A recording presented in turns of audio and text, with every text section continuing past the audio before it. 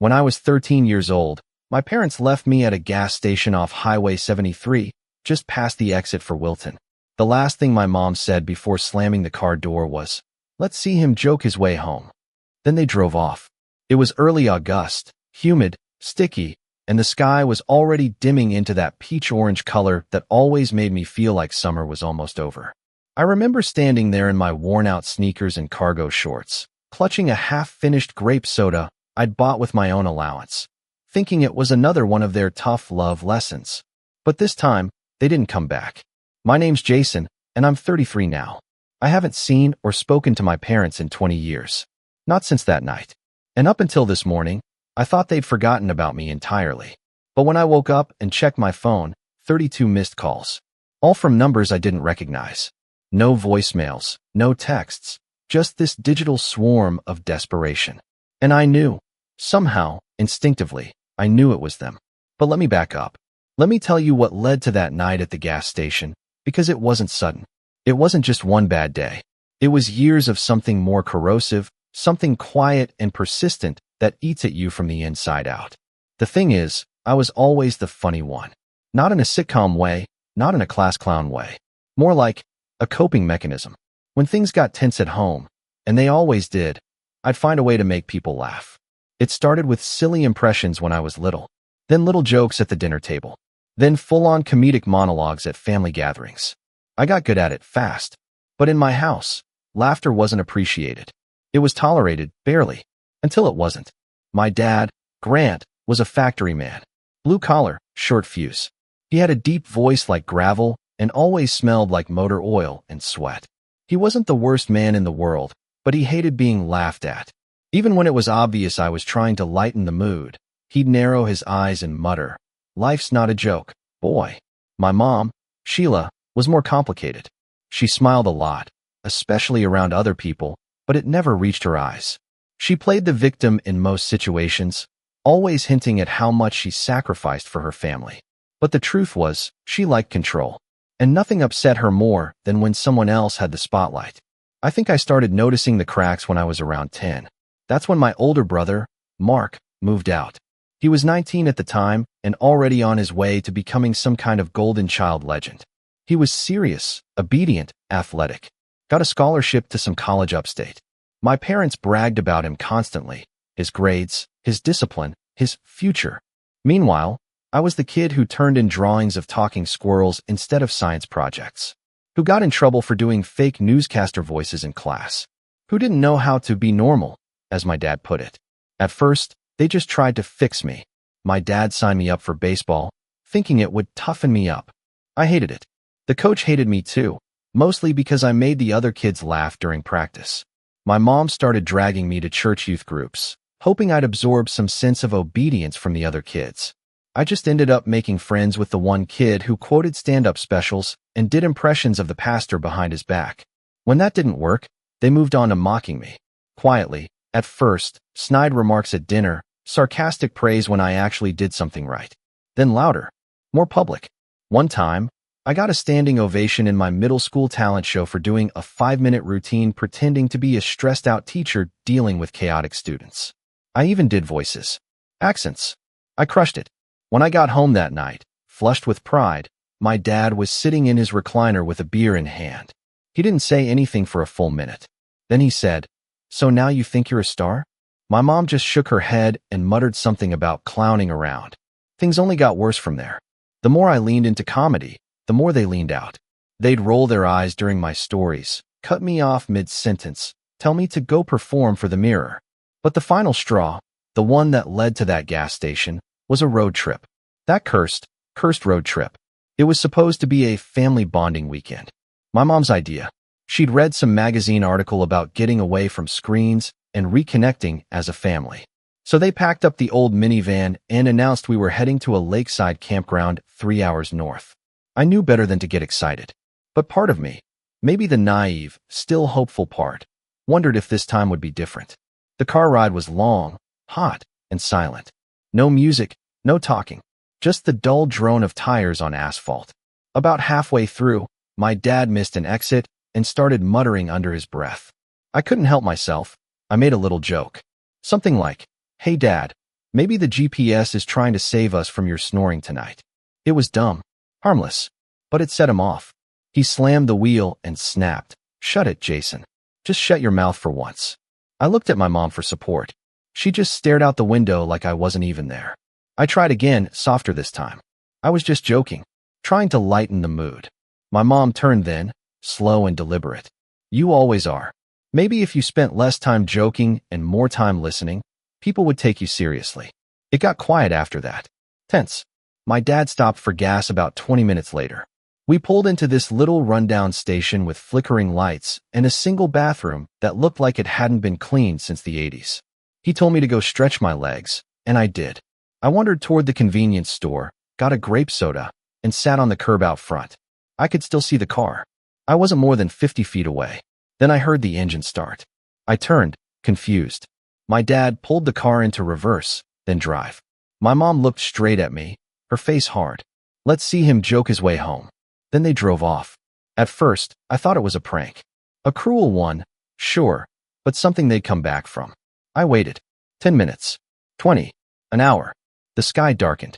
I called their names, walked around the lot, even asked the gas station attendant if he'd seen them. He hadn't.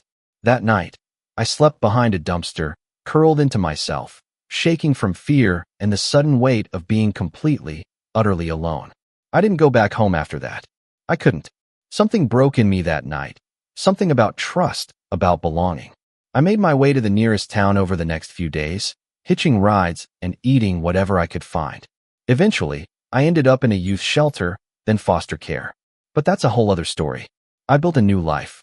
On my own terms. I learned to stop apologizing for who I was. I even became a stand-up comic for a while, not professionally, but enough to pay rent in college. I don't regret cutting them off. Not for 1 second. But now they've found me. Somehow. After 20 years of silence. And 32 missed calls this morning? Yeah, something's coming. I just don't know what. And if I'm being honest, I'm not sure I'm ready to find out. I didn't pick up the phone that morning. Or the next morning. Or the one after that. I let the missed calls pile up, like unanswered voicemails from a past I'd buried deep enough to convince myself it no longer existed. But they didn't stop. Different numbers every day, all from the same area code, my hometown. The one I swore I'd never return to. For a while, I considered blocking every call that came from there, but something in me, curiosity, maybe, refused. I wanted to know what they wanted. Not because I cared, but because I knew it couldn't be good. And I was right. On the 4th day, an email came through. No subject line. Just a blank message with an attachment, a photo. I almost deleted it, but my thumb hovered. Then I opened it. It was a picture of me. Not recently. Not anything I'd posted online. No, this was old. Maybe 2 years after they abandoned me. I was 14, maybe 15, standing outside a coffee shop in the city.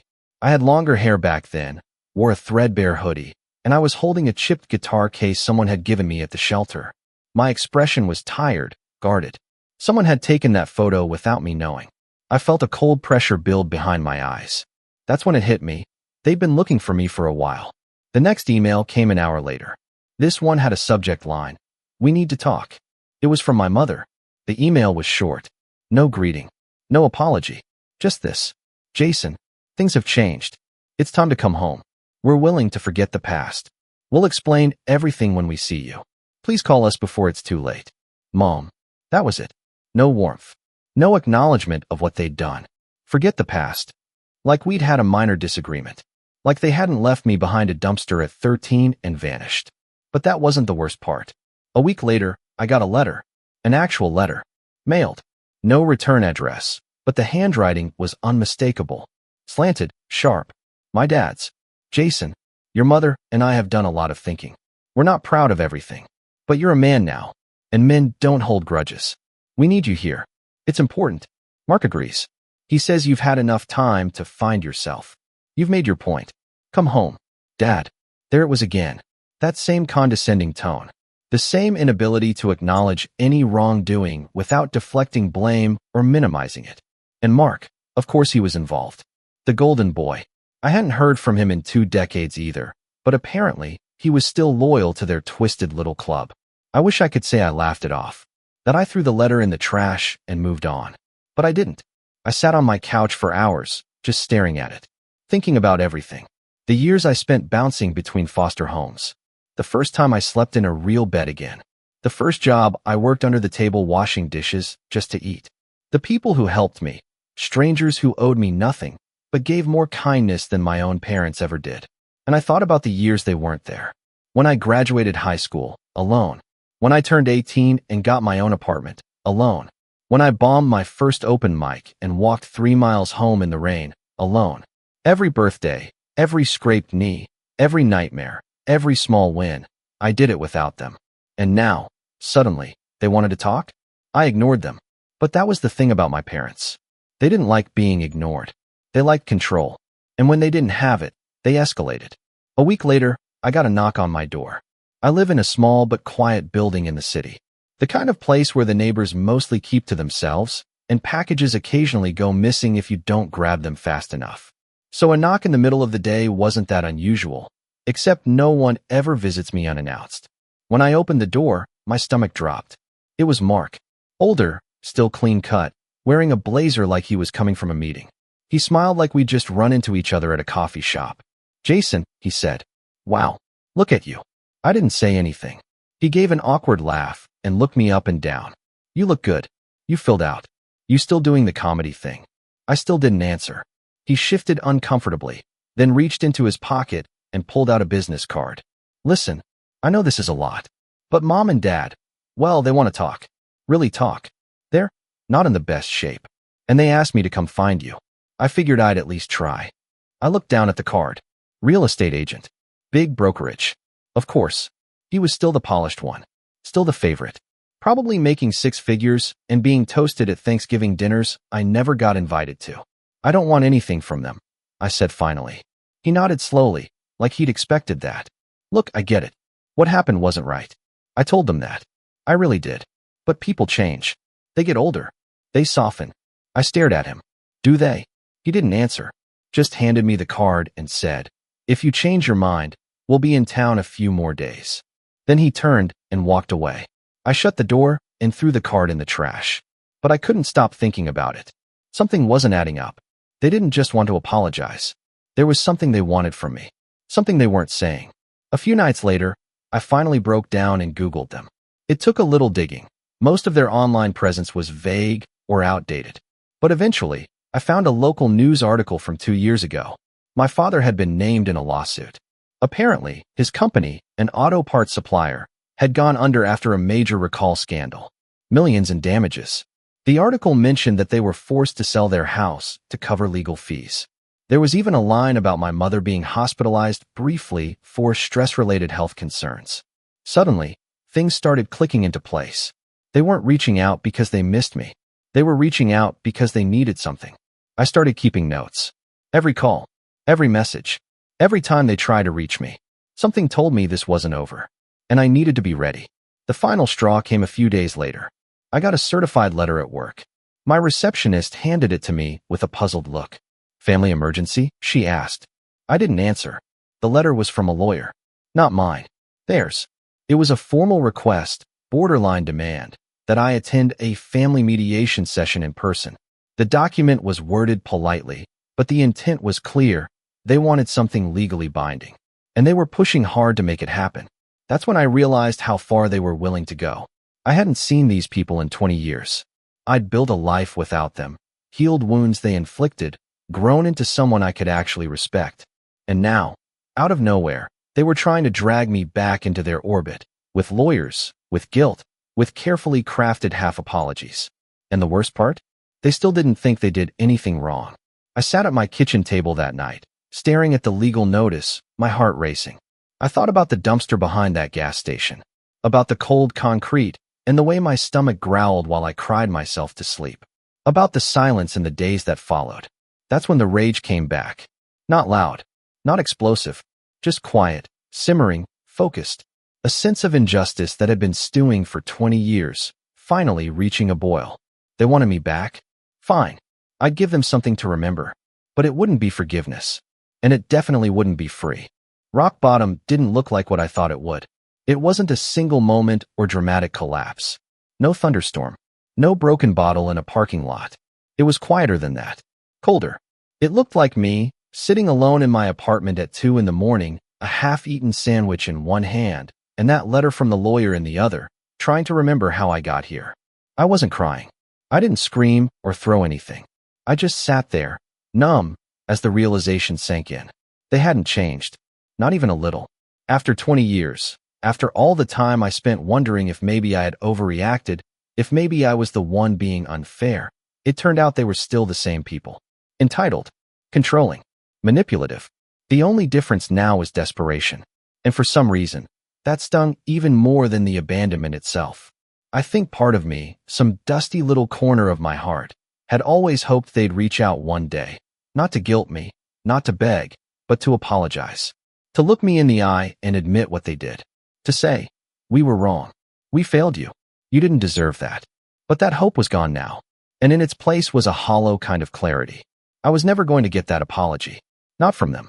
And if I wanted peace, I'd have to give it to myself. The next few weeks were rough. I won't lie and say I immediately became stronger, wiser, or more put together. That's not how healing works. I stopped sleeping, lost a few pounds, started skipping stand-up nights. Friends noticed something was off, but I brushed it off as stress from work. I stopped answering most texts. Not because I was trying to be dramatic. I just didn't have the energy. It felt like I was watching myself from a distance. Like someone had switched me to autopilot and forgotten the controls. The worst part? I started to believe them again. Maybe I was being dramatic. Maybe I was the problem. Maybe all the distance I'd put between us had twisted the story in my head, made me see villains where there were only flawed parents trying their best. Mark certainly seemed to think so. He'd sent a few follow-up texts after our surprise meeting, each one more measured and understanding than the last. He didn't push too hard, didn't guilt-trip directly, just gently reminded me that Mom's health isn't great, and Dad's not as strong as he used to be. It was subtle, calculated, almost like he'd read a guide on how to lure an estranged sibling back into the fold. And I almost bought it. Almost. Until one night, I pulled out an old shoebox from the back of my closet, the kind I hadn't touched in years. Inside were scattered pieces of my past, old photos, crumpled notebook pages, a few faded receipts. I kept it all for reasons I couldn't fully explain. Maybe to remind myself I existed before the hurt. Maybe to have proof that my story was real. I flipped through the photos first. Most of them were of me at the shelter. Smiling in some, blank-faced in others. I found one of me at 16, holding up my first paycheck. I was grinning like I'd just won the lottery. In a way, I had. And then I found a drawing. It was one I'd made in the youth shelter art program. A comic strip, actually, for panels. In the first, a little boy with wild hair tells a joke to his parents. They glare at him. In the second, he tells the same joke to a group of strangers.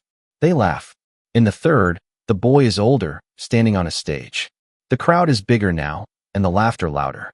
And in the fourth panel, he's alone backstage, smiling to himself. The caption read, "I made them laugh." That means I exist. I stared at that drawing for a long time. And then I got angry. But not the kind of anger that lashes out or breaks things.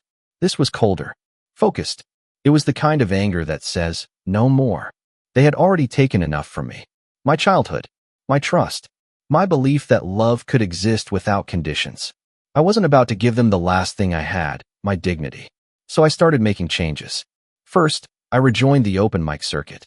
I showed up to a dingy little club on 6th Street, got up on stage with trembling hands, and bombed harder than I had in years. My timing was off. My material was rusty. I even forgot a punchline halfway through. But when I walked off that stage, something shifted. I felt alive. Because for the first time in weeks, I'd done something that reminded me who I was. Not their son. Not Mark's little brother. Me. Jason. The kid who turned pain into punchlines. Who survived on scraps and sarcasm and still found a way to laugh. That kid was still in there. And he wasn't done. I started writing again. Every night. Not just jokes, stories, sketches, essays, whatever came out. I didn't care if it was good. I just needed to bleed onto the page. Some nights it hurt. Some nights it healed. Most nights it did both.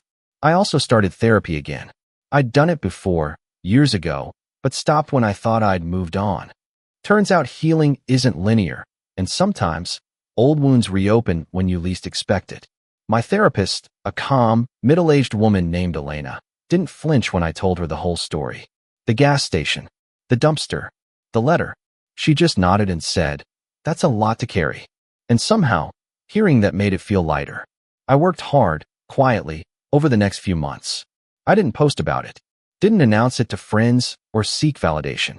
I just rebuilt, piece by piece. I got offered a spot in a local comedy showcase. Nothing huge, but enough to draw a crowd. I accepted. I reconnected with a friend I'd lost touch with, Maya, a fellow comic who had always believed in me more than I believed in myself.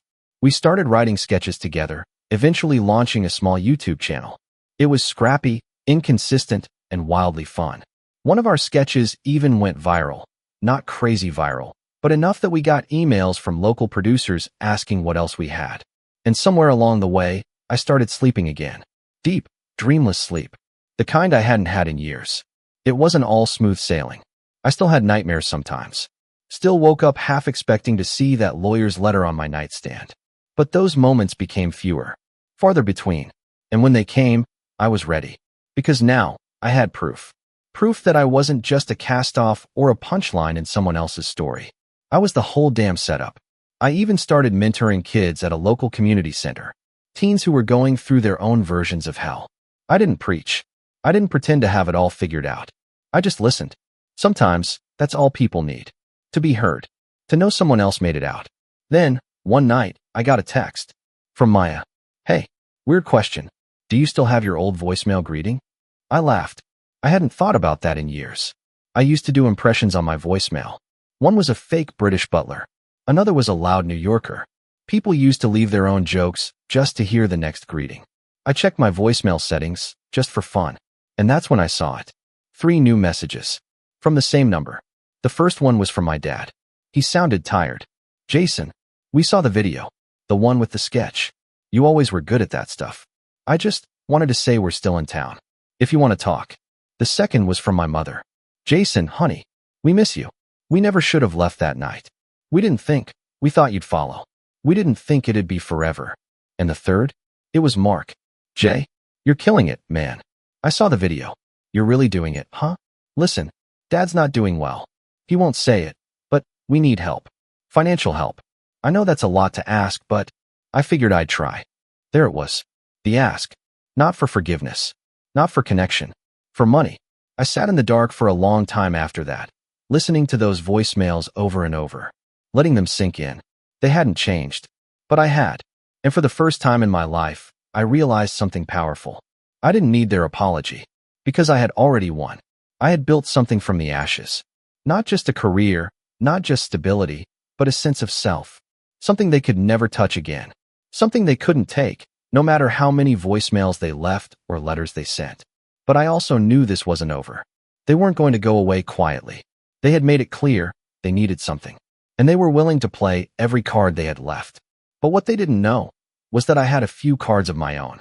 And this time, I wasn't playing nice. Revenge isn't about rage. Not real revenge. Not the kind that lingers. The kind that leaves a mark so clean it almost looks like justice. It's not loud or violent. It's not about shouting into phones or showing up uninvited. It's not even about getting even. It's about clarity, purpose, precision, and maybe, if you do it right, it's about closure. I didn't want to ruin their lives. I wanted them to see what they lost. But before I could do that, I had to understand the game they were playing, and more importantly, what they were hiding. Because make no mistake, they weren't reaching out of love. They were playing a long game, and I needed to get ahead of it.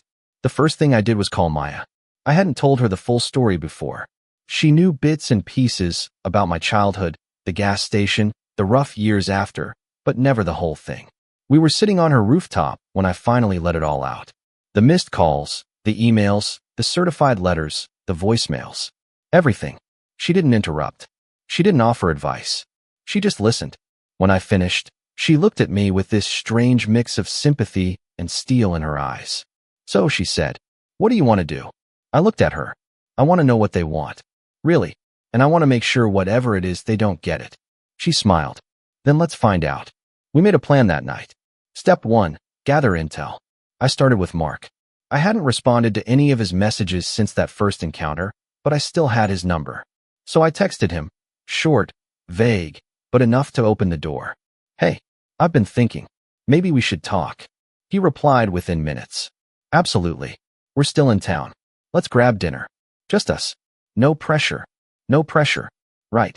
We met at a restaurant downtown. Not fancy, but not cheap either. He showed up in a crisp button-down and loafers like he'd just stepped out of a real estate brochure. I wore jeans and a hoodie. Let him feel off balance.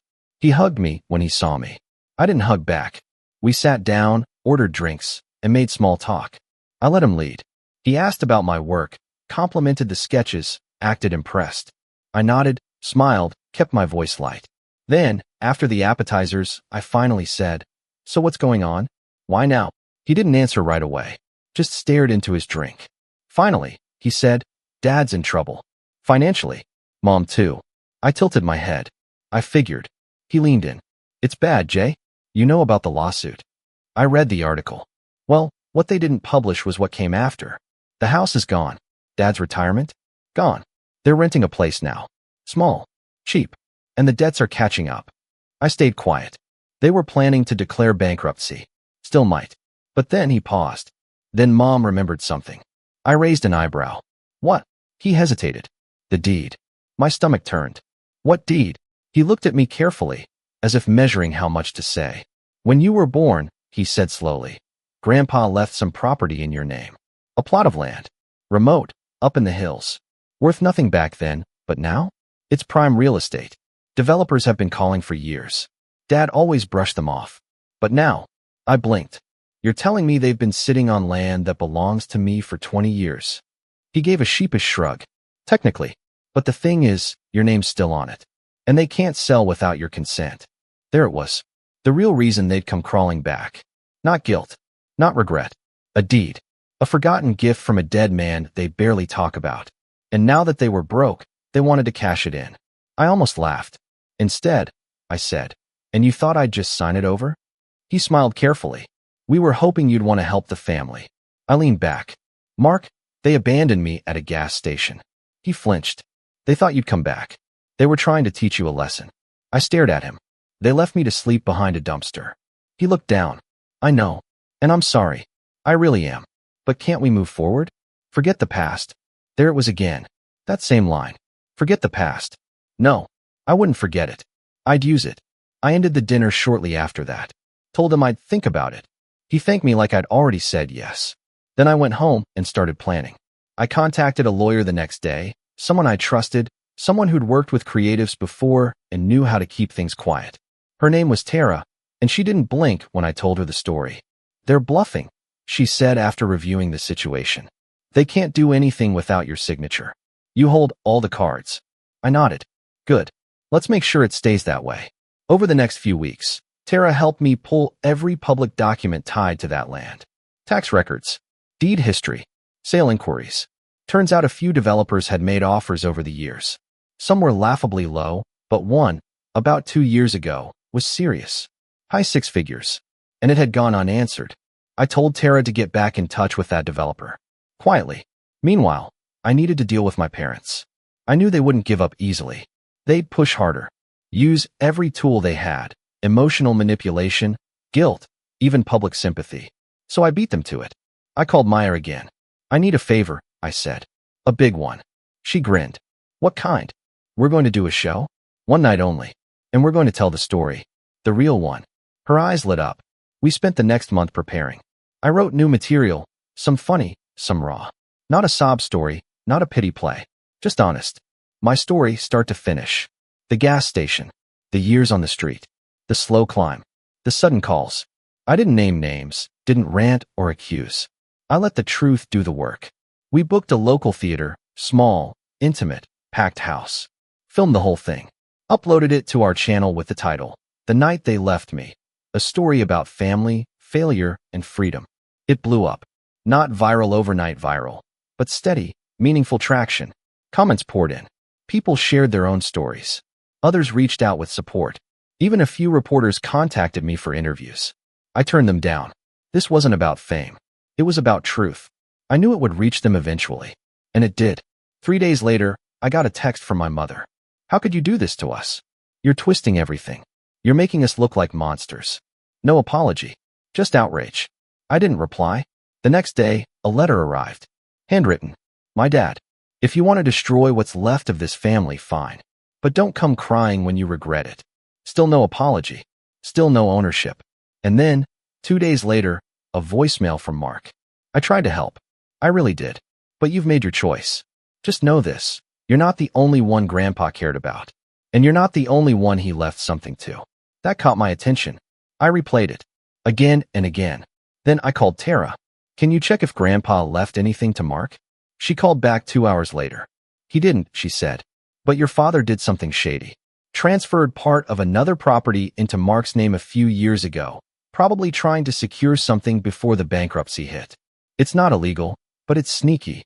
So they were already preparing for this. They knew I'd say no. They just didn't expect me to go public. Now, I had 2 options. I could walk away, keep the land, sell it quietly, disappear again. Or I could go one step further, make them feel what I felt, make them watch what they lost. And I had just the plan for that. But first, I needed one more thing, something they valued more than money, their reputation. They always wanted to be seen a certain way. Grant and Sheila Archer, pillars of the community, church-going, God-fearing, hard-working, pull yourself up by the bootstraps Americans. The kind of people who smiled for Christmas cards and hosted barbecues in the summer. The kind of couple who nodded solemnly when people said things like, family comes first. The kind who showed up to charity drives and clapped loudly at small-town parades.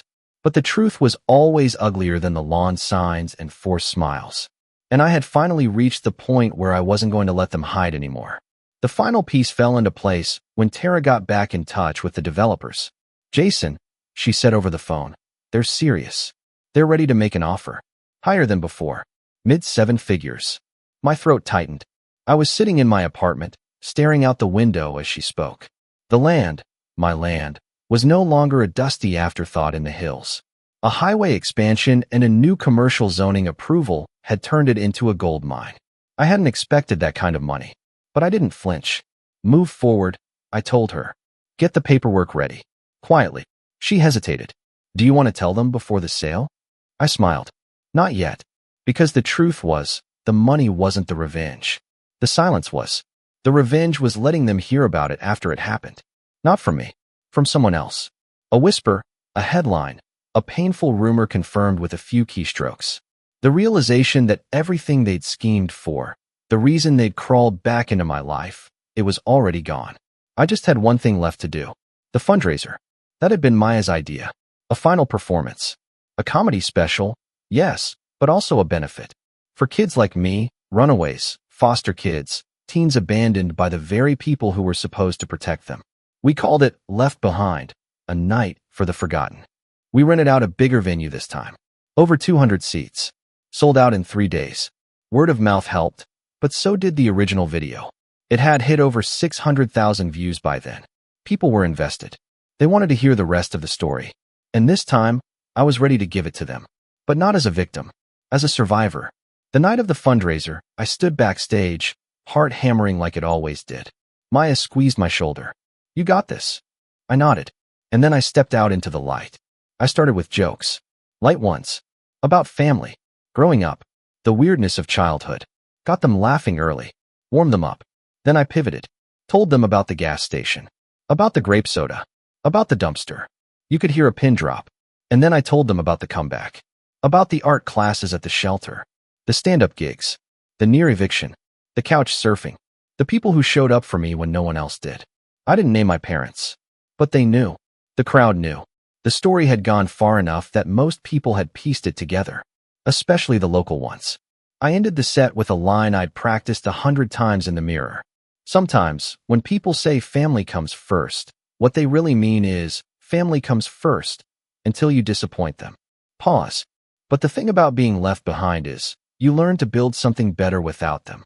Applause erupted. Long, loud. Sustained. Backstage, I wiped my face and tried to steady my breathing. Maya hugged me. Tara texted me just 3 words. Deal is done. And then we launched the fundraiser. Donations poured in. Small ones. Big ones. Anonymous ones. Enough to fully fund 3 programs for runaways in the city. Enough to provide housing, food, and therapy for kids who had no one else. Enough to change lives. But it was what happened the next morning that sealed it. I woke up to dozens of texts, screenshots, links, Facebook posts, local news headlines. Comedian raises $500,000 for at-risk youth. Sells inherited land for $2.4 million. The article went into detail. Too much detail. My name, the land, the value, the sale. They even included a quote from Tara, who'd spoken vaguely about the significance of the land and how I decided to invest in healing, not revenge. I laughed out loud at that one. Because, of course, that was the revenge. I didn't return their calls. But I know what happened next. It started small. People in their church asking questions. Old neighbors whispering. Someone mentioning the video. Then the articles. Then the fundraiser. Then the photo of me holding the donation check, smiling with Maya and the kids from the shelter. And then the fallout. I heard from a mutual contact, someone who used to know my parents, back when I was a kid, that they were furious. Not heartbroken. Not remorseful. Furious. Because I'd done it without them. Because I'd succeeded. Because I didn't play the role they wanted. The lost son come crawling back. The prodigal child willing to trade forgiveness for a scrap of family dinner and a signature on a dotted line. Instead, I built a stage and let the whole world see what they tried to bury. A week later, I got one final letter. Typed. Formal.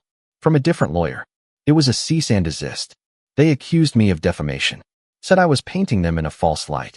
Demanded I take down the video, the show, the fundraiser page. I forwarded it to Tara. She wrote back in under 10 minutes. They don't have a case. And if they try, I'll bury them in paperwork. Enjoy your week. I didn't reply to the lawyer, but I did write something. To them. A letter. Short. To the point. Grant and Sheila, I received your lawyer's notice. You are free to pursue whatever action you believe will bring you peace. I found mine. Jason. I never heard back. Not from them. Not from Mark. Not from anyone in their orbit. The silence was beautiful. Not because it meant they were gone, but because it meant they finally understood. They had no more power. I used to think revenge was about destruction. That you had to become cruel to beat cruelty. That you had to burn something down. But I didn't burn anything. I built something better. I told the truth. I healed. I gave back. And I let them destroy themselves with their own expectations. The last time I checked their names online, I found a post on a local forum. Someone had asked why they didn't show up to the community fair this year. One of the replies said, they're laying low. That son of theirs aired some dirty laundry and made it big. The next reply? Good. About time someone did. I clicked away and shut my laptop. The past had finally been archived. And for the first time in my life, I felt weightless. Not because they were gone, but because I was free. And I didn't have to laugh to prove I existed anymore. If you've ever stood in a room full of people who are supposed to love you, only to feel completely invisible, then you'll understand what I'm about to say. My name's Liam, I'm 32, and I own a mid-sized but rapidly growing logistics tech company I built from the ground up. You wouldn't know that, though, if you met my parents, because to them, I'm practically background noise. I'm the quiet one, the dependable one, that doesn't need much attention one. And trust me, in my family, that means you don't get any at all. Growing up, it was always about my older brother, Jake. He's 2 years ahead of me. Louder, flashier, and frankly, way better at playing the favorite son role.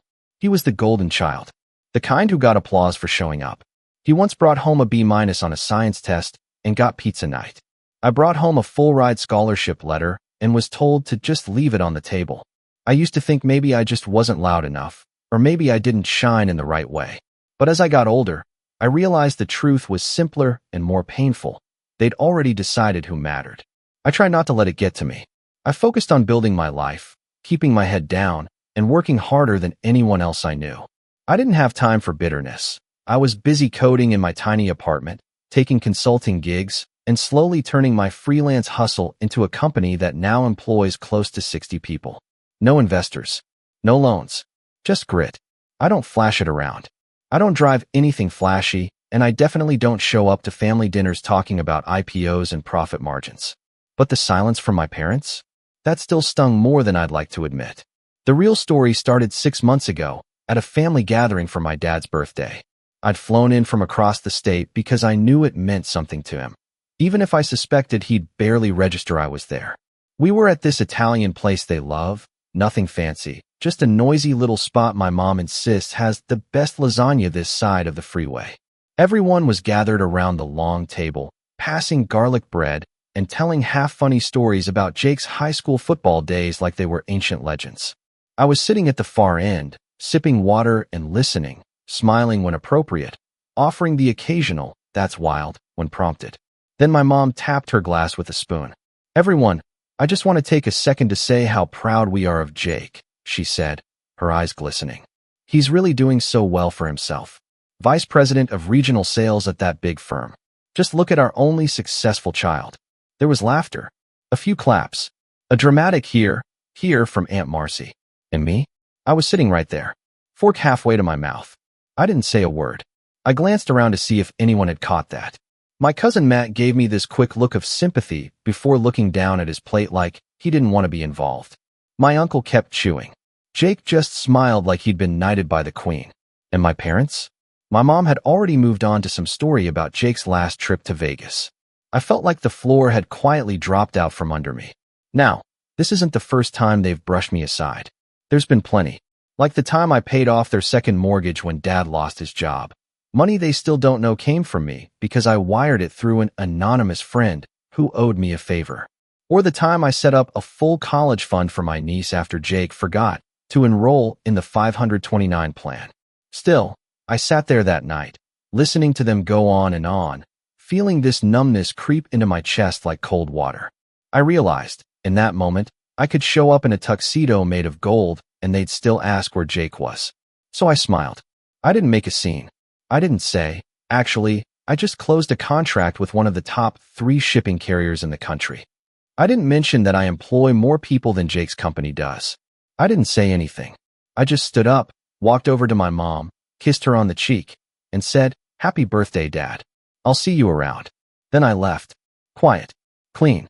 No one followed me out. For a while, I tried to shake it off. Went back home, poured myself into work. The company was scaling up fast, so I had no time to dwell.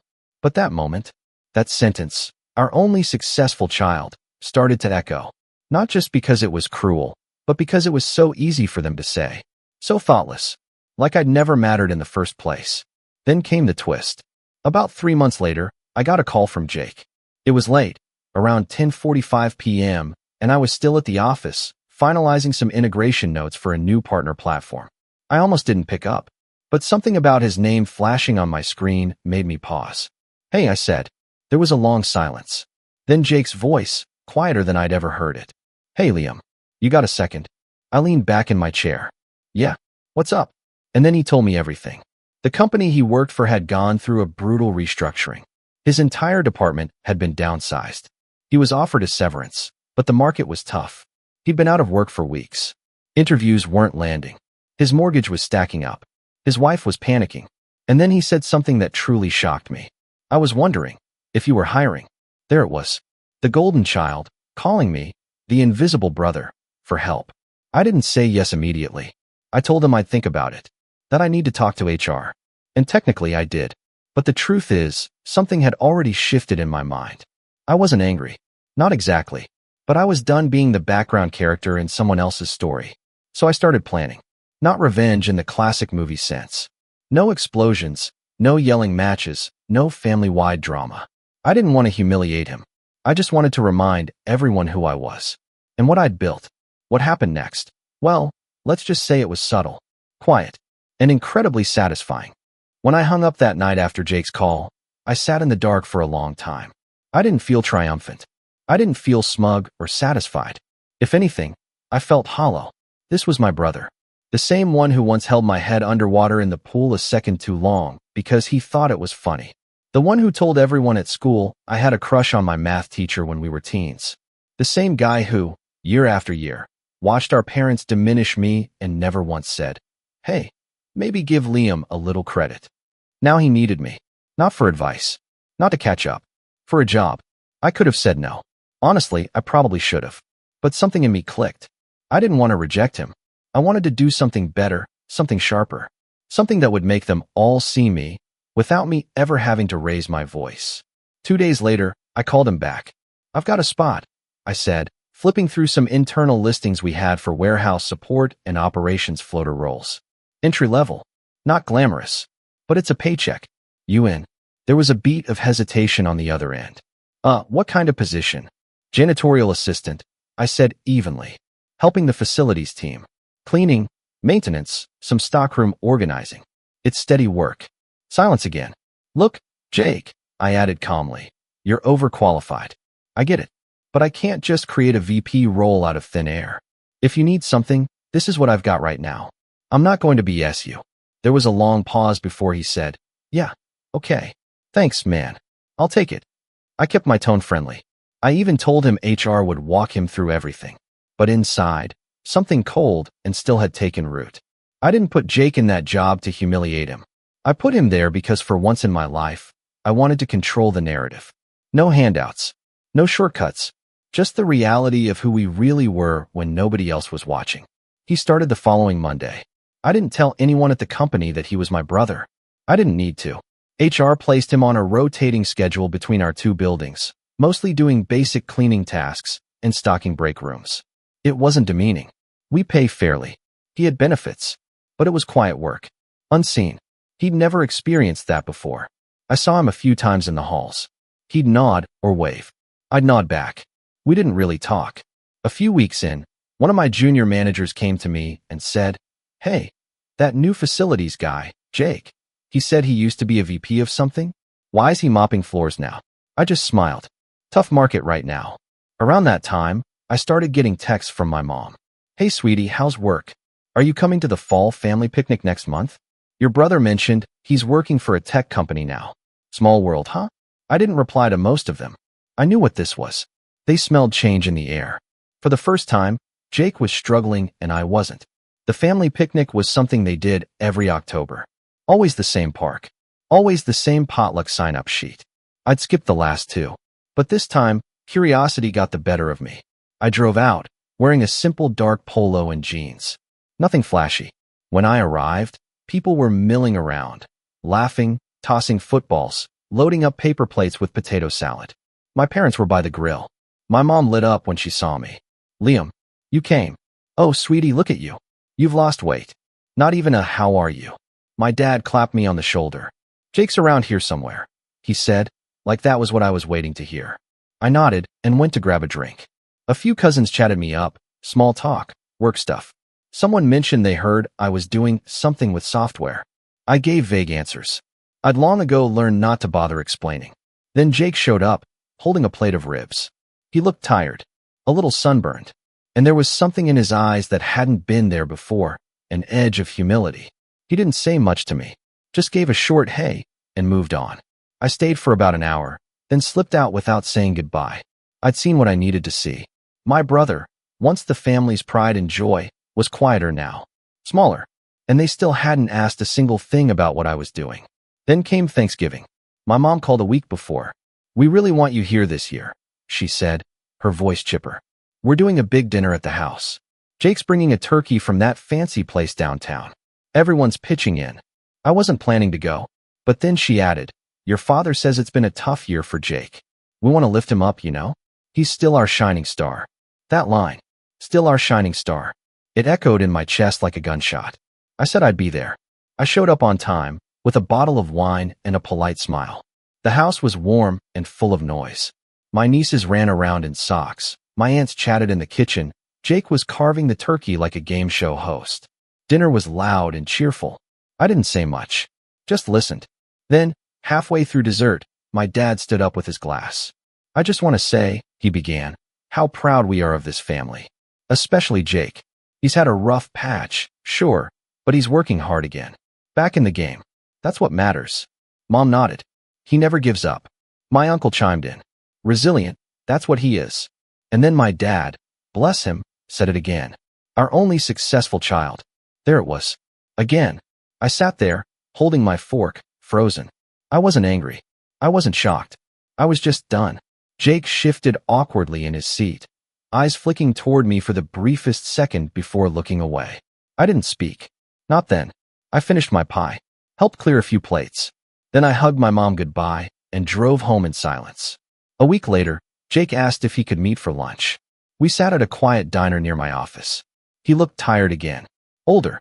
A little embarrassed. Hey, he started. So, I just wanted to say thanks. For the job. I know it's not glamorous. But it's helping. I'm grateful. I nodded. He glanced out the window. I'm not used to this. You know? Being the guy people forget. It's weird. I didn't say anything. Then he added, they don't ask me how I'm really doing. They just assume I'm fine. I looked him in the eye. Yeah, I know the feeling.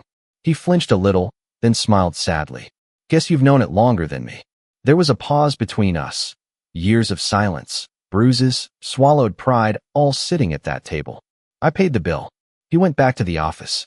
I watched him cross the street, his shoulders hunched against the cold. And that night, I started planning the Christmas dinner. Not because I wanted revenge, because I wanted closure. But before that could happen, something else cracked the surface. Something that changed the entire trajectory. It was the following Monday when I got a call from our building supervisor. Hey Liam, he said. You might want to see this. He sent over a security video. There was Jake, in the executive hallway, scrubbing the floor outside the bathrooms. A few junior employees walked by, laughing. One of them, someone we'd just hired, nudged his friend and said, Bet the VP gig didn't teach him this, huh? Jake stood up fast. Too fast. He slipped, knocking over the mop bucket. Water everywhere. And the look on his face? Rage. Humiliation. And worst of all, fear. I paused the video. Replayed it. Sat with it. He hadn't told me anything. Hadn't complained. Hadn't asked for reassignment. But that video, that was the moment I realized he wasn't just learning humility. He was unraveling. I didn't know it then, but what happened next, what he did next, would be the real breaking point. The betrayal that made everything clear. And it was coming faster than I ever expected. The betrayal came on a Wednesday morning, wrapped in the kind of sterile corporate drama I thought I was immune to by now. I walked into the office early, as usual, coffee in hand, mind already racing with notes for the upcoming investor call. I passed by the front desk, nodded at Jenna, our receptionist, and made my way toward the elevators when I noticed something strange. A tight huddle of people, 3 or 4 mid-level employees, whispering with furrowed brows and hushed tones. When they saw me, they scattered.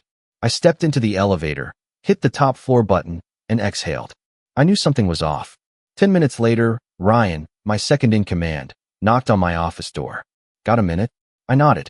He walked in and closed the door behind him. That's when I knew it was serious. You might want to see this, he said, holding out his phone. I took it. It was a screenshot from Slack, one of our internal channels. Someone had leaked sensitive internal documents. Pricing tiers, client acquisition strategy, even part of our upcoming automation roadmap, all anonymously posted on a startup gossip forum. It wasn't a major breach, but it was enough to raise eyebrows with some of our clients. Then came the kicker. The person who downloaded the files. Jake. He'd used his janitor access card to swipe into the executive hallway late at night, then plugged into one of the workstations. The IT log showed everything. I sat there, staring at the screen, while Ryan explained the rest. I had security pull footage. It's definitely him. I haven't said anything yet. Figured you'd want to handle it directly. My ears rang. My chest felt hollow. For a second, I couldn't breathe. Jake, my brother, had stolen from me. And not just data. Trust. After everything I'd done to pull him up off the floor without fanfare or humiliation, he turned around and stabbed me in the back like it was nothing. I thanked Ryan, asked him to keep it quiet for now, and sat in my office until well past noon. At some point, I opened my drawer and pulled out an old photo of us. Jake and me, maybe 8 and 10 years old, standing in front of a broken sprinkler with soaked clothes and matching grins. Back when things were simple. Before the hierarchy. Before the family dinners that felt like board meetings. Before favoritism became policy. That night, I didn't go home. I stayed in the office, lights dimmed, replaying everything over and over. His smug face at Thanksgiving. That first phone call when he said, I was wondering if you were hiring. The way he avoided my eyes at the picnic. And now this. I was humiliated. Not because the leak had hurt the company. It hadn't. Not deeply. We'd caught it early, locked everything down, and informed legal. But because I had let him in. I had bent over backwards to offer him dignity when he'd never offered me an ounce of it in our entire lives. I was done. That weekend, I packed a small duffel, drove 3 hours north, and checked into a quiet cabin with no internet. I left my phone in the glove box and took long walks by the lake. I didn't talk to anyone. I needed to figure out what came next, not just with Jake, but with everything. It was there, watching the sunrise spill gold over still water, that I realized something. I'd been playing their game. My entire life, I'd let my parents' words weigh more than they should. I'd worked like a ghost in the shadows, hoping that maybe one day they'd notice. That one day, I'd finally earn their love. But the truth? I had already outgrown the need for it. I didn't want their praise anymore. I wanted peace. The next week, I returned to the office and made changes. Quiet ones. I promoted Ryan to COO, giving him more decision-making power so I could step back a little. I started working 4 days a week instead of 6. I booked a 2-week trip to Portugal with no itinerary, just a passport and a journal. And I moved Jake. Not fired. Not humiliated. I transferred him to a quiet satellite office we owned 2 towns over, part of a maintenance team with no access to the central systems, no chance to hurt the company again. He was technically still employed, but the message was clear. We were done. He called once, the day he got the transfer notice. I let it go to voicemail. His voice was strained. I messed up, he said. I didn't mean to. I was just desperate. I thought maybe if I could prove something to someone. I don't know. I'm sorry, Liam. I didn't call back. I didn't need to. Because for the first time in my life, I wasn't trying to fix things. I was rebuilding myself. I spent more time with people who actually saw me. Old college friends, colleagues. The guy who ran the used bookstore I used to go to in my 20s. I reconnected with a girl I dated briefly years ago. Her name was Erica. She had kind eyes and a no-nonsense laugh. And she didn't care that I ran a company. She liked that I listened. We started going on walks, cooking together. Nothing serious. Just quiet. Grounding. At the same time, my company was thriving. Ryan was killing it. We landed 2 new contracts. Our internal culture was tighter than ever, and our net promoter score was through the roof. And still, my parents said nothing. No calls. No apologies. Christmas came. I didn't go. I spent it with Erica instead, making French toast and watching movies on the couch. Around New Year's, I got a card from my mom in the mail. Just a card. No call. No note.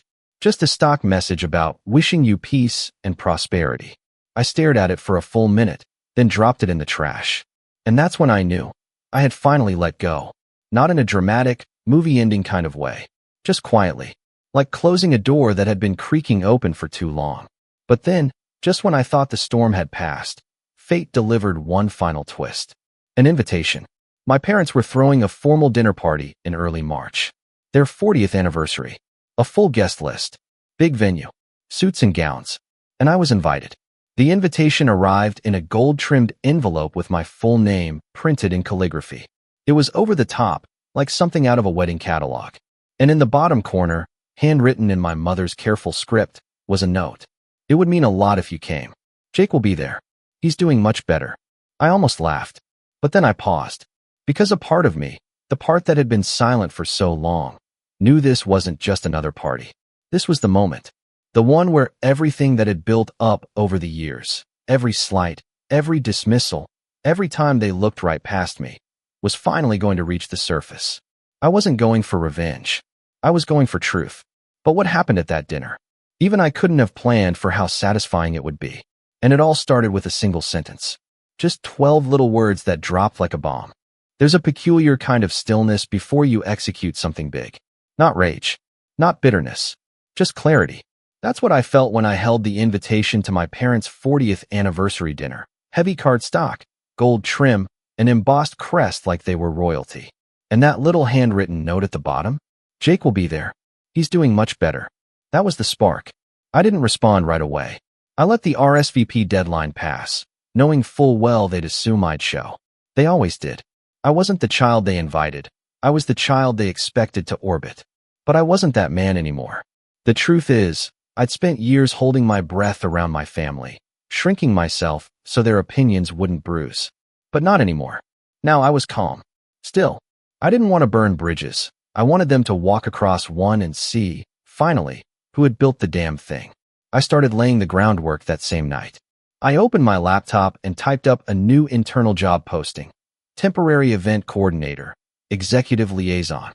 It sounded fancy because I wanted it to. I emailed it to a trusted staffer, Maya, one of my most competent operations leads, and asked her to handle the logistics. Venue research, vendor coordination, guest check-ins. The kind of polished execution my parents had never associated with me. Next, I contacted a luxury PR consultant I'd worked with once during a funding round. Her name was Savannah, and she was one of those people who could turn a silent room into a standing ovation with a few power words and a signature red blazer. I asked her for help, quietly. Nothing too obvious. I wanted polish, presence, and poise. She agreed. Subtle dominance, she called it. I liked that. Then came the wardrobe. Now, I'm not a flashy guy. I usually wear dark polos, quiet shoes, and a watch that does its job and nothing more. But for this, I wanted presence. So I booked an appointment with a private tailor in the city who dressed corporate executives for Forbes covers. He fitted me for a charcoal wool suit with a soft sheen, Italian cut, silk lining, and a pocket square in muted navy. Not loud, but unforgettable if you paid attention. And just when I thought the plan was set, something else happened. Jake emailed me. Subject line, thank you again. It read, Hey Liam, I know things got weird. I just want to say thanks again for keeping me on. I'm getting back on my feet, and I think this new branch gig might actually be good for me. I also heard about the anniversary party. I hope you're coming. It's going to be a big deal for them. Would be good to see you there. Jake. It was polite, almost brotherly, but it still stung. He didn't know I'd seen the video of him sneaking into our systems. He didn't know the only reason he still had a paycheck was because I'd decided silent exile was more powerful than public punishment. He didn't know I was about to walk into a room where for the first time ever, I would be the one who held the narrative in my hands. The venue was a country club outside town. White stone exterior, glass chandeliers, valet parking. Not my parents' usual style, which meant someone else, probably Aunt Marcy, had helped plan it. Savannah got me on the guest list last minute, coordinating with the club under my company's name, just enough to ensure they knew who I was when I arrived. The evening of the party, I arrived precisely 25 minutes late. Not enough to be rude, just enough to be noticed. I stepped out of a town car, not a limo, not a flashy sports car, just sleek and clean. The valet nodded like he knew who I was. Inside, the room was buzzing. White tablecloths, servers weaving through with hors d'oeuvres, a string quartet in the corner. My family was scattered in small clusters. My dad near the fireplace, drink in hand. My mom by the bar with her friends. Jake in a circle of cousins, laughing at something like he didn't have a single regret. I didn't look for them. I didn't wave. I just walked in slowly, letting people notice on their own. And they did. People turned. A cousin blinked and whispered something to his wife. My aunt's smile froze for half a second. Jake saw me, and something shifted behind his eyes. He didn't wave either. I was led to my table by a club staffer who greeted me with, Welcome, Mr. Hayes. I didn't correct him. Didn't say, Oh, I'm just Liam. That's who I used to be. Tonight, I was something else. I made small talk with strangers, colleagues of my father's, old neighbors, distant relatives. They asked what I did. I gave the simplest version. I run a tech company. Logistics optimization. We make systems move more efficiently. They nodded, not quite understanding, but respectful. One man even said, Wait, your company? Not bad, kid. After dinner, my parents stood at the front of the room, bathed in warm spotlight. My mother wore a champagne-colored dress, hair pinned neatly, makeup meticulous. My father had that familiar smugness in his stance, a man used to being the center of his world. Thank you all for coming, he said into the mic. 40 years, it's a big one. And we're lucky to be surrounded by so many people we love. There were polite claps. Then he added, And of course, we're especially proud of our son, Jake. He's had a rough year, but he bounced back strong. You can't keep a good man down. I heard the words, and I smiled. I waited. The moment was coming. Jake chuckled awkwardly, trying to look modest, but there it was again, that glimmer of pride in my father's voice. The echo of our only successful child still rattled in the background like a drumline. After a few more thank yous, my mom took the mic and said, Now that we've said our piece, we'd love to hear a few words from any of you.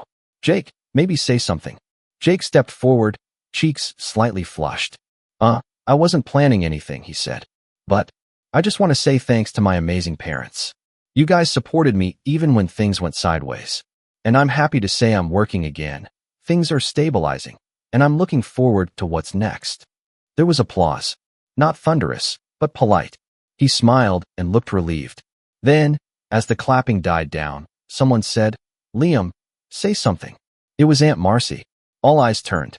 I shook my head. "No, that's okay." But then my mother said, "Go on, Liam. Don't be shy. Don't be shy." Like I was 12 again. I stood up, walked slowly to the front of the room, every step measured. Took the mic from the stand, adjusted it slightly. Looked around. I wasn't planning on speaking tonight. I began, keeping my voice calm. But since we're all here, family, friends, old neighbors, I'll say this. I paused. My father raised a glass, already smirking. I remember, not too long ago, sitting at a table kind of like this one. Same faces, same energy. And I heard someone say, "We're proud of our only successful child." The room stiffened. Jake's smile vanished. My mother's eyes darted. I was sitting right there, I continued, but it was like I didn't exist. And that's okay, because sometimes invisibility is fuel. I met my father's eyes. I used that fuel to build something. Not for praise, not for recognition, just because I knew I could. I turned to the audience. So if any of you are sitting here tonight, feeling overlooked, dismissed, or invisible, just know this. That silence, that underestimation, it's leverage. I smiled. Then came the final line. And speaking of leverage, Dad, how's Jake enjoying cleaning the executive bathrooms? A pin could have dropped. The room froze. My mother's hand went to her mouth. Jake stood up slowly, eyes wide. My father looked like someone had slapped him. I handed the mic back to the MC, nodded once, and walked off stage. I didn't look back. The silence after I dropped the mic was almost louder than the string quartet trying to fill the tension. Forks paused halfway to mouths. Wine glasses were set down with trembling hands. And Jake just stood there, frozen between fury and shame. He wasn't used to being on the other end of the punchline. I didn't stay to gloat. I walked straight past him, my father, and every open mouth in the room, collected my coat, and left. Not a dramatic exit. Just clean. Final. Like closing a deal that's long overdue. That was the moment everything flipped. But the real revenge? That unfolded in the weeks that followed, slow, deliberate, and without a single raised voice. 3 days after the party, I got a call from my mom. "Liam," she said, trying to keep her voice light. "What was that comment at the dinner supposed to mean?" I didn't pretend not to know what she meant. I said calmly, "It means Jake works for me. In facilities. He has for months." "You didn't know?" Dead silence. "Wait," she said, and I could hear the confusion turning into disbelief. "You're saying you gave your brother a janitor job?" "No," I replied. "I gave him a job. The one he was qualified for." "You humiliated him," she hissed. "You humiliated us." "No, Mom. I didn't humiliate anyone. I hired my brother when he had nowhere else to go. Quietly. With dignity. And while you were parading him around as your success story, I kept his actual job title to myself. Until you insisted on making a speech." She didn't respond right away. I could hear her breathing shift, short, angry exhales like a kettle just about to boil. Then she asked, bitterly, "Why would you do that?" That question said everything. Not "thank you for helping your brother." Not "we're sorry we didn't know." Just, "Why would you show us up?" I almost said, "Because you made me invisible for 30 years, but I didn't."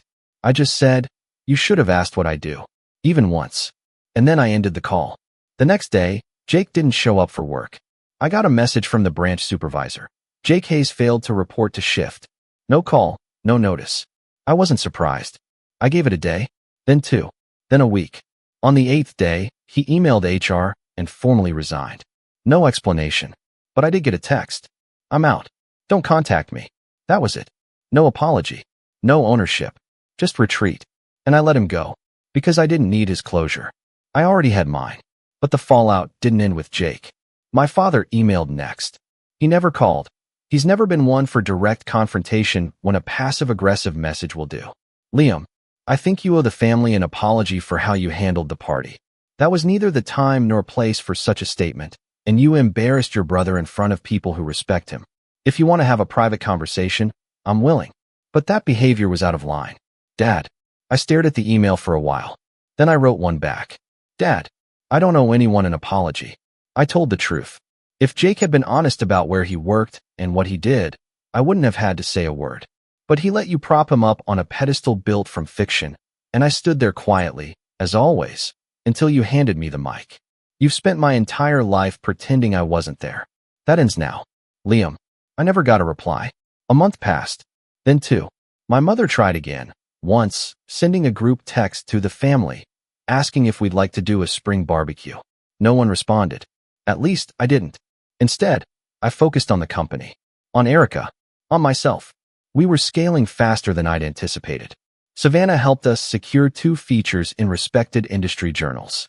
Our headcount grew by 12 and a quarter, and my workdays shortened to 6 hours by design, because I could finally breathe without seeking validation from the people who'd never given it. Erica and I took a week in Barcelona. We walked the markets, drank espresso under flower-covered balconies, and didn't talk about work once. She liked me for who I was, not who I'd proven myself to be. When I returned, I got a letter in the mail. Handwritten. No return address. It was from Jake. Liam, you win. I don't even know what else to say. You were right. I took the easy road most of my life, and it caught up with me. I was proud once. Now I'm just tired. I don't hate you. I envy you. And yeah, I lied. I let mom and dad think I was something I wasn't. Because that's the only way they look at you like you matter. You've never played that game, and I guess that's what makes you stronger. I'm not asking for anything. Just thought you should know I see it now. Jake. I folded the letter neatly and put it in a drawer. I didn't write back. Some things don't need closure. Just silence. 3 months after the anniversary dinner, my parents tried to hold another gathering. A brunch, this time, to reunite the family. The invite went out to everyone. Very few showed up. Apparently, word had gotten around. Cousins who once echoed their favoritism started seeing things differently. They'd seen the way I carried myself at the party. The confidence. The presence. And when they heard the full story, where Jake really worked, what I'd built quietly over the years, many of them reached out to me directly. My cousin Matt invited me to speak at his business school. My aunt asked if I could help her son with an internship. The invisible child was finally seen. I wasn't doing it to prove a point anymore. But the validation, when it came on my own terms, was sweet. One afternoon in early summer, I stopped by the bookstore I loved as a teenager. The owner, Charlie, had kept the place alive through 2 recessions. We got coffee, talked life, business, family. You know, he said, sipping his cappuccino, you always struck me as the quiet kind who sees everything. I smiled. Turns out, I was just waiting for the right moment to speak. He laughed. And when you did, you made sure the whole room heard. Jake eventually found another job, mid-level management, at a commercial cleaning supplier. Not glamorous, but honest. I didn't reach out. I didn't need to. We'd said all there was to say. My parents, they never apologized. But they stopped making speeches. Stopped pretending. The next Christmas, I sent them a card. Just a card. No gift. Inside I wrote, I'm doing well. Hope you are too. Liam. Simple. Civil, cold. That was the end of the war. Not a bang. Not a courtroom drama. Just distance. But in that distance, I finally found peace. And one final thing. When our company hit a major milestone that summer, 1 million active users on our logistics platform, I threw a party. Not a flashy one. Just close friends. Staff. People who mattered.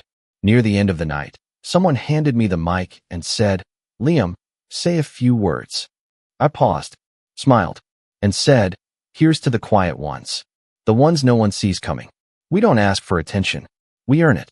And when the time is right, we speak. That was it. That was all.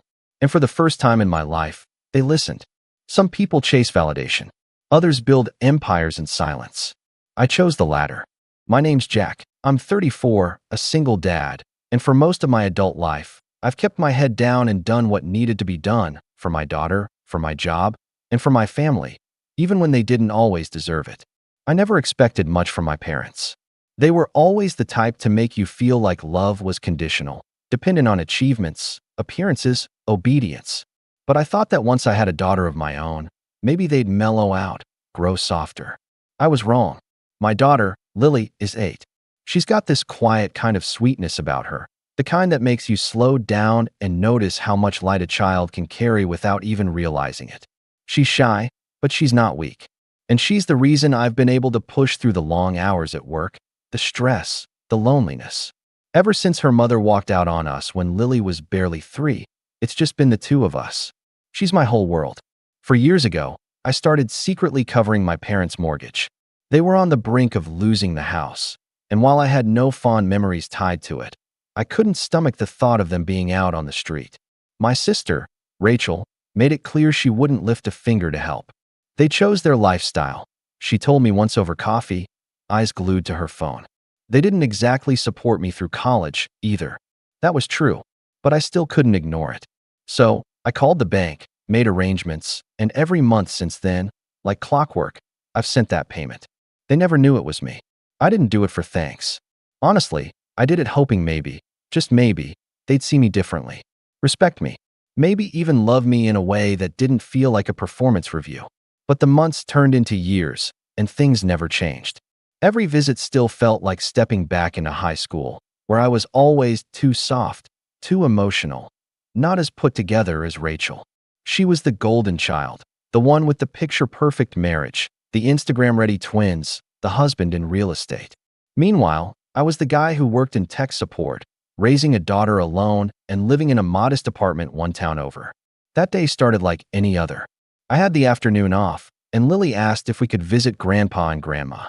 She's always been curious about them, wanting some version of grandparents like the kids in her class talked about. The kind who sneak candy into your backpack or tell embarrassing stories about your dad when he was little. I didn't want to deny her that chance. Maybe I should have. When we pulled up to the house, the front door was wide open, and I could hear voices from inside. Laughing. I remember thinking it was nice to hear laughter in that place, even if it usually wasn't meant for me. Lily held my hand as we stepped in, and the first thing I noticed was the mess. Toys everywhere, Barbie dolls, a pink scooter, a juice box leaking onto the tile. Rachel's daughters were sprawled out on the couch, one watching a tablet with headphones on, the other flipping through channels like she owned the place. My mom was in the kitchen, half-heartedly stirring something on the stove. She barely looked up when we walked in. "Oh," she said, like we were an unexpected delivery. "Didn't know you were coming. I texted yesterday." I reminded her gently, still holding Lily's hand. "Must have missed it," she replied flatly. Rachel wasn't there, but her girls were making themselves comfortable.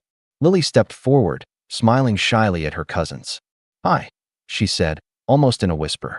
They didn't even look at her. I guided her toward the dining table, where she started pulling out her notebook and crayons. She liked to draw when things felt unfamiliar. Meanwhile, I offered to help Mom with the cooking, but she waved me off, muttering something about not needing more bodies in the kitchen. So, I sat nearby and tried to make small talk, asking about Rachel, about Dad, about her new garden project. She gave me curt answers, eyes darting toward the clock every few minutes. Then Dad came in. He was wearing that old flannel shirt he always wore when he was in a bad mood. His face looked pinched, tired. The moment he saw Lily, his mouth curled in a way I didn't like. Not quite a scowl, more like annoyance. Like her very presence was an inconvenience. "What's she doing here?" he asked. I blinked. "We just stopped by for a little visit. She wanted to see you." He scoffed. "Always drawing or sulking or hiding behind you. Doesn't she do anything useful?" "Dad." I started, rising to my feet, but then I heard it. It was Lily. She was crying. Her little hands were covering her drawing, shoulders shaking silently. And standing just behind her, I saw my nieces, both of them smirking. One of them whispered something to the other, and they both started laughing, soft and cruel. My mom didn't even move. She just kept stirring the pot. I didn't yell. I didn't curse. I didn't storm out or slam any doors. I just walked over, placed my hand on Lily's back, and whispered, "Let's go, sweetheart." She looked up at me with red-rimmed eyes and nodded. No one stopped us. No one asked why we were leaving or what had happened. In fact, the only words I heard as we walked out the door came from my dad, muttered under his breath like it was the most natural thing in the world. Kids these days. No backbone. I helped Lily into the car, buckled her in, and drove away. My hands were steady on the wheel, but my heart wasn't. That quiet drive home was the longest one I'd ever taken. Lily didn't speak. She just clutched her drawing, the one they never looked at. It was a picture of our little apartment, with the two of us standing in front of it, smiling. I don't think I'll ever forget that image. That night, I opened my laptop. I logged into my bank account, pulled up the mortgage payments, and stopped them. Then I sent an email to the bank, attaching a copy of the agreement and formally withdrawing my support. I didn't give a reason. 3 months passed. And then, last Thursday, they got the letter. I didn't hear about the letter right away. In fact, I'd started to forget about them entirely. Life got a little quieter after that visit. Lily seemed lighter too, as if cutting that toxic thread somehow gave her room to breathe again.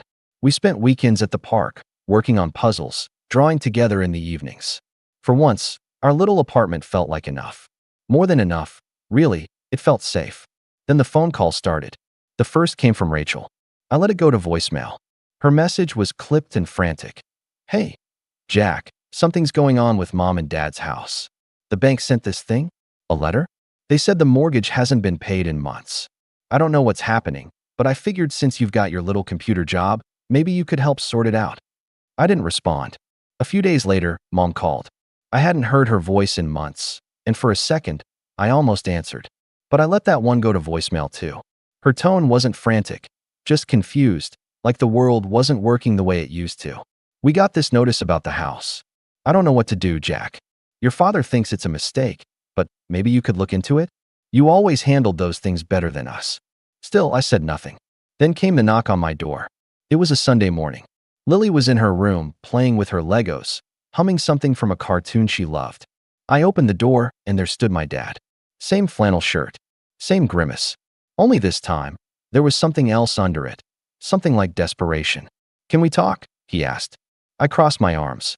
"About what?" "You know damn well about what," he muttered, glancing behind him. "The house. The letter. Rachel said it might be some kind of mistake, but, look, I just need to know if you had anything to do with it." I tilted my head. Why would I? He didn't answer at first. His eyes dropped to the floor, and for the first time in years, he looked old. Not just older, old. Weighed down. Broken in places I'd never seen before. We didn't know," he said quietly. "We thought maybe the bank made a deal, or the payments were forgiven during COVID, or something. But now they're saying we're 4 months behind. That if we don't make the full amount, they'll start the foreclosure process." "You are behind," I said flatly. "Because I stopped paying." His head jerked up. "You?" "For 4 years," I said. "Every month. Without a word. And not once did you ask where that money was coming from. Not once did you say thank you. Not even when I brought Lily around and she got treated like garbage." He looked stunned for a moment, like he truly couldn't comprehend what I was saying. "We never asked you to." "No," I cut in. "You didn't. But I did it anyway. Because I thought, I don't know, maybe if I kept helping, you'd finally see me as someone who mattered. Not the failure. Not the soft one. Not the guy whose wife left. Just your son." He opened his mouth, then shut it. His eyes darted around, as if the right words were somewhere in the corners of my hallway. "You yelled at my daughter," I said, my voice tightening. "You told an 8-year-old to be useful, while her cousins laughed and your wife stirred soup like nothing happened. That's what made me stop." "Jack," he started, but I held up a hand. "I don't want an apology. I don't even want to talk. You asked if I had something to do with the foreclosure? Yeah, I did. I stopped saving people who never gave a damn about me or my daughter." His jaw clenched, but he didn't fight back. He just looked tired. He nodded once and stepped back. That night, Rachel sent a group message to the family chat. I wasn't in it, but a cousin forwarded me a screenshot. "Jack's being selfish. He's letting Mom and Dad lose the house out of spite. After everything they did for him growing up. Some people never change." I laughed when I read it. It was that bitter kind of laugh that doesn't come from humor.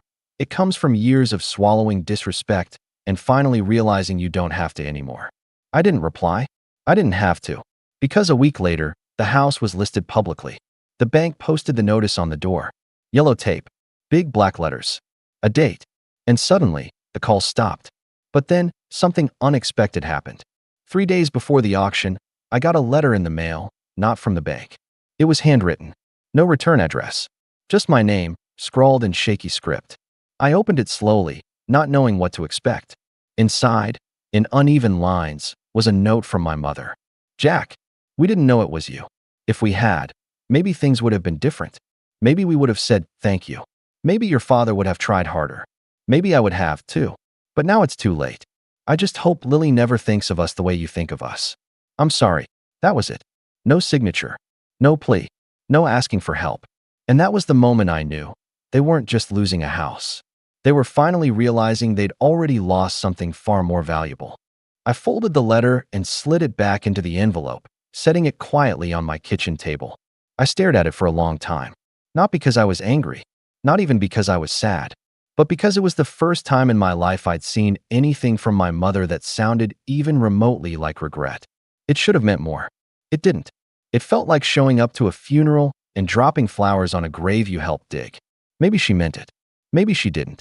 But either way, the damage had been done, and the auction was still happening.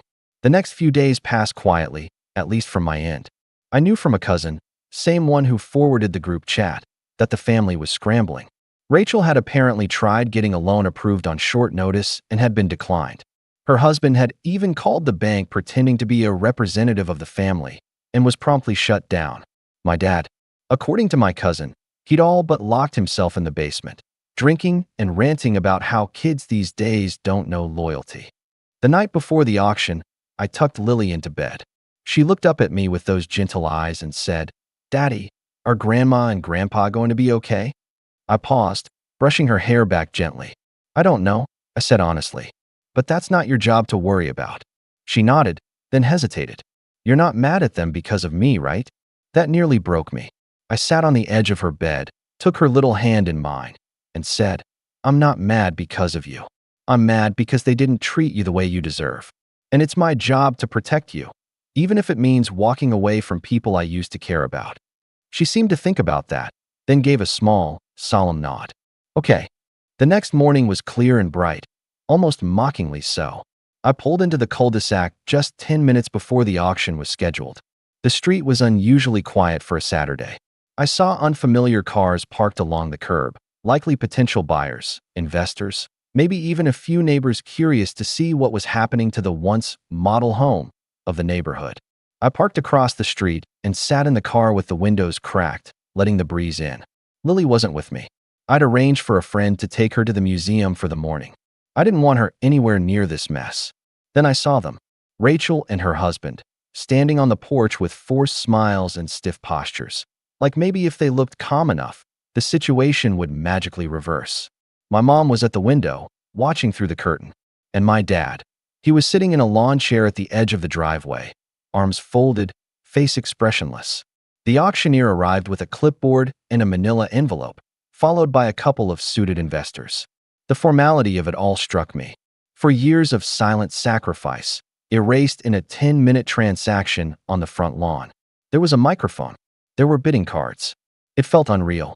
I stepped out of the car and started walking toward the crowd, unnoticed at first.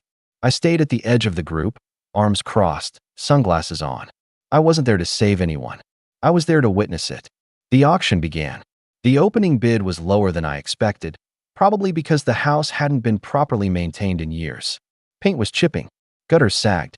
The lawn looked patchy and unloved. Still, hands went up. Numbers climbed.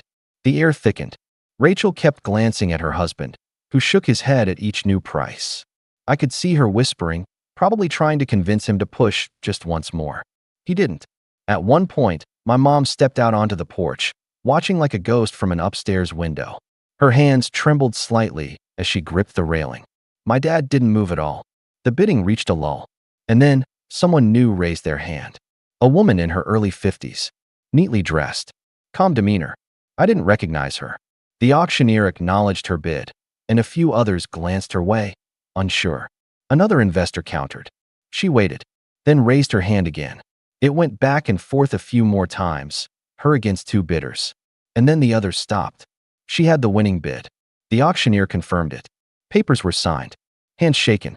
Rachel's face went pale, her husband's turned to stone. My mom sank onto the porch steps like her legs gave out. My dad still didn't move. And then the woman walked past the group, past Rachel, past the auctioneer, right up to me. "Are you Jack?" she asked. I blinked. "Yeah." She smiled, pulled a folded note from her bag, and handed it to me. "From Lily," she said simply. Then she turned and walked back toward the house, where the bank representative was now unlocking the front door for her. I opened the note. It was in Lily's handwriting, careful, blocky letters. "Dear Daddy, Miss Janet from the museum said she used to be a lawyer. I asked her if someone could buy a house to keep mean people out, and she said yes.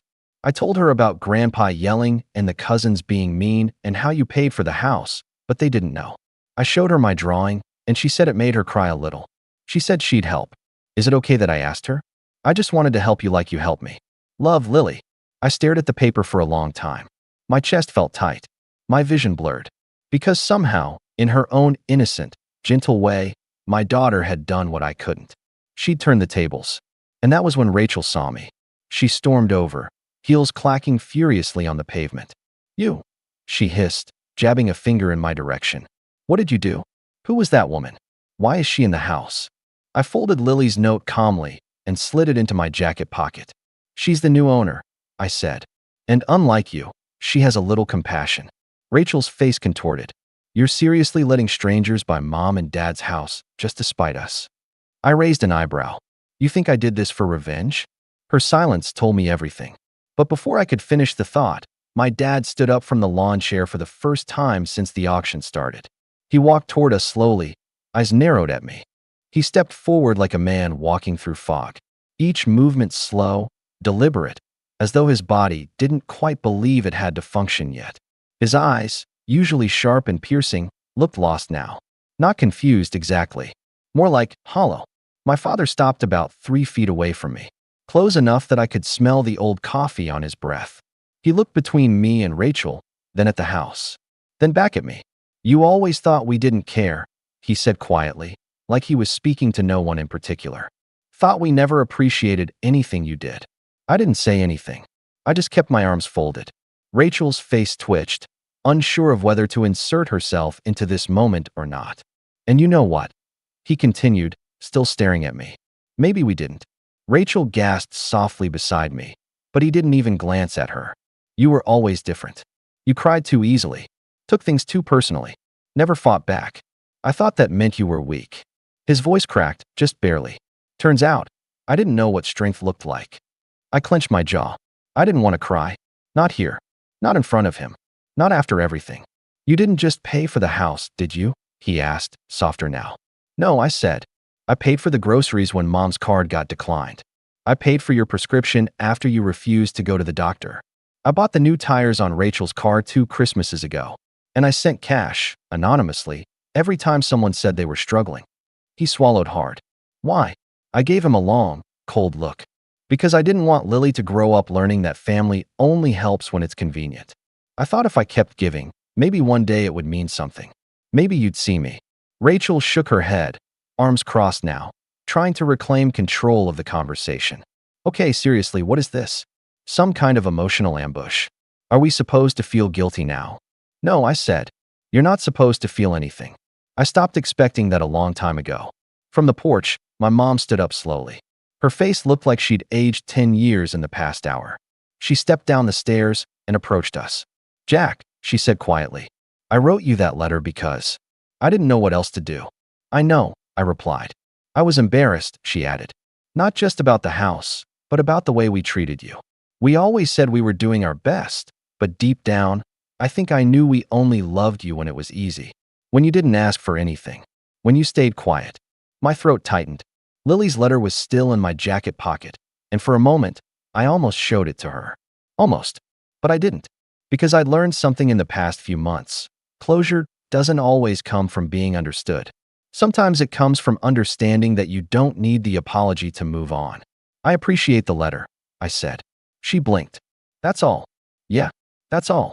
She opened her mouth like she wanted to say more, then closed it again. Her eyes drifted back toward the house, her home for 32 years, now legally owned by someone else. Rachel, still fuming beside me, stepped forward. You really let some stranger buy the house out from under them? You realize you've destroyed everything they had left, right? I laughed, not cruelly, just tiredly. Destroyed what? The illusion? The fake smiles? The way you all made Lily feel like she was an afterthought while your kids got praised for existing. Rachel's eyes narrowed. You always were jealous. That got my attention. I turned slowly toward her. Jealous? I repeated. I spent my entire life trying to earn a fraction of the praise you got for showing up late to dinner. I watched you flunk out of college, crash 2 cars, get bailed out of credit card debt, while I was working 2 jobs to feed my kid and still managed to be called disappointing. You were the son, Rachel. No matter how much you burned everyone else, Mom and Dad couldn't look away. She didn't have a comeback for that. My father sighed, rubbing a hand down his face. What now? He asked. We're homeless. You're not, I said. Janet, Ms. Martin, the woman who bought the house, she's not keeping it. She's donating it to a housing program. One that helps single parents who've been kicked out or left behind by family. She said Lily inspired her. Rachel gasped. What? Wait, you can't be serious. That house is worth more than the people in it ever realized. I cut in. But yeah, she's serious. She's turning it into something useful. And what about us? My mom asked. You'll have to figure that out, I said. But don't worry, the program has contacts. If you're serious about starting over, they'll help. But you'll have to apply, like everyone else. There was a long silence. My parents stood there, one looking ashamed, the other stunned. Rachel? She stormed off to her car, muttering something about lawsuits and betrayal, but nobody followed her. I stayed for another minute. Then I turned to leave. Jack, my father called after me. I stopped but didn't turn around. Thank you, he said. And this time, he meant it. Later that night, I sat with Lily on our couch. She was flipping through one of her sketchbooks, humming again. She looked up at me and smiled. Did they like the house? She asked. I nodded. Yeah, they liked it. Is it okay that I told Miss Janet? She asked quietly. I didn't mean to make things worse. I pulled her into my arms. You didn't make anything worse. You made everything better. She grinned and leaned her head on my shoulder. We sat there, just the two of us. The weight of years finally lifted. And for the first time in my life, I didn't feel like someone trying to earn love. I just felt free. And that was enough. My name's Marcus. I'm 32. And up until a few months ago, I was in a long-term relationship with a woman I thought I was going to marry. Her name was Tessa. We'd been together 4 years, lived together for 2.5, shared bills, dreams, Spotify accounts, all the things that made us feel like a unit. I supported her through 2 job changes, 1 minor surgery, and an extended period of unemployment when her startup folded. I was happy to do it, honestly. I loved her. And I believed, at the time, that we were building something long-term, together. But the truth is, I think she just got comfortable. The thing about relationships is, you don't really notice the rot until the floorboards give out beneath your feet. At least, I didn't. Looking back, there were signs. Subtle ones. Like how she used to light up when I'd walk through the door after work, and then, one day, she just didn't. Or how her girls' nights got more frequent, while our date nights became, let's just order in. I'm tired. Or can we reschedule? I have a headache. Little things you ignore because you assume stress, or work, or life is just getting in the way. But sometimes, it's not stress. It's indifference dressed up as exhaustion. A few months ago, I landed a promotion at work. It wasn't just any promotion. It was one I'd been grinding for over 2 years. Late nights, weekends, taking on projects no one wanted, traveling across the country to fix client relationships others had burned. It was exhausting, but it paid off. I was promoted to senior operations lead with a solid raise, stock options, and my own small team. I was proud, not just of the title, but of the journey it took to get there. I couldn't wait to celebrate with Tessa. I envisioned a nice dinner, a toast, maybe even a cheesy card from her with a heartfelt note. Something. Anything. When I told her, I expected excitement. Maybe a hug, a smile. I knew you'd do it. Instead, she blinked, said, "That's great, babe," and went back to scrolling on her phone. I stood there holding the printout of my offer letter, stunned, like I'd just read her a weather report. "Should we go out tonight?" I asked, trying to inject a little hope. She sighed and said, "I'm really tired. Can we just do something this weekend?" I told myself it was fine. People get tired. Long day, maybe her back was acting up again. I ordered her favorite sushi, poured us a drink, and we stayed in. She didn't even finish her roll, fell asleep halfway through an episode of a show I'd been waiting to binge with her. I put a blanket over her and cleaned up the plates, told myself to let it go, that the weekend would be better. But that night, later, around 1 a.m., I woke up to use the bathroom and noticed the bed was empty. Her phone, which she usually kept on the nightstand, was gone too. I went out into the hallway, but the apartment was quiet. Her purse was missing. So were the heels I bought her for her birthday last month, the nude stilettos she said were too nice to wear casually. At first, I worried. Texted her. No reply. Called. Straight to voicemail. I paced around the apartment, unsure whether I was overreacting or if something was actually wrong. I ended up crashing on the couch, fully dressed, waiting for her to come home. She didn't. The next morning, she waltzed in around 8 a.m., still wearing those heels, her eyeliner slightly smudged, reeking of club-grade perfume and vodka. She looked like she hadn't slept. I was sitting at the kitchen table, staring at her. "You said you were too tired to celebrate with me," I said quietly. "Where were you?" She didn't flinch. Just laughed. "It was just one night, Marcus. Grow up." Like I was being dramatic. Like this was nothing. She poured herself a glass of water and made a show of taking off her earrings like I hadn't been losing my mind all night. I didn't yell, didn't curse. I just nodded. And in that moment, something inside me hardened. See, I'm not the type to cause a scene. I don't throw plates or storm out. But I do take notes. And I'm methodical. That weekend, while she slept off whatever she did the night before, I got to work. First, I went to our leasing portal and downloaded a lease termination form. The apartment was in my name. She'd moved in with me. I'd been paying 70% of the rent, even when she was unemployed, and I'd never once asked her to catch up. But now, I was done. I didn't file it yet. I wanted to be smart, calculated. I wanted her to feel the shift, not hear it. Over the next 2 days, I moved my important documents, sentimental items, and anything irreplaceable to my office. Told her I had a major work project that required long hours, which wasn't even a lie. I just used that time to prepare. I even stayed late at work intentionally, just so I didn't have to go home and look at her. Then came the group chat. We had a friends group we both used, 8 of us total, from college days. We used it to plan trips, birthdays, random dinners. She loved it. Thrived on being the one to drop memes and stir up gossip. I created a new group without her. Quietly added everyone. Explained the situation honestly. "Hey guys, just a heads up, Tessa and I are breaking up. I'll explain more later, but for now please don't mention anything in the old chat. Appreciate the discretion." Most of them were shocked. A couple messaged privately, saying they'd seen the signs. One of the girls sent me a screenshot that made my stomach drop, a photo from that Friday night. Tessa at a club, dancing with some guy. His hand way too familiar on her waist. Caption: "Finally out with the right energy, and the shoes, yep. Mine. The same ones I got for her because she'd said they made her feel powerful." 2 days later, I timed everything perfectly. I filed the lease termination first thing in the morning. Scheduled the locks to be changed by noon. Left work around 3 p.m. to clear out the last of my stuff. By 4 p.m., she texted, "Can you grab oat milk on your way home?" I didn't answer. By 5:30, she was pounding on the door, shouting my name. I was already gone. The group chat? Already deleted her. Someone posted a meme right after, like nothing happened. She sent me 10 messages in a row, all caps, full of question marks and exclamation points. Then a missed call. Then another. Then, "What is this?" Followed by, "Marcus, are you serious right now?" I didn't reply. She called my office line the next day. My assistant told her I wasn't available. She tried my best friend next, he told her. Marcus asked for space. Respected. She tried guilt. Then rage. Then pity. Then threats. Then back to pity. I stayed silent.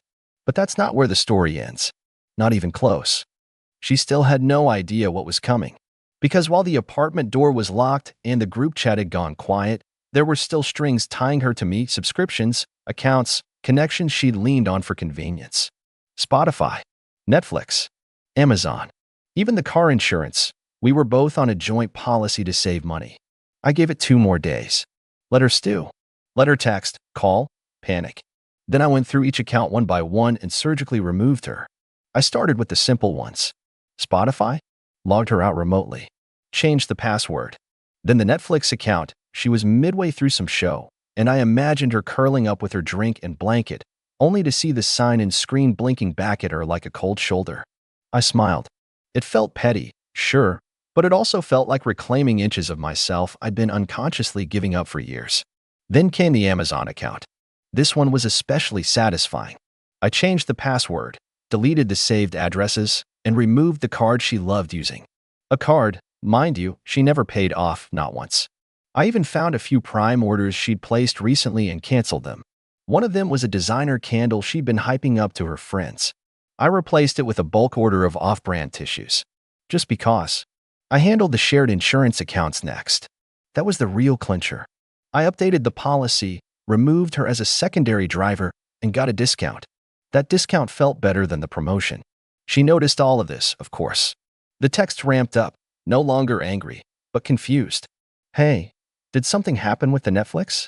Did we get hacked? Why can't I log into Amazon? I didn't respond. Not a word. But her spiral was becoming visible, even online. She posted a vaguely dramatic story. Imagine giving your all to someone and getting blindsided, LOL. Someone replied with a popcorn gif. I almost felt bad. Almost. A week passed. That's when she showed up at my job. I was sitting in my office, deep in a report, when my assistant buzzed in. Marcus, there's a woman in the lobby asking to see you. She says it's urgent. My heart dropped. I hadn't told Tessa where I worked exactly. I just said Midtown and let it stay vague. But I guess she still had the old emails with the company signature. Rookie mistake. I stood, straightened my shirt, and walked out. She was standing by the front desk in a long coat, hair slightly frizzed, eyes red like she'd been crying. She rushed up the moment she saw me. Marcus, what is going on? She asked, voice cracking. I kept my tone calm, professional, cold. You shouldn't be here. What is this? She gestured vaguely. You lock me out, block me from everything, delete me from the group. What did I even do? That question hung in the air like a storm cloud. I stared at her for a moment, then said, you told me to grow up because I was upset that you went clubbing the night of my promotion. You wore the shoes I bought you. You lied. And you laughed in my face. That's what you did. She opened her mouth to speak, but I wasn't done. You haven't been present in this relationship for months, Tessa. You stopped trying. I bent backwards for you, covered for you, cheered you on, even when you were barely hanging on. The one time I asked for celebration, for support, you disappeared. And then you laughed about it. Her eyes flickered. Something behind them shifted, panic, maybe, or realization. Marcus, it was just one night. You're seriously doing all this over one night? That's when I smiled. A small, controlled smile. No, Tessa. I'm doing this over every night. You made me feel like I didn't matter. That night was just the final straw. She blinked. Her voice dropped to a whisper. I didn't think you'd actually leave. I nodded. I know. She didn't cry right then. I think she wanted to. But she was too stunned. Too caught off guard by the version of me that wasn't pleading, compromising, or chasing. I turned and walked away without another word. But if she thought that was the end, she was wrong. Because there was one last thread to cut, one she didn't even realize I still had. A few months prior, I'd helped her build a portfolio. She wanted to get into social media consulting and had asked me to design a sleek website, write her bios, and even pitch her to a few contacts I had. I did all of it. I bought the domain in her name and hosted it under my business account to save her money. She never asked to take it over, never offered to pay. So I logged into the dashboard and transferred ownership to her. Fully. But not before stripping the portfolio bare and replacing the site with a simple landing page.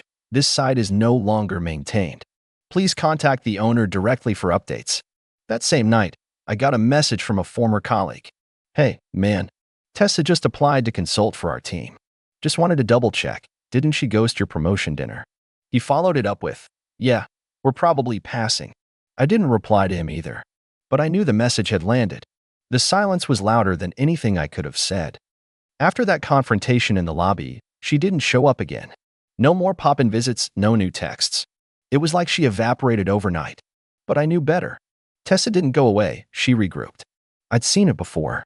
She was the type who'd cry for sympathy in private but spin the story in public until she looked like the misunderstood heroine.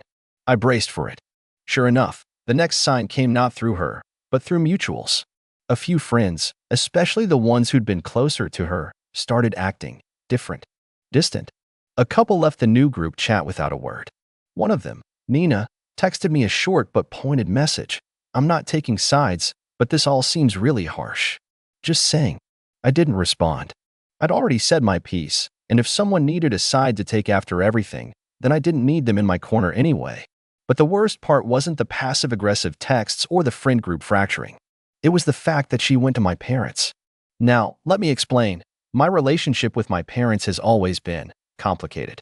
Not estranged or toxic, but a bit formal. They're good people, but old school. Stoic. We don't talk feelings, we talk logistics. Promotions, investments, timelines. So when they called me on a Sunday afternoon and said, we had dinner with Tessa last night, my stomach dropped. She reached out, my mom continued. Said she was heartbroken. That you kicked her out with no warning. I could feel my jaw clench. And what did you say? There was a pause. Then my dad spoke. We told her that sounded unlike you, but we didn't know what to think. And there it was. She manipulated you, I said quietly. She ignored me on one of the biggest nights of my life. Went out clubbing in shoes I bought her, laughed when I called her on it, and vanished for the night. Then acted like I was the one being dramatic when I asked why she didn't show up. I gave her 4 years. She couldn't give me one night. They were silent. I could tell they believed me, but didn't know what to do with it.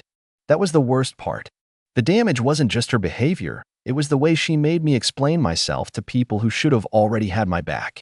And yet, I wasn't done. Because the final blow, her real punishment, wasn't the locked apartment, or the lost accounts, or the job opportunities that slipped away when I quietly let some contacts know what had happened. It was the one thing she never expected me to take away, the narrative. Tessa had always controlled the story. She was magnetic, charming at dinners, bubbly on social media, good at making herself the victim in any argument. I used to admire that about her, until I realized it was a smokescreen. So I did what I never thought I'd do. I wrote everything down. Our story. The whole thing, from the moment we met, to the way she drifted, to the night of the promotion, to the locked door. I didn't post it anywhere public, but I did send it privately to a few people who deserve the truth. Nina, the 2 friends who left the group chat, even my own parents. I didn't embellish. I didn't dramatize. I just told the truth. And slowly, the tide shifted. Nina called me a few days later. I'm sorry, she said, sounding genuinely ashamed. I didn't know. She made it sound like you just snapped for no reason. She's good at that, I said simply. Others followed suit. Some didn't say anything, but came back to the group chat quietly. Others sent a thumbs up emoji or a vague, hope you're doing okay. It wasn't much, but it was enough. The silence turned into support. And then, one morning about 3 weeks later, I got the message that told me everything I needed to know. It was from Tessa's best friend, someone who had always been fiercely in her corner, always a bit icy to me, even when things were good. She and I had barely ever spoken one-on-one. But her message was simple. Hey, I thought you should know Tessa moved back in with her parents. She's been crying nonstop. She said you ruined her life. I just figured, maybe that means you finally got your life back. I stared at the screen for a long time. And then, without thinking, I laughed. Not because I enjoyed her pain, but because I finally understood that I didn't need her to understand why I did what I did. She didn't have to see the point. The point was, I had one. For years, I bent, adjusted, swallowed things I should have spoken up about. I made excuses, minimized red flags, and gave more than I got because I thought that was love. But real love doesn't demand your silence. It doesn't ask you to shrink. She thought she could disappear for a night and waltz back in like nothing happened. That I'd forgive. That I'd move on without ever standing up for myself. She thought I wouldn't change the locks. She thought wrong. I didn't reply to her best friend. I didn't need to. That message, she said you ruined her life, wasn't something I ever set out to achieve. It wasn't about revenge, not really. It was about boundaries. About showing her, and maybe even reminding myself, that I could stand up and walk away when someone stopped treating me with respect. That I wasn't some passive fixture in her life to be switched on when she felt like being in a relationship and ignored when she didn't. But the ending didn't come all at once. Healing never does. It's not a movie where the credits roll after a big monologue or dramatic walk away. It's slow, uneven, quiet. Some days felt freeing. Other days I caught myself scrolling through old photos, remembering the nights we laughed until 2 a.m., the road trips where we played awful playlists, the notes she used to leave in my lunch when she still cared enough to pack it. I miss those parts. But I also reminded myself, I was in love with potential. With the version of her I saw in the beginning. The version she stopped being long ago. I focused on rebuilding quietly. I finally set up my home office the way I always wanted. Got a new couch, not because I needed one, but because the old one still smelled like her perfume, and some ghosts aren't worth keeping. I started cooking again. Joined a gym. Reconnected with friends I hadn't seen in months, friends who'd subtly drifted away because I was always choosing her over everything else. One night, maybe a month after it all fell apart, I ran into her by accident. It was at a rooftop bar, one I used to take her to back when things were good. I'd forgotten it was her favorite. I was there with a few coworkers, and we were celebrating a successful quarter. Everyone was 2 cocktails deep when I heard my name. Marcus. I turned, and there she was. Tessa. She looked smaller. Not physically, but energy-wise. Like the shine had worn off. She wore a denim jacket over a sundress that used to be her go-to for summer nights out. Her makeup was immaculate, but her eyes, those gave her away. They weren't cold or smug or mocking. They were tired and nervous. "Hi," I said, calmly. "Can we talk?" she asked, softly. "Just 5 minutes?" I glanced at my group. They were laughing over something, completely unaware of the miniature storm forming just a few feet away. I nodded. "Sure." We stepped to the far end of the terrace, near the railing. The city stretched out beneath us in all directions, thousands of lives moving forward, none of them stopping for moments like this. She took a deep breath. "I've been thinking about everything. A lot." I said nothing. Just watched her. "I messed up," she continued. "And not just that night. I stopped showing up. I stopped appreciating you. I thought, I don't know, that you'd always be there." There was genuine remorse in her voice. Not performative. Not like when she used to cry after an argument just to avoid being the bad guy. This felt different. She wasn't begging. She wasn't yelling. She was just small. Human. "I wanted to say I'm sorry," she added. "Not because I want anything. I know I burned that bridge. I just needed you to know." I looked at her, really looked at her, and for the first time in months, I didn't feel angry, or bitter, or hollow. I just felt done. "I appreciate that," I said. "I do." Her lips trembled slightly, but she held it together. "I still think about you." I nodded. "I still think about the version of us I hoped we'd be." That hit her. She looked down at the floor for a long moment. When she looked up again, her voice was barely audible. "You're doing better now, aren't you?" "Yes," I said. "I am." And I was. Not just because I'd cut her out, but because I'd finally learned that my peace was worth protecting. That love should never feel like walking on eggshells. That if you have to beg someone to celebrate your wins, they were never in your corner to begin with. She offered a small, sad smile. "Take care of yourself, Marcus. You too, Tessa." And that was it. No tears. No hug. No desperate last-ditch apology or big speech. She turned and walked away. And I let her. No part of me wanted to call her back. That night, I stood at the railing for a few more minutes, just watching the lights. I thought about all the nights I'd spent waiting for her to come home. All the texts I'd reread. All the birthdays, anniversaries, little victories I'd downplayed because she wasn't in the mood. I thought about how much time I'd wasted trying to be enough for someone who never saw me as more than a placeholder. And I promised myself, right then and there, that I'd never shrink again. The funny thing is, the promotion that started it all? It became the least important thing to come out of that year. What mattered more was what it taught me. About love. About self-worth. About how letting someone back into your life just because they're sorry is like putting a bent key back into a lock and wondering why the door won't open. I stopped checking her social media. I stopped hoping for more closure. Because I realized, finally, that closure isn't something someone else gives you. It's something you decide to take. And I had taken it. So yeah, that's how it ended. Not with a blow-up. Not with screaming or blocking or slamming doors. Just a quiet, firm decision to choose myself. And once I did, the silence was peaceful. When I was 15, my mom dropped me off at a shelter with a trash bag full of clothes and told me to figure it out. That was her parting advice. No hug. No goodbye. Just the slam of the car door and the image of her taillights disappearing down the road. I stood there holding that crumpled bag, half of it already ripped at the seam, while the December wind cut through my jacket like it had a personal vendetta against me.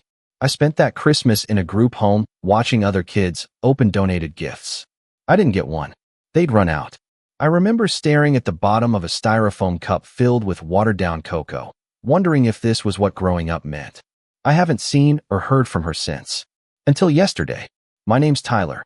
I'm 29 now. I've got a decent life, considering where I started. A good job in logistics, a small 2-bedroom rental in the suburbs, and a garage full of half-finished projects I'll probably never complete, but still love tinkering with. I keep to myself mostly.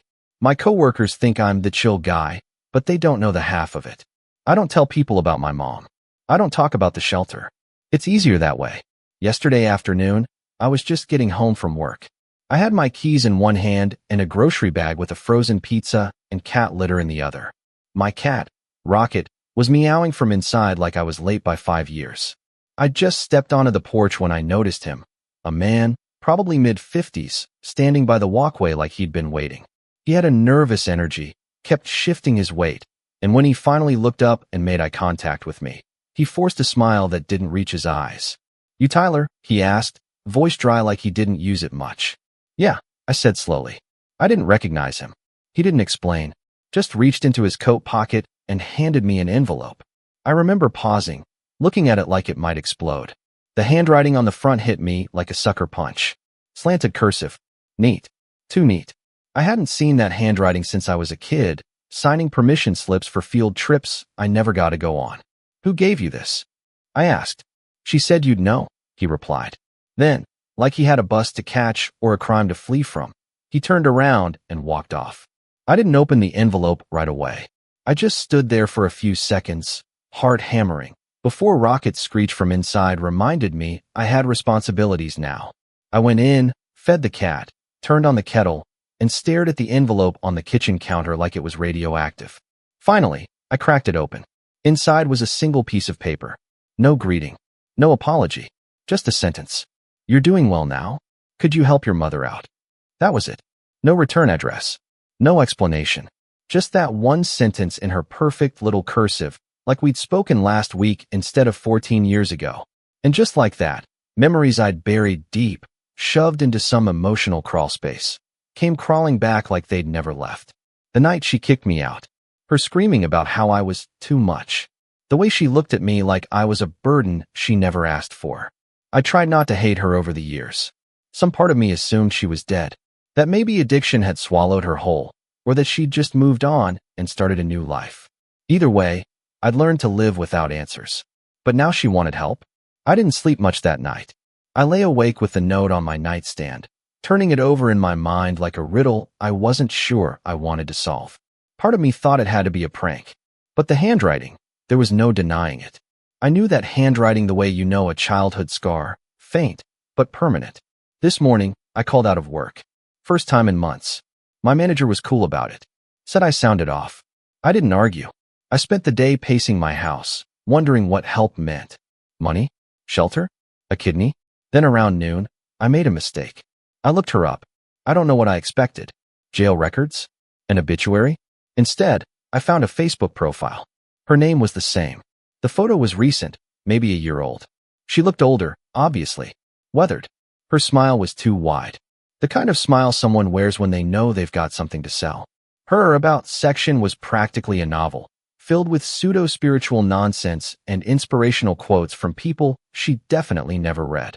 And then I saw it. A post from 2 weeks ago. When life falls apart, sometimes it's the children we once let go of who come back to lift us up. Praying for a miracle. I stared at that post for a full 5 minutes before closing the tab. She was fishing. She wasn't sorry. She was setting the stage. What's worse is that people were commenting.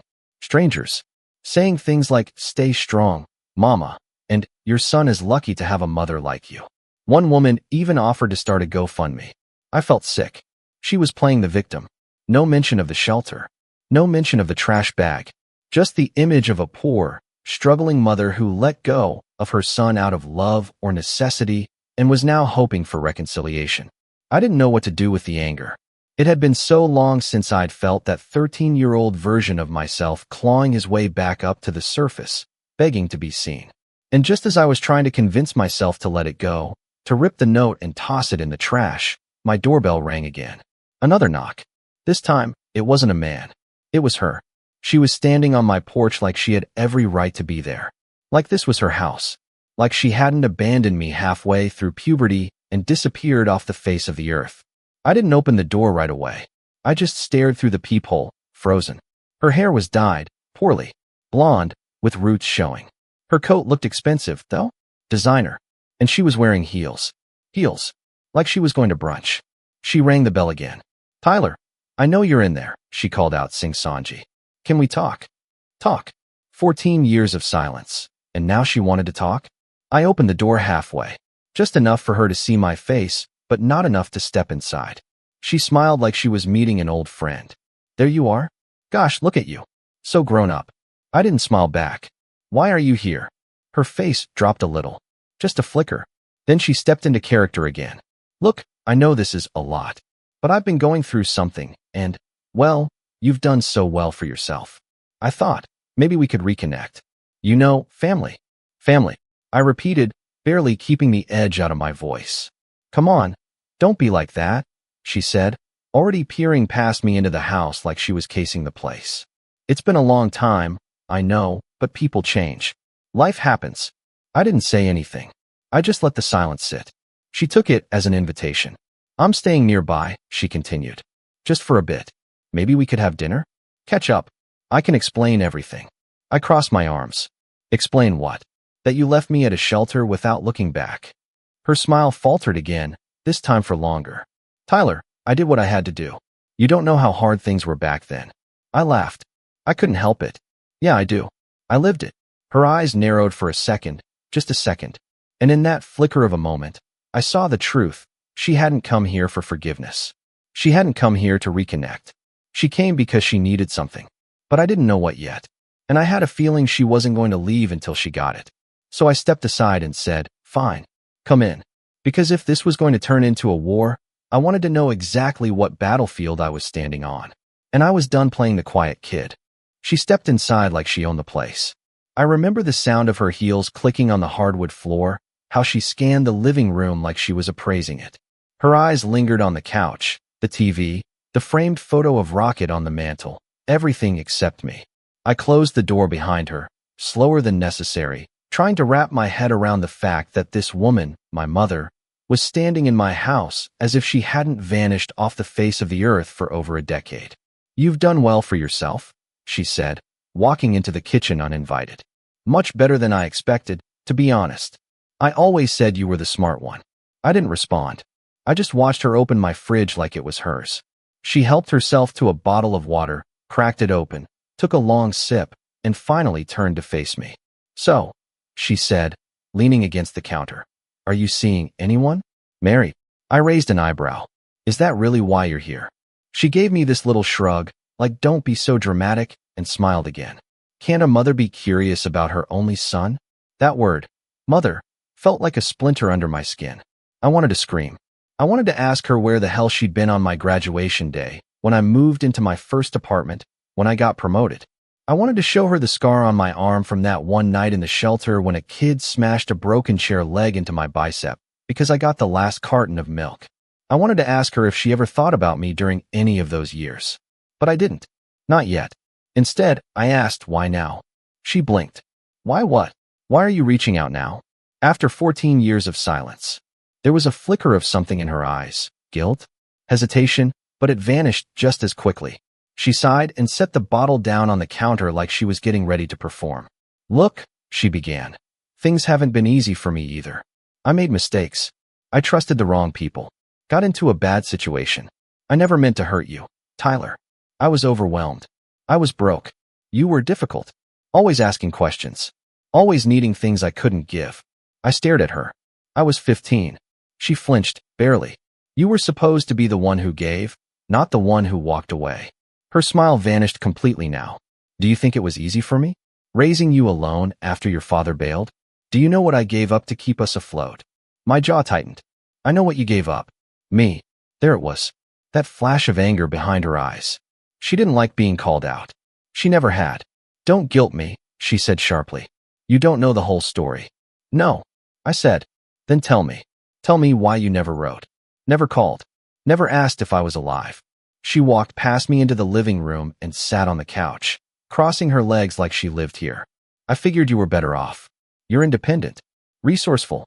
Look at you. You didn't need me. I leaned against the wall, arms crossed. But now you need me? There was silence for a beat too long. Then she looked up with that same smile she wore in her Facebook photo, the kind of smile that belonged to a con artist. I'm in a bit of a financial bind, she said. I was hoping you could help. There it was. The real reason. Like a spider inching out of a crack in the wall. I figured that's where this was going, I said quietly. How much? She sat up straighter, smoothed her skirt. It's complicated. I got involved with this guy, Todd, real estate investor. Big dreams, big promises. We were building something, but then he bailed. Left me holding everything. I've got debt collectors breathing down my neck. I'm 3 months behind on rent. I just need a little help to get back on my feet. I almost laughed. Not because it was funny, but because of how on brand it was. She walked out on me in the middle of winter with nothing but a trash bag of clothes. But now she wanted me to save her from her bad decisions?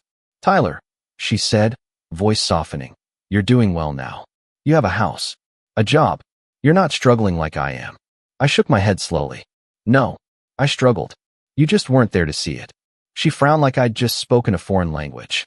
Don't be like that. I'm your mother. That word again. I've got to go, I said. I've got plans. She looked surprised. It's only 4 in the afternoon. Still, I'm busy. She stared at me like she was trying to decide whether to guilt trip me or explode. Then, with a forced laugh, she stood. All right, I'll go, but we're not done talking. I'll come by tomorrow. I never said that was okay. You didn't have to, she said breezily, already walking to the door. Family doesn't need permission. And just like that, she was gone. That night, I didn't sleep again. I sat in the garage, half working on an old engine I wasn't even sure ran anymore. My head was spinning. Every time I closed my eyes, I saw 15-year-old me huddled in a bunk bed under a thin blanket while some other kid cried in the corner. I remembered how I used to pray she'd change her mind. How I kept checking the shelter's sign-in list to see if anyone had asked for me. She never did. But now that I had something she could use, I was suddenly family again. The next day, she came back. This time with someone. A woman in her early 20s with long dark hair and a high ponytail. She looked annoyed to be there. Didn't even try to smile. Tyler, my mother said brightly. I want you to meet your sister. I blinked. My what? Half-sister, she clarified. This is Kayla. She's 21. I did the math in my head. That meant Mom had her just 3 years after abandoning me. Kayla looked me up and down like she was judging the resale value of my hoodie. Cool place, she said flatly. Could use better lighting. I stared at them both. Why are you really here? Mom sighed. Look, Tyler, I didn't want to drop all this on you at once, but Kayla's also going through a tough time. She just lost her job and needs a place to stay for a bit, just until she finds her footing. No, you have a second bedroom, she pointed out, like that was supposed to mean something. I laughed. You mean the room I turned into a home office? For the job I worked, so I don't end up begging my estranged son for handouts. Kayla folded her arms. You don't have to be a jerk about it. I turned to her. You don't even know me. And you don't know me, she snapped. But maybe if you weren't so bitter, you'd see we're not the enemy here. I stared at my mother. She knew about me? My mother shrugged. I told her about you recently. She was curious. No, I said. She knew I existed while I was sleeping in group homes, and you were raising her in a house somewhere, weren't you? Kayla looked a little uneasy now. I did what I had to, Mom said. Kayla's father stuck around. We had a better situation. It's not like I could go back for you. I felt like the room tilted. All this time, I thought maybe she'd spiraled, lost control, been unable to find me. But no, she just didn't want to. She picked her. You need to leave, I said. Tyler, be reasonable, she said. You have no idea how hard it's been for us. Us? I asked. There is no us. Kayla muttered something under her breath, and my mother shot her a look. What did you say? I asked. Nothing, Kayla said. Just that you're being dramatic. Like, get over it. People have hard childhoods all the time. That did it. I stepped forward, voice low. Get out. Mom huffed. You're making a mistake. No, I said, opening the door. I made a mistake letting you in. Kayla rolled her eyes as she walked out. Whatever. Mom paused in the doorway. You'll regret this, Tyler. I've regretted a lot of things, I said. But this won't be one of them. She left. I locked the door behind her. The house was quiet again.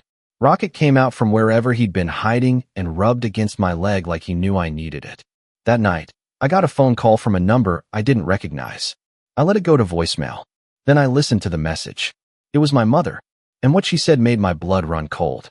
I didn't want to do this, Tyler. But you leave me no choice. If you're not going to help willingly, then maybe your company would like to know what kind of person they're really employing. You've got a nice life. It'd be a shame if you lost it. That's when I realized. This wasn't a family reunion. This was extortion, and it was just getting started. I didn't play the voicemail more than once. I didn't have to. Every word was burned into my mind like someone had branded it there. My mother's voice, soft, almost gentle, paired with a threat that felt so familiar it made something deep inside me twist. It was the same tone she used when I was a kid and she wanted something out of me. The same tone she used the night she told me I was too much. The same tone she used when she drove me to the shelter and said, "You'll be fine, Tyler. You always are." That night, I didn't feel fine. I paced the living room until the carpet practically had a path worn into it, replaying everything in my head, wondering how far she'd go, wondering why she thought I still had anything left to give her after the childhood she'd handed me.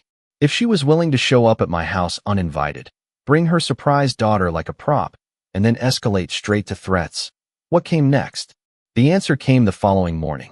I woke up to 20 missed calls, not just from unknown numbers, but from work. My manager, 2 coworkers, and even HR. My stomach dropped. I sat on the edge of my bed staring at the notifications with rocket curled against my thigh like a living stress ball. The voicemail from HR was short and tight, the way people sound when they're trying not to panic. Tyler, we need to speak with you immediately. It's urgent. Please call back as soon as possible. My chest tightened. I called back. They answered on the first ring. Tyler, hi. Thanks for returning our call. We received several concerning messages this morning. My heart hammered. From who? There was a pause, too deliberate. A woman claiming to be your mother. Of course. The HR rep cleared his throat. She stated that you've been violent, unstable, and that she was concerned for the safety of your coworkers. She also mentioned something about you having anger problems and suggested we review your employment. I closed my eyes. Of all the lies she could tell, she went straight for the ones that could destroy everything I'd spent years building. None of that is true, I said, trying to keep my voice steady. I figured as much, he replied. But we have protocols. We'll need you to come in for a formal conversation. My throat felt tight. Okay, I understand. We're not accusing you of anything, Tyler, he added quickly. This just needs to be documented. I thanked him, hung up, and sat there on the edge of the bed, elbows on my knees, palms pressed to my eyes until I saw colors. I felt something break inside me, not loudly, but quietly, like a seam finally giving out after years of pressure. I knew that no matter what I told HR, no matter how much evidence I had, her words had already planted a seed. And seeds grow. By noon, I was sitting in a small, windowless office across from my manager and the HR rep. They both looked uncomfortable. I explained everything, carefully, calmly, without emotion. I told them about her showing up, about the envelope, about the threats. I left out the details I didn't want to relive, but I told them enough that they understood the situation wasn't as simple as a disgruntled relative. They said they understood. They said they believed me. But they also said something that stuck with me. Tyler, until this is resolved, it may be best to take a leave of absence. Just temporarily. For your safety and ours. I didn't argue. I could see in their eyes that the decision had already been made before I walked into the room. When I left the office building that day, box of personal items in my arms, I felt like I was 15 again, with everything I owned stuffed into a cheap bag, stepping into the cold with no one to call and nowhere to go. Even though I had a house, even though I wasn't the same kid anymore, the feeling wrapped itself around me like a second skin. For the next few days, I barely left the house. I unplugged my landline, blocked every unknown caller on my cell. My mom kept switching numbers, calling, texting, leaving voicemails filled with a nauseating mix of sweet guilt and thinly veiled blackmail. Tyler, sweetheart, I didn't mean for things to get so out of hand. Call me back. We need to talk, or else things will get worse. You owe me this. You're being cruel. Your sister is crying. You can fix this. Just help us. Help us. I deleted everything without responding. But the silence didn't mean peace. The silence meant time to think, too much of it. And when you've spent most of your life surviving instead of living, being forced to slow down feels like punishment. Every night, I replayed the moment she left me in that shelter. The way she let the door close without looking back. The way I cried into my pillow because the staff told me there wasn't enough funding for a Christmas meal that year. And now she wanted help? She wanted me to lift her up? There were moments that week when I wondered if she was right. If maybe I did owe her something. If maybe I was selfish for refusing. But then I'd remember her face when I confronted her, how quickly the sweetness vanished, how easily she shifted into threat mode, how natural it was for her to try and destroy my life when I didn't give her what she wanted. Family doesn't do that. Not real family. Toward the end of the week, after too many sleepless nights, something shifted in me. Not suddenly, but subtly, like waking up one morning and realizing the season has changed. I got up, showered, made coffee, and stood in the kitchen staring at Rocket as he sat on the counter like he paid rent. I can't stay like this, I told him. He blinked. Exactly. So I began rebuilding. Not loudly. Not quickly. Just quietly. I started by fixing up the garage. Something productive to pull me out of my head. I reorganized shelves, cleaned tools I hadn't touched in months, stripped an old engine block and rebuilt half of it. The work steadied me in a way I didn't expect. There was something comforting about taking something broken and restoring it piece by piece. Unlike people, engines made sense. They didn't lie. They didn't manipulate. If something didn't work, there was a reason. Within a few days, the garage looked better than it had in years. I felt lighter every time I stepped into it. Next came exercise. I started going for short walks that turned into long walks. Then jogging. Then actual workouts with weights I dusted off from a closet. It wasn't about changing how I looked. It was about proving to myself that I could still move forward, even when everything felt stuck. Then, slowly, I started reaching out to people. Not friends. I didn't have many. But coworkers. The ones who always invited me to lunch, but I'd politely decline because being around people felt exhausting. A few of them texted me after hearing about my leave of absence, asking if everything was okay. I didn't tell them everything, but I didn't isolate myself either. One coworker, Marcus, invited me to help him with a project in his garage. He had an old motorcycle he wanted to restore, but had no idea where to start. I hesitated at first, but then I said yes. The distraction helped. So did the company. I even started therapy, online at first, because the idea of sitting in a room talking about my mother felt like peeling off a scab I'd let grow thick over the years. But surprisingly, it didn't hurt as much as I expected. If anything, saying the words out loud made them lose some of their power. Week by week, I felt a shift. Not a transformation, nothing dramatic. More like I was finally reclaiming pieces of myself I didn't know were missing. I wasn't fixed. I wasn't whole. But I was rising. Quietly. Slowly. Steadily. Until the day everything cracked open again. It happened on a Thursday afternoon. I was in the garage working on the engine when I heard a car pull into my driveway. I froze. Not because I feared the worst, but because I recognized the sound. A specific rattle in the engine, the uneven hum of tires that needed air. I hadn't heard that car in 14 years. I wiped my hands on a rag and walked toward the front of the house, expecting, hoping, to be wrong. But I wasn't. My mother stepped out of the car, hair tied up, sunglasses perched on her head. And she wasn't alone. A man I'd never seen before climbed out of the passenger side. Tall, heavy-set, arms covered in faded tattoos. He looked around the property like he was memorizing it. They both started walking toward my front porch. My heart dropped, not from fear, but from the sinking realization that my quiet rebuilding wasn't enough to keep the past from forcing its way back in. She looked different this time. Not polished. Not rehearsed. This wasn't a performance. This was something else. She stopped at the bottom of the steps and called out, "Tyler, open the door. We need to talk." The man beside her cracked his knuckles, and I realized, whatever she wanted now was going to be much worse than money or pity. Much worse than a guilt trip. Much worse than threats to HR. This was something else entirely. And when I opened that door, because I knew I would, the calm, quiet life I was piecing together was about to collide headfirst with the storm I thought I'd escaped forever. I reached for the doorknob. And that's exactly where everything began to fall apart again. The doorknob was cold under my palm, and for a second, I just stood there, heart thudding slow and heavy in my chest, staring at the outline of my mother and the stranger through the curtain-glassed window. I wasn't afraid. Not anymore. But I'd be lying if I said I wasn't angry. Not the hot, impulsive kind of anger either. This was colder. Focused. The kind of fury that doesn't shout. It plans. I opened the door, slow and deliberate. My eyes locked on hers first. Her smile was gone this time. "Tyler," she said, sounding less sure than before. "This is Rick. He's a friend." Rick didn't smile. He didn't offer a handshake. He just looked me up and down like he was sizing me for a casket. I nodded once. "You've got 2 minutes." "Nice to see you too," she muttered, brushing past me without waiting for an invitation. Rick followed her in. I didn't move from the doorway.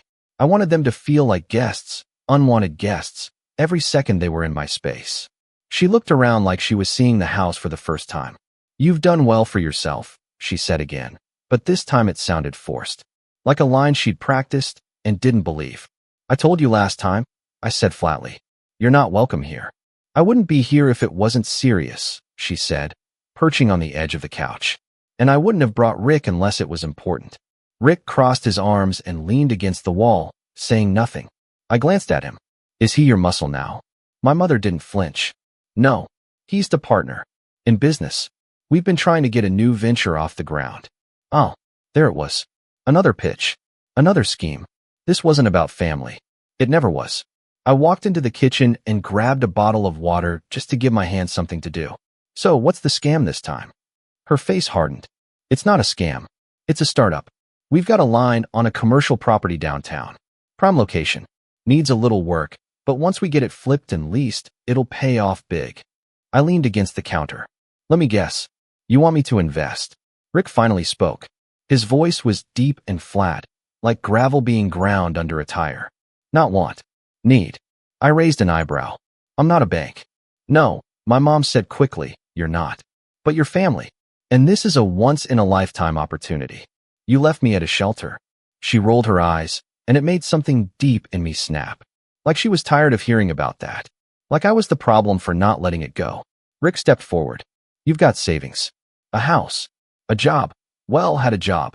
Be a shame if that got complicated again. My blood ran cold. My mother looked away. There it was. The real play. This wasn't about a business venture. This was blackmail. Again. How do you even know about my savings? I asked. She shrugged. You're not that hard to look up. Found your LinkedIn. Your company bio. Your address. My fingers clenched around the water bottle. Rick smirked. Don't take it personal. It's just leverage. You've got assets. We need capital. You want us to go away? Easy. You pay. Pay who? I asked. You? My mother's voice was soft.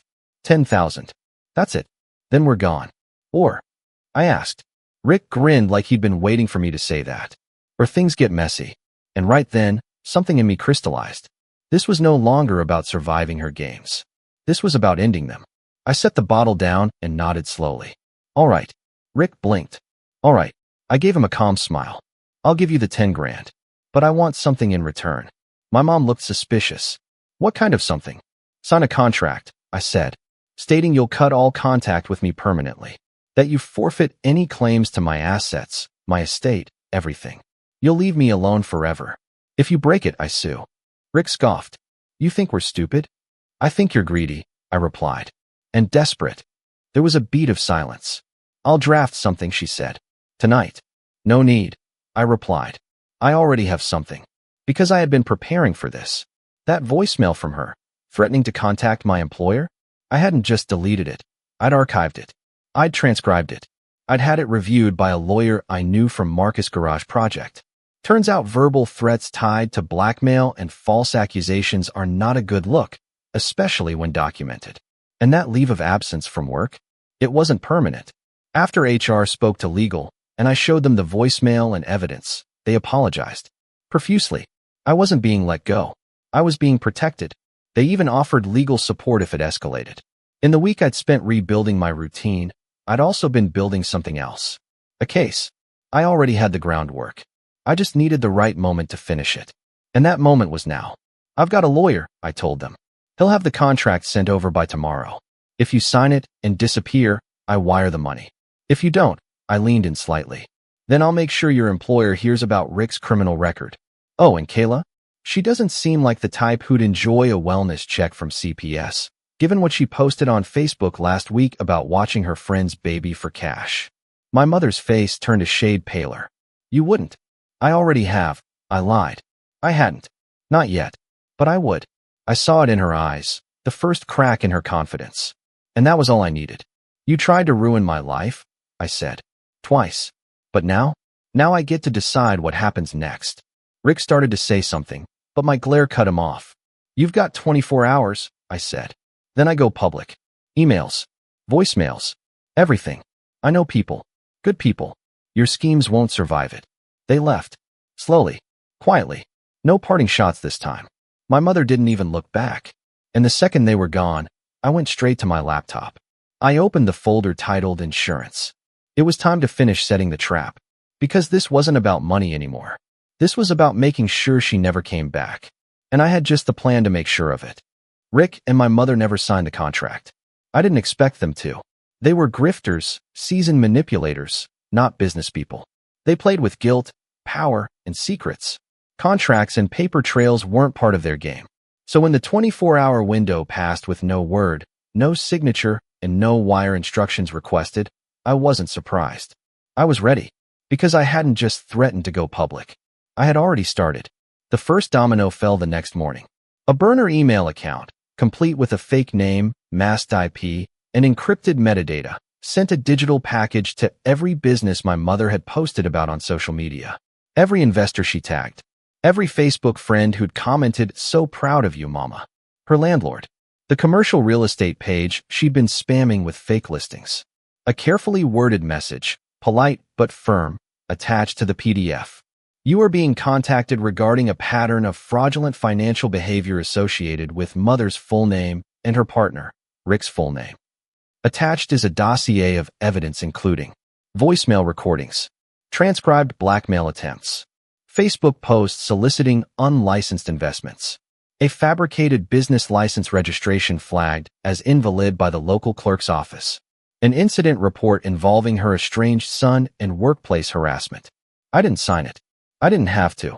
The evidence spoke for itself. That same day, I delivered a manila envelope, handwritten, anonymous, to her landlord's office.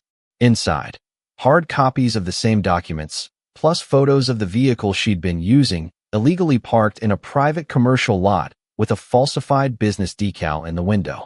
I didn't stop there. A second envelope went to the Department of Consumer Protection, another to the local licensing bureau, another to the housing association where Rick had a record of evictions under different names. Each package customized, each one factual, cold, professional, untraceable, because I didn't want revenge that screamed. I wanted revenge that echoed. By the end of the week, I heard through a mutual former coworker, Marcus' cousin, small world, that someone matching Rick's description had gotten into a shouting match with two building inspectors outside a shuttered storefront on Main Street. Apparently, they tried to open some sort of wellness cafe with no permits, no insurance, and no building clearance.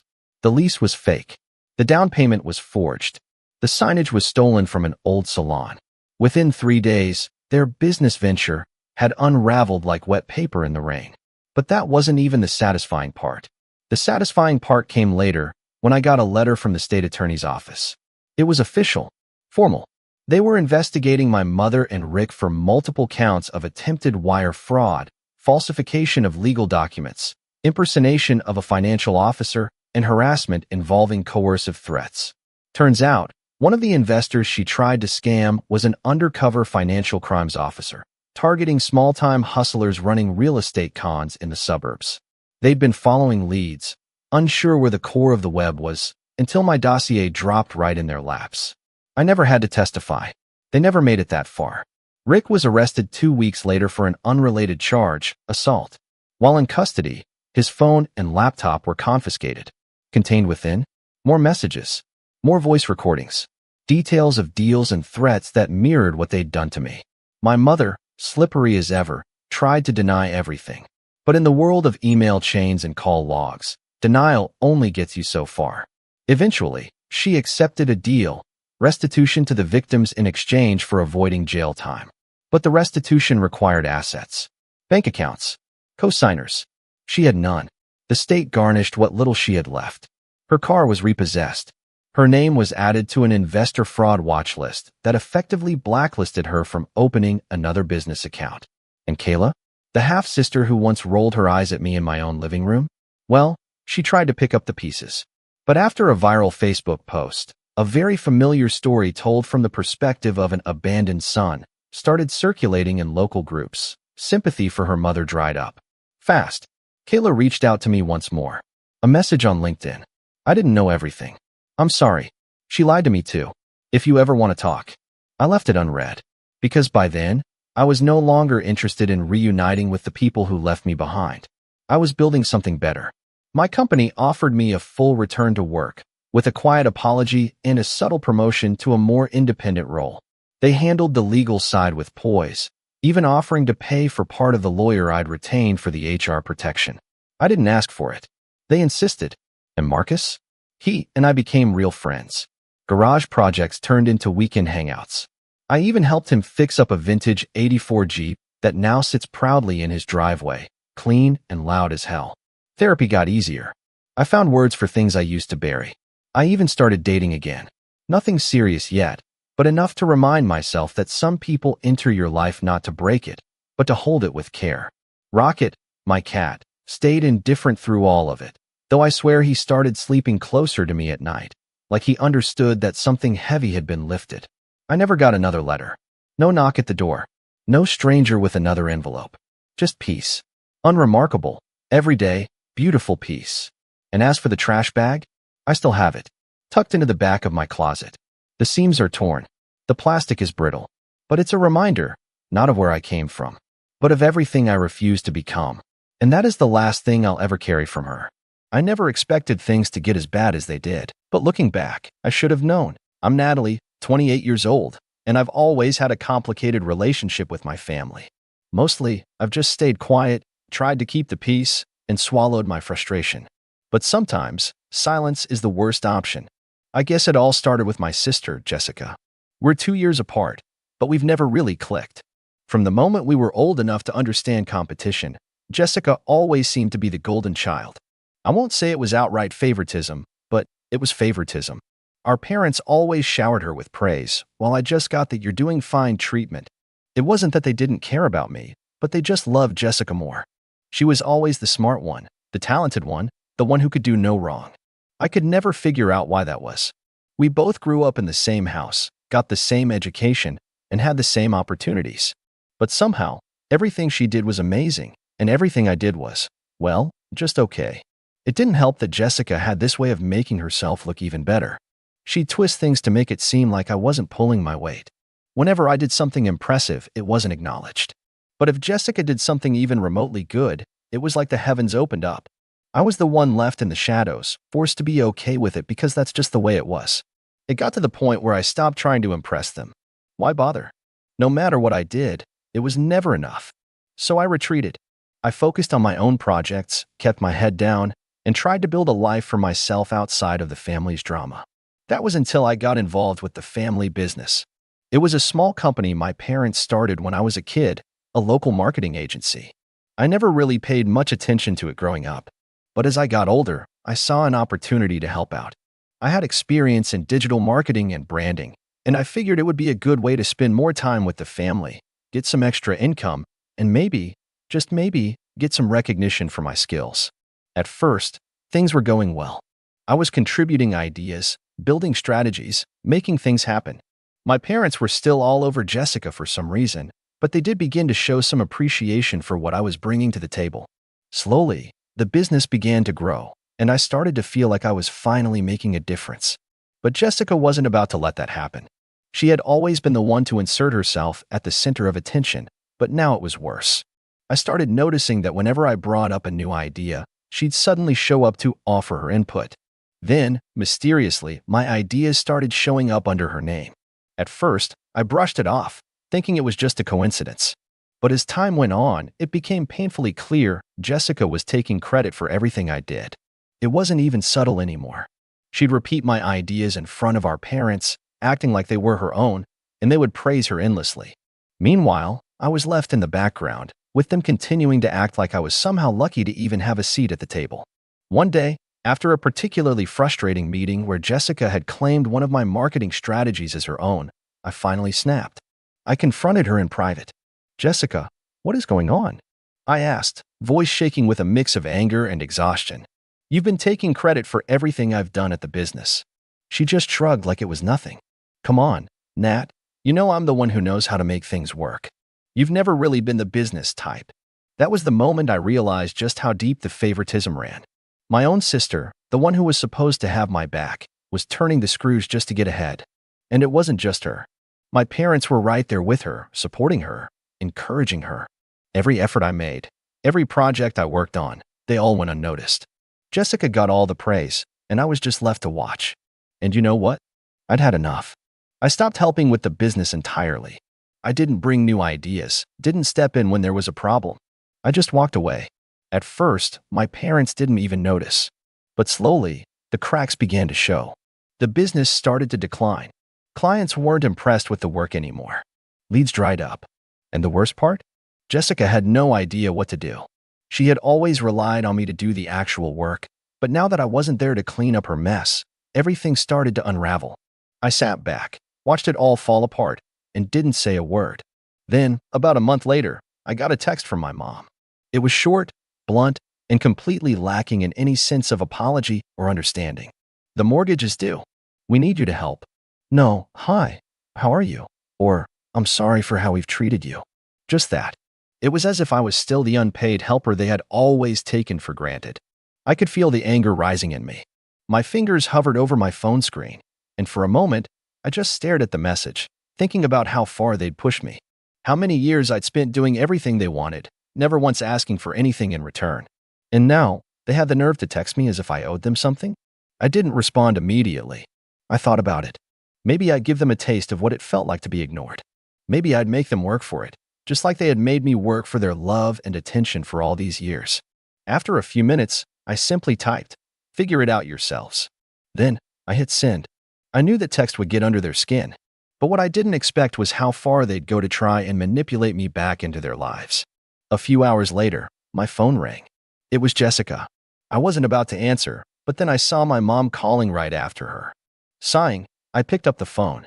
"Hello, Natalie, where have you been?" My mom's voice sounded frantic, strained. "We need your help. Things are getting worse with the business." I didn't even let her finish. "I told you, figure it out yourselves." "But you don't understand," she begged. "We're drowning here, Natalie. We need you." My mom's desperation wasn't a surprise. What came next, though, was something I never could have expected. I heard Jessica's voice on the other end of the line, muffled at first, but then clearer as she took over from my mom. "Natalie, please, we can't do this without you," she said, her tone almost pleading. It was a side of her I'd never really heard before. The confident, self-assured Jessica was gone, replaced by someone who seemed genuinely desperate. "I know I've messed up. I know I've taken credit for your work, and I'm sorry. I was just trying to make everyone see me as good as you always were." Her voice wavered, and for a second, I almost believed her. Almost. "You're sorry," I repeated, my voice ice cold. "I don't think you are, Jessica. If you were, you would have stopped doing it a long time ago. But instead, you've just gotten worse." There was a long silence on the other end of the phone. Then, she spoke again, and this time, her voice was quieter, more resigned. I know I've been awful, but it's not just about the business. Mom and Dad, they don't even see it. They've been treating me like I'm the only one who can fix things, but I can't do it alone. I'm not good at it, Nat. I'm just pretending." I felt a slight pang of something I didn't want to name. Guilt, maybe. Empathy? No, I quickly shut that down. This wasn't about her struggles. It was about the years of being invisible, of being overlooked while she took all the credit. "So what? Now you need me to come save you?" I asked, a bitter laugh escaping my lips. "After everything, after you stole my ideas, my work, and my chance to make something of myself, you want me to just drop everything and help you out of your mess?" I could hear the desperation in her voice, and it made me almost sick to my stomach. "Please, Natalie, if you don't help, everything is going to fall apart. We're losing clients. Dad's talking about shutting the whole thing down, and I don't know what to do. We need your expertise, your ideas, your strategies." It was true that the business was in trouble, but part of me didn't want to admit that I felt any responsibility for it. I had walked away for a reason. They'd chosen Jessica, they'd ignored me, and now they were paying the price. The truth was, I didn't want to help them. Not because I didn't care, but because I was tired. Tired of being used. Tired of being the one they turned to when things went wrong, but never being recognized when things went right. I took a deep breath, trying to calm the rising anger. "You've had a month to figure things out without me," I said slowly. "If you couldn't manage the business without me, that's not my problem anymore. You can't just keep treating me like the backup plan." There was another pause, this one more uncomfortable than the last. Then, I heard my mom again. Her voice was softer now, almost like she was trying not to upset me further. "Natalie, please, don't do this to us. We're your family. You've always been so good at this stuff. We need you. We want you back." I closed my eyes, holding the phone tightly, trying to control the emotions bubbling up. They had always treated me like I was the backup. Always put Jessica first, always assumed I would just be there when they needed me. But I wasn't a safety net. I wasn't someone they could discard and pick up whenever it was convenient. You know, I said, my voice dangerously calm. You want me back, but you never needed me until everything started to fall apart. I was invisible when everything was fine, but now that things are failing, I'm suddenly the only one who can fix it. There was a crack in her voice when she replied. I didn't mean it like that, Nat. No, I interrupted. You didn't mean it like that. I've been invisible to you for years, but now I'm supposed to drop everything and fix your mess. You don't get to do that to me anymore. I'm done. I didn't even give her the chance to respond before I hung up. The decision was final. It felt final. But even as I put my phone down, I couldn't help but feel the weight of everything that had just happened. I didn't want to admit it, but a small part of me did feel something. A little guilt? A little concern? It wasn't enough to make me go back, though. Not this time. But that night, things took an unexpected turn. I was sitting on my couch, scrolling through my phone, when I got another message, this time from an unknown number. It was from one of the business's clients. I opened it and felt a chill run down my spine when I read it. We've decided to go with a different agency. Thanks for all your work over the past few years, but we don't think it's going to work out anymore. That was just one of the messages. Then came another, and another, and another. One by one, the clients were pulling out. And the worst part? It wasn't just the clients. Word was getting out. The business's reputation was taking a hit. People were starting to talk about how things were falling apart. The marketing strategies weren't working anymore. The vision my parents had was fading. I sat there, staring at the messages, a mix of satisfaction and regret swirling inside me. I had made my point. I had walked away. But as I watched everything unravel, the question lingered. How far was I willing to let this go? I couldn't deny that there was a part of me that felt a small, twisted sense of satisfaction watching the business unravel. I'd spent so many years working my butt off, only to have it all stolen and handed to Jessica. My work, my ideas, my energy, it had all been treated as if it was nothing. But now? Now, I was the one who was in control. But as the hours passed, I started to feel a familiar weight in the pit of my stomach. The regret, the uncertainty, those feelings I'd pushed away for so long were creeping back. Was I doing the right thing? Was I really going to watch my family fail because of my pride? I had to admit, the thought made me uneasy. The phone buzzed again. Another message. This time, it was from Dad. Natalie, please. We've got clients leaving us. We're losing everything. Your mother and I don't know what to do. This wasn't supposed to happen. There it was, plain and simple. My parents, for all their complaints about me over the years, were now admitting they were in trouble. They needed me. But I couldn't help but wonder, was this just another plea for me to save them, only for them to go back to treating me like I was invisible once it was all fixed? It felt like the same story I'd heard before. They needed me, but only when things went wrong. And Jessica, well, Jessica was still nowhere to be found. I didn't respond to Dad's message. I couldn't. I was too angry, too bitter to just let it slide.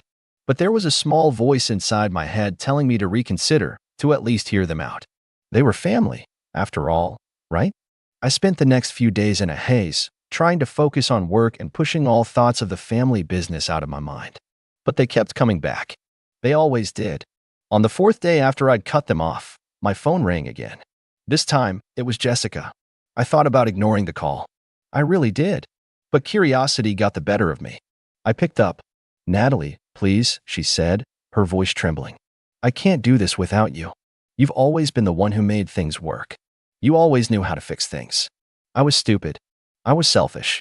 I've ruined everything. For a moment, I almost believed her. The desperation in her voice, the vulnerability, it wasn't like her. I could hear the tears, and for a second, I thought maybe, just maybe, she really had changed. But then I remembered everything. All the years I'd been ignored, all the times I'd been made to feel like I wasn't good enough. And suddenly, all the pity in her voice felt like a game. Like she was trying to manipulate me into doing what she needed. You ruined everything, Jessica, I said coldly. You took credit for everything I did. You made me feel worthless in my own family. And now, you want me to fix it for you? Just like that. I know I've made mistakes, she said, almost pleading. But please, you're the only one who can save us. Please, Natalie. I know I don't deserve it, but I'm begging you. Help us. Help me. The silence stretched on, and for the first time, I wasn't sure what to say. On one hand, I wanted to just hang up and be done with it. But on the other hand, part of me wanted to believe she meant it. Part of me wanted to believe that there was still a chance for things to be different. But then I thought about everything they had said, everything they had done, and I felt the anger rise up again. It was so easy for them to act like they needed me now, but where were they when I needed them? Where were they when Jessica was running around taking credit for everything I did? I'm done, Jessica, I said firmly. You had your chance. You didn't want my help when I offered it. You didn't care when I was giving my all. Now you want me to drop everything and fix this mess? That's not how it works. But, Natalie, she started to say. No, I cut her off. You don't get to do this. I've given enough. And I'm not going to be your safety net anymore. You've made your bed. Now you get to lie in it. I hung up before she could say anything more. The thing was, even though I had stood my ground, part of me still felt conflicted. Part of me still cared. I couldn't just shut them out completely, could I? As I stared at my phone, I knew I had to make a decision. If I went back now, if I helped them, they would never respect me. They would never see me as more than the person they could rely on when things went south. But if I didn't help, if I let everything collapse, how far would they be willing to go to drag me back in? The days passed slowly, and I tried to ignore the pit in my stomach that seemed to grow with every passing hour. Every time my phone buzzed, I braced myself for another message from my parents or Jessica, but I stayed firm. I refused to let them manipulate me again. The truth was out. I was done, but that didn't stop them from trying. It had been 6 days since I'd stopped responding to their messages, 6 days since I had stopped helping with the business. I thought that maybe, just maybe, they'd get the message. I thought I could move on and leave them to handle their mess. But I should have known better. It was a Tuesday afternoon when I got the first text. I had been sitting at my desk, working on some freelance projects, when my phone lit up. It was from my mom, which wasn't unusual, but this time there was no greeting. Just a message that sent a shiver down my spine. Natalie, we need your help. The bills are piling up. We can't keep this business afloat without you. I stared at the screen, heart pounding. The nerve of them. No apologies, no acknowledgement of the years of hard work I had done for that business, no recognition of how they had treated me. Just a desperate plea for help. I didn't know whether to laugh or scream. I took a deep breath and tried to stay calm. I wasn't going to fall for it. Not this time. I put my phone down and went back to my work, trying to focus, but my thoughts kept drifting. I thought about all the times my parents had dismissed my ideas, belittled my contributions, and praised Jessica for doing the bare minimum. The frustration had been building for years, but this felt different. This was the final straw. I didn't reply to the message. But then, just an hour later, my phone buzzed again. This time, it was Jessica. I'm sorry, okay? The message started. Please, Natalie, we need you. I'm trying to fix things here, but it's falling apart without you. Mom and Dad are freaking out. Please come back. I could already feel the tears in her words, but I wasn't buying it. I knew exactly what she was doing, using guilt to manipulate me into coming back. The same tactic she had used for years. She always knew how to pull at my heartstrings, make me feel responsible for everything. But I was done being the one who had to clean up after her. I put the phone down again, my hands shaking. I couldn't deny it. The urge to help, the pull to be there for my family, was strong. But I also knew that if I gave in now, nothing would change. They would just keep using me until there was nothing left of me. The rest of the day was quiet, but the tension in my chest wouldn't go away. It felt like I was on the edge of something, like I was holding my breath waiting for the next bombshell to drop. The following morning, I got another message, this time from my dad. It was short and blunt. We can't do this without you. You're the only one who can save the business. Don't be selfish. That was the moment I finally snapped. Selfish? After everything they had put me through? They had ignored me, belittled my efforts, and now they were calling me selfish? The audacity. The nerve. I picked up my phone and called Jessica. She picked up on the first ring, her voice frantic. Natalie, please, enough. I interrupted. I'm done. You and Dad have made it clear where your priorities lie, and I'm not part of that anymore. I can't keep fixing your messes. There was a long pause on the other end. Then Jessica's voice cracked. We didn't mean to hurt you, Nat. We didn't realize, you didn't realize. I said, my voice rising. You never cared. You only cared about the business, about looking good, and about pretending like you didn't need anyone. You used me, Jessica. You used me to make everything look perfect while you got all the credit. And now that it's falling apart, you want me to come in and clean it up. Her silence was deafening. I'm sorry, but I can't do this anymore, I said. my voice trembling with a mix of anger and hurt. I'm not your backup plan anymore. I hung up before she could say anything more, my hands trembling. I had said the words I'd been holding in for years, but now there was this hollow feeling inside me. A part of me wanted to pick up the phone and call her back, apologize for being so harsh. But I knew it wouldn't do any good. It was too late for that. I walked away from my desk and stood by the window, staring out at the city below. Everything was changing. The family business, my relationship with Jessica, my relationship with my parents, it was all slipping away, and I couldn't do anything to stop it.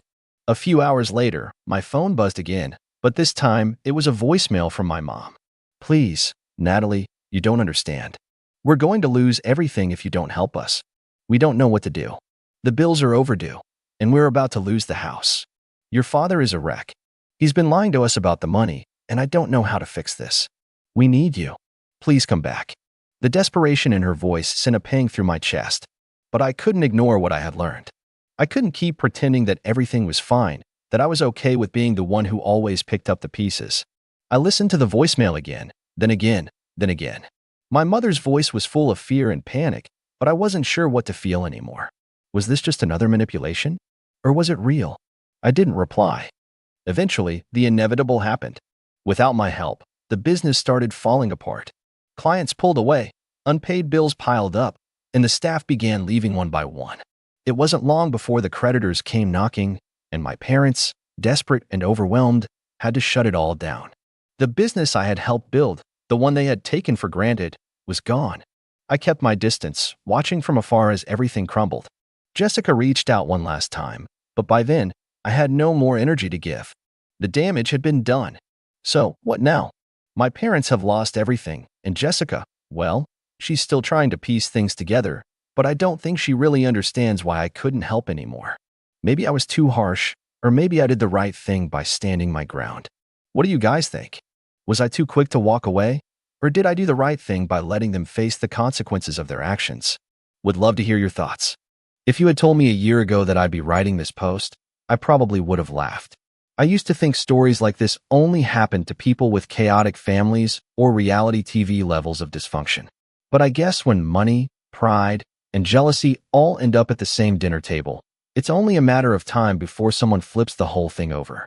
My name's Kevin, I'm 29, and this all started because I wanted to do something nice for my dad. He's a good man. Not perfect, but solid, dependable. The kind of guy who never bought himself anything over $50 unless it was for the family. He wore the same watch for 18 years, drove a beat-up old Honda Civic until the tires were balding and the AC wheezed like a smoker, and still found ways to surprise us with new bikes at Christmas or last-minute beach trips when we were kids. He worked 2 jobs for most of my childhood, warehouse forklift by day, diner cook on weekends. All that so my younger brother Jason and I could go to good schools and not worry about stuff he had to worry about when he was our age. I got lucky in life. Worked hard. Yeah, but I also caught a few breaks. A startup I joined right out of college took off, and I cashed out with stock options that made my head spin. I didn't go crazy with the money.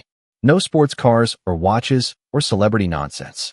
But I always knew that when the time was right, I wanted to get something for my dad. Something huge. Something that would make up for all those years he shrugged off his own wants so we could have everything. And that something ended up being a 2023 Porsche 911 Carrera GTS.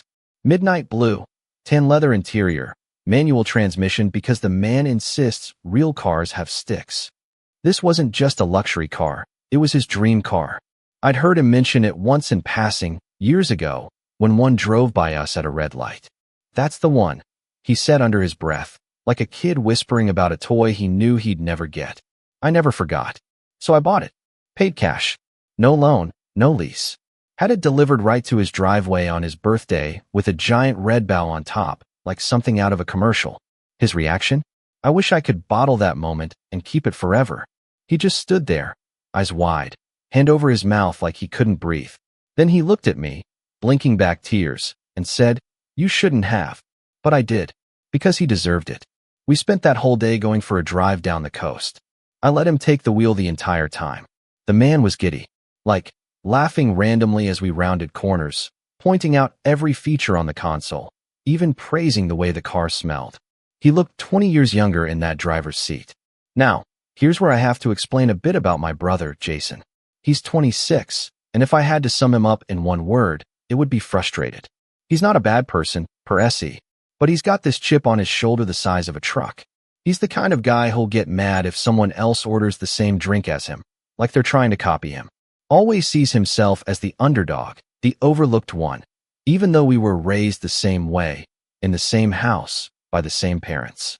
Jason and I haven't exactly been close for the past few years. We talk, sure. Family dinners, birthdays, the usual. But there's tension. Always has been. I think it started after college. He struggled to find steady work, bounced between retail and short-lived gigs in marketing, while I climbed fast in the tech world. Every time I got a promotion, he'd make some passive-aggressive comment like, "Must be nice to have connections," or "Some of us have to actually earn stuff." I never rubbed anything in his face. I kept things low-key, but I could feel the resentment simmering under the surface, like he was waiting for an excuse to boil over. When I bought the Porsche, I didn't expect him to be thrilled, but I didn't expect what actually happened either. At first, he played it cool. At Dad's birthday party, he gave me a half smile, a backhanded compliment. "Wow, man. Real subtle. Gotta love a gift that screams, 'Look at me.'" I laughed it off. So did Dad. But I noticed he didn't come outside once to look at the car. Not even for pictures. Later that night, I overheard him talking to our cousin in the kitchen, voice just low enough to think I wouldn't hear. He always has to one-up everyone. Like, "Congrats, you're rich." We get it. I told myself to let it go. He was probably just venting, feeling small in the shadow of something big. I figured with time, he'd come around. But then little things started to happen. Nothing huge at first. Dad mentioned once that the passenger seat had some mysterious scuff marks. He brushed it off. Must have been the detailer. A few days later, the fuel tank was lower than expected after Dad left it parked for days untouched. Weird, but maybe he forgot to fill it up? I started to get a bad feeling in my gut, but I didn't want to be that guy, the one who accuses his own brother of something without proof. So I stayed quiet, until I noticed the tire pressure warning light blinking when I was over at Dad's place. He didn't know what it meant, just that the dash kept pinging. I checked the tires. The front right was visibly worn on the outer edge, like it had taken a hard corner one too many times. That's when the pieces started to click into place. I casually asked Dad if he'd let Jason take the Porsche out for a spin. He blinked, confused. No, he hasn't asked. And even if he did, I wouldn't have said yes. Not yet. He's not. Careful. Something in his voice told me he knew something was off too. He just didn't want to believe it. So I decided to run a little test. I bought a cheap Bluetooth GPS tracker and discreetly placed it in the trunk lining. Nothing fancy, just enough to ping my phone whenever the car moved. I didn't tell Dad. I didn't tell anyone. Just wanted to be sure I wasn't imagining things. 3 nights later, I got a ping at 1:14 a.m. The Porsche was moving. I watched the little dot on my phone drive out of the neighborhood, hit the freeway, then loop into downtown. It stopped near a rooftop bar I knew Jason had posted about before on Instagram. My stomach twisted. This wasn't a quick joyride. This was planned. The car didn't return home until 3:39 a.m. I didn't sleep a second that night. I waited until the next day. When Dad was out running errands, I stopped by the house, opened the app, and pulled the GPS log. The Porsche had been taken out 4 times that week alone, each time between midnight and 3 a.m. Always the same route, downtown, then back. And I hadn't said a word yet, because part of me still hoped there was an explanation. But deep down, I already knew. And when I finally confronted Jason, what he said made my blood run cold. The confrontation happened on a Sunday afternoon. One of those lazy days where the whole family somehow ends up in the same house. Dad barbecuing in the backyard, Mom making lemonade in the kitchen, and Jason sprawled across the living room couch like he owned the place, glued to his phone, legs dangling over the armrest. I'd been holding it in all week, debating whether to talk to Dad first or give Jason a chance to come clean. But after that last GPS ping, I couldn't stay quiet any longer. So I walked up, calm but firm, and said, "Hey, Jason, can we talk outside for a second?" He didn't look up, just let out a groan. "About what?" "You'll see." He sighed like I'd asked him to carry a mattress up 3 flights of stairs. Then he stood and followed me out to the front yard. We stood by the driveway, a few feet from the Porsche, which still looked pristine if you didn't know what to look for. I could feel my heartbeat picking up, my jaw tightening. I pulled out my phone and opened the tracker app, You want to tell me why this car was driving around downtown at 2 a.m. last Thursday? Jason blinked. What? I turned the screen so he could see the map. The little timestamps, the GPS trail. His eyes flicked over it for a second too long. Then he scoffed and leaned back on one foot. You're seriously tracking your own dad's car? No. I'm tracking my gift. That I bought with my money. For his birthday. And somehow it's being taken out in the middle of the night without his knowledge. You want to explain that? He crossed his arms, trying to play it cool. So what? You're accusing me of stealing it. You tell me. Jason looked off toward the street like he was weighing how much of the truth to admit. Then he shrugged. Okay, fine. I took it out a couple times. Big deal. It's not like I wrecked it. My stomach twisted at how casually he said it. Like it was a borrowed hoodie, not a six-figure sports car he didn't even ask permission to touch. You took it out without asking, I said, voice sharper now. You lied to Dad. You drove his dream car like it was your toy. At 2 in the morning? Are you insane? He rolled his eyes. Relax. I was careful. I just wanted to see what it could do. You act like I crashed it into a wall.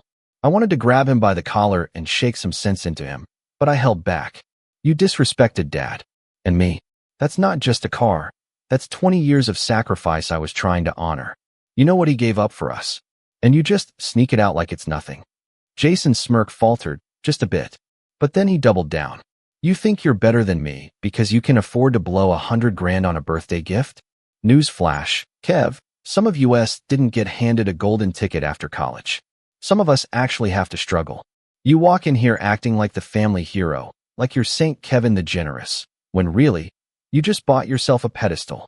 I blinked. You think I did this for me? He threw his hands up. It's always been like this. You were Dad's favorite. You got the best grades, the best college, the job, the apartment. And now you're showing off with a Porsche while I'm stuck doing freelance gigs just to scrape by. Forgive me if I wanted to know what it felt like to drive something nice for once. I couldn't believe what I was hearing. The sheer entitlement of it. The rewriting of history. He wasn't taking accountability. He was twisting it into some personal injustice. Jason, I said, voice low, I didn't buy that car to show off. I bought it because Dad deserved something he never would have gotten for himself. If you felt jealous, you could have talked to me.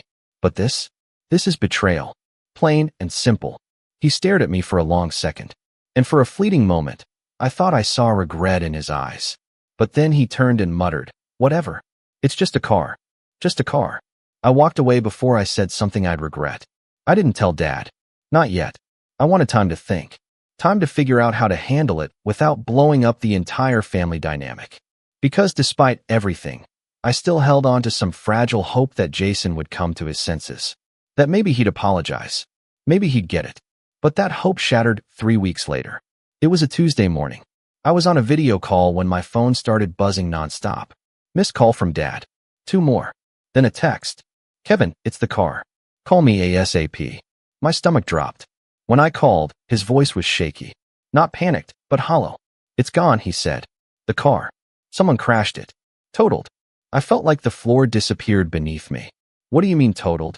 He explained slowly, like he still couldn't believe it himself. Apparently, he woke up early to go for a morning drive. But the car wasn't in the driveway. There were no signs of forced entry, no broken glass, no keys missing from the hook by the door. Then he got a call from the police. The Porsche had been found wrecked against a concrete divider on a side road just outside the city. Driver fled the scene. Witnesses said it happened around 4 a.m. I didn't even need to ask. I knew.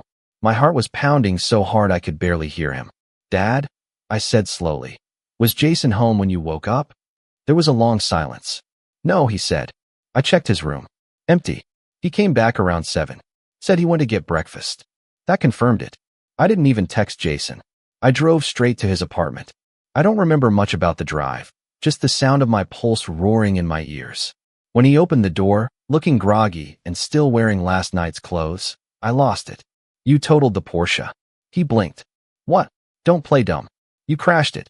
I know it was you. He held up his hands. Okay, calm down. Don't tell me to calm down. You stole that car, again, after I asked you not to touch it. You wrecked it. Do you even understand what you've done? He looked like a deer in headlights. Look, I didn't mean to. It was raining, and I didn't see the turn in time. So you admit it. He slumped down onto the couch. I panicked, all right. I didn't know what to do. I bailed. I figured I don't know, talk to Dad later. Explain it wasn't my fault. It is your fault. I shouted. You had no right to be behind that wheel. None. And now Dad's dream is sitting in a scrapyard because you wanted to feel important for 5 minutes. He didn't respond. I stood there seething. I wanted to scream, to throw something, to make him feel even an ounce of the shame he should have felt. But he just sat there. No tears. No apology. Just blank, useless silence. And that's when I saw it. He didn't feel sorry. He felt cornered. That was the moment everything shifted for me. That was the moment I stopped seeing him as the brother I grew up with and started seeing him for what he really was. A selfish man who thought consequences were optional, as long as he could spin the story afterward. I left without another word. Back at Dad's house, he was still sitting on the porch, looking like someone had punched a hole through his chest. I sat next to him. Neither of us spoke for a long time. Finally, he said, I love that car. Not because of what it was, but because of what it meant. I know. He nodded. I always thought Jason just needed more time to figure himself out. But now, I don't know. Maybe I enabled it. That hit me harder than anything else. Because Dad blaming himself? That wasn't fair. He didn't raise Jason to be like this. Jason chose this path. Over and over. I could have let that be the end of it. I could have mourned the loss, written it off as a mistake, and moved on. But I didn't. Because 2 days later, while I was still working through the insurance mess, I found out something that pushed me over the edge. I was scrolling through Instagram, not even thinking about it. Just muscle memory at that point. And there it was, Jason's story. A video taken the night before the crash. Inside the Porsche. Music blasting. Him laughing with 2 friends. Revving the engine like he was in a race movie. And the caption? Living like a king. That was it. That was the moment I decided he was going to pay. Not just figuratively. Literally. And when I was done, he'd learned that sometimes, kings fall hardest when they build their castles on stolen ground. The week after I saw Jason's Instagram story felt like a fog I couldn't walk out of. I wasn't just angry anymore. I was hollow. I'd been robbed, not just of money or metal, but of something deeper. That car had been a symbol. A thank you. A way to repay Dad for everything he gave us. And Jason had turned it into a toy, wrecked it, then laughed about it online like it was a joke. I didn't show Dad the story. He didn't need that pain. But I saved the video. Just in case. The insurance company, of course, wasn't happy. Since the registered owner was Dad, and he wasn't the one driving, or even aware the car had been taken, the process became a slow, bureaucratic nightmare. They needed police reports, proof of unauthorized use, statements. And even then, there was a real possibility they'd deny the claim. Joyriding by a family member isn't always covered. That meant Dad could be on the hook for tens of thousands in damages on a car he never misused and didn't even get to enjoy. I knew what this would do to him. I knew how much guilt he already carried. So I stepped in, took over the process, hired a lawyer, and started building a case that placed every bit of blame where it belonged, Jason. But while that fight dragged on in the background, my life started to unravel. The stress seeped into everything. My work performance tanked. I missed meetings, fumbled presentations, couldn't concentrate. I started snapping at friends, canceling plans, ghosting people who asked if I was okay. I told myself I was just handling things, that once it all settled, I'd be fine. But I wasn't fine. One night, I was sitting alone in my apartment, empty takeout box beside me, laptop open but untouched, when I got a call from Mom. She'd been quiet through all of this, supportive in her own way, but reserved. That night, though, she sounded different. Kev, she said gently, your dad won't say it, but he's not doing great. I swallowed hard. I know. He's not angry at you, she added. Just sad. Defeated. I've never seen him like this. He hasn't driven since the accident. Won't even get behind the wheel of the Corolla. That hit harder than I expected. Dad had loved driving. It was his escape. His therapy. And now he was afraid to even touch a steering wheel? Maybe you should come over, she said. Not to talk about Jason. Just come have dinner. I did. That Friday, I showed up with groceries and cooked him one of his favorites, lemon pepper chicken with roasted potatoes, the way he used to make it when Mom worked late. He barely spoke at first, but after a while, the silence softened. We talked about dumb movies, neighborhood gossip, football, and for the first time in weeks, I saw a flicker of light in his eyes. That dinner became a weekly thing. then twice a week. I started working from their place occasionally, helping Dad with little home repairs or errands. It didn't fix everything, but it helped. And slowly, I started to feel a little less broken myself. Meanwhile, Jason? He disappeared. No calls, no texts, no family dinners. He ghosted us all like he'd never existed. I assumed he was embarrassed, or just cowardly. I didn't care. He'd made his choices. But then Mom found out from one of her church friends that Jason had been bragging to people, telling them his idiot brother overreacted about a stupid car, and that the insurance would cover it anyway. He even hinted that I'd probably buy Dad another one because I love playing savior. That's when something shifted in me again. The rage was still there, sure, but now it was cold, focused. I started planning. First, I dug into Jason's finances. I still had access to some shared family records from years ago, stuff we'd used to co-sign loans for him when he was trying to build credit. I found out he was behind on payments for a used BMW he'd financed 2 years ago. Credit cards maxed. One account sent to collections. Rent overdue by a month. He was broke. And cocky. A dangerous combo. Next, I called my lawyer and asked what my legal options were. We reviewed the police report, the Instagram video, the GPS logs. The lawyer nodded slowly, tapping a pen against his notepad. "You've got a strong civil case," he said. "Especially if your dad signs an affidavit stating he never gave permission." "He will." We filed a lawsuit for damages. Not just for the totaled vehicle, but for fraud, unauthorized use, and the resulting emotional distress inflicted on Dad. It was a long shot for full compensation, but it wasn't about the money anymore. It was about the message. But I didn't stop there. While all that churned in the background, I focused on rebuilding. I took a leave of absence from work, officially for mental health reasons. At first, I felt guilty, like I was slacking. But truthfully, I needed it. I started going to therapy twice a week. For the first time in my life, I admitted out loud how much pressure I'd felt being the good son, the responsible one, the unspoken glue in a family full of cracks.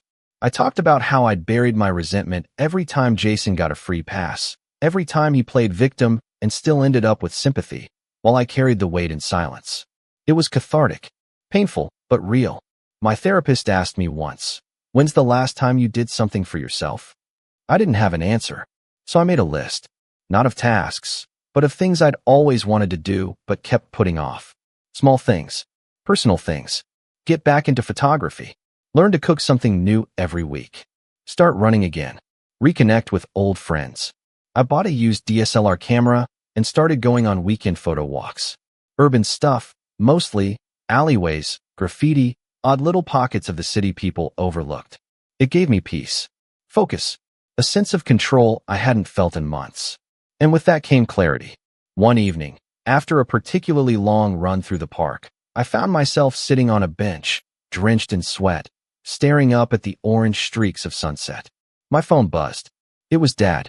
Just one sentence. "Thanks for not giving up on me." I stared at it for a long time.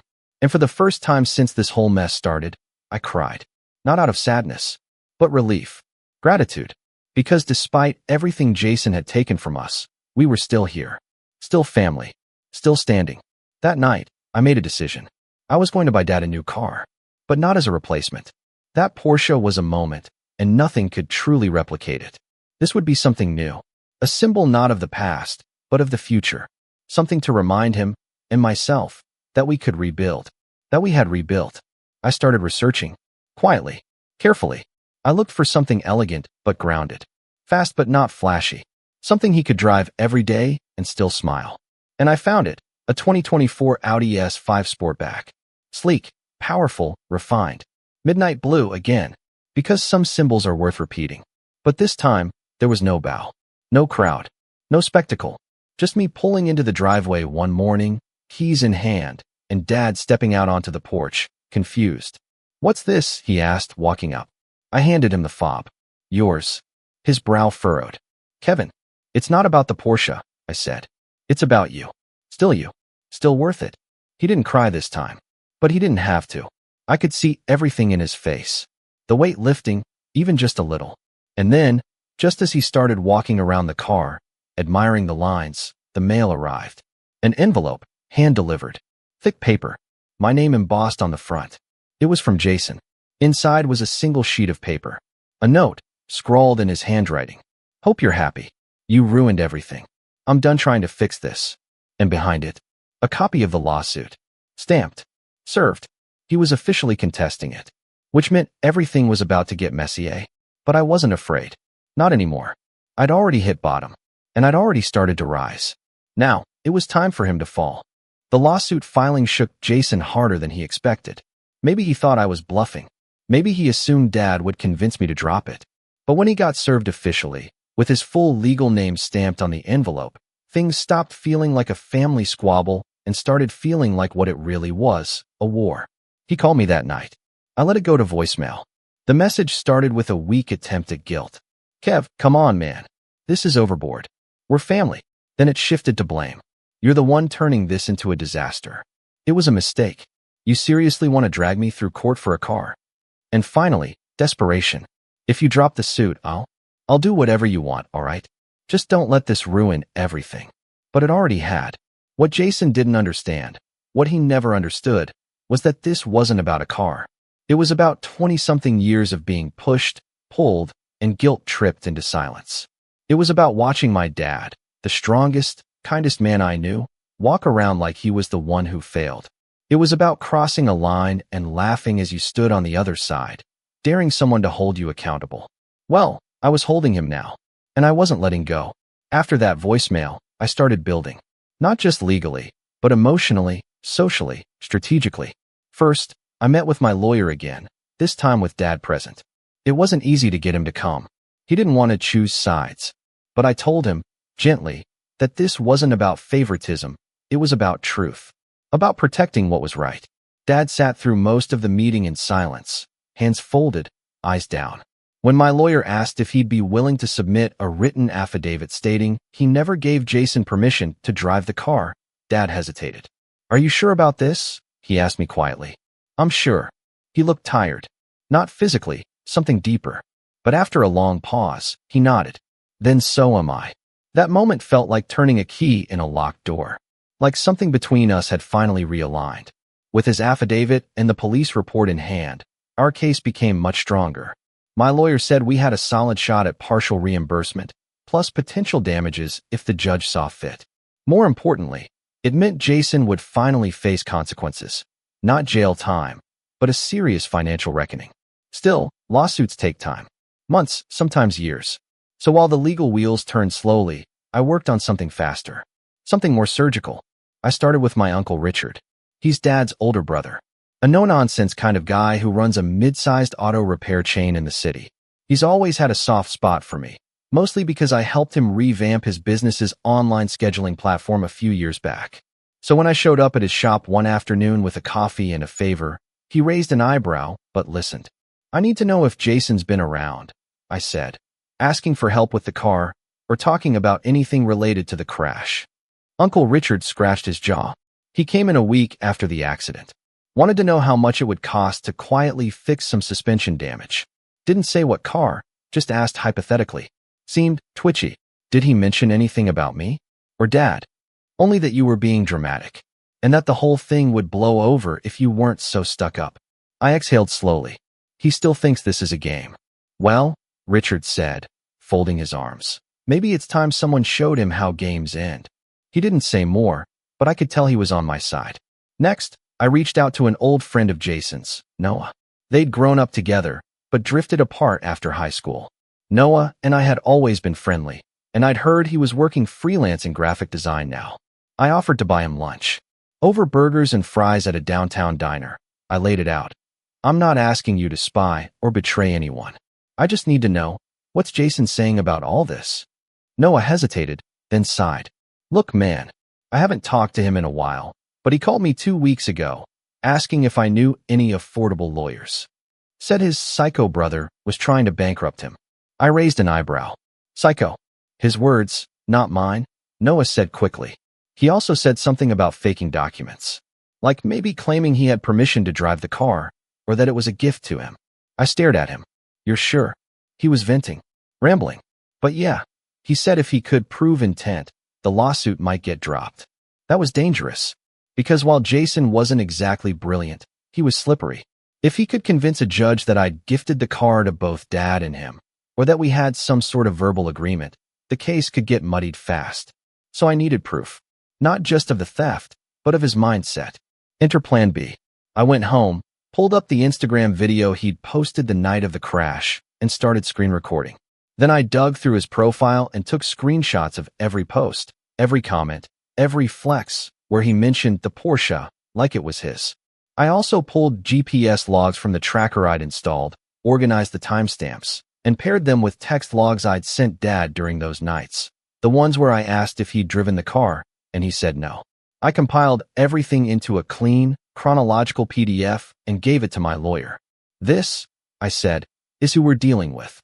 He whistled softly. This is damning. Good. But the biggest move came next. I started reaching out to Jason's landlord, utility companies, and even a few debt collectors listed on his credit report, which I'd accessed through an old family-linked credit monitoring account we both forgot existed. I didn't impersonate anyone. I didn't break laws. But I asked questions, very specific ones, about payment plans, timelines, delinquency notices. The picture I painted was bleak. Jason was 3 months behind on rent.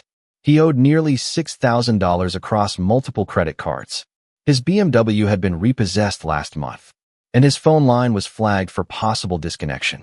It was all falling apart, which is exactly what I needed, because I had a plan. If I could time everything right, the lawsuit, the evidence, the financial pressure, I could force him into a corner. Not out of cruelty, but justice. And once he was there, I'd give him a choice. Pay what you owe, or lose everything else you're clinging to.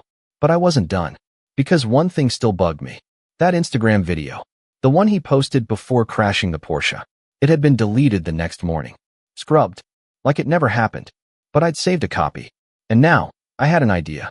I contacted a friend who worked in digital media, asked if he could enhance the video, stabilize it, clean up the audio.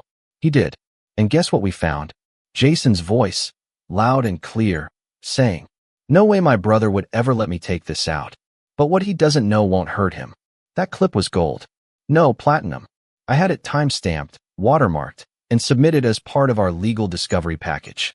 And still I waited. Quiet. Patient. Because the setup wasn't complete until one final piece fell into place. It happened the following week, when I went to drop off groceries at my parents' place. Dad was in the backyard, fiddling with the garden hose. When he saw me, he waved me over. "Got a letter today," he said. "From Jason." My stomach tightened. What did it say? He handed it to me without a word. It was short. Sloppy handwriting. No return address. "Dad, I know Kev's feeding you lies. I never meant to hurt you.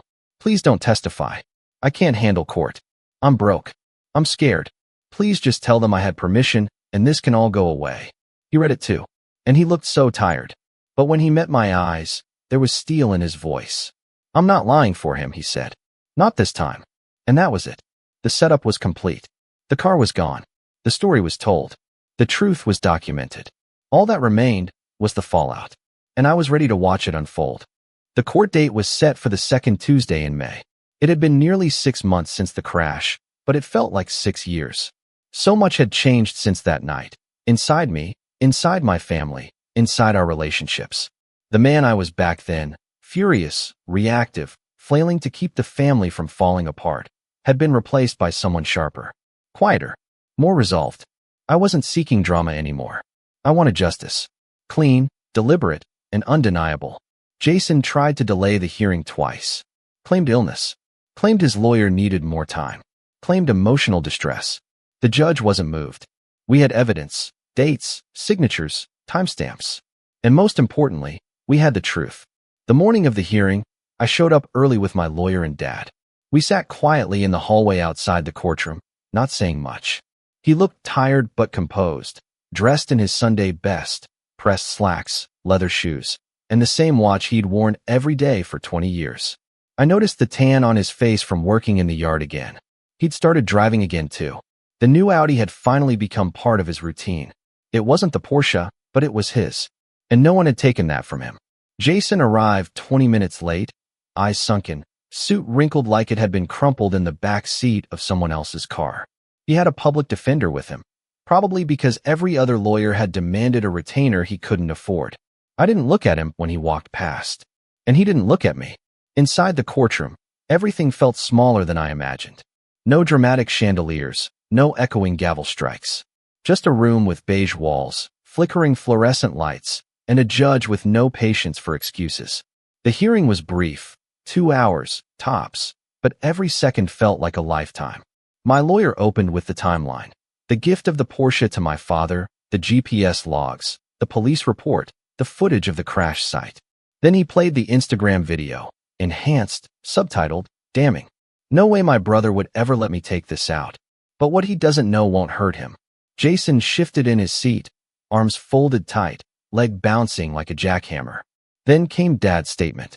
He stood, cleared his throat, and said in a quiet but steady voice, "I never gave my son Jason permission to drive the car. Not once. I didn't know he'd taken it until it was already gone. I don't blame him for being lost in life. But I can't protect him from what he did. Not this time." And then he sat down. Jason's defense was predictably weak. His lawyer claimed there was verbal ambiguity around access to the car, that in a family dynamic, ownership can be interpreted loosely, and that emotions were running high on all sides. Jason never looked up during any of it. When asked if he had any response, he mumbled, "I didn't think it would be such a big deal." The judge didn't even blink. Before issuing her ruling, she asked a final question, one I didn't expect. To the plaintiff, "What remedy are you seeking? Financial restitution? Civil penalties? Or something else?" I stood up. My voice was calm. "I'm seeking accountability. I paid for that car to honor my father. Jason destroyed that. I don't want to bankrupt him. I want him to learn. And to pay back what he cost, dollar for dollar. No shortcuts. No handouts." The judge nodded. Her ruling was swift. Jason was ordered to pay $76,000 in damages, covering the market value of the totaled vehicle after the partial insurance payout I finally secured, plus legal fees and emotional distress. He was given 30 days to begin payments, or the court would authorize wage garnishment, asset seizure, and a lien against his credit for the full amount. There was no shouting, no explosion, no family breakdown in the courtroom. But Jason's face, when the judge read that number aloud, was pure defeat, like someone had just read his obituary in real time. We left the courtroom in silence. Outside, the sun was warm, the air clear. Dad reached over and put a hand on my shoulder. "You did the right thing," he said. I nodded, but didn't say anything. Not yet. Jason didn't call that night. Or the next. A week passed. Then 2. And then, on a random Tuesday morning, I got a notification. $600. Bank transfer. From Jason. No note. No explanation. It was a start. The payments trickled in, slower than the court ordered, but steady. I let my lawyer handle the enforcement. I didn't want to think about it anymore. That part of the story was closing. But there was still fallout. Word got around. Our extended family, who'd always treated Jason like they misunderstood one, started asking questions. At first, he tried to spin it. Kevin exaggerated everything. Dad overreacted. But the evidence was out there now. The video. The wreck. The ruling. You can't lie your way out of a legal judgment. At our cousin's wedding that summer, I walked in and saw Jason sitting alone at a side table, scrolling his phone, looking like a ghost of the guy he used to pretend to be. A few people gave him polite nods. Most avoided him altogether. I didn't speak to him, but I wasn't angry. I was done. In the months that followed, life finally settled into something normal again. I got back into work, slowly but surely. The late-night stress was gone. The therapy sessions became less frequent. Dad and I went for drives again. Nothing flashy, just weekend trips to the coast, stopping at quiet diners like we used to. One Saturday afternoon, we pulled over by an overlook and just sat, watching the waves crash against the rocks. Dad looked over at me. "You know," he said, "I always worried you'd carry too much." I glanced at him. "What do you mean?" "You've always felt like you had to hold things together. Make peace. Fix what others break. It's a heavy way to live." I didn't respond right away. Just listened to the gulls circling overhead. "I guess I got tired of fixing," I said finally. "Some things need to break, or they'll never change." He nodded. "And sometimes, you have to let them stay broken." The wind picked up. We sat there for a while longer, saying nothing. Later that evening, I got a final message from Jason. "Hope you're happy. I lost my apartment. My credit's trashed. Can't even get a loan for a used car. You win." I stared at the message for a long moment, then deleted it. Because I didn't win. I survived. I protected what mattered. And that wasn't revenge. That was justice. And as I stood in the kitchen later that night, watching Dad walk in from the garage with grease on his hands and a smile on his face, I realized something. You don't get to choose your family, but you do get to choose what you tolerate. And me? I chose peace over silence. And the sound of that engine, purring steady in the driveway, was louder than any apology Jason never gave. Some lessons come with a price tag. Jason just didn't know the bill had his name on it. They always said I was the practical one, the steady son, the one who'd figure things out without needing help. I used to think that was a compliment. Now I know it was a convenient excuse for them to pile responsibilities on me while my brother got to play golden child. My name's Andrew. I'm 32, and this whole mess started about a year ago when my mom called me at work to chat about the house. That's what she said anyway. It sounded casual, but with my mom, nothing ever is. I work as a project manager at a mid-sized construction firm, so my schedule's tight. Calls during work hours usually mean something's up. I stepped outside, phone tucked between my shoulder and ear, and she started in. Andy, your father and I were thinking, maybe you could come by this weekend? The house needs a little love. Translation, unpaid labor. Again, my parents' house was the same one I grew up in.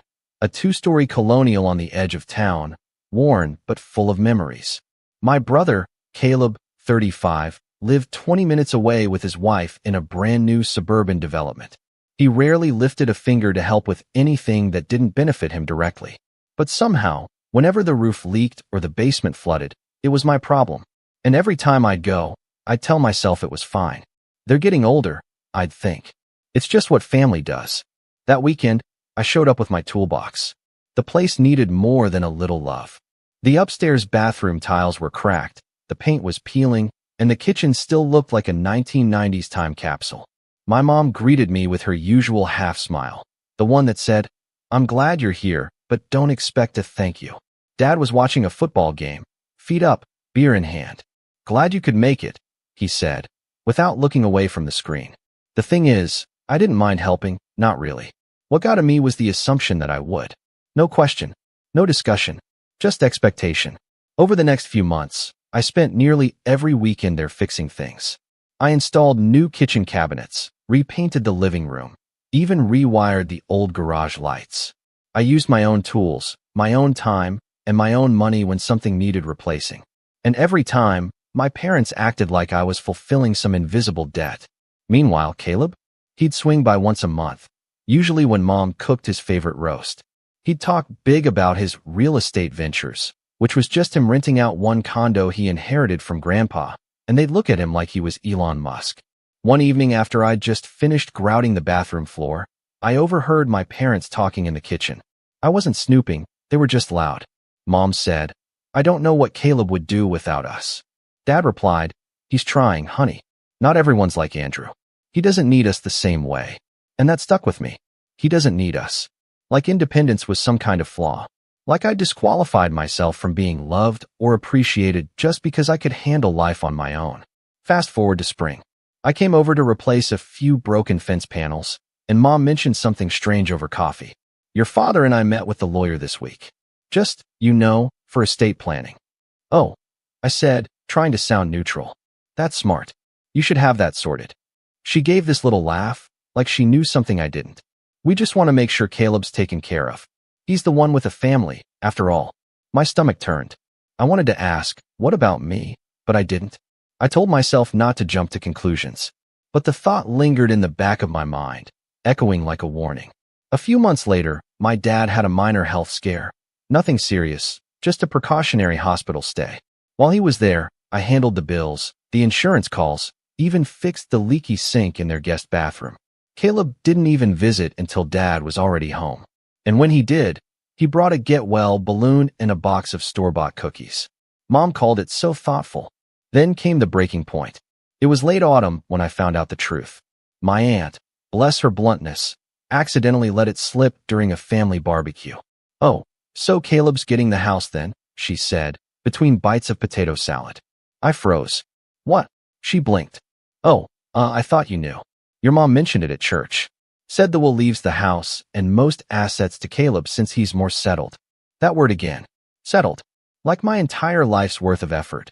Helping, fixing, showing up, meant nothing because I didn't have a wife or kids. That night, I couldn't sleep. I kept replaying every nail I'd hammered into that place. Every hour I'd spent sanding, painting, patching. I'd poured my weekends, my money, and my heart into that house. And apparently, it wasn't even mine to touch. The next day, I confronted my mom. She was in the kitchen, stirring a pot of soup like it was any other day. "Mom," I said, keeping my voice calm. "Is it true? About the will?" She didn't even look surprised. "Oh, Andrew, don't make this into a big thing. It's just practical. Caleb has a family. He needs stability. And I don't." I asked, "You're single, honey. You'll be fine. You always are." I stood there in stunned silence. That line, "You'll be fine," it hit like a slap. Because it was true. I was always fine. And they'd used that as an excuse to give me nothing. From that point on, something in me shifted. I stopped showing up on weekends. Stopped answering every "can you fix this?" text. The silence bothered them more than I expected.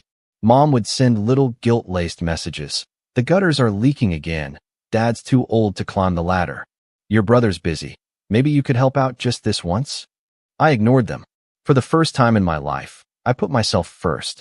Then, about a month after the will incident, Mom sent a text that almost made me laugh out loud. "Mortgage is due this week," she wrote. "Could you send over your usual amount?" My usual amount. She meant the help I'd been giving them since I was 25, covering part of their mortgage, temporarily, when Dad lost his job years ago. I never stopped, even after he found another. They just quietly let me keep paying. This time, though, I took a deep breath and typed back. "Sounds like a firstborn problem." I stared at the screen for a full minute before hitting send. Her typing bubbles popped up instantly, disappeared, then popped up again. She didn't know what to say.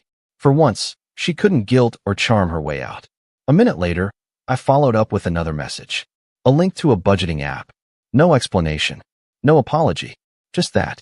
I set my phone down, leaned back, and realized, for the first time in years, I didn't feel guilty. I felt free. But that text? That's when everything really started to unravel. Because Mom didn't take it as a message. She took it as a declaration of war. And the next thing she did was worse than anything I could have imagined. When I tell you that text flipped a switch in my mom's brain, I mean it. By the next morning, my phone looked like it had been through a storm. Missed calls, a dozen messages, even a voicemail where she started calm and ended near tears. "Andrew, I don't know what's gotten into you lately," she said. "You've changed. This isn't like you. We're family. We help each other." I didn't answer. I'd spent my entire adult life being the family handyman, the emotional anchor, and the financial safety net. The moment I stopped, they acted like I'd broken some sacred contract. A few days later, my brother Caleb called. I debated letting it ring out, but curiosity won. "Hey man," he said, voice unnaturally casual. "Mom's really upset. What's going on between you two?" I almost laughed. "You mean besides me finding out you're getting everything in the will? Including the house I literally rebuilt?" He went quiet. Then, the faint sound of him exhaling. "She told you, huh?" "She didn't. Aunt Lisa did." "Oh." He cleared his throat. "Look, Andy, it's not personal. Mom and Dad just figured that you need it more because you have a family." I cut in. "Yeah, I've heard the line." He sighed. The kind of sigh people give when they're pretending to be reasonable. "You've got to understand, it's not about fairness. It's about practicality. I've got a mortgage, kids, bills." I snapped. "And what do you think I have? Just because I don't have a wife doesn't mean my life's free of responsibilities. I've helped pay their mortgage for years, Caleb. You didn't even know that, did you?" Silence. Then, quietly, "No, I didn't." "Well, now you do." He muttered something under his breath, something like, "You didn't have to, but I didn't care." I ended the call before I said something I couldn't take back. That night, Mom showed up at my apartment. Unannounced. It was around 8:30 p.m., and I'd just finished dinner when I heard a knock. When I opened the door, she was standing there in her beige coat, holding a Tupperware container like some kind of peace offering. "I brought your favorite stew," she said softly. I stepped aside. "Come in." She sat at the table, fussing with her scarf. For a minute, neither of us said anything. The silence was heavy. Then she finally looked up. "You've always been my rock, Andrew. You know that, right?" I didn't answer. I'd learned that her kind tone usually came before a guilt trip. We're all under a lot of stress, she continued. Your father's health, the bills, the house repairs. Caleb just can't handle all that. You're stronger, more capable. There it was again. More capable. The word that had become both praise and punishment. Mom, I said slowly, I'm done paying for things that aren't my responsibility. You and Dad made your choices. You decided to give everything to Caleb. That's fine. But that means I'm done being your backup plan. Her lips trembled slightly. We thought you understood. You've always been independent. Caleb, he just needs more help. And you never thought maybe I needed help? I asked. Her eyes flickered, guilt flashing just for a second before she looked away. You're being unfair. You've always had so much. A good job, no debt, no dependence. Because I worked for it, I said sharply. Because I didn't expect anyone to bail me out. The air between us went cold. For a moment, I thought she might apologize. But instead, she said something that floored me. Caleb's your brother, Andrew. You should be happy for him. Happy. For the man who was inheriting the home I spent years repairing. The man who never showed up when the roof leaked, never lifted a finger when Dad was sick, never paid a cent toward the mortgage I'd been covering. I stood up and pointed toward the door. You should go. Her mouth opened like she wanted to argue, but then she saw something in my face. Resolve, maybe. She grabbed her coat and left, saying nothing. For the next week, the silence was deafening. No calls, no texts, nothing. I tried to focus on work, but the anger kept boiling up in small moments. When I made coffee, when I drove past the hardware store, when I saw a family out walking their dog. It wasn't just about the money or the house anymore.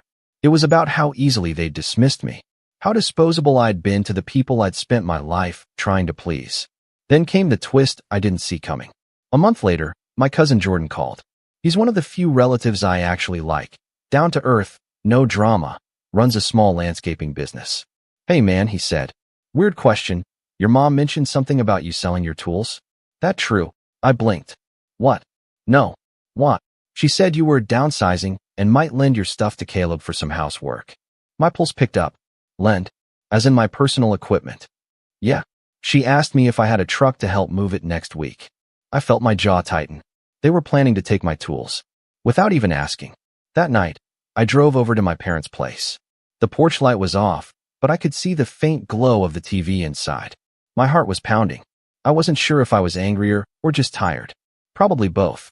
When Mom opened the door, she looked startled. Andrew, what are you doing here? I heard you're planning to lend my tools to Caleb. Her face flushed. Oh, don't be dramatic. It's just for a few weeks. He's fixing up the guest room. They're my tools. Bought with my own money.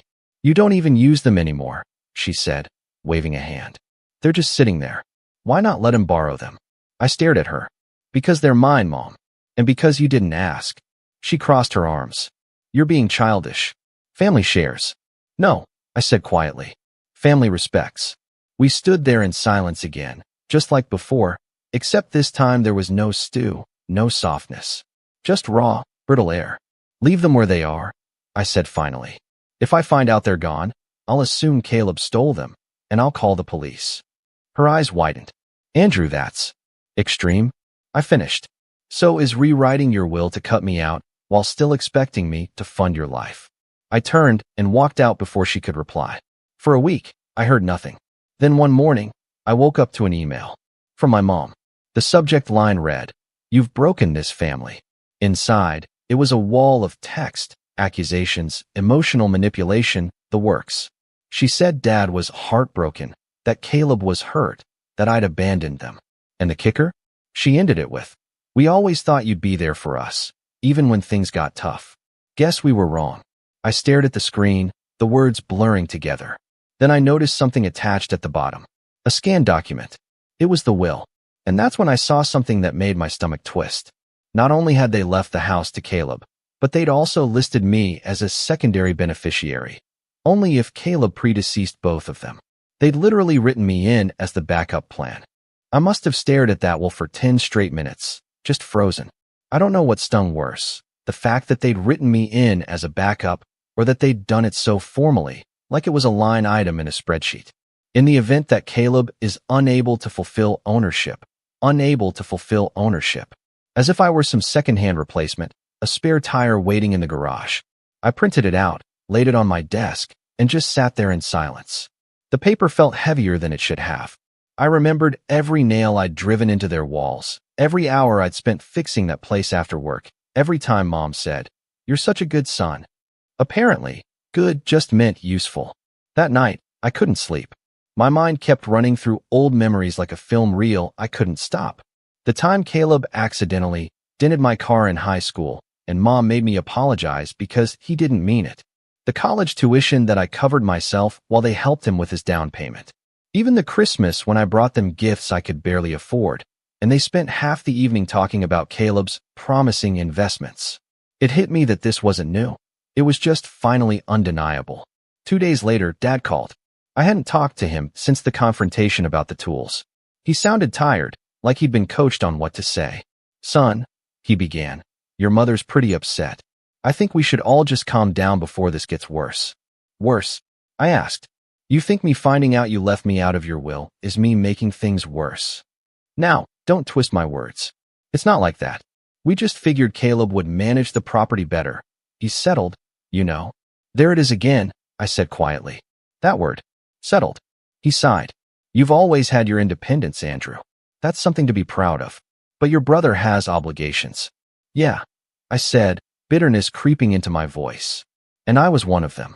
He didn't respond for a long moment. Then, softly, "Don't be like this. You'll regret it when we're gone." I hung up before I said something I couldn't take back. A week passed.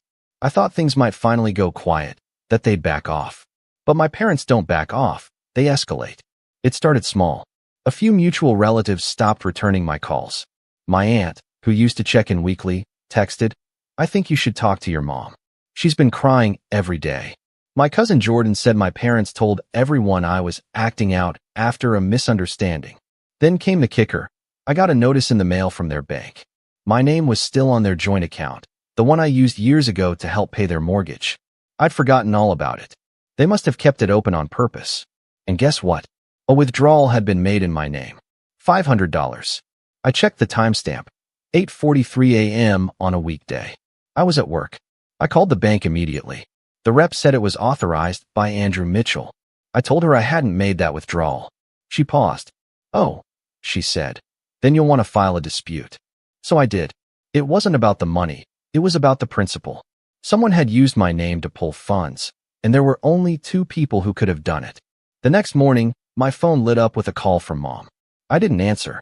10 minutes later, a text. "Did you really file a dispute against your parents?" I typed, deleted, retyped, deleted again. Then finally sent. "I filed a dispute against whoever took my money." Her response came quick. "How dare you? We raised you better than this."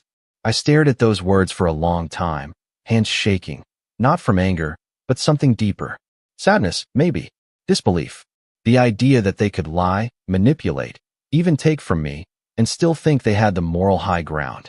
Later that evening, Caleb called again. This time, he didn't even try to sound calm. "What are you doing, man? You filed a claim against Mom and Dad." "They took money out of my account," I said. "It's their account too." "No, Caleb. It's not. It's mine. I just helped them manage it. They weren't supposed to touch it anymore." He exhaled loudly. "You're blowing this out of proportion. They needed it for a bill, okay? You know how tight things are." "Then maybe they should have budgeted better," I said coldly. He laughed, but it wasn't amused. It was sharp, defensive. "You've changed, Andrew. You used to care about family." "I still do," I said quietly. "Just not the kind that uses me." For a long time, there was silence. Then, Caleb's voice turned low. "You're gonna regret this." That one stuck with me. It wasn't just a warning, it sounded like a promise. Over the next few days, things got weird. My parents unfriended me on Facebook.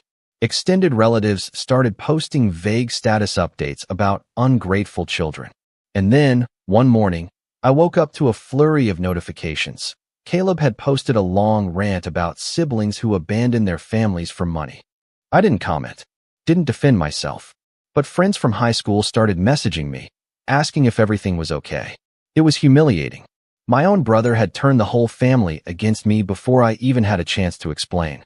That same afternoon, Mom called again. I ignored it.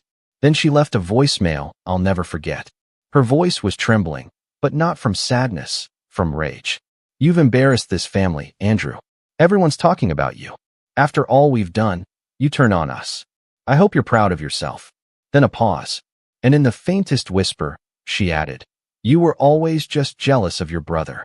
That line hit like a punch to the gut. Because it wasn't true. I never wanted what Caleb had. I just wanted fairness. Respect. Basic decency. But I didn't reply. Not yet. I wanted to cool off. That night, though, something strange happened. Around 11 p.m., I got an email notification from my cloud drive, the one I used for work projects.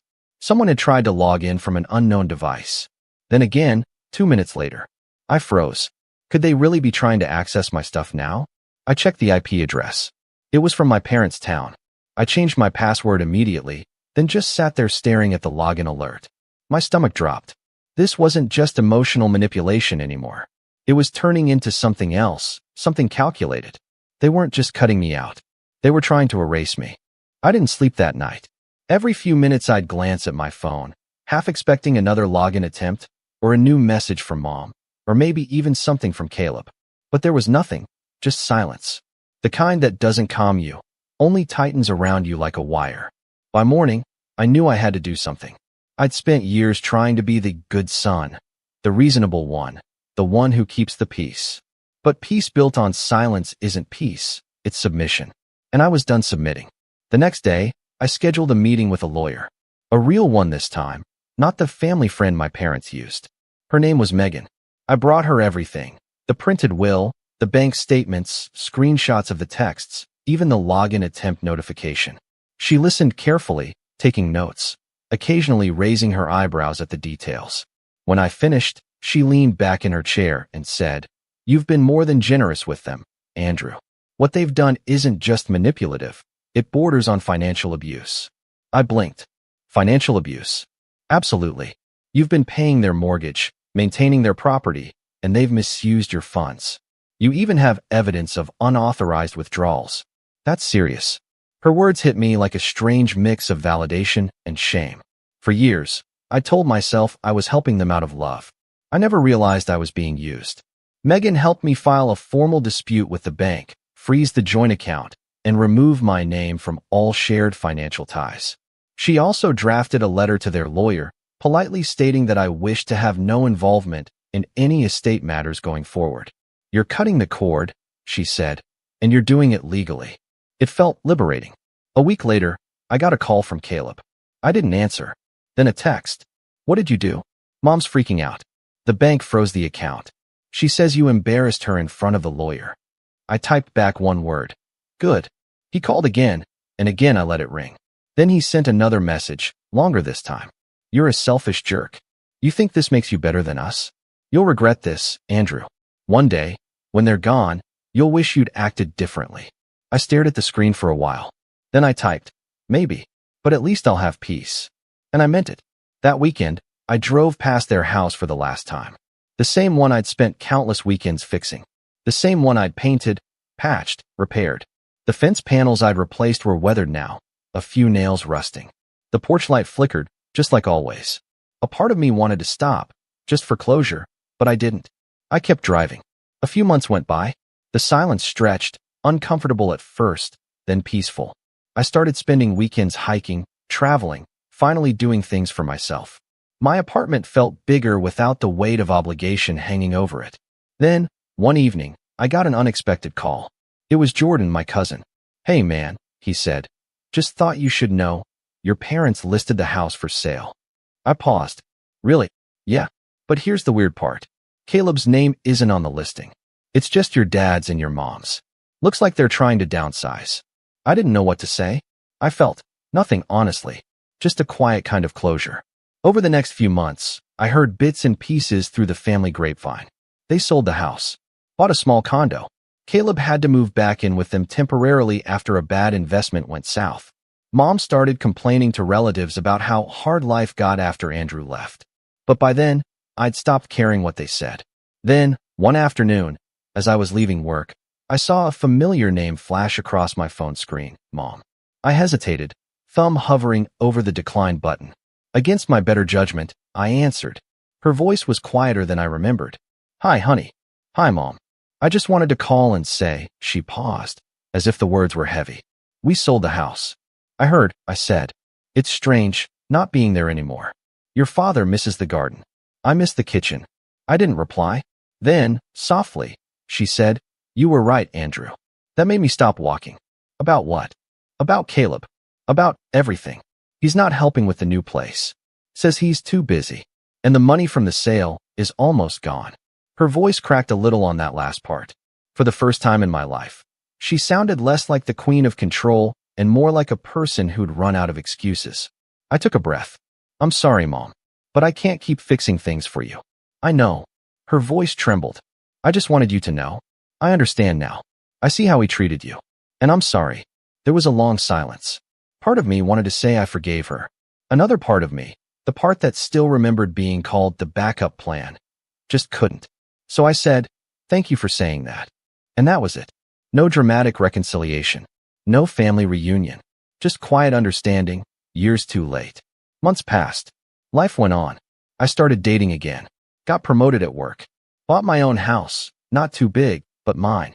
I built a workshop in the garage, filled it with my tools. The same ones they'd try to take. On weekends, I'd stand there sanding a piece of oak, smell of varnish in the air, and feel something I hadn't felt in years, contentment. Every now and then, Mom sends a text. Short things like, hope you're well, or saw your favorite stew on sale today. I usually reply with a polite thanks or glad to hear. We're civil now, but distant. I think that's all it'll ever be. The last message she sent came on a quiet Sunday afternoon. Mortgage is due, it said. I stared at it for a second, not sure if she was joking or if muscle memory just made her type it. Then I smiled, typed back the same thing I had before, sounds like a firstborn problem, and sent her another link. This time, it wasn't to a budgeting app. It was to a retirement planning course. She never replied. And that, honestly, was the perfect ending. Because for once, I didn't need closure. I already had it. I'm Alex, 28 years old, and if you'd told me 6 months ago that my brother would publicly shove me into a glass display case in the middle of a jewelry store, I would have laughed and said he'd never dare. But there I was last weekend, standing frozen, the sting of the glass against my shoulder still buzzing through my body as half a dozen strangers turned to stare.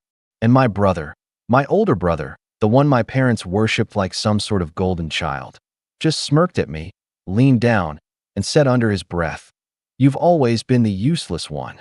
I wish I could say that was the first time he'd ever said something like that, but it wasn't. This was just the first time he'd said it loud enough for other people to hear. And maybe that's why this moment felt so different. Something in me just shifted.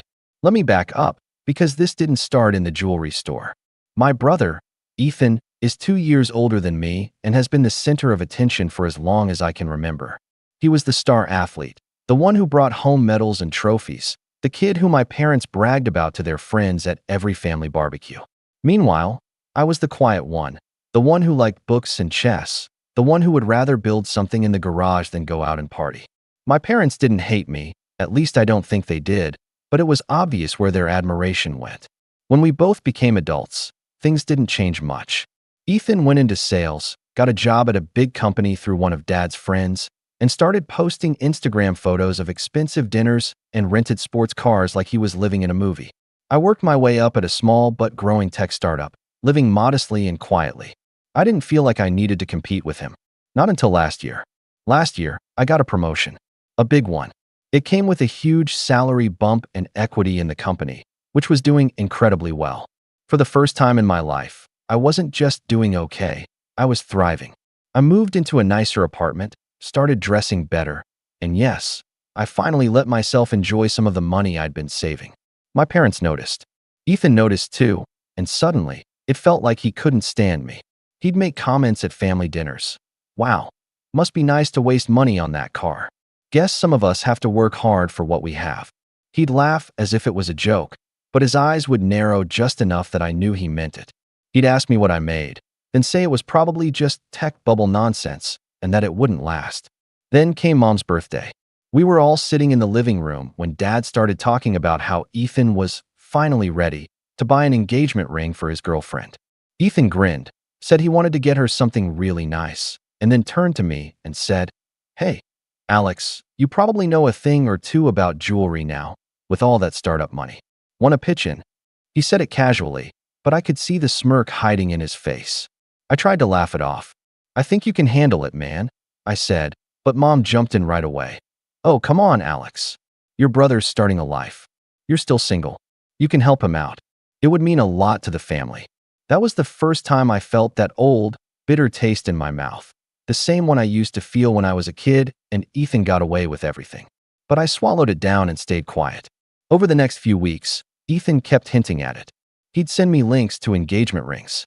He'd text me photos of stores he was checking out and joke about how maybe I could sponsor one of them. It stopped being funny. It became insulting. Which brings us back to the jewelry store. I went there because I actually wanted to buy something. For myself, for once. A watch I'd been eyeing for months as a kind of personal milestone. I didn't tell anyone I was going. So when Ethan walked in 5 minutes after me, I almost thought it was a coincidence. It wasn't.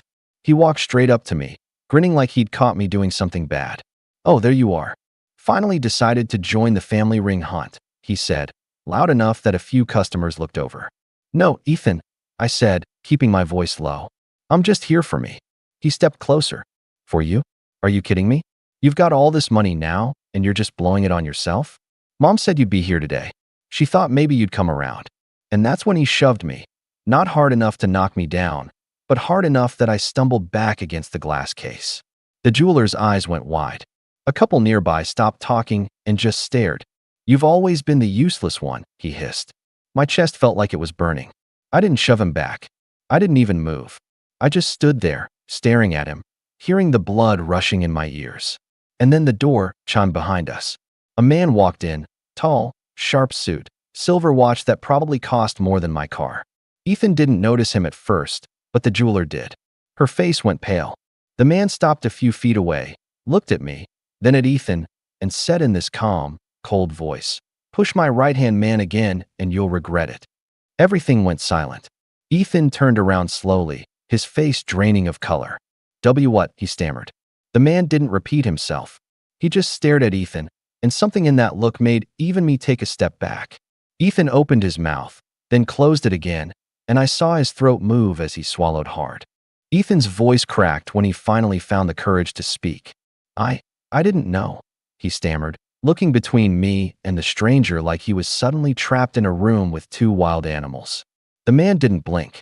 He stepped closer, slow and deliberate, the quiet authority radiating off him like heat. "You didn't know?" he repeated softly, as though testing the words. "You thought it was fine to put your hands on him. Here, of all places, because you didn't know?" I'd seen Ethan bluff his way out of parking tickets, out of bad grades, even out of breaking Dad's tools as a kid. I'd never seen him this pale. His mouth opened and closed like a fish before he muttered, "We're brothers." I wasn't serious. The man's expression didn't change. He turned to me then, and for a split second, the coldness in his eyes softened. "You good?" he asked. It threw me off. People usually didn't ask me that, especially not strangers who looked like they'd walked straight out of a Forbes magazine cover shoot. I nodded slowly. "Yeah, I'm fine." He turned back to Ethan. "Apologize," he said simply. It wasn't a suggestion. Ethan's lips pressed together. I could see the war happening inside him, his pride on one side, and the very real possibility that this man could make life extremely unpleasant for him on the other. For once in his life, my brother backed down. "I'm sorry," he said, but it came out stiff, like each syllable cost him something. The man studied him for another beat before nodding. Then, just as quickly as he had appeared, he walked over to the jeweler, said something in a low voice, and disappeared into the back room. Ethan turned to me immediately, his face flushed with humiliation. "Who was that?" he hissed. I didn't answer right away. My heart was still hammering. "Seriously, Alex," he pressed. "What's going on? Why does some random guy call you his right-hand man?" And there it was. The question I knew was coming eventually, the one I'd been quietly waiting for months to answer. "You really want to know?" I said, my voice calm. "Yes." I glanced toward the back of the store, then back at him. "That wasn't some random guy, Ethan. That was my boss. And this store? Our company owns it." His jaw dropped. "What?" he said again, but it wasn't really a question. I could see the math happening in his head, all those snide little comments he'd made about my tech bubble money, all the times he'd called me lucky. He was realizing that whatever picture of me he'd been holding on to, the little brother who never measured up, was completely out of date. Before I could say more, the man came back, holding a black leather box. He handed it to me with a nod. This is the one, right? I opened the box. Inside was the watch I'd been saving for. My throat tightened a little. Yeah, I said quietly. Good, he said. Consider it handled. I started to protest. I wanted to pay for it myself, but one look at his face told me it wasn't up for debate. Thank you, I said instead. He glanced at Ethan one last time. Take care of your family, he said to me. But don't let anyone put hands on you again. Then he was gone. The silence that followed was thick enough to cut with a knife. Ethan stood there, looking like someone had just yanked the ground out from under him. You didn't tell me you were doing that well, he finally muttered. You never asked, I said. He flinched like I'd slapped him. For a moment, I almost felt bad. Almost. Then he recovered just enough to scowl. So what? You're too good for us now. That's why you can't help with the ring. I stared at him, incredulous. Ethan, you just shoved me in public and called me useless. And you think I should be bankrolling your engagement? His face darkened. You owe this family. Mom and Dad did everything for you. Did they? I interrupted, my voice sharper than I intended. Because last I checked, everything was about you. Your trophies, your jobs, your problems. And now, apparently, your wedding. His mouth snapped shut. I took the box, turned, and started walking toward the door. I could feel his glare burning into my back, but I didn't stop. For once, I didn't feel like the quiet kid in the corner. When I got outside, I took a deep breath and felt something settle inside me. I wasn't angry anymore, not really. Just clear. By the time I got home, my phone was blowing up with messages from Mom and Dad. I didn't open them right away. I sat down at my desk, turned on my laptop, and started making a list. Because this wasn't over. Not by a long shot. I let their calls go to voicemail that night. For once, I didn't feel that familiar pang of guilt when I saw Mom flashing on my screen. Instead, I let the phone buzz on the table while I stared at my list. It wasn't a revenge plan yet, just bullet points, scribbles of everything Ethan had done over the years that I'd quietly swallowed. The broken guitar he blamed on me in middle school. The time he borrowed my laptop and returned it full of viruses. The job opportunity he talked me out of in college because he needed a roommate to help with rent. The list kept growing, and with each item I wrote down, I felt lighter. The next morning, Mom's number popped up again. I finally answered. Alex, thank goodness you picked up. What on earth happened yesterday? Ethan came home in tears. Tears. I almost laughed. Mom, I said evenly. He shoved me in public. Oh, stop being dramatic. He said it was just a little nudge. He was only trying to talk to you. In the middle of a jewelry store? While I was minding my business. She sighed the way only she could, the one that said you're making things difficult again. You know how he is. He was just excited about the ring. He thinks you're being selfish. That word hit me like a slap. Selfish. After years of living in his shadow, of never asking my parents for help, of scraping and saving while Ethan spent his 20s acting like a trust fund kid despite not having one. Mom, I said slowly, I'm not paying for his engagement ring. There was a pause, then her voice turned icy. Your father and I think it would be a nice gesture. You have so much now. Isn't family supposed to come first? That was it, the sentence that snapped something inside me. You're right, I said. Family is supposed to come first. But family doesn't shove you into glass cases and call you useless. Family doesn't demand money like it's owed. And family sure doesn't guilt you when you say no. Alex, she gasped, scandalized. I'm done being the backup plan, I said, my voice calm now. If Ethan wants a ring, he can buy one himself. And if you two keep pushing me, you're going to find out just how much I don't need any of you anymore. I hung up before she could respond. My hands were shaking, but it wasn't fear, it was adrenaline.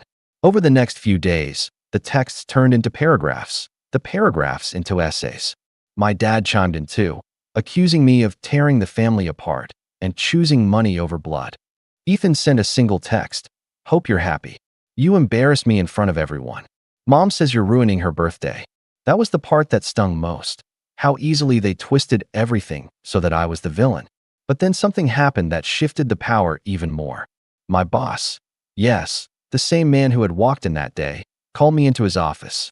He closed the door, sat back in his chair, and said, That your brother the other day? Yes, I admitted, bracing myself. He nodded slowly. I don't get involved in people's family stuff. But I saw the way he treated you. I've been thinking about giving you more responsibility here. That moment just made my decision easier. I blinked. More responsibility? Vice President of Operations, he said matter-of-factly. It's yours if you want it. You've earned it. For a second, I forgot how to breathe. By the time I left his office, I knew what I had to do. Not just for me. For years I'd been letting Ethan and my parents dictate what I was worth. That was over. That weekend, I agreed to go to Sunday dinner. Not because I wanted to reconcile, but because I wanted to look them all in the eye when I told them the news. When I arrived, the atmosphere was tense. Ethan sat at the table with his arms crossed, glaring at me. Mom was fussing with plates. Dad sat stone-faced, clearly ready to have a talk. So, Mom said finally, sitting down, "Are you ready to apologize to your brother?" I actually laughed. "No, I'm not."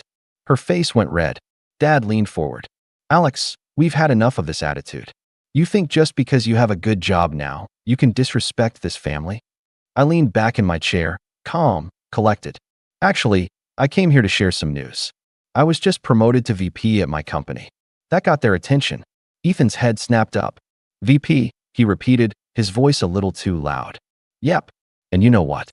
I think it's time I start setting boundaries." Mom narrowed her eyes.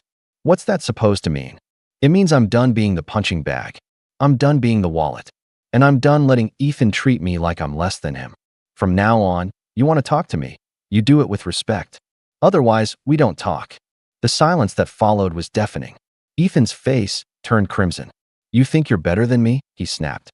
"No," I said quietly. "I think I'm finally better to myself." And that was when Ethan slammed his hand on the table, stood up, and said something that changed the entire night. "You can't just cut us off," he shouted. "You wouldn't even have that job if Dad hadn't helped you get your first one. You owe us." I smiled then, a small, knowing smile, because that was the moment I'd been waiting for. I stayed completely calm when Ethan exploded. He was standing now, looming over the table, his hands clenched into fists like he was ready to physically drag an apology out of me. Mom was staring at me like I had personally kicked over a shrine, and Dad looked ready to deliver one of his patented, "I'm disappointed in you" lectures. But I didn't flinch. "You think I owe you?" I said softly, leaning forward just enough to make him stop pacing. "You think every good thing in my life has to be shared with you? That's what you believe." "Yes." Ethan shouted, spittle flying. "We're family. Family shares. Family helps each other. Family doesn't just keep everything to themselves while everyone else struggles." I tilted my head. "You mean like how you've always shared with me? Like the time you borrowed my tuition savings to fix your car in college and never paid it back? Or when you convinced Mom and Dad to ground me for a month because you broke Dad's tools and blamed me?" He froze for half a second, then scowled. "That was years ago. Why are you still holding on to that?" "Because it's a pattern, Ethan," I said, my voice steady now. "You've been taking from me since we were kids. My time, my money, my peace. And Mom and Dad have always let you." Mom gasped. "Alex, we never." "You never stopped him," I interrupted, locking eyes with her. "You always made excuses. That's just how brothers are. You know how he is." "Well, you're right. I do know how he is. He's a grown man who thinks he can shove me in public and still demand I buy him an engagement ring." Ethan's face went red, but I didn't give him time to speak. "And since you brought it up," I said, pulling my phone from my pocket, "let's talk about the job Dad supposedly helped me get." I opened my email app and placed the phone on the table so everyone could see the glowing screen. Here's the email from the hiring manager who recruited me 6 years ago. No mention of Dad. No referral. No favors. I got that job because I was qualified, and I earned every promotion since. Dad's lips pressed into a thin line.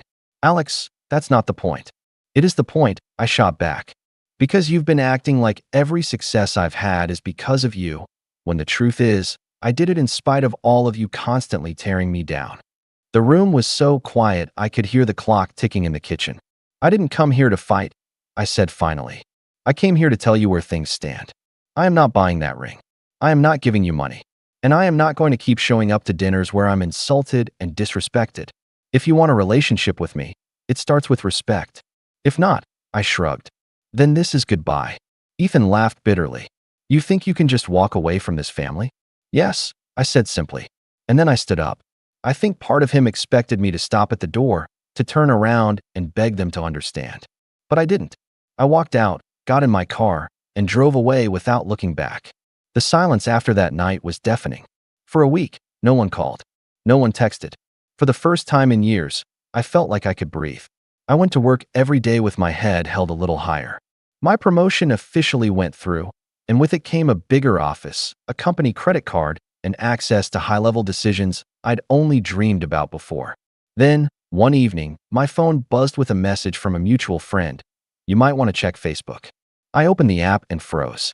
Ethan had posted a long, angry rant about selfish family members who abandon their blood and hoard money while others are starting families. He didn't name me directly, but everyone in our circle knew exactly who he meant. Comments were pouring in, some siding with him, some asking what happened, a few telling him to grow up. I didn't comment.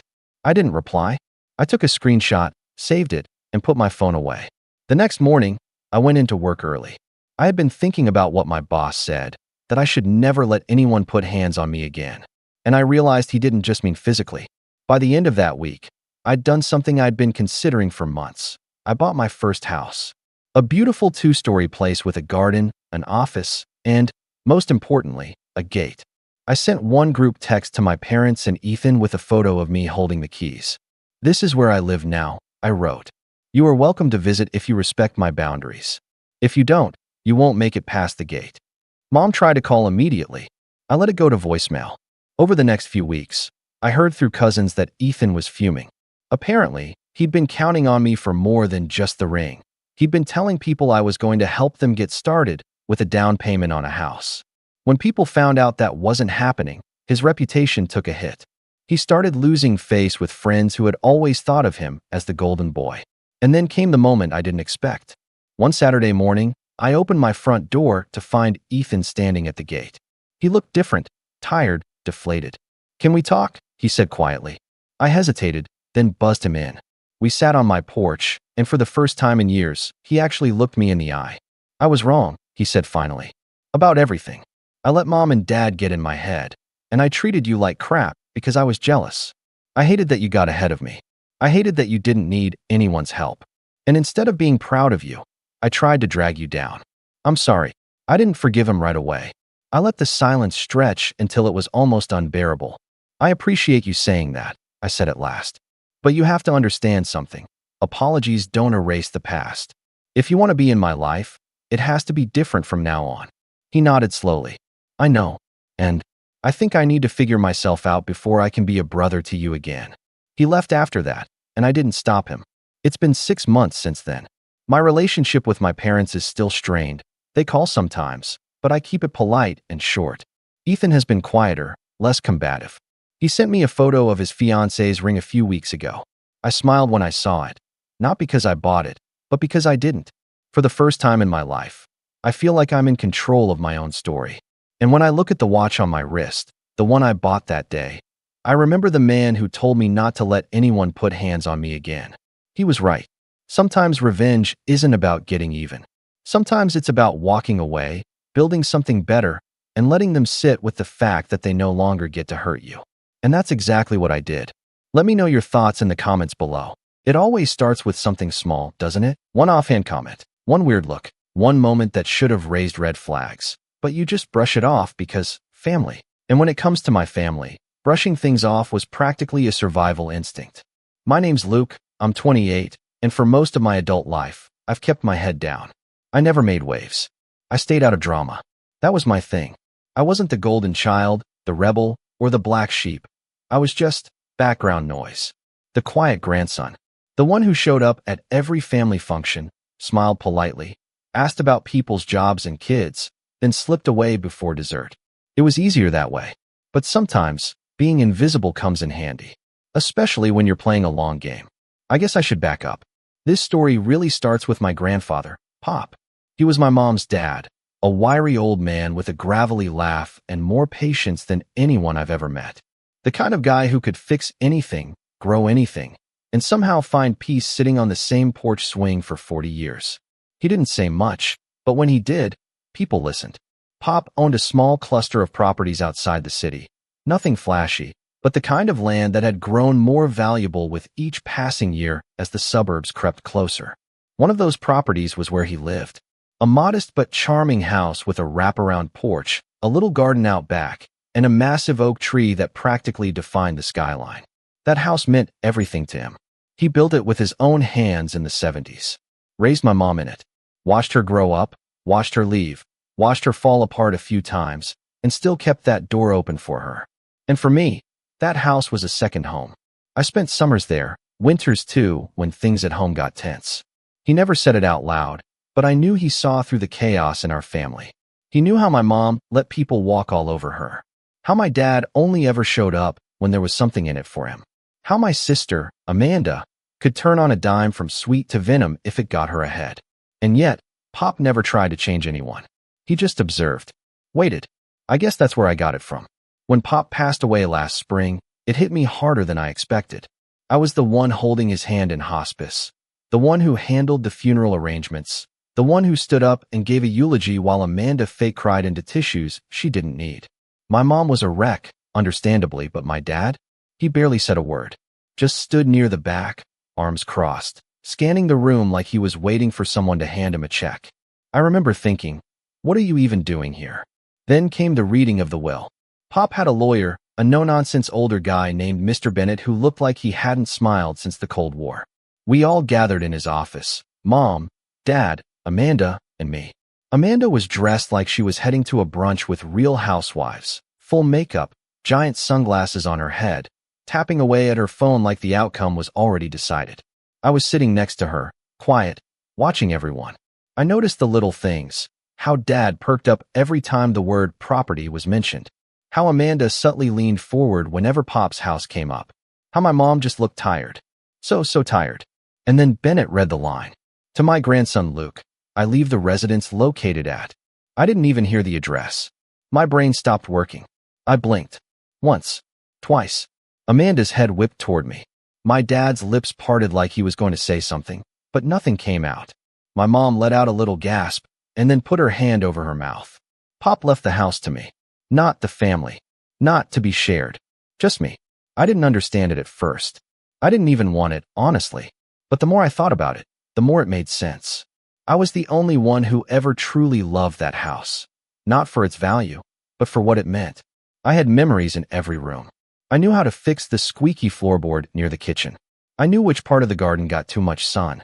It wasn't just a house. It was his house. Our house. Mr. Bennett explained the transfer process and what I needed to do to take ownership. And that's when the air shifted. Amanda smiled, too wide, too calm. My dad leaned back in his chair like he was trying to recalculate something. Mom whispered, "Are you sure that's what he wanted?" And Mr. Bennett gave her a look that said yes, very sure. He had Pop's handwritten notes. His exact instructions. There was no ambiguity. Afterward, Amanda caught me in the parking lot. "Congrats, Luke," she said, her voice sugary sweet. "Guess you finally got something out of being the favorite." I blinked at her. I wasn't the favorite. She smirked. "Sure. Keep telling yourself that." That was the first real crack. In the weeks that followed, I moved in. Quietly. I didn't make a big show of it. Just started cleaning things up, restoring the garden, fixing what needed fixing. I worked remotely, so I could stay full-time. I thought Amanda and Dad would move on once the shock wore off. I figured it stung a little, but they'd come around. I was wrong. It started with the visits. Amanda would swing by unannounced, often with iced coffee in one hand and her phone in the other, snapping photos of the house like she was listing it on Zillow. "Just documenting," she said with a wink. Then Dad started dropping hints. "You know, maintaining a house like this is a big job. Maybe you'd be better off selling and splitting it." I'd politely decline. Every time. Then Amanda showed up with a measuring tape. I watched from the porch as she walked the perimeter like a contractor, muttering to herself and scribbling in a notebook. "What are you doing?" I asked. "Just checking something," she said without looking up. "For what?" She glanced up, tilted her head. "You know, if you ever decide to be reasonable." That night, I called Mr. Bennett. Told him I had a feeling something was coming, and I didn't want to be caught off guard. He listened quietly, then said, "I'll take care of it. Just keep your head down." So I did. I signed everything over to his control, title, deed, estate management. Legally, it was all mine, but now, no one could touch a thing without going through my lawyer. It felt safe, like putting my legacy in a vault. But apparently, That just made them more desperate. Amanda stopped coming by for a while. So did Dad. Things got quiet. Too quiet. Until yesterday. And that's when everything exploded. Amanda and Dad came storming up the driveway. Amanda waving a piece of paper and grinning like she'd won the lottery. "Guess what, Luke?" she said, all fake cheer. "We transferred the deed. It's in my name now. So pack your stuff." I stood there, blinking. "Excuse me." Dad chimed in. "We took care of it. You don't need to worry about the legal stuff anymore." I stared at them. Then I asked, calmly, "Are you sure about that?" They exchanged a glance, like they hadn't expected resistance. Amanda's grin faltered just a little. 2 days later, they came back. With a locksmith. And that's when things really started to get interesting. But I'll get to that. The thing about people like Amanda and my dad is, they only smile when they think they've won. That day they showed up with the locksmith, Amanda was practically glowing. She strutted up my driveway in these ridiculous heels that kept sinking into the gravel, waving around some printout like it was a golden ticket to the chocolate factory. And my dad, always the silent partner in her schemes, trailed behind her with his arms folded, nodding like a mafia boss approving a hit. I was sitting on the porch, calm, mug of coffee in my hand. I didn't say a word at first, just watched, observed. Pop would have done the same. I knew what was about to happen, and I wasn't going to give them the satisfaction of a reaction. Amanda stopped at the bottom of the steps and held up the paper. "You're trespassing," she declared, loud enough for the poor locksmith to hear. The guy looked uncomfortable, glancing between us like he realized halfway through that this wasn't the kind of job he wanted. "You heard me," she went on. "This house is legally mine now. The deed has been transferred. You're living here illegally, Luke." My dad added, "Don't make this harder than it needs to be." I just sipped my coffee. "Interesting." Amanda narrowed her eyes. "What's that supposed to mean?" I stood up slowly, took one step toward them, and tilted my head. "You're sure about that deed?" She hesitated for just a second, just long enough to tell me she wasn't. Not really. But she had already committed to the performance, so she doubled down. "Of course we are. We had it notarized and everything. Uncle Martin helped. He's done it before." That made my stomach twist. Uncle Martin was our mom's older brother. A sleazy real estate agent who skirted the line of legal and ethical like it was a tightrope. If they got him involved, it meant they were serious. But it also meant they were sloppy. "I see," I said. "You forged a deed and used Martin to file it." Amanda's smirk faltered. "We didn't forge anything. You filed it without the property owner's consent," I said. "That's fraud." She rolled her eyes. "Oh, please. Grandpa wanted us to have this house. You just manipulated him." My dad nodded like a bobblehead. He wasn't in his right mind. "You took advantage of a dying old man." That one hit harder than I expected. I clenched my jaw. "I was with him every day. You showed up once. Drunk." Amanda didn't even visit. "She was busy," Dad snapped. "Doing what?" "Taking Instagram selfies and attending yoga brunches." Amanda's eyes flared. "You're such a jerk, Luke. This house was always meant for family, not just for you to hide away like some hermit." "Then why didn't he leave it to you?" That shut her up. The locksmith, sensing the tension, cleared his throat. Look, maybe I should come back later. This feels like a family thing." Amanda spun around. "No, you're getting that lock off. Now." I watched the poor guy shrink a little as she shoved the paper toward him. He stared at it for a long time. "This isn't even the original. It's a printout." "We have the original at home," she snapped. "This is just a copy." "Even so," he said carefully, "I can't legally remove a lock if the occupant says they live here and have proof of ownership." I smiled. "Would you like to see mine?" Amanda turned scarlet. "You can't just wave some paper around and say it's yours." But I was already walking back inside. I returned with a slim folder. Not flashy, not thick, just a few pages. Official, stamped, signed. The locksmith took one glance, nodded, and stepped back like the house was radioactive. "Yeah, I'm out. Good luck with that." He practically jogged down the driveway to his van. Amanda and Dad stood there, stunned. I tucked the folder under my arm. "Next time," I said quietly, "bring a lawyer, not a thief." They didn't say anything, just turned and left, Amanda stomping like a toddler in heels. I thought that would be the end of it, but it wasn't. A few days later, I started noticing weird things. My mailbox was left open. The garden hose had been slashed. One of the tires on my car had a slow leak. Nothing major, just little annoyances. Enough to make me paranoid. I installed cameras. locked every window, made copies of everything, and sent them to Mr. Bennett. He called me the next morning. "You were right," he said. "They filed something at the county clerk's office. Fake deed. It's already under review, but they'll probably try to stall. Delay. Make your life miserable." "What do I do?" "Stay calm," he said. "Don't confront them again. Let me handle it. But be prepared. They're desperate." He wasn't wrong. That weekend, I went out to pick up groceries. When I came back, my front door was wide open. At first, I thought I had been robbed. But nothing was missing. Everything was just rearranged. Furniture moved. Photos removed from the walls. My clothes dumped out of drawers. It was like someone had tried to erase me. Like they were reclaiming the space. On the kitchen counter, there was a note. In Amanda's handwriting. "This house is mine. Enjoy your little vacation while it lasts." I took a photo. Sent it to Bennett. He replied, "Change the locks. Again. Keep documenting everything." I did. But that was the moment something in me snapped. Up until that point, I had played it cool, quiet, respectful. I still believed that eventually, they'd back down. That maybe, just maybe, some piece of them would remember we were family. But standing in that living room, looking at my childhood memories scattered like trash, I realized something important. They didn't see me as family. They saw me as an obstacle. And obstacles get pushed. That night, I couldn't sleep. I just lay there on the couch, because they'd dumped my mattress on the floor, staring at the ceiling and replaying every moment from the past year. Every fake smile. Every subtle dig. Every time Amanda accidentally forgot to invite me to a family event. Every time Dad talked down to me like I was a clueless kid. Every moment my mom looked the other way. This house was supposed to be a gift. A legacy. But it had become a battlefield. And for the first time in my life, I was ready to fight. Not with fists. Not with yelling. But with something far more dangerous. Leverage. I started digging. Amanda wasn't exactly discreet about her life. Her Instagram was practically a diary of bad decisions. Fancy vacations with sketchy business partners. Tagged locations in places she claimed she'd never been. A photo of her in front of a property she once insisted she barely visited when the family asked why she wasn't around for Pop's final weeks. And Dad, well, let's just say there's only so much you can lie on a bankruptcy filing before things start to look suspicious. I compiled everything. Quietly.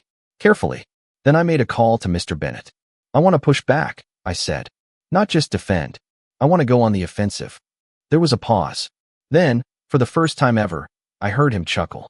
"Good," he said. "Let's make them regret it." But before we could act, they escalated again. And this time, they didn't just target me. They went after Mom. She called me one afternoon, her voice shaking. "Amanda and your father stopped by? They said you're evicting them from the family legacy. They said you're planning to sue everyone." "What?" "They said you forged the documents," she whispered. "That you tricked your grandfather. That you're trying to take everything for yourself." I felt my heart pounding. "And you believe them?" "No," she said. I don't know what to believe anymore." That broke me a little. I had always tried to protect her, to keep her out of it. But they dragged her into the middle because they knew she wouldn't know how to respond. "They're lying," I said. "You know that." "I want to believe that," she whispered. "But I don't want this to tear us apart." I wanted to scream. It was tearing us apart. But not because of me. That night, I sat on the porch again. Same coffee mug. Same silence. Only this time, it wasn't peaceful. This was war. And they had no idea who they were messing with. I had documents. Recordings. Witnesses. And I had something they didn't. Patience. But what they did next, that blew everything wide open. And I wasn't ready. Not even close. It's a weird thing, watching your world unravel in slow motion.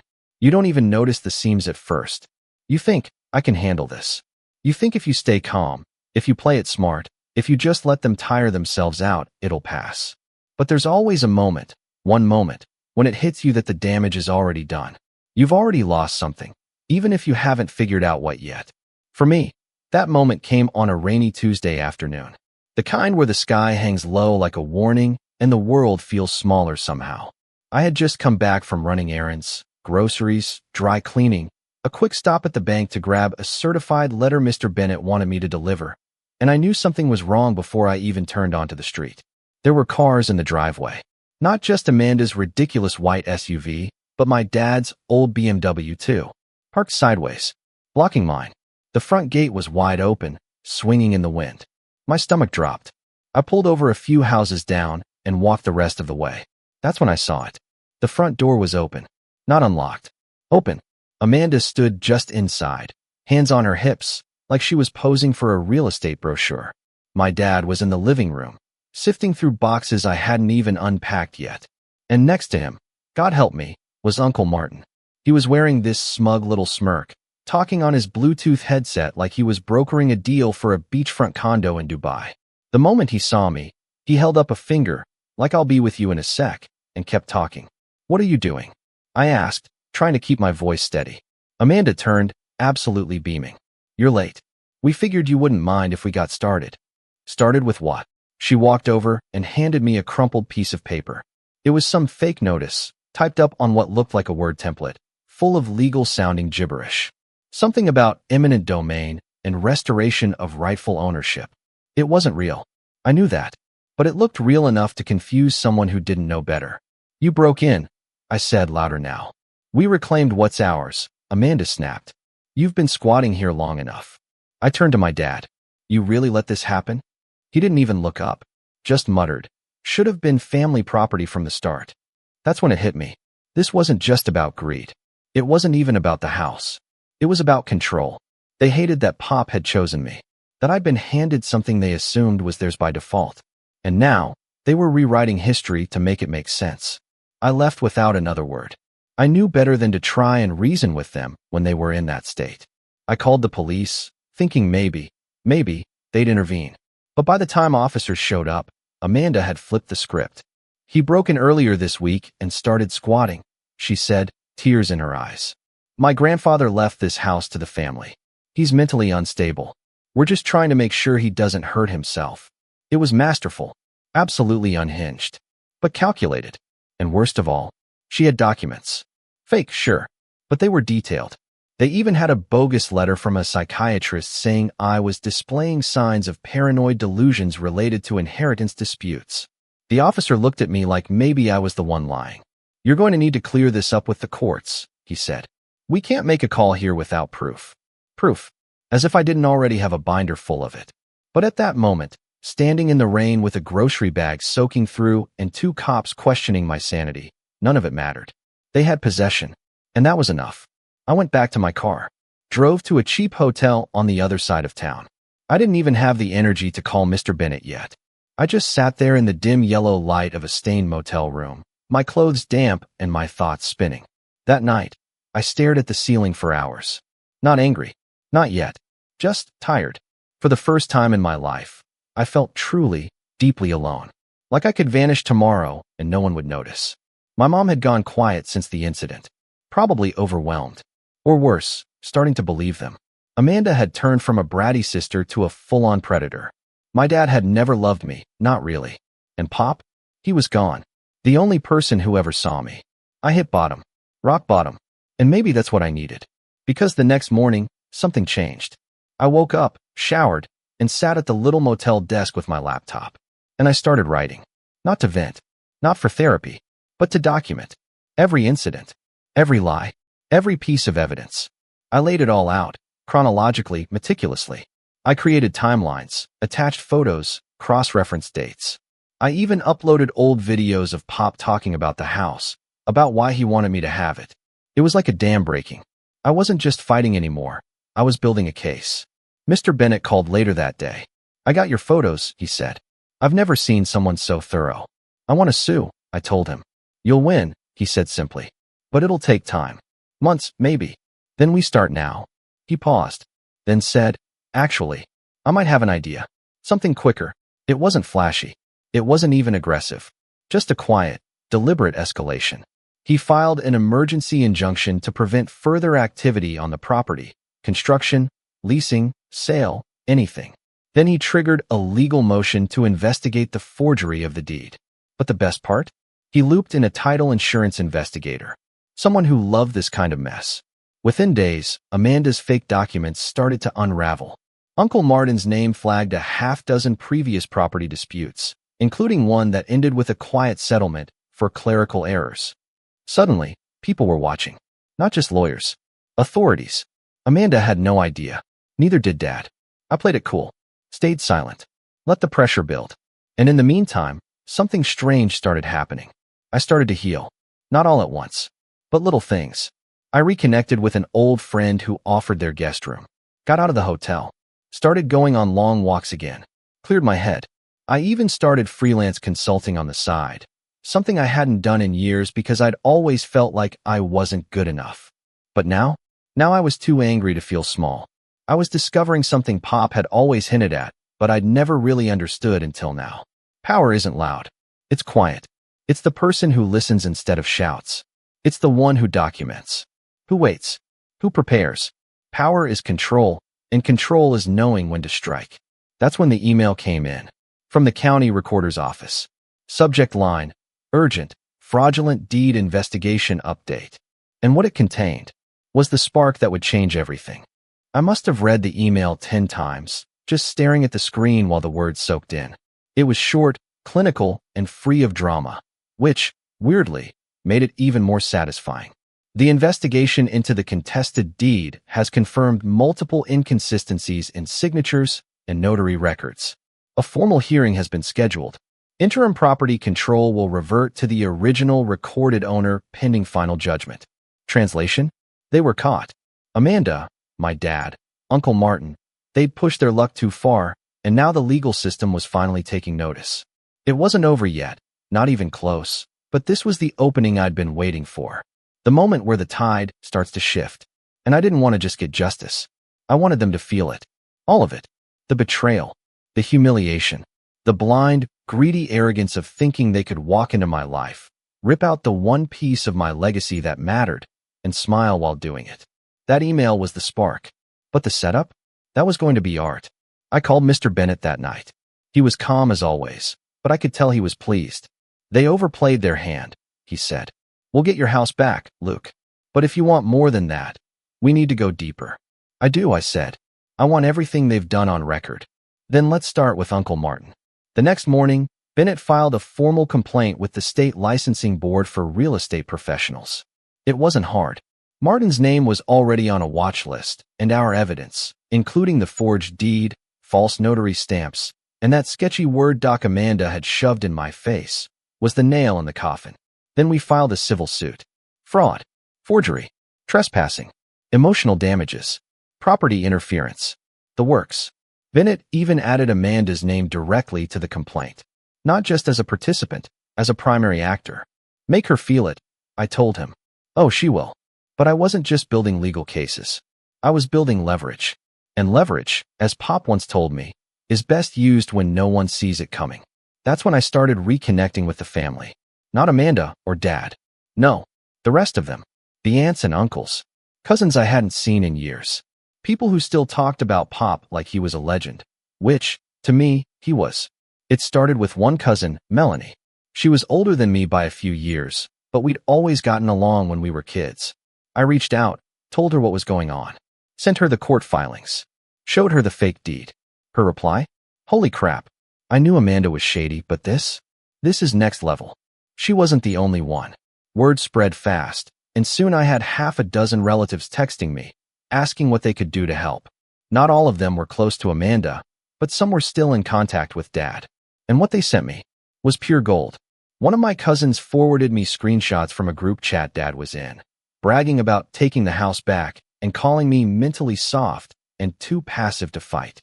Amanda had written, he won't do anything. He's weak. He let us in. That one stung. Not because she was wrong, but because she used to know I wasn't.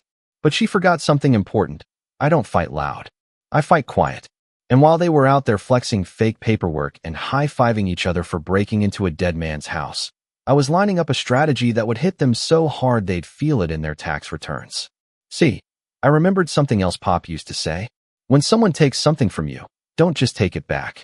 Take back twice as much, and make sure they see you smile while you're doing it. So I decided I wasn't just going to reclaim the house. I was going to ruin their reputation. Financially, legally, socially, and I was going to do it with their own words. The cousin who had the group chat screenshots also happened to have access to some juicy info. Amanda had been applying for a business loan. Apparently, she was planning to open her own yoga studio/wellness cafe, and she had been using the property as collateral. Except, of course, she didn't own it. That was bank fraud. Bennett nearly choked on his coffee when I told him. Can you get me those applications? Already on it. He drafted up another motion, this time aimed directly at freezing any attempts to use the disputed property in financial transactions. It was obscure, but legal, a kind of temporary lien pending outcome of fraud litigation. We sent the freeze notice to every local bank we could find. That same week, Amanda's loan got denied. Then came the cherry on top. I reached out to a family friend who worked in local real estate and asked if he could run a discreet background check on Uncle Martin's listings. 2 popped up with similar clerical inconsistencies. Bennett filed complaints with those owners, too, letting them know they might be victims of title fraud. By the end of the month, Martin was under review by the state board. And Amanda? Well, Amanda started losing followers. I didn't even have to do anything for that part. Her Instagram had been full of flashy posts about manifesting property wealth and how I inherited a $1.2 million estate by aligning with my truth. Once news started to spread that she was being sued for stealing that property, people turned. One of my cousins anonymously posted the court docket in the comments. Then someone else uploaded a screenshot of the fake deed with the caption, "This you?" She lost 2 sponsorship deals that week. But here's the part one haven't told you yet. The house. I never left it. I let them think I did. That rainy day when Amanda staged the fake takeover, I drove away, sure. I stayed at the motel. But before I left, I installed a hidden camera, one of those tiny pinhole ones Pop used to keep in his workshop for security, tucked right into the bookshelf behind the couch. It recorded everything. Every time Amanda walked in and declared the place hers. Every time my dad opened drawers and muttered about what he was going to sell. Every time they laughed about me being too slow to fight back. And every time they made calls, to the bank, to Martin, to potential renters, discussing terms. That footage was now sitting on Bennett's desk. I've seen criminal trials with less evidence, he said. But I wasn't finished yet. Because now that I had control of the legal narrative and the emotional upper hand with the extended family, it was time to hit them where it really hurt. Their pride. So I waited for the perfect moment. And when it came, oh, it was beautiful. 2 days before the court hearing, Amanda planned a house blessing event. She posted about it online, invited friends, influencers, and even a few distant family members who didn't yet know the truth. She captioned it, "So proud to continue Grandpa's legacy. Can't wait to show you all the renovations." Renovations. That's when I knew I had her. Because altering the property while it was under legal dispute, that's not just stupid. That's illegal under the injunction. So I made a call to the county. Then I made another one. And then I made a third. And on the day of the house blessing, Amanda showed up with her little white balloons and catered vegan cupcakes, only to be greeted by a sheriff's deputy, a court officer, and a very polite county inspector holding a cease and desist notice. They shut the whole thing down in 20 minutes. People started asking questions. And then I walked up the driveway, documents in hand, smiling like I was there for the cupcakes. Amanda turned ghost white. "You're not supposed to be here," she hissed. I held up the court notice. "Actually, I am." Her voice cracked. "You're insane." "Maybe," I said, stepping past her. "But I'm still the legal owner." And then, the front door creaked open, and for a second Amanda looked like she'd seen a ghost. Standing in the doorway wasn't me. It was Mr. Bennett, in a sharp gray suit, legal folder in one hand, and a court officer standing directly behind him.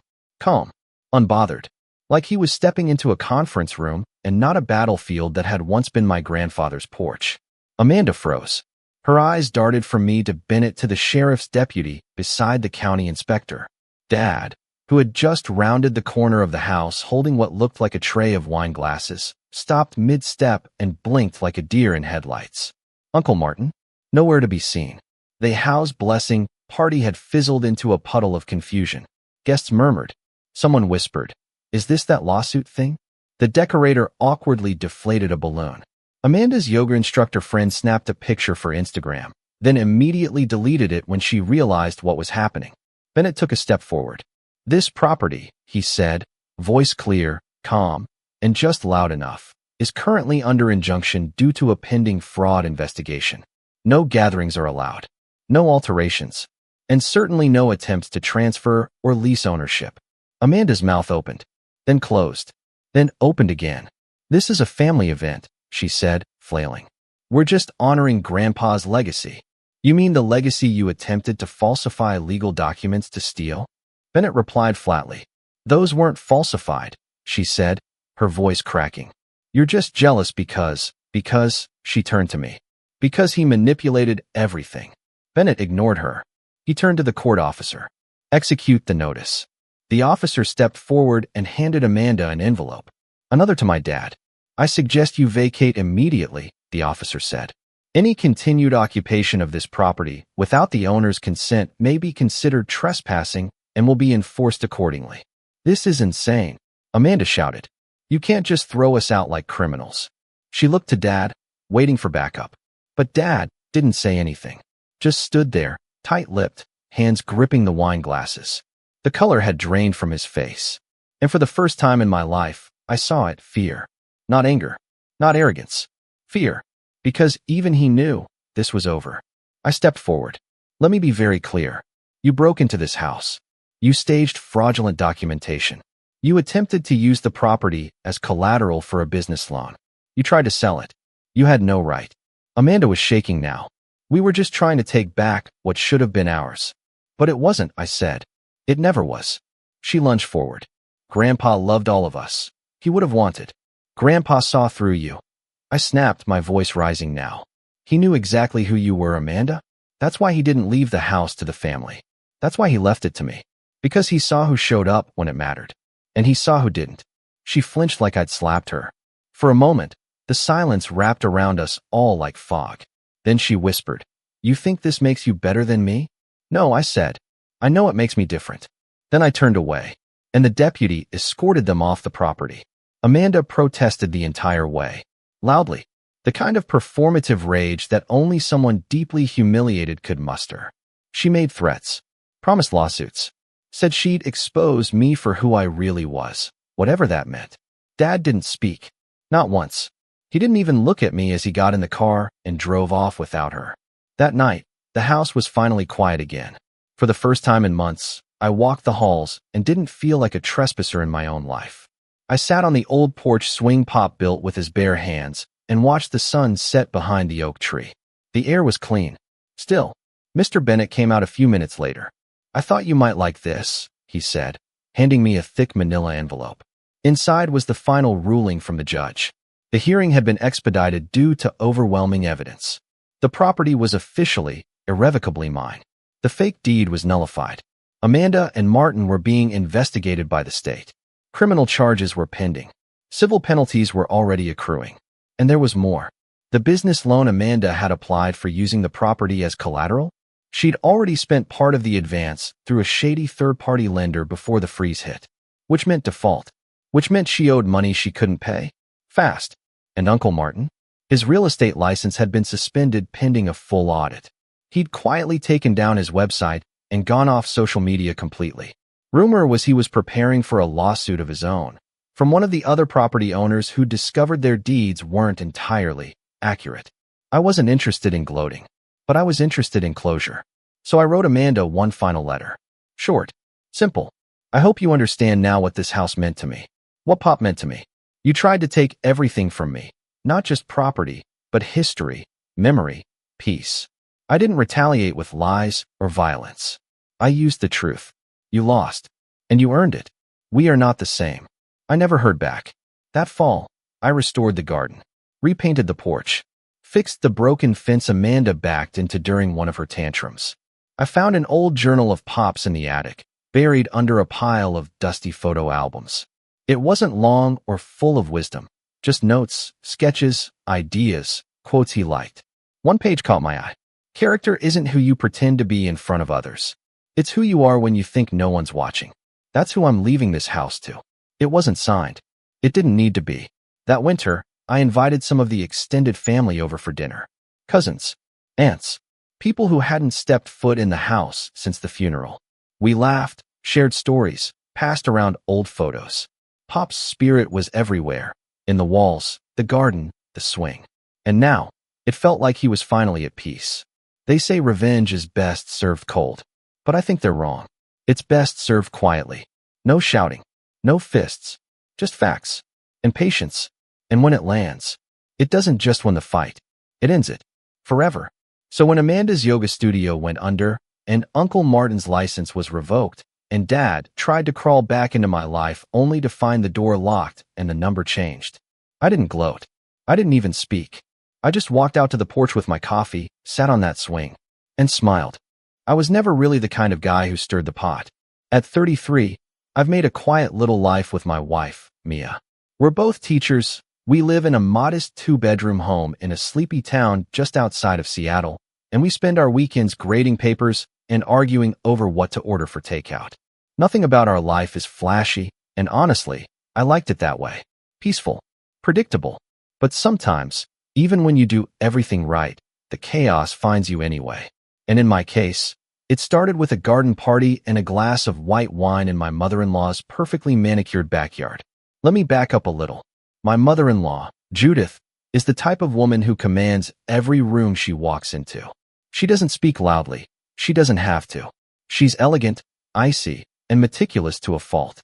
She's always been polite to me, but in that way where you know she's silently evaluating every word out of your mouth, like she's scoring a figure skating routine. If you asked her, I'm sure she'd say she tolerates me. I'm not flashy, not rich, not a lawyer or surgeon like her friend's sons-in-law. Just a guy who loves her daughter, and I suppose that never quite made the cut.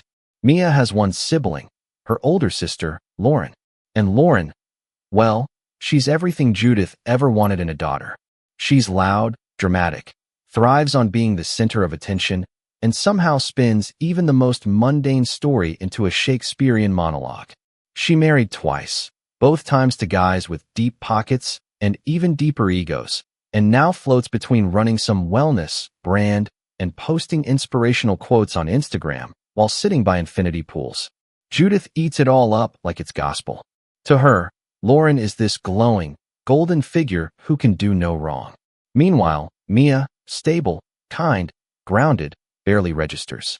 The first time I really noticed the imbalance was at Thanksgiving, 2 years ago. Judith had hosted at her house like she always does, setting out her antique china and giving everyone an assigned seat at the table like it was Downton Abbey. We'd all just sat down when she raised her glass and, out of nowhere, toasted Lauren for being the heart of this family. Not Mia, not her husband, who was elbow-deep in mashed potatoes trying to serve everyone. Just Lauren, who had spent the morning posting selfies with the turkey before showing up 2 hours late in a white silk dress. I remember the sting in Mia's eyes when that toast happened. She didn't say anything, just smiled weakly and sipped her wine. But that night, when we got home, she went straight to bed without a word. I lay there for a long time listening to her breathing, the silence between us heavier than anything Judith had said aloud. I kept telling myself it was just favoritism. Not everything needed to be a war. But over time, the comments stacked up. Little things. At Mia's birthday dinner, Judith gave Lauren a bracelet just because. When we announced we were trying for a baby, Judith smiled vaguely and changed the subject to Lauren's new skincare line. At one point, she actually asked Mia if she was planning to take time off work to focus on something more feminine, like nesting, while in the same breath praising Lauren for being so business-savvy and independent.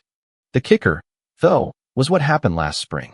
Judith owns 2 houses, her main home where all the parties happen, and a lake house that's been in her family for decades. We'd spent summers there when Mia and I first started dating, and she used to tell me how she dreamed of raising our future kids near that lake. It was her happy place. Ours, even.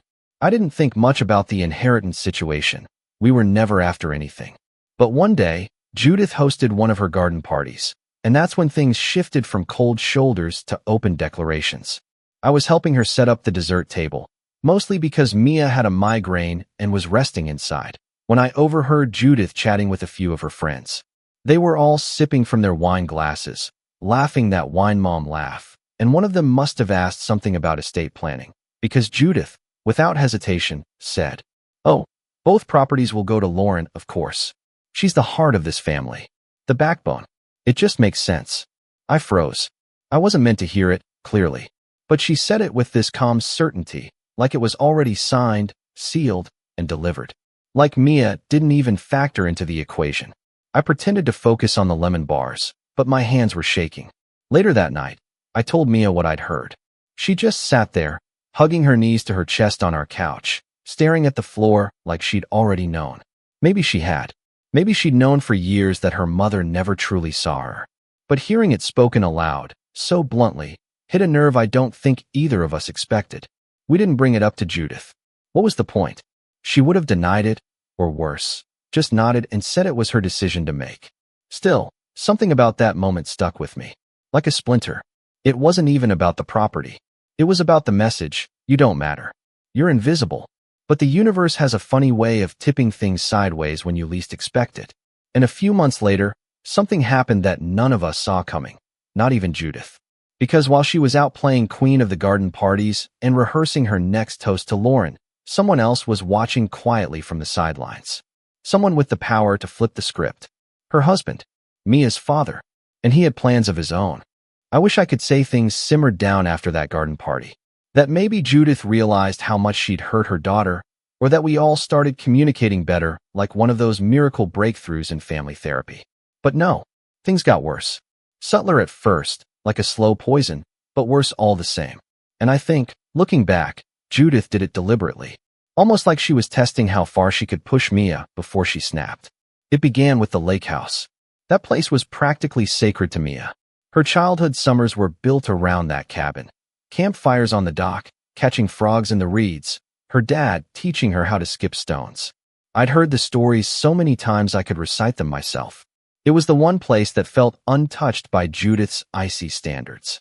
But in late spring, Lauren started dropping hints in the family group chat, photos of home decor magazines, links to Pinterest boards with lake house inspiration, captions like future plans. Mia asked her directly what she meant, and Lauren replied like it was the most obvious thing in the world. Oh, Mom said I could start redecorating this summer. She wants it to feel more modern. Less, rustic bunkhouse chic. I watched Mia reread the message 3 times, like maybe she'd misunderstood. But she hadn't. Judith had never mentioned anything to her about the lake house changing hands, or being remodeled. Nothing. Just decided, quietly, that it would go to Lauren, and let her start ripping away Mia's memories one throw pillow at a time. When Mia called her mom about it, the conversation lasted under 2 minutes. Judith confirmed it plainly. Lauren has better taste. And she's the one who entertains guests. You never really use the place anyway. It was like someone kicked her in the chest. I found her curled up in the hallway after that call, eyes red, phone dangling in one hand. I sat with her for over an hour and didn't say a word. There wasn't anything to say. After that, we stopped going to the lake house entirely. Lauren and her husband Jason took over, of course. Posted filtered photos of their wine nights on the deck. Installed a fire pit. Got rid of the old rocking chairs on the porch that Mia's grandfather built by hand. Then came Judith's birthday in July. She threw a huge brunch at some fancy rooftop spot in the city. One of those places with $24 pancakes and complimentary valet parking that cost $20. Mia and I arrived early, like always, with a thoughtful gift we picked out together. A framed photo of Judith's parents, restored from an old black and white image we found in a dusty box of albums during a spring cleaning visit. Mia had even written a note explaining the story behind it. Judith barely looked at it. "Oh, that's sweet," she said, setting it aside without even reading the note. Then Lauren waltzed in 20 minutes late wearing sunglasses indoors and holding a gift bag from some designer brand. Judith lit up like it was Christmas morning. They hugged like they hadn't seen each other in years, even though they FaceTimed twice a day. Lauren's gift? A monogrammed silk robe. Judith paraded it around the table like it was a trophy.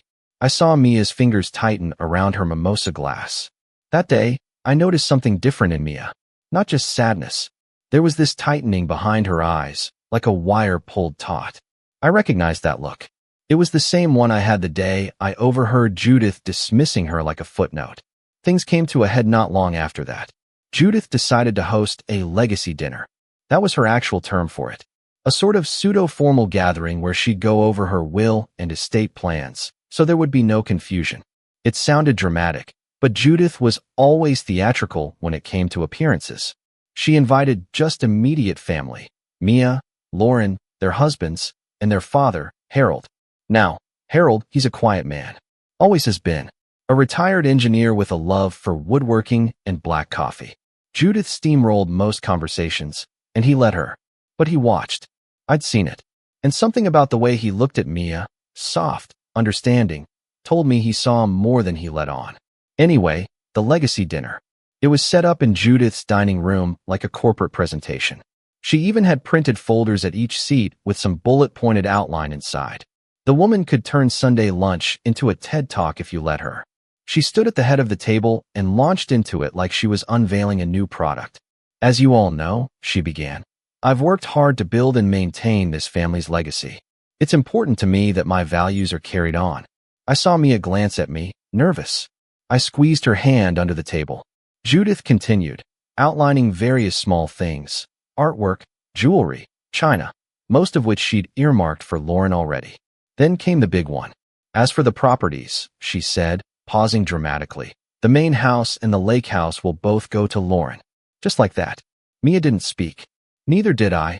Judith didn't even look our way as she said it, like we weren't in the room.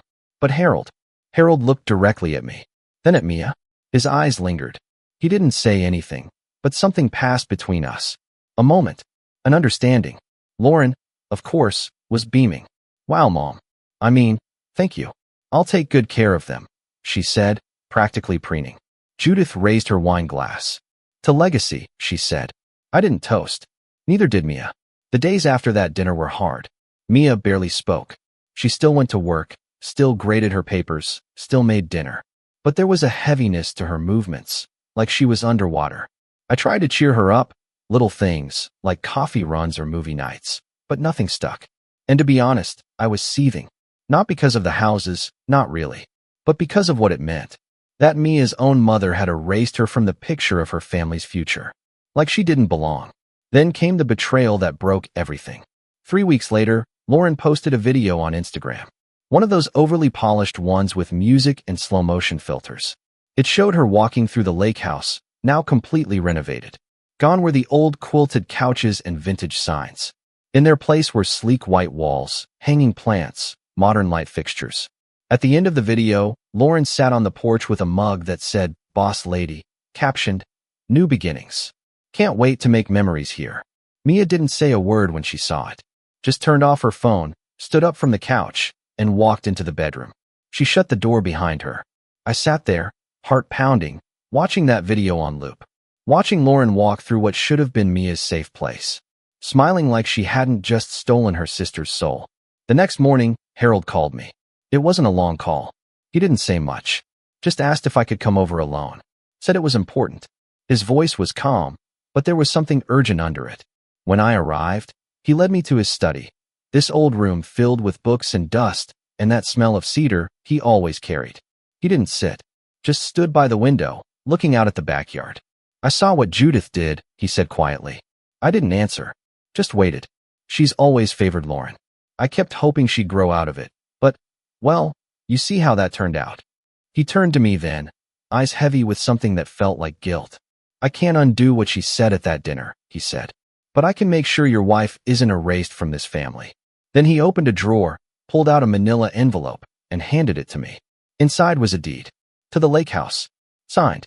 Notarized. Transferred. To me. I blinked. Looked up at him. She doesn't know, he said.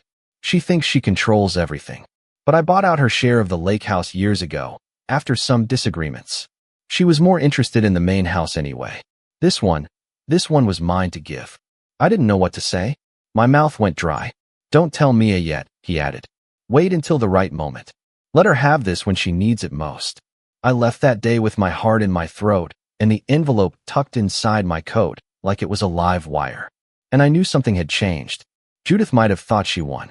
Might have thought she could sculpt the future in her image and cast aside anyone who didn't shine the way she wanted. But the foundation she stood on was starting to crack. And I had just been handed the first hammer. It took me a few days to even process what Harold had done. I'd never been the kind of person who held secrets, especially not from Mia. We told each other everything. That's what made us work, even when everything else felt like it was unraveling. But this wasn't just a secret. It was a bomb, a gift and a curse, all at once. Every time I looked at the envelope, I felt the weight of it in my chest. Not just the property it represented, but what it meant, the trust Harold had in me. The quiet rebellion he'd launched against the woman he'd spent over 3 decades married to. He didn't scream or demand recognition. He just made a move and let it sit. A move that might change everything. But still, I waited. Meanwhile, life at home had taken a turn I wasn't prepared for. I thought the worst of it would be watching Mia grieve the loss of her mother's love, but grief is strange. It doesn't always look like tears or angry outbursts. Sometimes it looks like emptiness.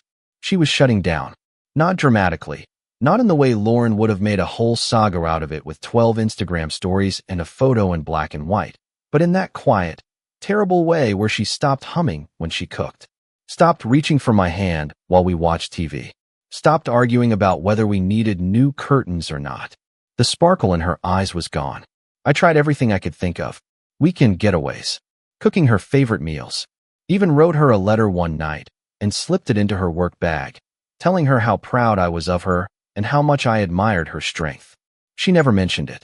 I found it a week later, still unopened, tucked in the side pocket under a granola bar. That was when I hit my own low point. It was late. Mia had gone to bed early again, without saying much. I was sitting alone on the couch with my laptop open, staring at our joint bank account, and for some reason, I just started thinking about all the things I wasn't. I wasn't the kind of man her mother wanted her to marry. I wasn't rich or powerful or charming like Jason, Lauren's husband. I didn't own a business or throw big parties. I was just a guy who taught English lit and believed in thank you notes and holding the door open for strangers. And somehow, that had never felt smaller than it did right then. That night, I sat outside on the porch with a blanket around my shoulders and a glass of cheap bourbon in my hand, watching the sky. I couldn't sleep. My mind wouldn't stop spinning. Not just about Mia or Judith or Lauren, but about myself. About who I was becoming, and whether I was just passively letting life happen to me. And I realized something kind of awful. I'd let Judith get to me. I'd internalized her judgments. I'd started believing, even subconsciously, that maybe I wasn't enough. That scared me more than anything. So I decided to do something about it. The next morning, I dug up an old notebook I'd used back in college when I first started teaching. It was full of half-finished essays, story ideas, and quotes I loved. At the very back was a list I barely remembered making. Things I want to do before I'm 40. Some of them were silly. Learn how to make the perfect lasagna, drive cross-country with no map, get a tattoo. But others were bigger. One in particular stood out. Write something real, something that matters. I didn't know exactly what that meant yet, but I knew it was time. I needed something that belonged to me. Something no one could strip away or devalue because it wasn't flashy enough. So I started writing again. Not for work, not for a blog, just for me. Late at night, when Mia was asleep, I'd sit at the kitchen table with a cup of tea and scribble out scenes. Short stories, personal essays, little fragments of things I didn't even know were inside me. And slowly, piece by piece, I began to feel like myself again. Not the version of me that felt judged or dismissed, but the one who used to dream about writing books and having his own name on a spine someday. One night, I showed Mia one of the stories. I almost didn't. I was scared it would just bounce off her like everything else lately. But she read it, and when she finished, she looked up with tears in her eyes. "This is beautiful," she whispered. It was the first time in weeks that I saw her really look at me. From there, things didn't magically fix themselves, but something shifted. Mia started coming to the table again, literally and metaphorically. We had coffee together in the mornings. We took walks after dinner, even if we didn't talk much. And one night, as we sat by the fireplace reading side by side, she reached over and took my hand like she used to. "I've been trying so hard to pretend it doesn't matter," she said quietly. "But it does." What she did, it broke something in me. "I know," I said. "I don't want to let her win. I don't want to carry this forever." "You don't have to," I said, feeling that envelope burning a hole in my desk drawer upstairs. But still, I waited. The thing about rebuilding is that it's slow. You don't wake up one day with a new foundation. You lay it brick by brick, sometimes undoing the crooked ones and starting over. But I was laying bricks. I started submitting my stories to literary journals. Got a couple of polite rejections, one glowing, almost, and then, finally, a short piece published in a small online magazine. It didn't pay anything, but it meant something. Mia printed it out and pinned it to the fridge. "You're a published author now," she grinned. And for the first time in a long time, I believed her. Around that same time, Judith announced she was throwing another family dinner. She said it was to celebrate Lauren's big business milestone. Some podcast deal, or new skincare line expansion. I didn't keep track, but something about the timing made my stomach tighten. I couldn't shake the feeling that this dinner wasn't just about celebrating Lauren. Judith was planning something. She always was. Sure enough, the invitation came with a note. It will also be a good time to formally discuss any final updates to the family estate. Just so we're all aligned. I knew what that meant. Judith was going to make it official. Put it on paper. Hand out copies, probably. Make a spectacle of it so no one could question her decisions later. I showed the note to Mia. She stared at it for a long time, then said, "I don't want to go." "You don't have to," I said. But I could see the war in her eyes. The part of her that wanted to walk away clean versus the part that needed to stand in that room and be seen, even if it hurt. Even if it was just to remind herself that she existed. "I need to," she said finally. "Even if it's just once." I nodded. We spent the next few days in a weird limbo, going through the motions of life while quietly dreading what was coming. But I wasn't just waiting anymore. I was preparing. Because Harold had given me the deed weeks ago. Because Mia was stronger than Judith would ever understand. And because sometimes, the most powerful revenge isn't loud or cruel. It's simply showing up when they think they've erased you. So I pulled the deed out of my desk. I made copies. I placed them in a neat folder and tucked it into my jacket pocket. And as the day of the dinner approached, I kept thinking about how we'd walk into that room together. Calm, quiet, steady, while Judith had no idea what was about to hit her. She thought this dinner would be the final stamp on her carefully crafted legacy. But she forgot one thing. The heart of a family isn't something you choose. It's something that shows up, even after you try to bury it. And the moment she tried to erase Mia from her story, that's the moment she started losing control of the narrative. I didn't sleep much the night before the dinner. It wasn't nerves, exactly. It was something colder, heavier, like standing at the edge of a cliff, knowing full well the fall would hurt, but finally having the parachute to control the descent. For the first time in months, I wasn't walking into that house defenseless. I wasn't just someone's son-in-law or the quiet teacher in the corner. I was the man holding the real legacy of Judith's so-called empire, and she didn't have a clue. I sat at the kitchen table long after Mia had gone to bed, reviewing the folder I'd prepared. I'd made 2 crisp copies of the deed, both clearly showing that Harold had transferred ownership of the lake house to me. Not to Lauren, not to the heart of the family. To me, the man she'd dismissed, disregarded, and quietly tried to erase. Each time I read it, I could feel a storm building in my chest. It wasn't anger. I'd moved past that. It was something more focused, like watching the final piece click into a lock that had been jammed for years. I wasn't planning some dramatic explosion. This wasn't about vengeance for the sake of pain. It was about truth. About Mia. About reclaiming something that should have never been taken in the first place. And for that, timing mattered. Judith's dinner was scheduled for 6 p.m. sharp. Of course, everything she did was sharply scheduled. She'd sent an itinerary in the group chat, a literal breakdown of the evening. 6 o'clock, cocktails on the patio. 6:30, dinner served. 7:15, estate presentation and announcement. 7:30, dessert. I could practically hear her voice in the bullet points. I knew 7:15 was the moment. That was the window. She would unveil her plans, pass around some smug little packets, maybe even toast Lauren again. And that's when I'd make my move. But this wasn't just my plan. I had someone else on my side, the one person Judith always underestimated. Harold. He'd called me again a few days before the dinner. It was brief, as usual, just enough to let me know he was still on board. "I'll be there," he said. "Let her say what she wants. We'll wait." That was all I needed to hear. He didn't want theatrics. He didn't want a war. He just wanted fairness. Quiet justice. And so did I. When the day finally came, I dressed with more care than I usually did. Nothing fancy, just a navy blazer, a white shirt, dark jeans, and my cleanest pair of boots. I tucked the folder inside the inner pocket of my jacket like it was a weapon. A truth bomb, locked and loaded. Mia looked radiant, but distant. She wore a soft maroon dress I hadn't seen in years, one she used to wear to job interviews back when she was first applying to schools. It was a strong color, bold, but her eyes were still guarded. "Are you sure you're okay with this?" I asked her as we stood by the front door. She didn't answer right away, just looked down at her hands, then back up at me. "I'm not going for her," she said. "I'm going for me." I nodded. "Then let's go." The ride to Judith's house was quiet. We passed familiar neighborhoods, places we'd driven through 100 times over the years. It felt strange, surreal, like we were headed towards something final, not a dinner, but a verdict. When we arrived, the driveway was already lined with high-end cars. Jason's sleek black SUV was parked front and center, and Lauren's luxury crossover, wrapped in a hideous matte rose gold, was taking up 2 spaces naturally. Judith's house looked the same as ever, pristine, curated, emotionally sterile. The kind of place where no one ever really lives. They just exist to impress guests. We rang the bell. The door swung open almost immediately. "Darling," Judith greeted us with a wide smile, her eyes quickly scanning our outfits. "You both look so polished." The compliment sounded like it was dipped in mild surprise.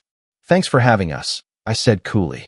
She led us inside, pointing toward the back patio where cocktails were being served. The air smelled like rosemary and overpriced cheese. I spotted Lauren right away, perched on a cushioned lounge chair, laughing just a little too loud. Jason was next to her, talking stocks with some other in-law I didn't recognize. Harold wasn't outside yet. I could feel Mia tense beside me as Judith led her toward the group. I watched her switch into her polite daughter face, nodding, smiling, asking Lauren about her podcast numbers as if she hadn't just cried herself to sleep last week watching old lake house videos. I stayed near the bar cart, pretending to sip a whiskey neat. My eyes scanned the room, my mind counting down. 6:10, 10 minutes in. Judith floated from guest to guest like a CEO at a company retreat. She wasn't wearing a crown, but she may as well have been. At 6:30 sharp, she ushered everyone inside. Dinner was served in the same dining room where she'd held her legacy toast the year before. Long oak table, silver candlesticks, place cards with handwritten names. We were seated directly across from Lauren and Jason. I made conversation with Harold, who'd slipped in during cocktails and greeted me with a simple nod. His eyes, as always, said more than his mouth ever did. Dinner passed in a blur. Roasted duck, wild rice pilaf, steamed asparagus, elegant and tasteless. Judith kept the conversation flowing, steering it carefully between topics that orbited Lauren like satellites. Her business, her latest interview, her upcoming retreat in Bali. I watched Mia's face. She was holding together, but just barely. Then, at 7:15, almost to the second, Judith stood up and tapped her wine glass with a spoon. "Everyone," she said, smiling. "Thank you so much for joining us tonight. Before dessert, I wanted to take a moment to formally go over a few estate matters. I know, it's a bit serious, but it's important." She turned toward the side table and picked up a stack of white folders, neatly labeled. Mia sat up straighter. I felt her hand slide into mine under the table. I gave it a gentle squeeze. Judith passed the folders out one by one, explaining as she went. "These are updated documents outlining my estate plan. I've spoken to my attorney and made everything as clear as possible to avoid confusion." Lauren was beaming. Jason looked smug. Harold sat still, hands folded. "And of course," Judith continued, "as many of you know, the main house and the lake house will go to Lauren. She's shown such dedication to family, and she's the one truly carrying on our traditions." Mia's grip on my hand tightened. I saw Harold shift slightly in his chair. Not much, but enough. "And I know this might surprise some of you," Judith added, her voice softening in a faux humble way, "but I've always followed my heart when it comes to these decisions. And my heart tells me that Lauren is the true legacy of this family." She smiled at Mia, not apologetically, but almost pitying.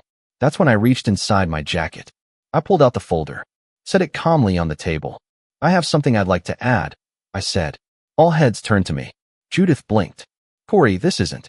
I held up a hand. Not rudely, just firmly. "I won't take much time. But since we're all discussing transparency and legacy." I slid the folder across the table to Mia. She looked at me, confused. I nodded once. She opened it. Her eyes scanned the page. And then again. And then they widened. She looked at me, then at her father. He gave her the smallest smile. "What is this?" Judith demanded, voice clipped. Mia's voice shook as she read it aloud. It's the deed. To the lake house. Transferred to Corey. Weeks ago. Signed by Dad." The silence that followed was suffocating. Judith's jaw tightened. Her posture stiffened. That's not possible," she said sharply. "Harold, What is she talking about? Harold didn't look at her. He looked at Mia. You were always meant to have it, he said quietly. I just made sure of it. Lauren shot up from her seat. Wait, what? That's my lake house. You said, Mom, you said. I said what your mother told me to say, Harold said simply. But I kept my name on that deed for a reason. And now it's Corey's. Judith's voice cracked, just once. You went behind my back. I protected our daughter, he said. Something you stopped doing a long time ago. The storm hadn't fully hit yet, but the clouds had cracked. And for the first time in years, Mia wasn't shrinking under Judith's gaze. She was rising. Judith had always been good at regaining control. She could twist a conversation with one carefully chosen phrase, reel the spotlight back to herself with a single arch of her eyebrow. But that night, for the first time I'd ever seen, she was scrambling. The room was dead silent as the truth hung in the air, thick, electric, undeniable. Judith's face was pale, but her voice snapped like dry ice. You went behind my back, she hissed at Harold again, her tone sharper now, more brittle. Harold didn't raise his voice. He didn't even look ashamed. He just leaned back in his chair, his gaze steady and calm, and said, You stopped listening a long time ago, Judith. So I stopped asking. Lauren stood frozen beside her chair, her hands twitching like she didn't know what to do with them. Her eyes darted between Judith and Harold, then to Mia, then to me, like she was waiting for someone, anyone, to tell her this wasn't real, that the rug hadn't just been yanked out from under her in front of the whole family. But it had. I looked at Mia. She was still holding the deed in both hands, her eyes locked on the paper like it might vanish if she blinked. I don't think she'd processed it fully yet, that the place she thought had been ripped from her had been hers this whole time, that someone had believed in her enough to fight for it behind the scenes, that after all the years of being treated like an afterthought, she had been the one chosen. Judith finally broke the silence again. This is insulting, Harold. You undermine me. You embarrass me in my own home.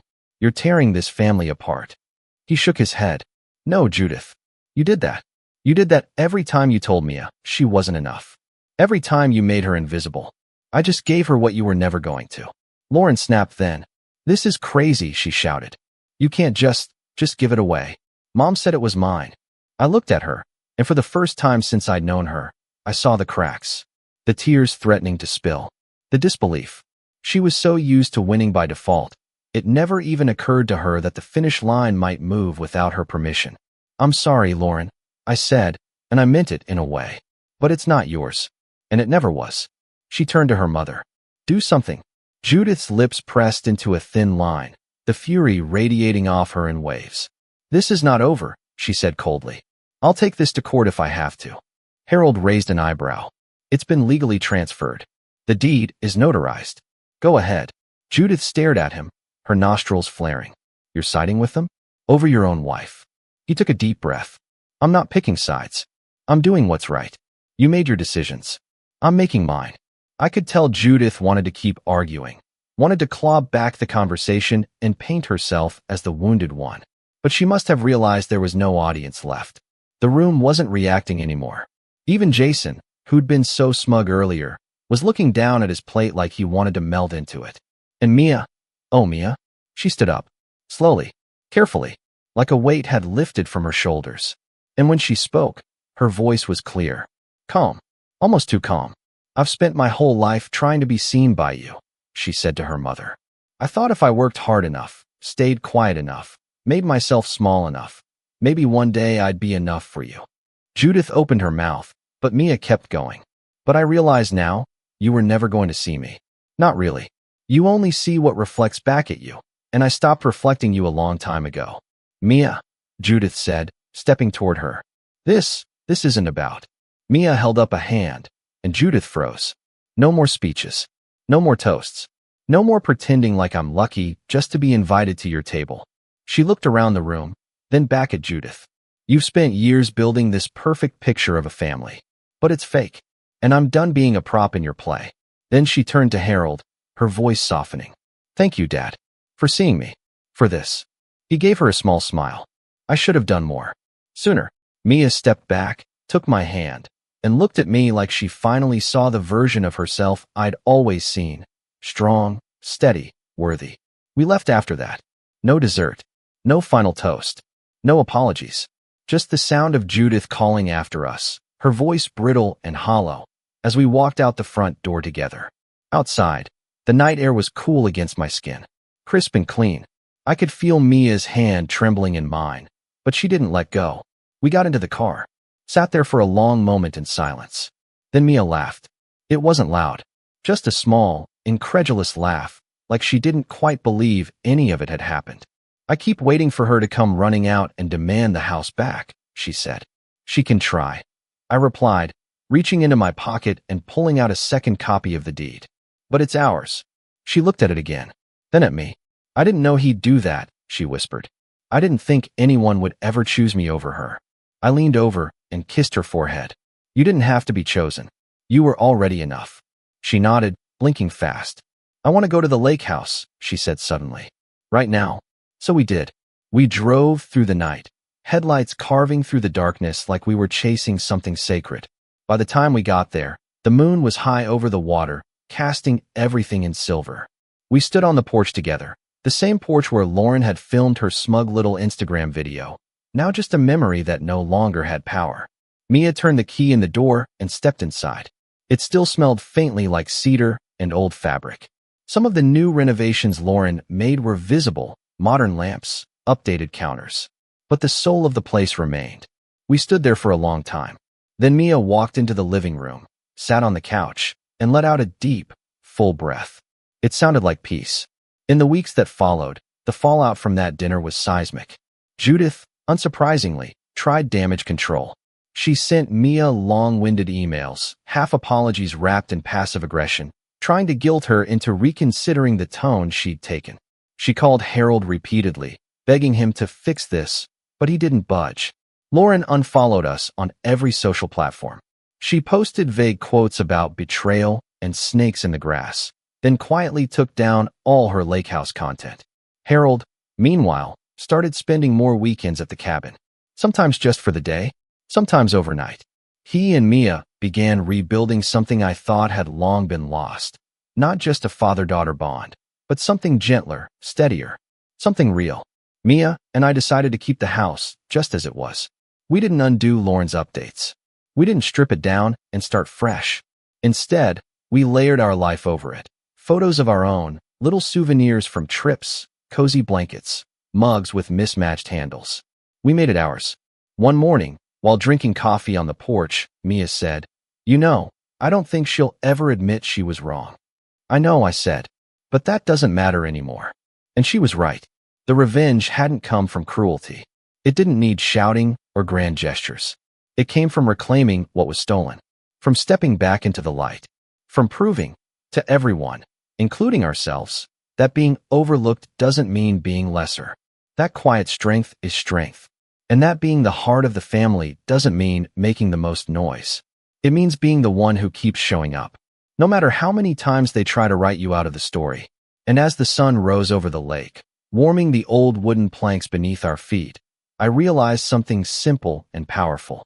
We weren't just the footnotes anymore. We were the authors now. And this time, we were writing the ending.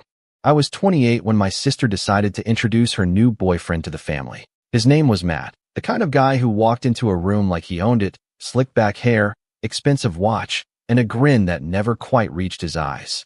My parents adored him from the start. "He's so confident," my mom said after their first dinner. I, on the other hand, thought confident was a generous way to describe someone who bragged about his crypto investments before the appetizers even arrived. It was early spring, and my sister had planned a big family dinner at a fancy restaurant downtown, the kind where the cheapest bottle of wine costs more than my monthly utility bill. She said she wanted everyone to get to know Matt better. I wasn't exactly thrilled, but I went. I figured I'd support her. She'd been through a rough breakup the year before, and if this guy made her happy, I could put up with him for one evening. The first thing that struck me when I arrived was how overdressed everyone was. My parents were in formal wear, my sister wore a cocktail dress, and Matt looked like he'd just come from a business meeting on Wall Street. I showed up in a clean button-up and jeans, which apparently made me look like the help. "Oh, Henry," Matt said, smirking as he leaned back in his chair. "Glad you could make it, man. There's a seat for you right there." He pointed to a chair wedged awkwardly near the end of the table, right next to where the waiters were dumping dirty dishes into the bin. Everyone laughed. My sister giggled nervously, like she wasn't sure whether to defend me or join in. My mom looked mildly embarrassed, but said nothing. I just smiled, trying to keep the peace. No problem, I said, pulling the chair back. Perfect spot for someone who likes people watching. Matt chuckled and raised his glass. That's the spirit, bro. You're part of the family now. He emphasized the word family, just enough to make it sound like a joke at my expense. Dinner went on, and Matt dominated every conversation. He talked about his job, some consulting gig that was never clearly defined, and how he'd just leased a new Mercedes because you can't look successful without one. He asked my dad how his retirement life was going, even though my dad still worked full-time, and he complimented my mom on her vintage taste in jewelry, which I think he meant as a compliment. Every sentence that came out of his mouth seemed polished, rehearsed, the kind of charisma that fools people who want to be impressed. But what really started to grate on me was how he treated my sister. Subtle things. He'd cut her off mid-sentence. He'd tell her to let the men handle certain topics. He once wiped a drop of sauce off her cheek and muttered, "You always make a mess, babe," in a tone that made me want to shove my chair back. At one point, my sister tried to bring me into the conversation. "Henry just got a promotion," she said proudly. Matt turned to me with that same smug grin. "Oh yeah? Doing what?" "I'm a software engineer," I said. "Moved up to a senior role a few weeks ago." He tilted his head like he was studying a particularly interesting bug under glass. "That's cute.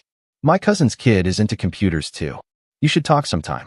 He's in high school, though, so maybe he could learn from you."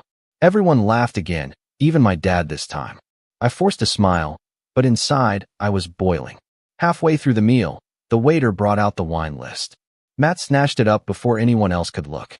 "Let's celebrate properly," he said, flashing his teeth. "I've got this." He ordered 2 bottles of something I couldn't pronounce and a round of appetizers for the table. When the waiter left, my mom whispered, "Matt, that's too much," but he waved her off. "Relax," I said, "I've got it." "Your family." That word again. Family. As the night went on, I noticed a pattern. Every time Matt said family, it was followed by a glance in my direction, a half smirk, a little dig. Like he was testing me, seeing how far he could push before I broke. I stayed quiet, not wanting to ruin my sister's evening. But the more he talked, the more I could feel the tension knotting in my stomach. Then came the toast. Matt stood up, glass raised. "To family," he declared. "To people who stick together no matter what. And to the future." He gestured toward my sister and winked. Everyone clinked glasses. I raised mine too, trying not to show how hollow it all felt.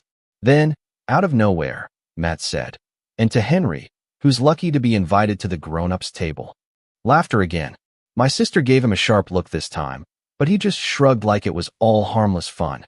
I didn't laugh. "You know," I said, keeping my voice calm, "you're awfully comfortable making jokes for someone who's still on the probation period." The table went silent. Matt's smile faltered for a split second before snapping back in place. "Hey, I'm just kidding around, man. Don't take it so personally." I forced a grin. "Of course. Just making sure we're on the same page." After that, things got awkward. My parents tried to steer the conversation elsewhere, but the energy had shifted. Matt kept shooting me little glances, smirks that said he wasn't done yet. When dessert came, he leaned over to me and whispered, "Lighten up, man. You're not family yet, but maybe one day." That's when I knew this guy wasn't just arrogant. He was testing boundaries, seeing how much he could humiliate me before someone stopped him. The waiter came back with the check, a thick leather folder, discreetly placed in front of Matt. He flipped it open, and I could see his eyes flicker. The total was over $1,000, thanks to his extravagant ordering. He tried to keep his composure. Yeah, put it on my card," he said casually, handing it over. The waiter disappeared, and Matt leaned back in his chair, arms crossed like he'd just conquered a small country. Then, 30 seconds later, the waiter returned. "I'm sorry, sir. Your card was declined." The table went quiet. Matt frowned. "That's impossible. Try it again." The waiter nodded and walked away. I tried not to smirk. My sister looked mortified, whispering something to him under her breath. The waiter came back again. "I'm sorry, sir. It was declined again." Matt's face turned red. "Run it again," he snapped. The waiter hesitated. "Sir, we've tried 3 times." That's when I stood up. I looked Matt straight in the eye, every ounce of frustration from the evening bubbling to the surface. You said I'm not family, I said, my voice steady but loud enough for nearby tables to hear. So go ahead. Pay for your family. The color drained from his face. My sister's mouth fell open. My mom gasped quietly, and my dad stared at me like he wasn't sure whether to intervene or let it play out. The waiter just stood there, awkwardly holding the bill. Matt opened his mouth, but no words came out. And that's when I turned to the waiter and said, loud enough for everyone around us to hear. Looks like there's been a mistake, I said, keeping my tone calm but firm. He's not paying for me. I'm not family, remember? The waiter blinked, unsure what to do. My sister's eyes darted between me and Matt, and my mom reached for her purse like she could smooth everything over if she just threw money at the awkwardness. But I wasn't letting that happen. Not this time. Henry, my dad started, his voice low, warning. I didn't even look at him. No, Dad. I've sat here all night being the joke. I've been called the kids' table, the outsider, the one who doesn't belong. Well, now I'm just returning the favor. Matt tried to chuckle, but his voice cracked. You're really going to make a scene over a joke? Over a joke? I repeated, laughing quietly. You've been taking shots at me all night, treating my sister like a prop, and you expect me to sit here and let it slide because you think you're impressive? You wanted to play grown-up. Congratulations, now you get the grown-up bill. The waiter stood frozen, unsure who to listen to. My sister finally broke her silence. Matt, just pay it, she whispered. I can't, he muttered, face red. It's probably some limit thing. I'll handle it later. The waiter cleared his throat. Sir, I'm afraid we'll need payment tonight. I could see Matt's jaw tighten. He looked like he wanted to crawl out of his own skin. He turned to my parents. Could one of you? That's when I stepped in again. You said you've got this, remember? Your words. I've got it, because you're family. I gestured to the table. Well, here they are. Your family. The table went dead quiet. My dad's expression hardened, not out of anger toward me, but disappointment in the situation, maybe in Matt, maybe in himself for not stepping in earlier. My mom looked mortified, whispering to my sister to just sort it out quietly. But my sister didn't move. She just sat there, shoulders shaking slightly, eyes glistening like she'd finally seen the side of Matt I'd been noticing all evening. The waiter looked around, awkwardly clutching the folder. Should I split the bill? He asked softly. No, I said. He insisted he's covering it. And honestly, I'd hate to insult him by suggesting otherwise. Matt's composure cracked. You think you're funny, don't you? He snapped, voice rising. You show up to dinner in jeans, freeload off your parents, and think you can talk down to me? I leaned forward. You're right. I'm not family, which means I don't owe you a single thing. The words hung in the air like a slap. The couple at the table next to us turned to watch. My dad muttered something under his breath, and my mom reached for her purse again. Matt noticed and barked, Don't. I'll handle it. The waiter, clearly fed up, said quietly, Sir, we do have to settle the bill before you leave. Matt rubbed his forehead, fumbling for his phone. I'll do Apple Pay, he muttered. It's probably just my card. He held up his phone, tapped it against the terminal, declined. Again. At that point, even my dad couldn't hide his frustration. Matt, he said slowly, maybe we should just pay and sort it out later. But I wasn't done. Dad, I said, my tone sharp, don't. You heard him. He's got it. The waiter was starting to look apologetic, like he wanted to vanish. Matt glared at me, his jaw twitching. You think this makes you look good? You're embarrassing your parents. No, I said.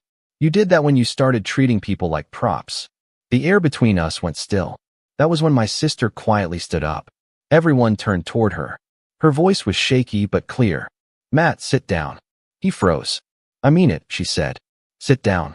He hesitated, then lowered himself back into the chair. She turned to me. Henry, thank you. Then she looked at the waiter. Can you give us a minute? The waiter nodded and disappeared, leaving the table heavy with tension. My sister's hands were trembling. I'm sorry, Henry, she said softly. He's been different lately. I thought maybe he was just nervous around everyone, but I didn't know he'd. Matt cut in. Oh, come on. Don't turn this into some drama. It's one dinner. Then why do you keep making everything about you? She shot back. You embarrassed my brother. You embarrassed me. He rolled his eyes. You're overreacting. No, she said firmly. I'm done pretending this is normal. For the first time that night, Matt didn't have a comeback. He just sat there, silent, fuming, trying to salvage what little dignity he had left. I didn't say another word. I just leaned back and watched him stew, the tension thick enough to cut with a knife. My mom whispered something about maybe calling it a night, but no one moved. Finally, after what felt like an eternity, the waiter returned. "Is everything okay?" Matt exhaled through his nose, reached for his wallet again, and muttered, "Fine. I'll figure it out." He pulled out a different card, a black one this time, and handed it over. The waiter took it, disappeared for a moment, then came back. "This one worked," he said quietly. Matt forced a smile, but it didn't reach his eyes. He signed the receipt with a stiff hand. No one said a word as we stood up to leave. My sister didn't even look at him. My parents made small talk about how the food was great, just to fill the silence. As we stepped outside into the cool night air, Matt tried to recover. "Well," he said, forcing a laugh, "that was something." I looked at him and smiled. "Yeah," I said. "A real family moment." He scowled but said nothing. And that should have been the end of it. But it wasn't. Because the next morning, I got a call from my mom saying Matt had accused me of setting him up, that I'd purposely embarrassed him in front of everyone, and that my sister was blowing things out of proportion. What he didn't realize was that this time, my sister wasn't defending him anymore. In fact, she'd found something that would make everything that happened at that dinner look like child's play. And when I found out what it was, I realized the dinner humiliation was just the beginning. When my mom called me the next morning, her tone was cautious, that overly calm kind of voice parents use when they're trying to prevent an explosion. "Henry," she said, "Matt called. He said there was a misunderstanding last night." I almost laughed. "A misunderstanding? That's what he's calling it." She sighed. "He feels like you were trying to humiliate him. He said you knew his card wouldn't work and that you—" I cut her off. "Knew? How would I possibly know that? I didn't even know he had more than one card until he whipped out that black one like a magician doing his last trick." "Henry, please," she said gently. "I'm not defending him. Your sister's upset too. She's not talking to anyone right now." That got my attention. "Not talking? To him or to us?" "Both," my mom said, hesitating. "She said she needs time to think. I think she's realizing things." I hung up with a pit in my stomach. Part of me wanted to drive over to her place and make sure she was okay. The other part knew she probably needed space. Still, something about it didn't sit right with me. The way Matt had gone from smug to desperate overnight. The way my sister had suddenly gone quiet. By that evening, I couldn't take it anymore. I texted her. Me, "Hey, you okay?" Her, "Yeah. Can we talk soon?" Me, "Of course." Her, "Come by tomorrow. But don't tell mom and dad yet." That message had weight. My sister was the type to overshare everything with our parents. If she was telling me not to, something serious was up. The next day, I drove to her apartment, and as soon as she opened the door, I knew something had shifted. She looked tired, not the kind of tired that comes from lack of sleep, but the kind that comes from realizing someone you trust isn't who you thought they were. "Thanks for coming," she said softly. She led me into the kitchen where her laptop was open on the counter. On the screen was an email chain. "Remember how Matt said he works in consulting?" she asked. "Yeah," I said slowly. "He never actually explained what that meant." She gave a bitter laugh. "That's because there is no job. I found out he's been telling everyone he's a business consultant, but really he's unemployed. He's been using his old company's name on LinkedIn like he still works there. They fired him last year." I blinked. "Wait, what?" She clicked through a few tabs, showing me messages between Matt and his so-called clients. They weren't clients at all. They were emails begging for money, thinly disguised as investment opportunities. I felt my stomach twist. "He's scamming people?" "Trying to," she said.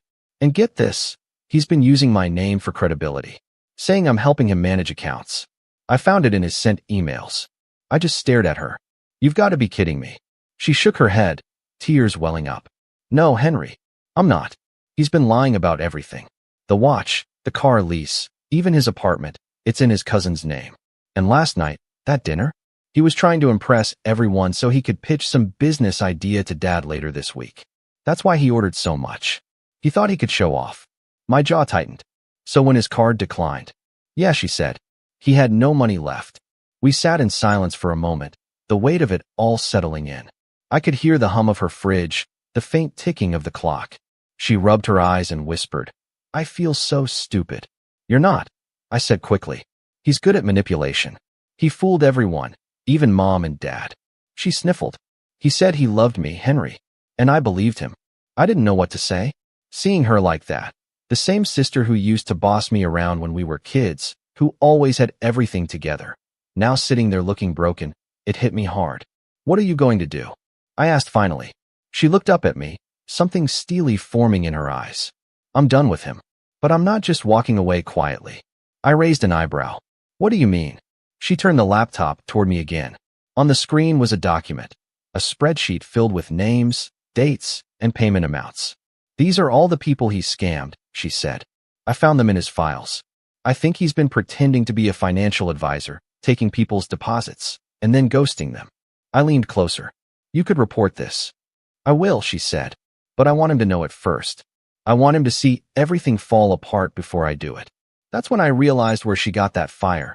She was my sister, after all. She looked at me, her expression hardening. I need your help, Henry. Anything, I said. She smirked faintly. I'm going to invite him over tomorrow. I want you to be here. He doesn't know I found out yet. I want him to think I'm giving him a chance to explain.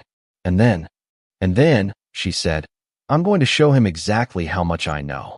I nodded slowly. You're sure about this? She exhaled. I don't want to ruin his life. I just want him to stop ruining mine. But if he tries to lie his way out of it again, then yeah, maybe I'll ruin it a little. There was a quiet determination in her voice that reminded me of the old her, the one who never let anyone walk over her, who once stood up to a teacher for trying to take credit for her project in high school. That version of her was resurfacing, and I could see she meant every word. The next evening, I showed up at her place 10 minutes before Matt was supposed to arrive. She looked calm, too calm, sitting at the kitchen table with 2 glasses of wine poured. The spreadsheet was open on her laptop, but she'd minimized it. Just let me talk first, she said when I walked in. If he denies it, then you step in. I nodded. Got it. At 7:04, there was a knock on the door. She took a deep breath and opened it. Matt walked in, wearing the same smirk from the dinner. Hey, babe, he said, leaning in to kiss her, but she stepped back. We need to talk, she said. He froze, eyes flicking to me. Oh, he's here too. Yeah, she said. He's here. He tried to play it off, smiling weakly. Okay, what's this about? She motioned toward the table. Sit down. He hesitated, then did. The silence that followed was thick, heavy with the kind of tension that could break glass. My sister looked him dead in the eye. Tell me what you do for work, Matt. He blinked. What do you mean? You know what I do. Tell me anyway, she said softly. He shifted uncomfortably. I told you. Consulting. Financial advice. Helping clients manage investments. She tilted her head. Clients like these? She opened the laptop and spun it toward him. The spreadsheet glowed in the dim light. Matt froze, his smirk vanishing for the first time since I'd known him. What is this? He said, his voice shaky. You tell me, she said. Because if I send this to the police, I think they'll have a few questions too. He stared at her, then at me. His jaw tightened. You went through my stuff? You used my name in your scams, she shot back. So yeah, I did. The room went silent except for the faint hum of the refrigerator. Matt's face shifted from shock to anger to panic in seconds. Then, slowly, he leaned back in his chair and said, You have no idea what you're doing. My sister smiled, not kindly. Oh, I think I do. And the next words out of her mouth were the ones that made Matt's entire facade crumble. And for the first time, I saw fear flicker behind that smug grin. Matt's smirk flickered, faltered, then fell away entirely. He stared at my sister like he'd just realized the ground beneath him was cracking. You think you can blackmail me? He said finally, his voice trembling just enough to betray the panic he was trying to hide. My sister leaned back, calm and composed. No, Matt. I'm not blackmailing you. I'm giving you a chance to come clean. To tell me the truth before I do what I already should have done. He scoffed, forcing a laugh. This is ridiculous. You don't even understand what you're looking at. Those aren't real clients. It's just some draft work. Planning documents, okay? You're blowing things out of proportion. She didn't even blink. Oh, really? Because one of those drafts belongs to my coworker's cousin. The one who said she sent $5,000 to your PayPal for an investment portfolio. Want to guess how I found that out? She posted on Facebook about losing her money to a fake consultant with your email address. That landed like a hammer. He opened his mouth, but nothing came out. His throat bobbed as he tried to find words. Okay, That was a misunderstanding. She wanted quick returns, and when she didn't get them, she... Stop. My sister's voice cut through the air like glass. Stop lying. Matt froze. She closed the laptop, folding her hands neatly on top of it. You lied to me about your job. You lied to Mom and Dad. You used my name. You took money from people. And you embarrassed my brother, the only person who saw through you from day one. He looked at me, eyes narrowing. So this was your idea, huh? You've always hated me. I shrugged. Not hate. Just didn't buy the sales pitch. He pushed back his chair abruptly, standing up. You don't know what you're doing, either of you. If you report me, you're going down too. Your name's on some of those transactions, sweetheart. You'll be dragged into this mess. My sister's face stayed calm, but I saw her hand tremble slightly. That was his move, intimidation. He'd used it all night at that restaurant, and now he was trying to do it again. Except this time, she was ready. That's where you're wrong, she said quietly. She turned her laptop back around and hit play on a voice memo. Matt's voice filled the kitchen. Babe, don't worry about the accounts. I'm using your name for now, but I'll move everything later. It's cleaner this way. His face drained of color. I recorded that last week, she said, her voice shaking with controlled anger. Because I had a feeling something wasn't right. He stared at her, his jaw twitching. You set me up. No, she said coldly. You set yourself up. I just stopped pretending not to notice. He stood there, breathing heavily, looking around like a cornered animal. You can't prove anything else. Nobody's going to believe you. I finally spoke. Then maybe they'll believe me. He turned sharply. Stay out of this, Henry. I took a step closer. See, that's where you keep making mistakes. You think you can bully your way out of everything. You did it at dinner. You did it with my sister, and now you're trying it again. But this time, the waiter's not here to save you. Matt's expression twisted.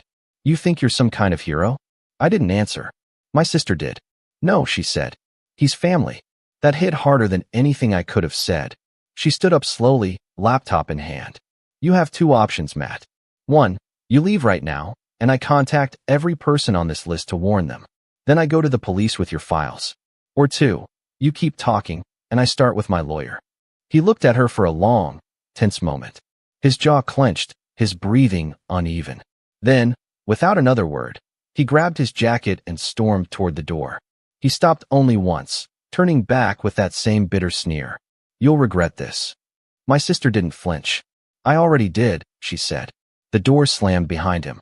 For a long time, neither of us spoke. The silence was heavy but clean, like the air after a thunderstorm.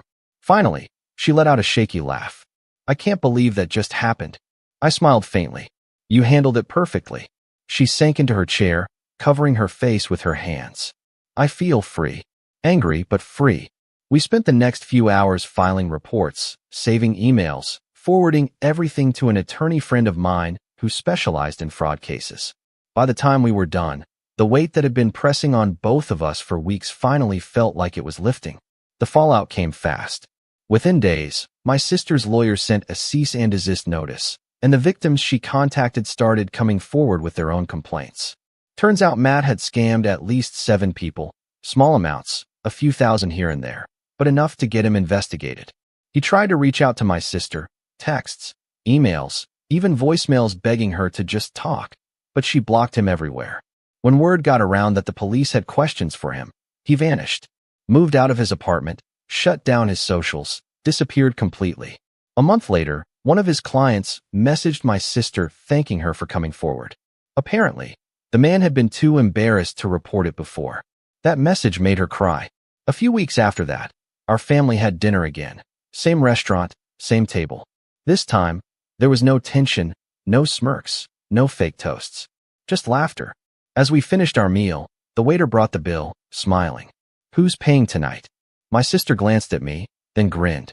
My brother's got it. I laughed. Yeah, I said, slipping my card onto the tray. For my family. The waiter nodded and walked away. As we sat there, my sister leaned over and whispered, You know, I should have listened to you sooner. I shook my head. No, you needed to see it for yourself. Now you know your worth. She smiled softly. And now I know who really has my back. We clinked our glasses, and for the first time in a long while, everything felt right again. No smug outsiders. No manipulation. Just peace. When the waiter returned, He handed me my card and said, "All set, sir." I nodded, catching my reflection in the window. Calm, content, grounded. The kind of man who doesn't need to prove anything. As we left, my sister slipped her arm through mine. "You know," she said, half smiling, "when he said you weren't family." I think that's when I realized how wrong he was. I grinned. "Yeah, because family doesn't laugh when you're put by the trash." She laughed, that real, unguarded laugh I hadn't heard in months. And as we stepped into the cool night air, leaving the clatter of dishes and quiet music behind us, I thought about how one dinner, one ugly scene, had shown us both the truth. Sometimes, you don't really see who people are until the bill comes due. And this time, he finally paid for it, just not the way he expected. My name's Elias, I'm 32, and if you'd asked me 10 years ago what I thought family meant, I would have mumbled something generic. Love, loyalty, blood ties, you know, the usual Hallmark stuff. But I've since learned that sometimes family is just the people who feel most entitled to carve pieces out of you until there's nothing left but silence. I was the quiet one growing up, not because I didn't have things to say, but because in our house, silence was safer. Every time I tried to speak up, I got the same line. "Elias, you're too sensitive. Toughen up." That phrase was practically stitched into the curtains. My sister, Tessa, on the other hand, could break a window and get a cookie. She had this magnetic pull over my parents. She cried, they caved. She failed out of college twice, got married 3 times, never worked a stable job in her life. But somehow, she was always the golden one. And me? I was the family ghost, quiet, consistent, invisible unless they needed something fixed. I moved out at 19 and never really looked back. Got a scholarship, worked part-time jobs, pulled all-nighters in windowless basements to get through school. I never expected handouts. Didn't even ask for help when I knew the college fund my grandfather left for me mysteriously vanished around the time Tessa started planning her second destination wedding in Maui. I didn't fight it. I just swallowed it like everything else. Sensitive boys don't cause scenes. Still, I kept in touch. Birthday calls, polite Christmas cards, the occasional polite family Zoom. I flew home twice a year, paid for my own ticket, stayed in cheap motels even though there was technically a room available for me back at the house. That was until the year I came back and found out that my room, my childhood bedroom, the one with the faded space mural I painted in 8th grade and the bookshelf Grandpa helped me build, had been cleared out and refurnished for Tessa's Labrador, Oliver. "Oh, come on," my mom had said when I paused in the hallway, looking in. "Don't be dramatic. You haven't lived here in over a decade. It's just a dog." She said it so flippantly, like she hadn't just erased the last physical piece of my childhood and handed it to a shedding mutt who chewed through books for fun.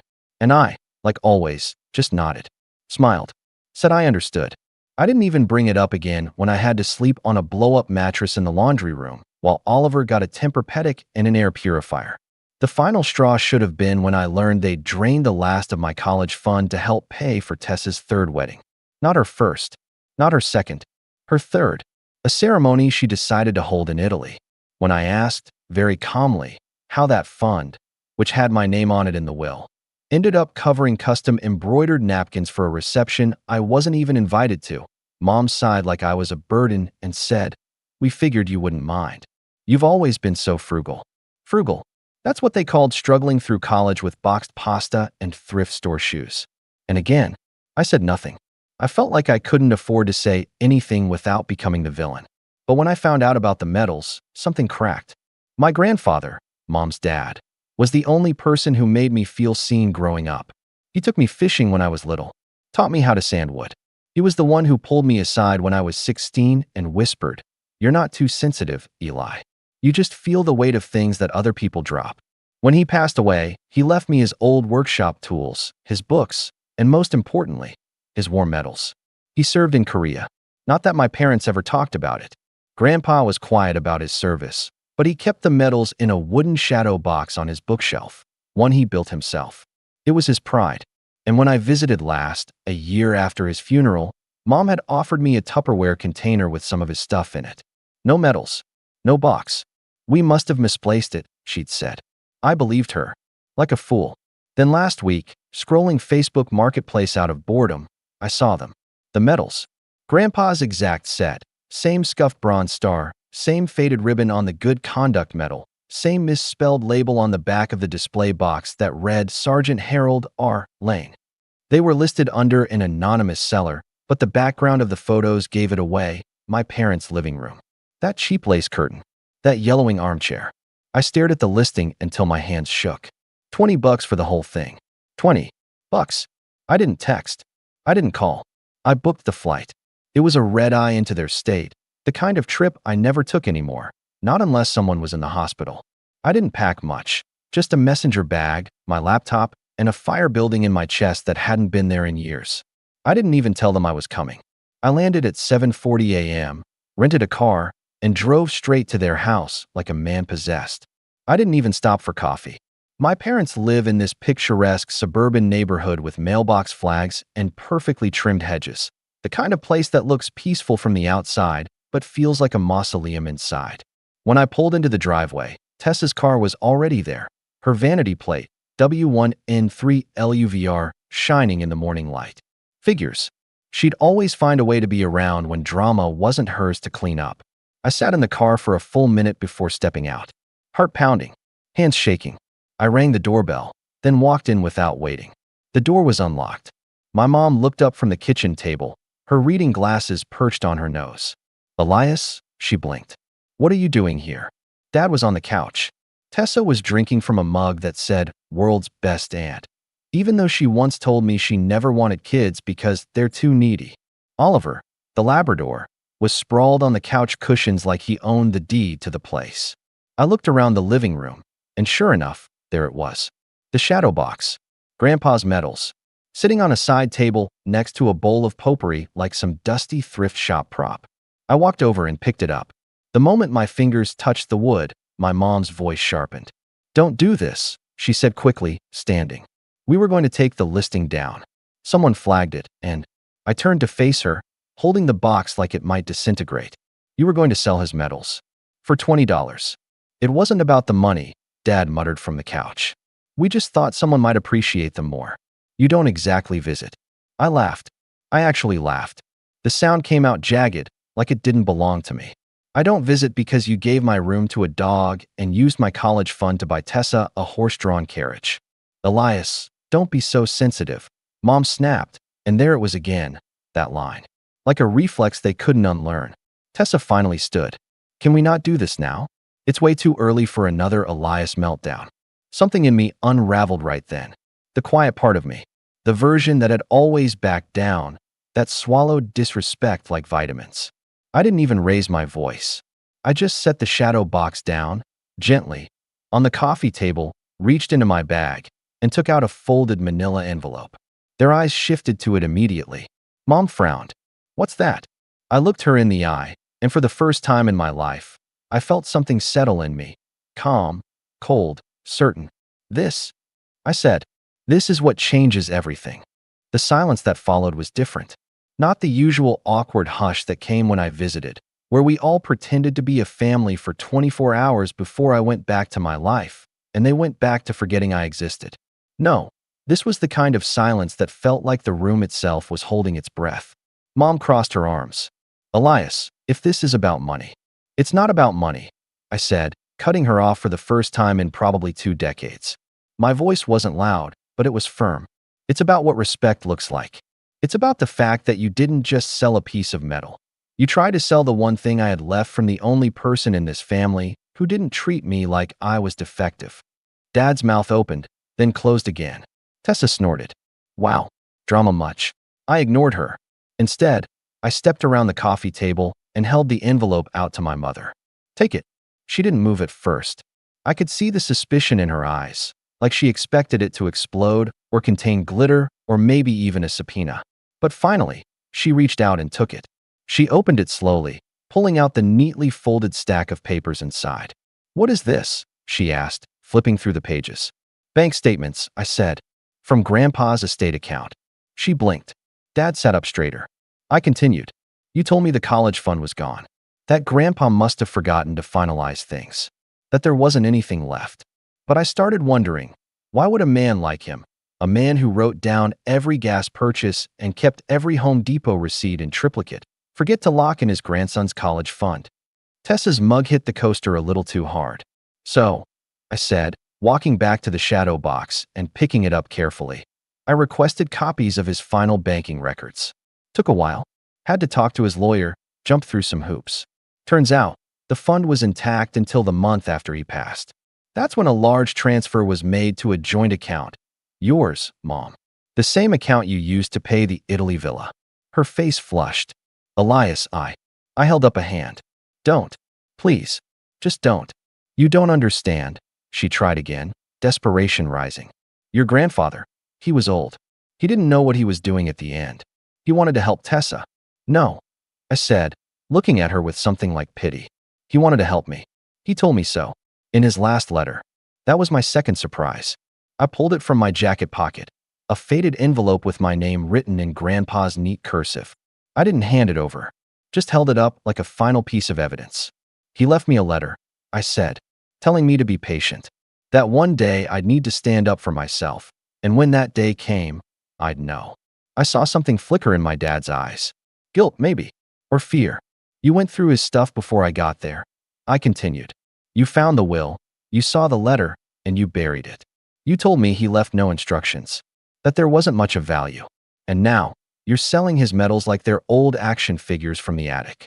Mom tried again. Elias, honey, listen. No, I said, stepping back. You listen. And I turned to my sister. Tessa, I said, you've burned through 3 husbands, 2 degrees, and now, my college fund. You've taken everything that wasn't nailed down, and then some. But this is where it ends. She rolled her eyes. Oh, please. What are you going to do, sue us? I smiled. No, I already did. Her smirk vanished. I turned to my mom again. That envelope? It's not just bank statements. It includes a notarized statement from Grandpa's lawyer. Turns out, he did finalize the beneficiary paperwork, just never told you. I was named the primary heir to the remainder of his estate. Dad stood now. That's absurd. Which means, I continued calmly, that every dollar in that account after he passed was misappropriated, which is a nice way of saying stolen. Mom paled. But the account was in my name. Joint, I said. But the funds were his. You were only on the account to help him manage things. And you used it for a wedding I wasn't even invited to. The room spun in slow motion. Tessa looked like she'd been slapped. Mom reached for the edge of the table to steady herself. Dad sat back down like the wind had been knocked out of him. And I wasn't done. The lawyer sent a formal demand letter last week. You probably haven't opened it yet. He said it was signed for, though. I have the tracking number. Mom opened her mouth, but no words came out. I'm not asking you to give back the money, I said. I'm forcing it. If you don't respond by the end of the week, we go to court. I have every record, every transaction, every text where you told me the fund must have evaporated. And I have Grandpa's letter. I set the shadow box down gently again. That's what this is about. Not revenge. Not money. Respect. And closure. Tessa's voice was quiet now. You'd really go to court? Against your own family? I met her eyes. I've spent my whole life believing I was too sensitive. That speaking up made me the problem. But I finally realized the problem wasn't that I felt too much. The problem was that none of you felt anything. And with that, I turned and headed toward the door. I heard Oliver bark once, like he sensed the tension too. Or maybe he just wanted a treat. As I reached the threshold, I paused. Oh, and the medals? I said without turning around. I'm keeping them. They were never yours to sell. I walked out, sunlight hitting my face like a cleansing wave, and closed the door behind me. The sound echoed like punctuation. The ending wasn't clean. I knew the legal battle ahead would be long and exhausting. But for the first time, I felt like I wasn't fighting alone. I had truth. I had Grandpa's words. And I had finally found my voice. I didn't cry until I reached the rental car. I don't know what I expected. Maybe some long-buried fantasy of Mom chasing after me in tears, apologizing, begging for forgiveness, telling me I mattered. Or maybe just silence. But what I got, sitting there behind the wheel with Grandpa's shadow box buckled into the passenger seat like a fragile passenger, was a flood of emotions so layered I didn't even try to name them. Grief, anger, relief, rage, vindication. All of it hit me at once, hard enough to leave me breathless. My hand stayed on the steering wheel for 10 full minutes before I started the car. I drove aimlessly for a while, through the neighborhood, past the park where Grandpa used to take me on early morning walks before the sun got too high. The bench where we used to sit was still there. I parked across the street and just watched it for a while. I hadn't realized how much I missed the quiet until that moment. The kind of quiet that didn't ask me to shrink. That didn't call me too sensitive. Eventually, I checked into a cheap hotel. It was the same one I always used whenever I had to come back, more out of habit than preference. The wallpaper was still peeling in the corners, and the front desk guy still had the same blank stare like he'd seen too many long nights and too few happy endings. But it was mine for the night, and more importantly, it was not theirs. That evening, I placed the shadow box on the small dresser, propped it up against the wall, and stared at it like it might blink or talk or whisper something only I could hear. It was surreal, seeing something so full of meaning treated so carelessly by the people who claimed to honor his memory. But it was mine now. It always should have been. I opened Grandpa's letter again. I'd read it a dozen times, but this time, I read it slower, let the words sink deeper. His handwriting was neat, deliberate, like always. He'd written it a few months before he passed, when his hands were already shaking too much to hold a cup without spilling. He had to have spent hours on it, steadying each stroke just so I could read it clearly. Eli, if you're reading this, then they've probably already disappointed you again. I hate that I can't be there to stand in the gap like I used to. But son, there's something I need you to understand. The way they treated you, it was never about you. It was about them. Their fears, their insecurities. You scared them because you felt too deeply, thought too long, and cared too much. They'll never admit that, but I need you to know, you were never too sensitive. You were just too real for people who only knew how to pretend. I left what I could for you. It's not much, but it's yours. Use it how you see fit. And if you ever find yourself wondering whether to stay quiet or speak up, speak. Loud if you have to. Grandpa. I sat there for a long time after that, just holding the letter. I'd spent my entire childhood, and most of my adulthood, convinced that maybe if I just tried harder, worked longer, kept my head down, they'd finally love me the way they loved Tessa. That if I gave enough, stayed out of the way enough, I'd be good enough. But now I saw it clearly. They never wanted me to be seen. They wanted me to be useful. The second I stopped being useful, or worse, started asking questions, I became inconvenient. Disposable. That realization didn't sting as much as I thought it would. If anything, it clarified everything. The next morning, I got a call from an unknown number. I didn't answer it right away. I let it ring out, watched the voicemail icon pop up, and then curiosity got the better of me. It was my father. His voice was tight, controlled. The kind of tone he used when he was trying to pretend nothing was wrong, but couldn't quite hide the panic underneath. Elias, we got the papers, and I think you've made your point. But let's not make this ugly. There's no need for lawyers or courtrooms. I know you're upset, rightfully so, but your mother is very emotional right now. And Tessa's, well, she's pregnant again. We just want to move past this. If you'd consider coming over to talk, maybe we can resolve things like adults. I listened to it twice. Pregnant again. Of course. Resolve things like adults. As if I hadn't spent years trying to do exactly that. As if I hadn't already tried every path that didn't involve fire. I didn't reply. Not yet. Instead, I called Mr. Levin, Grandpa's old lawyer. He'd retired a few years back, but agreed to help with the estate because, in his words, your grandfather was one of the only decent men I've ever met. I told him what happened. The confrontation. The voicemail. The guilt-laced olive branch. He sighed heavily on the line. I've seen this kind of thing more times than I can count, Elias. They never expect the quiet ones to push back. And when you do, they scramble. Try to turn your boundaries into threats. Should I meet with them? I asked. There was a pause. I won't tell you what to do, Mr. Levin said gently. But remember, this isn't just about one conversation. It's about the pattern. Are they trying to make amends? Or just trying to stop you before the consequences land? That stuck with me. Later that afternoon, I went out to the local strip mall and got a small storage unit. Nothing fancy, just enough to keep the shadow box, the letter, a few keepsakes, and a stack of printed documents. It wasn't home, but it felt safe. A place where no one could throw out my things or sell them to strangers. That night, I got another call. This time from Tessa. I let it go to voicemail again, but she didn't leave one. Just a missed call and a follow-up text. Can we talk? No drama. Just you and me. No drama. From Tessa. I stared at that message for a long time. Because deep down, I knew something had shifted. She didn't want to talk. She wanted to stop me. And I was just starting to wonder what she'd do to try. I didn't respond to Tessa's text right away. I needed time. Not to calm down. I wasn't angry anymore. I was clear. Focused. I needed time to decide what this version of me, one with boundaries and a spine, was going to do next. The next morning, I woke up early and went for a walk around the old neighborhood. It was eerie how little had changed. Same cracked sidewalks, same overgrown hedges where the Martin kids used to hide during hide and seek. The world had moved on, but the ghost still lived here. I passed the house I grew up in, slowing just enough to look at the window that used to be mine. The curtains were new, but the room still looked the same size from the outside. Smaller than I remembered. I went back to the hotel, showered, shaved, and changed into clothes that didn't make me feel like a guest in my own skin. Then I called Tessa back. She picked up on the second ring. Eli, she breathed, like she'd just run a mile. I didn't think you'd. Where? There was a pause. You mean to talk? Yes. Where? She hesitated again. Can we meet at the house? Just us.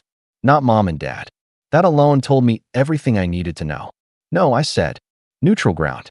Cafe Amara. For PM. Seriously, she huffed. That place doesn't even have parking. Then we're flats. I hung up. Cafe Amara was small and quiet. The kind of place where people sipped their drinks instead of slurping them, and nobody played music too loud. I got there early, sat at a table near the back, and ordered tea. Not because I wanted it, but because I didn't want to sit there with nothing in front of me.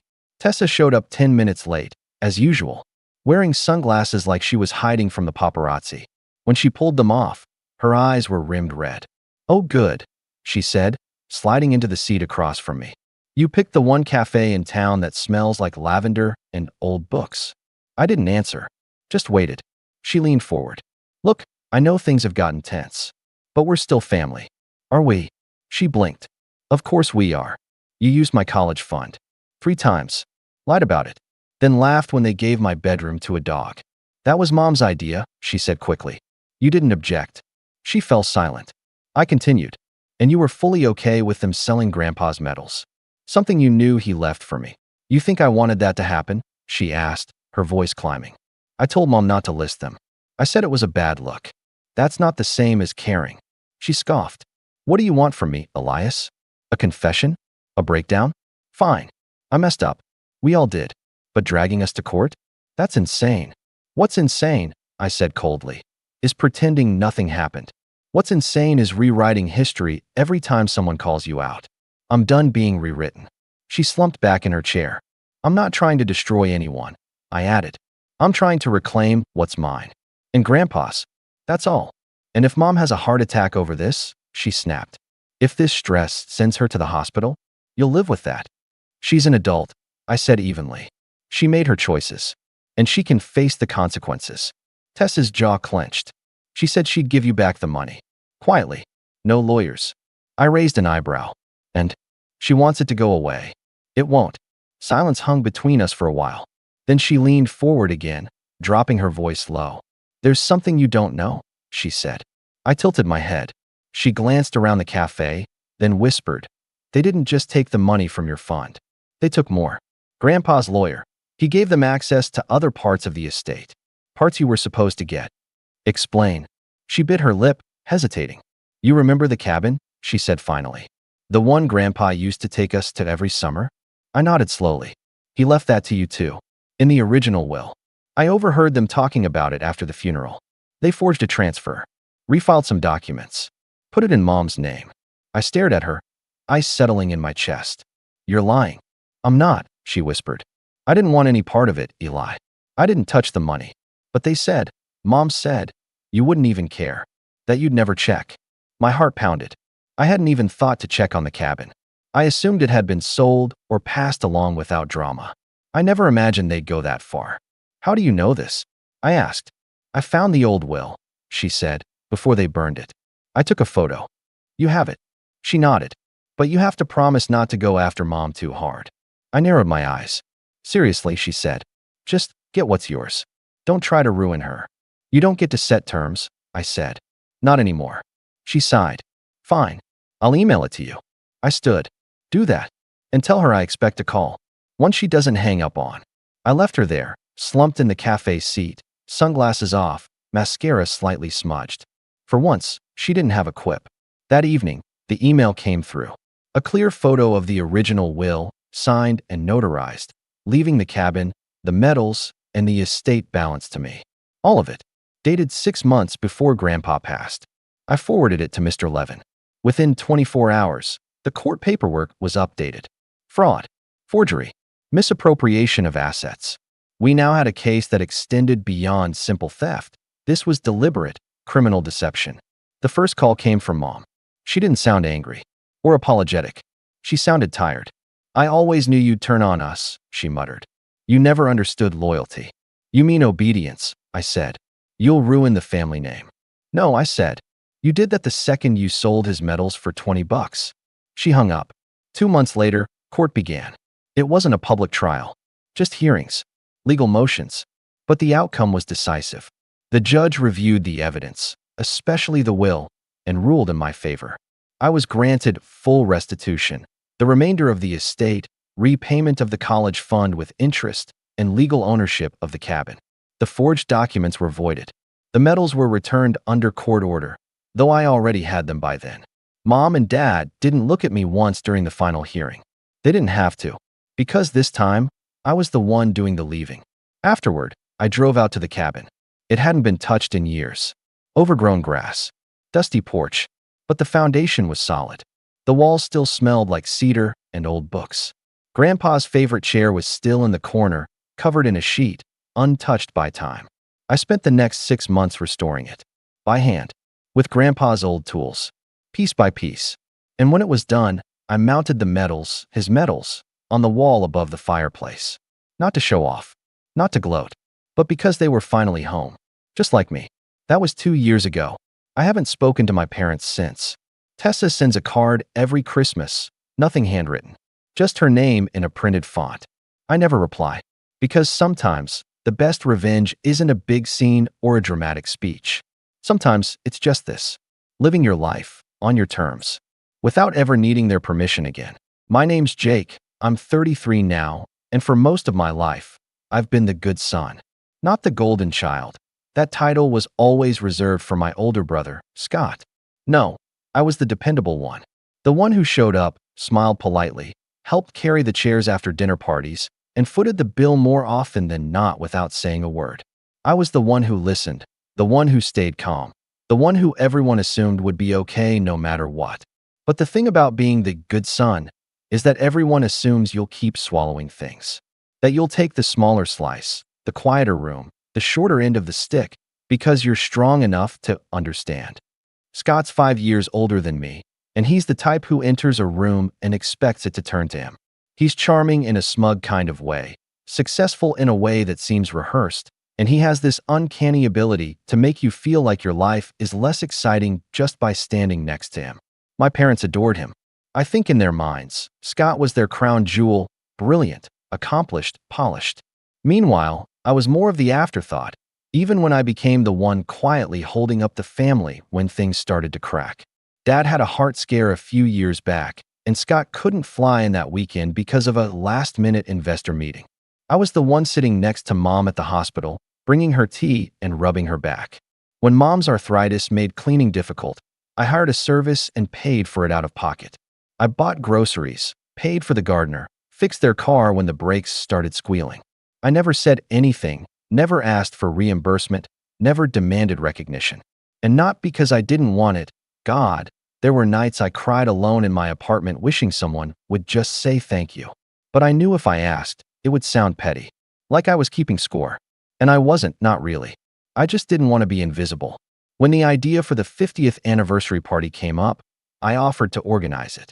I booked the venue, sent out the invitations, arranged for the catering, music, flowers, the whole thing. I even made a video montage of their life together, digging through old photos and digitizing footage from dusty VHS tapes I found in a box in the attic. It took me weeks. I didn't sleep much the week before the party, making sure everything was perfect. Scott flew in the night before and stayed at a 5-star hotel, of course. The party was held at a vineyard just outside town, A beautiful place with golden lights strung between trees and long tables draped in ivory linens. Guests arrived in suits and dresses. Laughter drifted through the air, and my parents beamed like royalty. I was tired but proud. I remember standing by the edge of the patio with a glass of wine, watching people mingle, when my uncle approached and patted me on the shoulder. "You did good, Jake," he said, then added with a smirk, "though I'm sure Scott will find a way to take credit." I laughed, but something about that stuck with me. Later that night, after the main course, after the cake, after the video had made Mom cry in that quiet, moved way of hers, Scott clinked his glass. The room fell into a hush. He stood tall and confident, holding his champagne like he was born with it. "I just want to say," he began, "congrats to Mom and Dad for 50 years of love, laughter, and, let's be honest, putting up with two wildly different sons." People chuckled. "Jake gets the stories," he continued with a grin, "and I get the estate." There was more laughter. A few people even clapped. My parents smiled, awkwardly, I think, but said nothing. And me? I just stared at my wine glass. My heart sank, not because it was a surprise, but because it confirmed what I'd feared for years. He wasn't joking. Not really. The family house, the accounts, the heirlooms, it was all his in their minds. I was just the guy who documented things. The helper. I stood up slowly, holding my own glass, and smiled. "Then I'll just take what I paid for." The room quieted a little. A few polite laughs tried to restart the mood, but the air had changed. Scott's smirk twitched. I turned and left the table, not dramatically, not storming off, just done. What Scott didn't know, what nobody knew, was that for the past 4 years, I had been paying off the second mortgage on the family home. Quietly. Dad had taken it out when Mom needed knee surgery and the bills piled up. I offered to help, and rather than argue, Dad signed over partial financial control, and I started making payments directly. By now, I'd covered nearly 70% of the balance. The paperwork sat neatly in my filing cabinet, co-signed, notarized. Legal. I didn't say anything that night. I just went home, poured myself a whiskey, and stared at the contract until my vision blurred. The next morning, I got up early and called the moving company. I told them to be at the house by 9 a.m., that everything had already been marked. And it had. I'd spent the past 2 weeks, in between planning the anniversary, quietly labeling the items that were legally under my ownership. The grand piano? Bought and gifted by me for my parents' 45th. The antique bookshelf? I restored it myself and purchased it from an estate sale. The wine collection in the cellar? Paid for with my card and stocked every year on their anniversary. Even the silverware, the fancy stuff they only used at holidays, had been replaced by me when the originals were lost in a move. When the movers arrived, I handed them the list, unlocked the front door, and let them do their work. My parents weren't home. They'd stayed at Scott's hotel after the party. That was part of the plan. I didn't want them to watch. I didn't want the drama. Just the facts. By noon, the house was mostly empty. Not gutted, not vandalized, just stripped down to the bones of what my parents had purchased themselves. I left the living room as it was. But in the dining room, on the long mahogany table Scott had mocked years ago as too sentimental, I placed a single box. Inside was a folded copy of the mortgage contract and a note. I didn't write much, just a simple line. Stories are all that's left when you give everything else away. I locked the door behind me and walked away, my hands still trembling. That afternoon, my phone rang. Mom, then Dad, then Scott. I didn't answer. I wasn't ready. I knew I'd have to eventually. But for once, I wanted them to sit in the silence. To feel the weight of it. Because sometimes silence says more than a scream ever could. I finally turned my phone back on 2 days later. 43 missed calls. Over a dozen texts from Mom, short and panicked. "Jake, what happened? Where did everything go? Please call me." A few from Dad, mostly quiet attempts at calming the waters. "Let's talk when you're ready." I didn't know you felt this way. But it was Scott's messages that stood out. His tone changed over time. First casual, "Nice stunt." Then defensive, "You don't own that house, you just helped out." Then flat out angry, "If you think this is over, you're wrong." And finally quiet, "Call me, please." I didn't respond. Not yet. Instead, I forwarded the paperwork to my parents' attorney. It was the same one who helped draft the original co-sign agreement for the mortgage. He'd been friends with my dad for years. I kept the message short. For your records, please advise my parents accordingly. 3 days later, the attorney called me directly. His voice was tight. Jake, he said, I think we need to talk. We met in his office the following morning. He was polite, but visibly uncomfortable, flipping through the documents I had sent and nodding grimly. You did everything by the book, he said finally, setting the papers down. But this is going to come as a shock to your parents. I shrugged. They should have read what they signed. That's not what I mean, he said, glancing up at me. They assumed you were helping, not keeping score. That word again, keeping score. I leaned forward. They didn't ask what I was sacrificing. They just assumed I could afford it. That I didn't mind. That Scott deserved everything because he's louder and flashier and calls once a week to say he's busy. Meanwhile, I was draining my savings and patching up everything behind the scenes. Is it really keeping score if I just want acknowledgement that I mattered? He didn't answer right away, just nodded slowly and said, I'll make sure they understand the legal standing here. I suspect they'll want to talk. Are you open to that? I wasn't, but I said, maybe. The house remained half empty. My parents didn't try to reclaim anything, not right away. Instead, they sent messages asking to meet. Mom left voicemails, her voice trembling. You've always been the dependable one, Jake. I thought you knew how much we loved you. I played that 3 times. Not because I believed her, but because I wanted to. Scott called again the following week, and this time I answered. Jake, he said, not even waiting for a hello. What are you doing, man? You mean what did I do? I replied. Because it's already done. He scoffed. You think this proves something? That you're the better son? All you've done is hurt them. No, Scott. I think you've hurt them by letting them believe you were the center of the family. I just stopped cleaning up after you. There was a long pause. He softened his voice. Look, I know we've had our differences, and I know you think Mom and Dad gave me more. But the estate is still theirs. You know that, right? You can't just. I'm not after the estate. I interrupted. I just took what I paid for. Nothing more. In fact, you can have the house if they leave it to you. It's mostly empty now anyway. I heard him breathe in sharply. You're enjoying this. No, I'm just done being the guy who takes the hit so everyone else can laugh. Another pause. Then he asked, more quietly than I'd ever heard him, why the note? I didn't answer. He asked again. That line. The one in the box.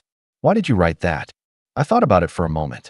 Thought about the years of holiday dinners where I got seated at the far end of the table while Scott was poured the first glass. The birthdays forgotten.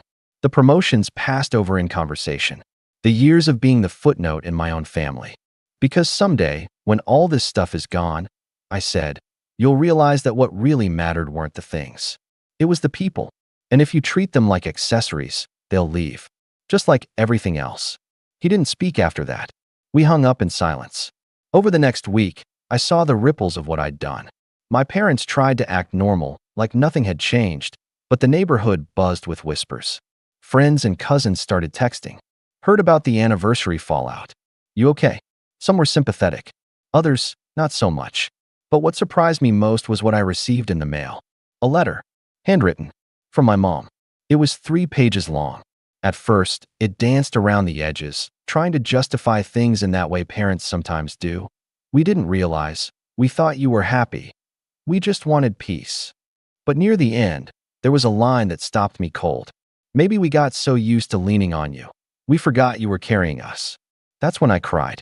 Not out of vindication. Not out of spite. But because for the first time in years, someone finally saw it. Saw me. I didn't respond right away. I wasn't ready to forgive. Not yet. But I folded the letter, put it in my drawer, and stared at it for a long time. Because sometimes, revenge isn't about destroying people. It's about reminding them who you are and what they lost when they stopped looking. Weeks passed. I didn't go over to the house, and I didn't answer most of the calls. I wasn't angry anymore, not in the same fiery way, but there was still a part of me holding the line. After a lifetime of swallowing things whole, silence had become my way of setting boundaries. But the space that followed was weird. Not peaceful exactly, just suspended, like the whole family was holding its breath. Then, out of nowhere, Scott showed up at my apartment. He knocked. Just once. I opened the door and found him standing there, not in one of his usual tailored suits, but in jeans and a rumpled jacket. His face looked worn, like he hadn't slept much. He held a box in both hands. I'm not here to fight, he said quickly. Can I come in? I stepped aside without saying a word. He didn't make small talk. He just walked in, set the box on my kitchen counter, and stood there for a second, rubbing his hands together. Then he looked at me with this uneasy look, like he wasn't sure where to start. I went to the house last week, he finally said. Mom asked me to get some photo albums. She didn't want to see the emptiness. Said it would feel like a ghost town. I nodded slightly, letting him continue. So I was digging through some of the boxes in the closet upstairs, and I found these. He opened the box and slid it toward me.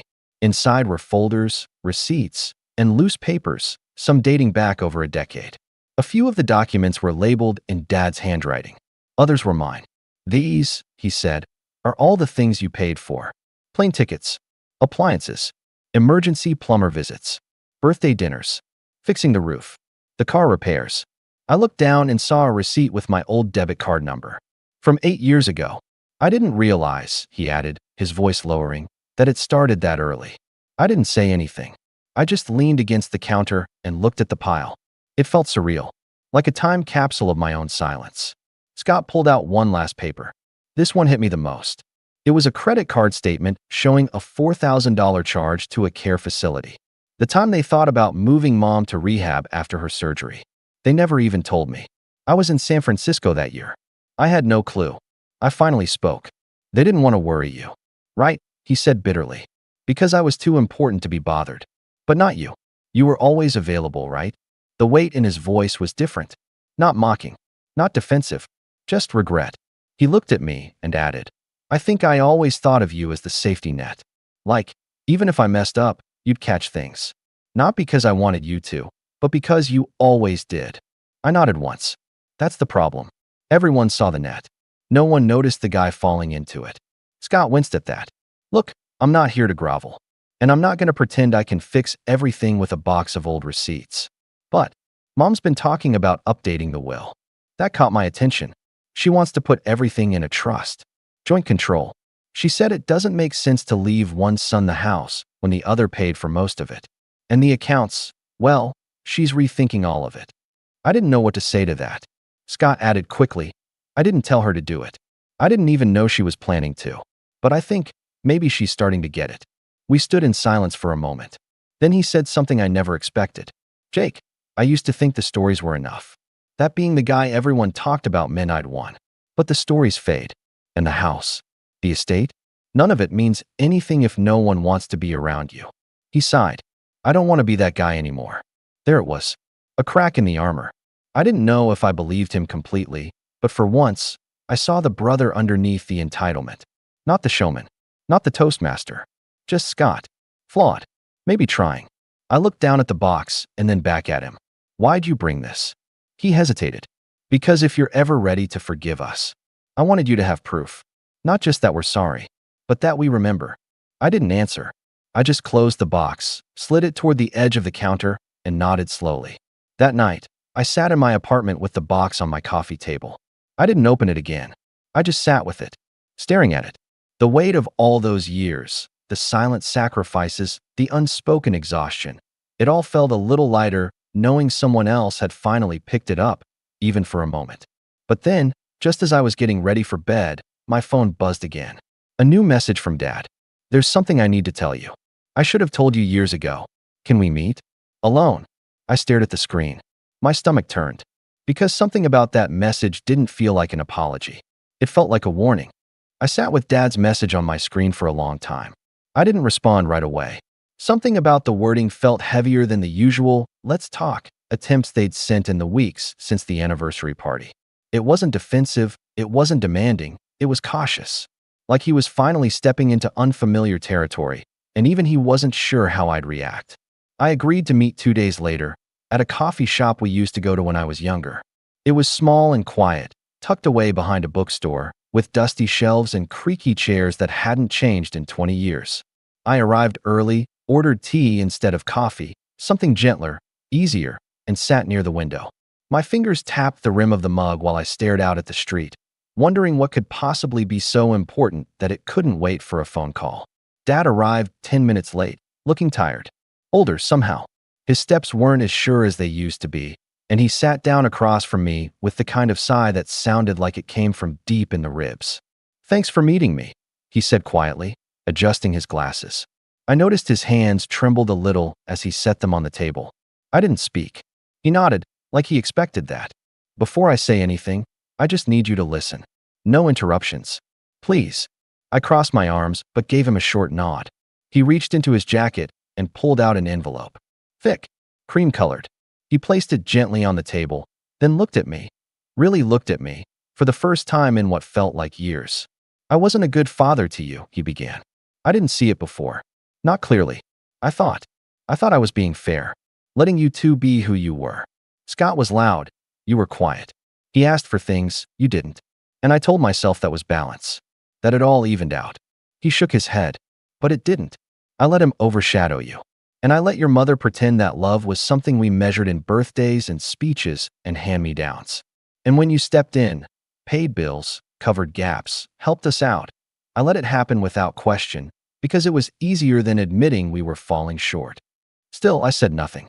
He slid the envelope toward me, his fingers hesitating at the last second before letting go. "What's this?" I asked finally. He looked down. "It's the real will. The one I wrote before the party. Before you made your move." My stomach tightened. I thought everything was still under revision. "It was," he said, "but I updated it quietly after your mother's surgery last year. I meant to tell you. I planned to. But every time, something got in the way. Or maybe I was just scared." I stared at the envelope for a moment before opening it. Inside was a simple, typed document. No legal letterhead, just something drafted on a home computer. The signature at the bottom was his, clear and firm. It stated that the house, the estate, would be split evenly. But the twist was in the second page. There, in unmistakable black ink, was a clause that left complete control of the property's financial management to me. Not Scott. Not jointly. Just me. And there was an addendum. A handwritten note, folded neatly. "If Jake chooses to decline or walk away from this responsibility, all assets are to be liquidated, and any proceeds given to charity. I will not reward a son who refuses to see the value in what his brother has protected. But I also will not burden Jake with what we failed to protect ourselves." I stared at that line. It took a moment to understand the weight of it. He wasn't giving me control as a reward. He was giving me the power to decide whether it all should continue at all. "If I'd told Scott back then," Dad said slowly, "he would have fought it. But I wanted you to have the final say. About everything." My voice was quieter than I expected. "So why are you telling me now?" His eyes were glassy. "Because you made your move, Jake. You reminded us what you've given. And I want you to know, we did see it. Just too late." I closed the folder, slid it back across the table. "I don't want to be the reason Scott loses everything," I said carefully. "That's not what this has ever been about." Dad nodded. "Then tell me what it is about." I paused for a long time. I just wanted to be seen. To not be the one who's expected to be okay. To matter even when I'm not bleeding for everyone else. He leaned back in his chair and nodded again. "Then take the estate. Not because you want it, but because you deserve to choose what comes next. You earned that right."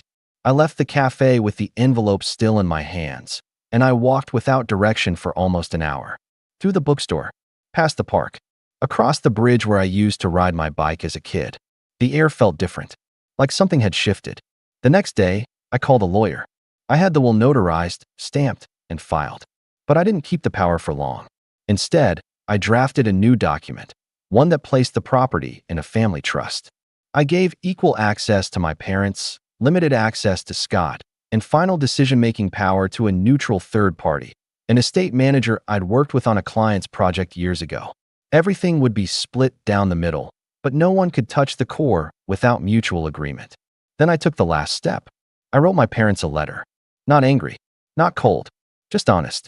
I told them that I forgave them, not because they earned it, but because I didn't want to carry this weight anymore. I told them I loved them, but I needed space to heal. And I ended it with the same line from the note I left on the dining room table. "Stories are all that's left when you give everything else away." I mailed it and didn't wait for a reply. I did, however, receive one. 3 weeks later, I got a package. Inside was a leather-bound photo album. On the first page was a picture of me, maybe 6 or 7 years old, sitting on Dad's shoulders at a parade. Mom had written something beneath it in her careful, slanted handwriting. "We should have told you this sooner. You were the one holding us up all along. There were no grand speeches after that. No dramatic apologies. Just smaller things. Quieter things. A check-in call from Mom every few days, without an agenda. An invite from Scott to grab coffee. Just us. No talk of the estate. A surprise visit from Dad to my office, bringing sandwiches like he used to during my college finals. It wasn't perfect, but it was real. And sometimes, that's better. Because in the end, revenge doesn't always mean scorched earth. Sometimes, it just means drawing a line and saying, "This is where you stop treating me like I'm invisible." And for the first time in years, they finally saw me. I'm Adam, 32 years old, and if you'd told me 5 years ago that the biggest betrayal of my life would come wrapped in ribbon and applause, I would have laughed in your face. But that was before the lake house. Before the endless weekends hauling rotten boards, sanding down windowsills, scraping mold from basement walls, and wondering if my back would ever forgive me. Before my hands grew calloused from hammering beams, before I knew what joist hangers were, before I lost holidays, birthdays, and God knows how many nights of sleep. All because I wanted to do something good for the family. The house had been a wreck. An old, weathered thing that had sat half forgotten at the edge of Lake Caro, barely more than a memory of summers past. My grandparents used to bring us there as kids, back when the dock was still intact and the water didn't smell like dead fish. After they passed, nobody touched it. My parents never had time. My sister Brielle was too busy building her brand. And well, I had just gotten laid off, living on severance and half a dream. So when I offered to fix it up, it felt like a purpose. My parents were hesitant at first. "It's a lot of work," my dad had said. "You sure you want to take that on?" But I insisted. I told them I'd handle it, that I'd use my savings, my skills, and my time. I just asked one thing in return, that they keep it in the family. No selling, no flipping, just keep it. It was meant to be a legacy, a place where we could make new memories. For the next 5 years, I became the unofficial caretaker of that house. I worked a full-time job during the week and drove up every Friday night.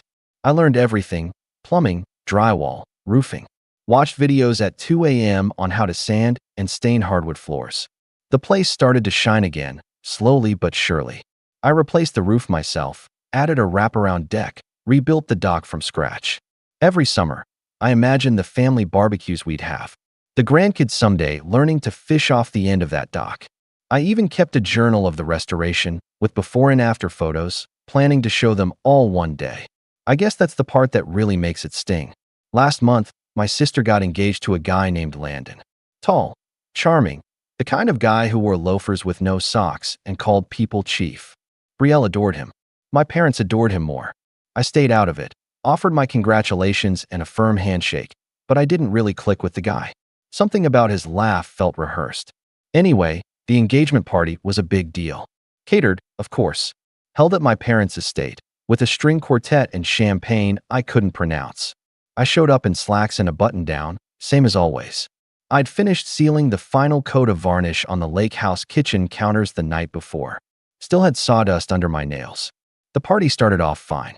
Too many speeches, too many toasts. Then, about an hour in, my mom clinked her glass and said, "Everyone, we have a very special surprise for our bride and groom-to-be." She smiled at Brielle like she was announcing a royal coronation. "We've decided to gift you something truly meaningful.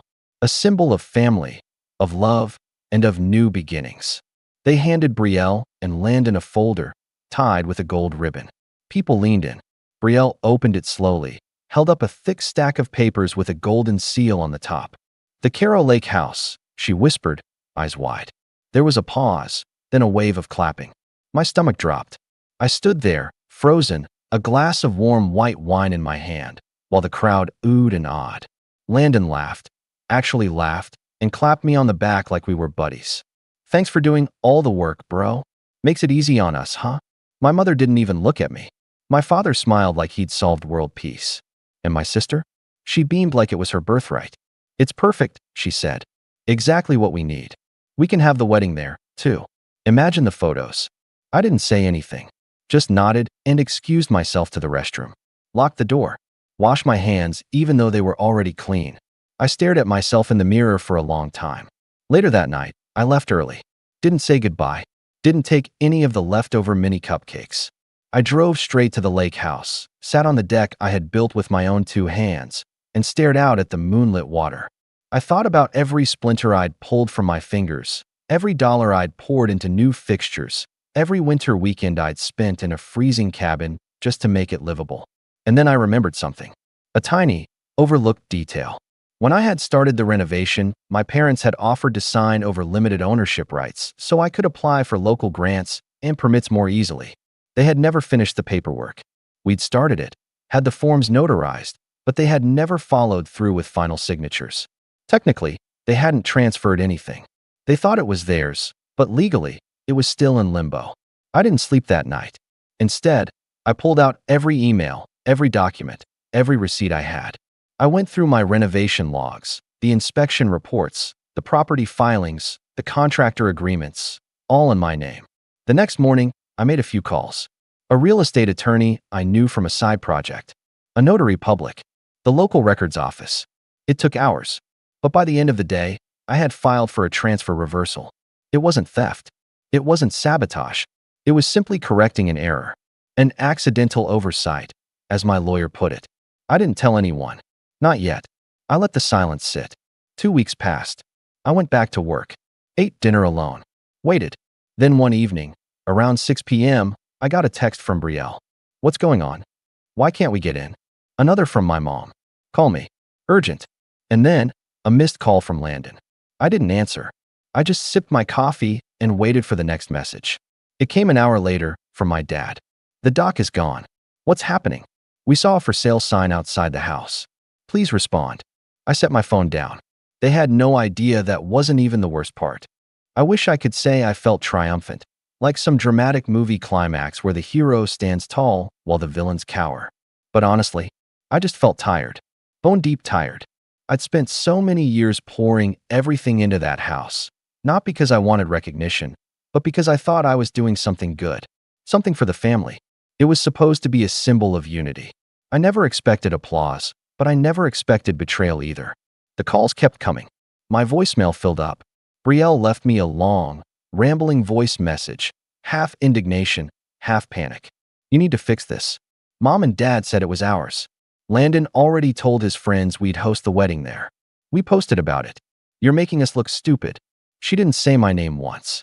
Eventually, I got a text from my mother. Just one sentence. We need to talk.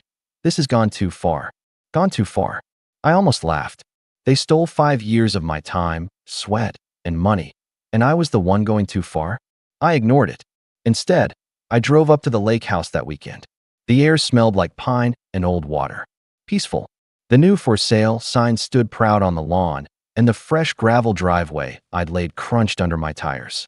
I walked up to the porch, my porch, and unlocked the new deadbolt I'd installed. Inside, everything looked perfect. The light caught on the kitchen backsplash I'd spent a whole weekend aligning just right. The cabinets I'd built from scratch gleamed with fresh polish. The dock, which I had indeed dismantled plank by plank last week, was stacked neatly behind the shed, ready to be repurposed for a new owner who might actually appreciate it. I sat down in the living room and reread the draft listing from the realtor. We'd priced it just right, enough to make a statement. I had no intention of keeping the house anymore. Not after what they did. I'd already found a new property 3 towns over, smaller, humbler, and all mine. It was around then that the knock came. I opened the door to find Landon, hands on his hips, jaw tight. Behind him, my dad stood with that disappointed dad face I'd seen too many times as a teenager. And my mother, well, she was already on the verge of tears. Landon spoke first. This is insane, man. You can't just take back a gift. I leaned against the doorway, arms crossed. Funny. I never gave it to you. He scoffed. Your parents did. And they never had the right to. Legally, the property was never fully transferred to them. You accepted a gift they didn't own. My dad stepped forward. We're family, Adam. This isn't how family handles things. I stared at him. You're right. It's not. Family also doesn't erase someone's name from a 5-year project and pretend they didn't exist. My mom tried to interject, but I held up a hand. You all made a choice. You unveiled my work like it was yours. You gave it away without asking me, without even a thank you. That wasn't a mistake. That was a decision. Landon looked at me like I was the crazy one. You're ruining everything over a technicality. No, I said calmly.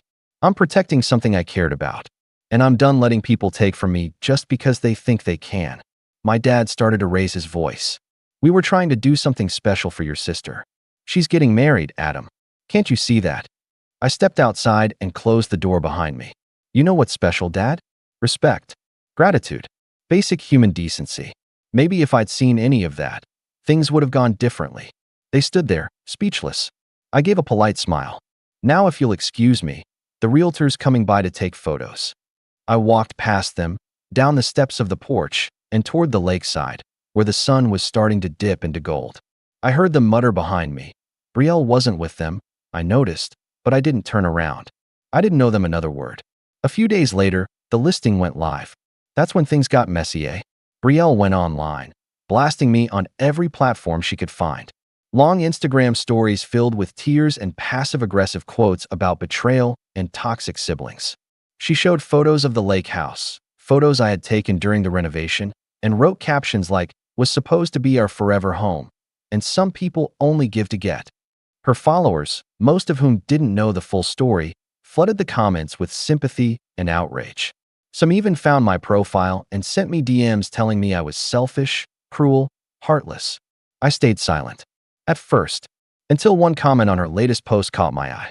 It was from a verified account I recognized, someone from one of those viral DIY home reno pages. They wrote, "This is wild. These pics look identical to the house Adam H. restored. Same tile. Same countertop. Weird coincidence." I didn't reply, but I saved the thread. 2 days later, the story shifted. Someone from a local home design blog reached out to me. They'd seen the property listing and realized it matched photos from a renovation forum I had posted in years ago. They asked if I'd be willing to share the real story behind the lake house. I thought about it. I thought about 5 years of silence, of letting everyone else control the narrative. And then I said yes. That's when everything changed. The article went live the following week. Nothing sensational, just a clean, detailed write-up titled "The Man Behind the Lake House: 5 Years of Restoration, Family, and Fallout." It featured side-by-side progress shots from when I first took on the crumbling structure to what it looked like after the final varnish dried. I'd sent them a few pictures, gave a brief interview, and kept my tone measured. I didn't name names. I didn't take jabs. I simply told the truth. But the truth doesn't need drama to hit hard. It just needs to exist. And once it did, everything snowballed. The comments were brutal, but this time, they weren't aimed at me. People started putting 2 and 2 together. Some dug up Brielle's posts and compared them to my old renovation blog. One user even screen recorded an Instagram story of hers bragging about not lifting a single manicured finger while Landon handled the deck, and matched it to a photo of me. Midway through building that same deck, sweat soaking through my shirt. Soon, the internet did what it always does when injustice smells fresh. Memes popped up. One had a side-by-side of Landon grinning at the engagement party and a still of me sanding kitchen counters with the caption, "Built the dream, got slapped with it, thanks bro." A popular interior design account reposted my before and afters and tagged it #NotAFamilyGift. Even a few lawyers chimed in, discussing the legality of conditional transfers and incomplete deeds. That part made Landon livid. He texted me multiple times. "Dude, call off the vultures. You're ruining Brielle's reputation. You've made your point. Just stop. You think this makes you look noble? You look pathetic." I never replied, but I did forward them to my attorney, just in case. Then came the family group chat. Now, for context, the group chat had been dead since the engagement party. Not even a happy birthday message from me earlier that month. But suddenly it lit up. "Mom, Adam, we need to put this behind us. We're family. Dad, these posts are getting out of hand. Let's be adults and move forward. Brielle, I hope you're happy. Landon lost a sponsor deal because of this. Our wedding planner just dropped us. Mom again. Adam, please. Everyone is hurting."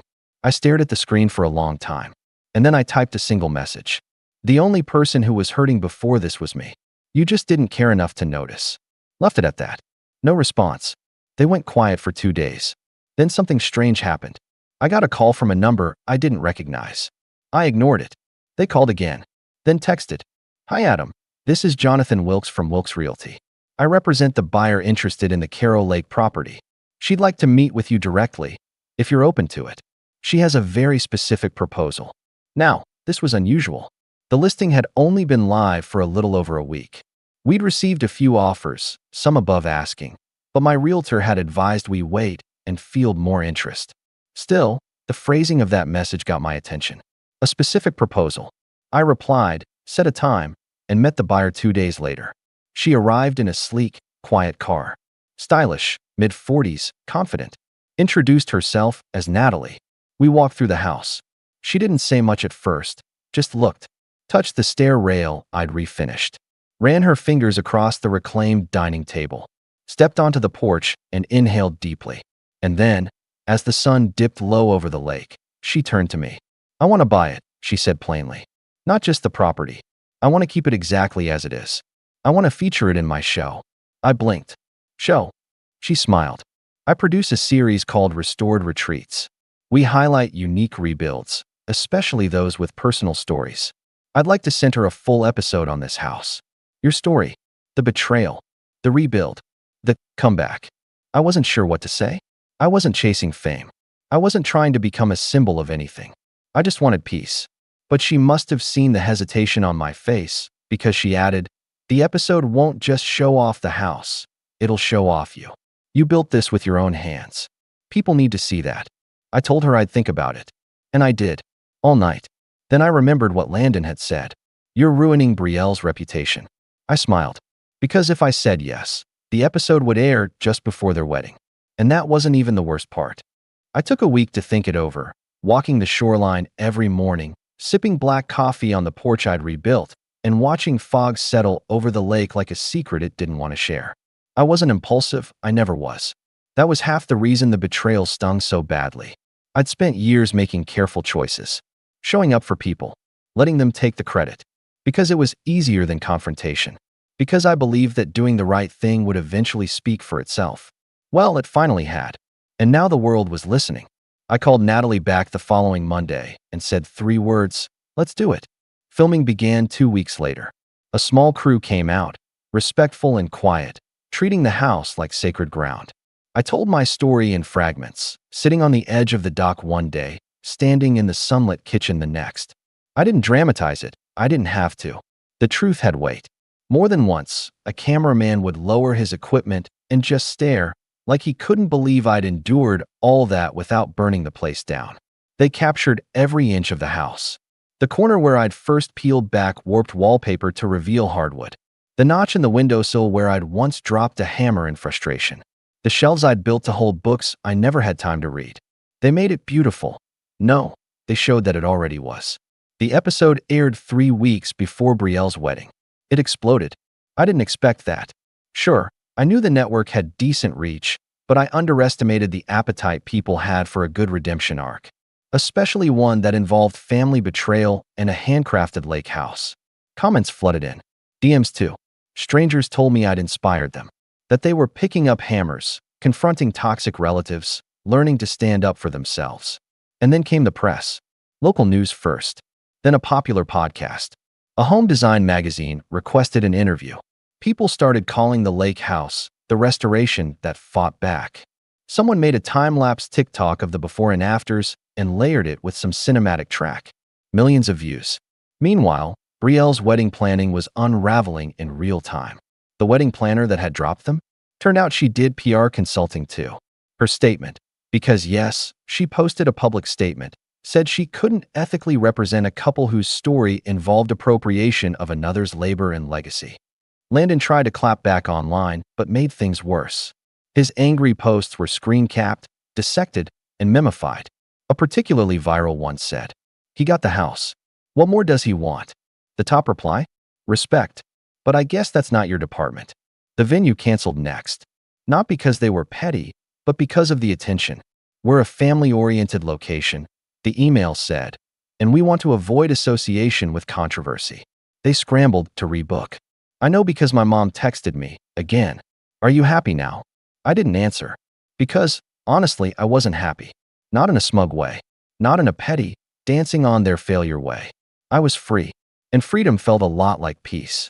I closed on the house 2 weeks later. Natalie wasn't the buyer. She had just opened the door. The real buyer was a retired doctor and his husband, both of whom had watched the episode and driven all the way from Maine to see the place in person. They didn't haggle. They said they saw the value, not just in the materials, but in the soul of the home. They promised to honor it, keep it as it was. I believed them. The check cleared. I walked out of the title office with a folder in one hand and a quiet mind. I didn't even look back. That night, I stayed in my new place, a modest cabin a few towns over. Still near water, still surrounded by trees. Smaller, simpler, but it was mine.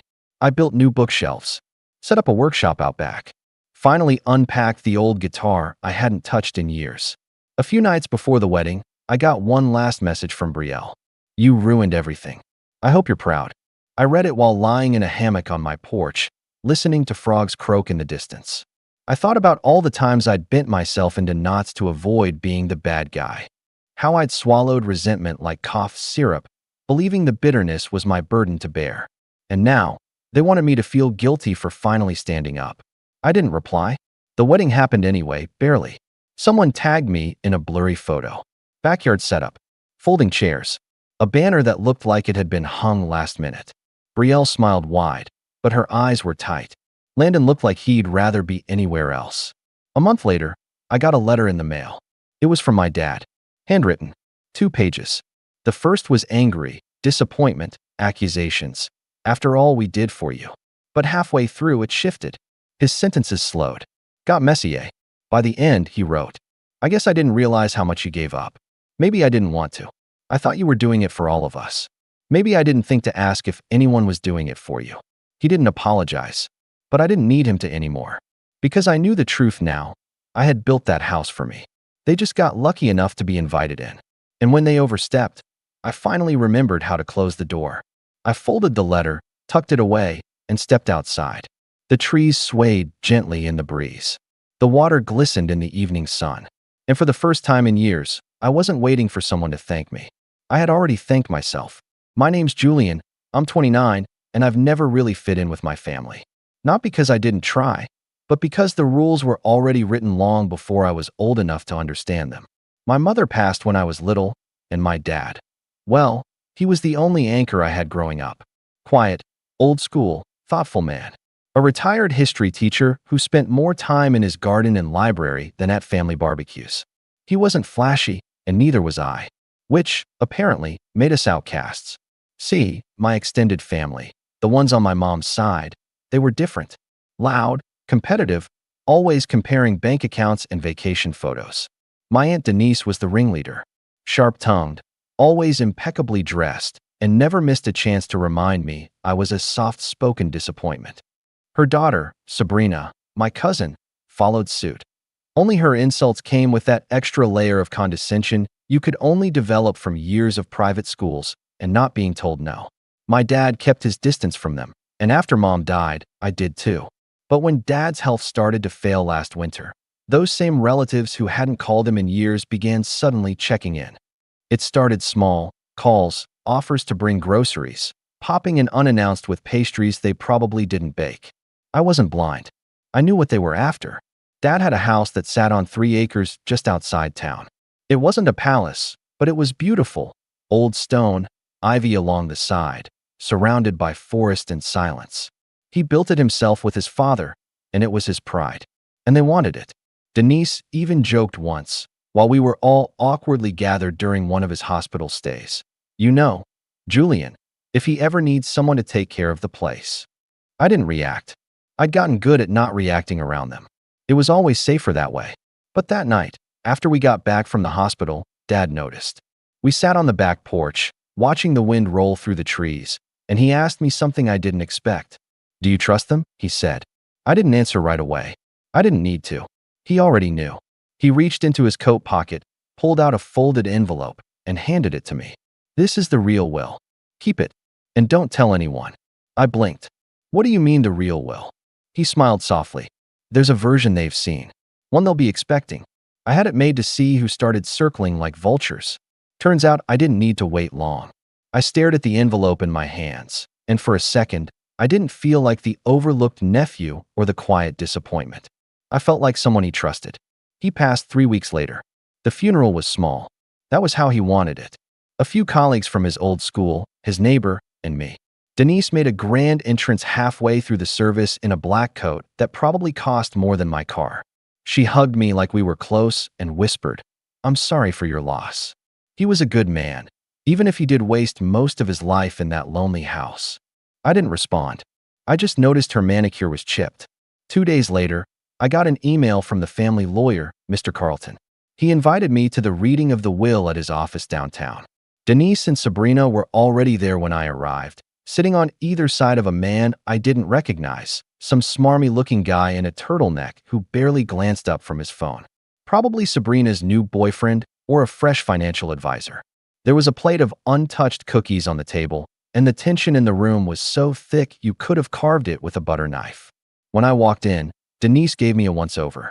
"Julian," she said, drawing out the syllables like I was an unfamiliar food she didn't trust. "Didn't expect you to come." "I was invited," I said simply. Sabrina leaned back and smiled. "We figured you wouldn't want to sit through all this. It's mostly paperwork.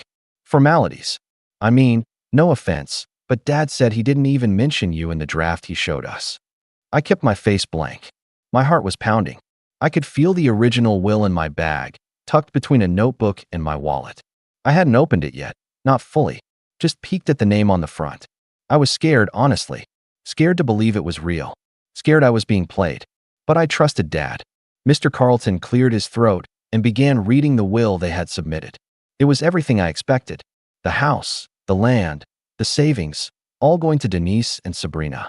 There was even a line that said something about no mention of Julian being necessary, as he has chosen to distance himself from the family. When he reached the end, Denise leaned back in her chair with a triumphant sigh. "Well, that settles that." I didn't move. I just reached into my bag and placed the envelope on the table. "What's this?" Carlton asked. "I believe this is the version my father intended to be final," I said. Sabrina rolled her eyes. "Seriously? You brought a fake will?" Denise let out a dry laugh. "Oh, sweetie, that's desperate, even for you.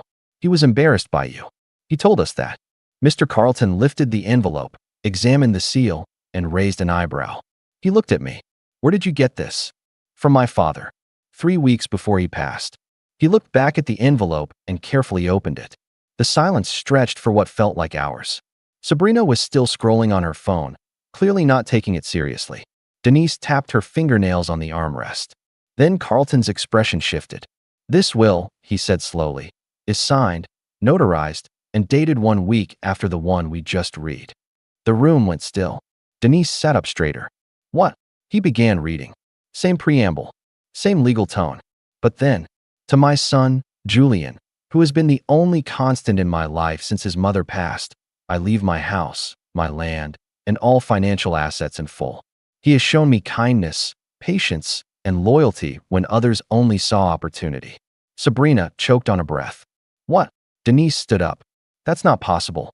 He said, he gave us everything. We already moved into the house." Carlton didn't even flinch. "If you've already taken residence in the home, I'd advise you to vacate it immediately. As of now, Julian is the legal owner." I didn't say anything. I just watched the color drain from their faces, watched their entire performance fall apart. Sabrina's jaw was clenched, her cheeks blotchy. Denise's mouth opened and closed, like she was searching for a line she'd forgotten. But I wasn't done yet. I reached into my bag again, not with a flourish, not to be dramatic, but because I had one last piece my dad had insisted I bring. It was a manila folder, slightly wrinkled, with a small sticky note on the front in his handwriting.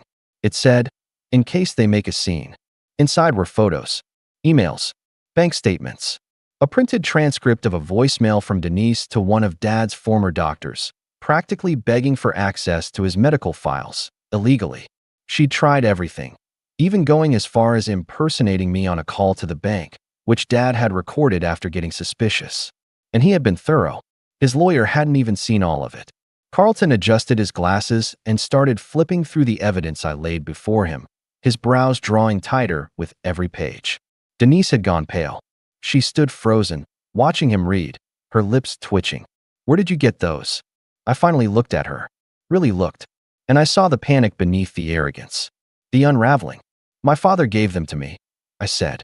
"He knew what you were trying to do. He wasn't stupid." Sabrina was shaking her head now, stammering. Okay, this is insane. You're making this into something it's not. He said we could have the house. He promised. No, I cut her off. He let you believe whatever you wanted. He watched who showed up when the money looked real, and who stuck around when he could barely walk. Denise suddenly slammed her palm on the table. This is a scam. You manipulated him. He was old. He was weak. You convinced him to cut us out. Mr. Carlton raised his voice for the first time. Enough. It silenced her instantly. This is a legal will, he said firmly. And the supporting documentation makes it clear that Mr. Hale was of sound mind. The fact that you were already moving into a house you hadn't inherited only proves intent to defraud the estate. Denise was trembling now, not with grief, with rage. This isn't over, she spat. You don't get to take everything and pretend you're better than us. You were nothing. He told us that. He told us. I stood slowly. My chair scraped against the tile, and the sound echoed like a verdict. You know, I said. The last thing he told me was that he was proud. Not just of what I did, but of who I became. He said he wished Mom could see me now. So maybe you should ask yourselves why he never said any of that to you. I picked up the folder, slid it back into my bag, and looked at Carlton. Do I need to do anything else today? He shook his head. You've done enough. I'll handle the rest. As I walked out, I could still hear Sabrina murmuring something behind me. Panicked, desperate, but I didn't turn around. I didn't need to. That part of the story was over.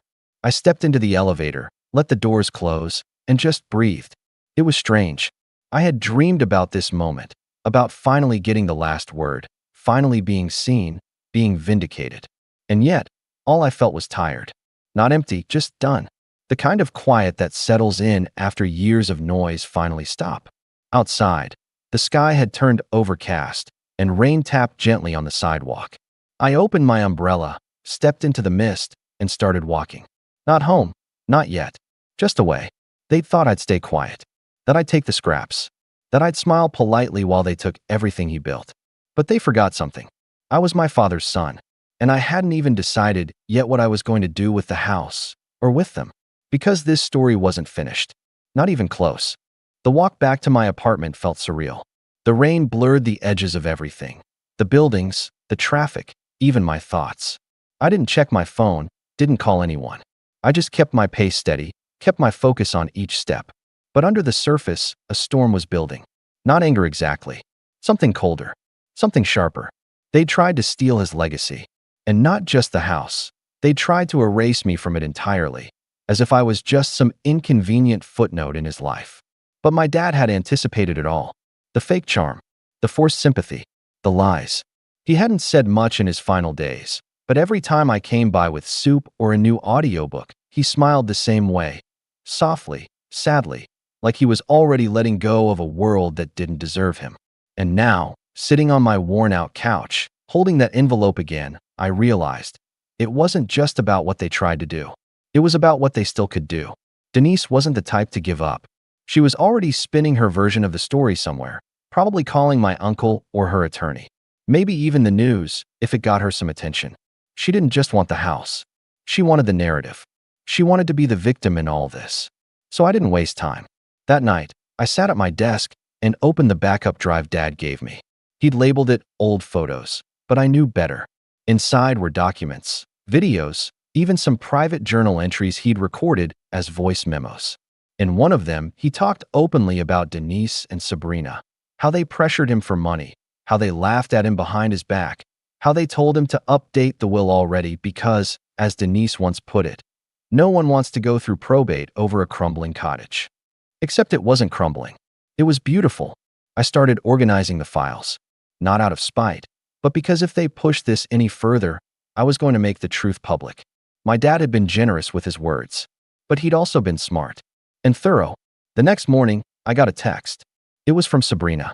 Sabrina, hey, can we talk? Just that. No greeting, no apology, no sorry for assuming you'd be left with nothing. I stared at it for a few seconds before locking the screen. Then my phone buzzed again. Sabrina, I think there's been a misunderstanding. We didn't mean to come off that way. We were just surprised. I didn't reply. 10 minutes later, a call from a blocked number came in. I let it ring. Then voicemail. I waited. Julian, it's Denise. I know things got tense, But this doesn't have to be ugly. I think your father would have wanted us to come to some kind of arrangement. Call me back, okay? Arrangement. Of course. That was code for, let us still have part of what we stole. By the time the third message came in, this one more forceful, hinting at legal recourse and the stress this is putting on the family, I knew exactly what I had to do. That afternoon, I drove out to the house. My house. It was strange seeing it now, after weeks away. They'd moved things around. Different furniture on the porch. A flashy car in the driveway that definitely wasn't my dad's old Ford. But the second I stepped inside, I could feel it. This wasn't their home. There were trash bags piled in the living room corner. A half-drunk bottle of wine left on the kitchen counter.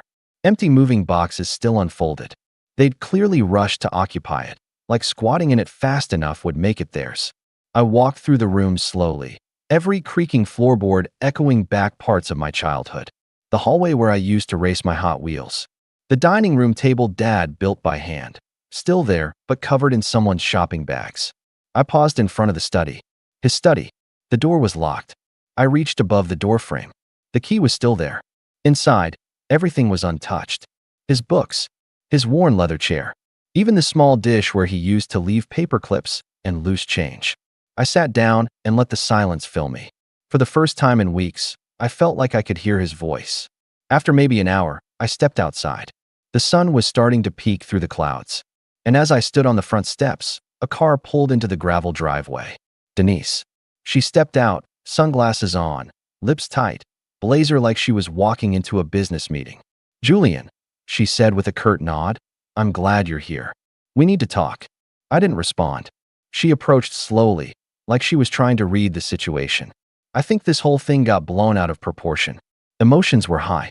Miscommunications were made. But this house, it's too much for one person. I'm sure we can figure out a solution that's fair. Fair. That word again. I tilted my head. You broke in. You moved in before the will was even finalized. You started selling off his things. What part of that do you think was fair? She blinked. We didn't sell anything.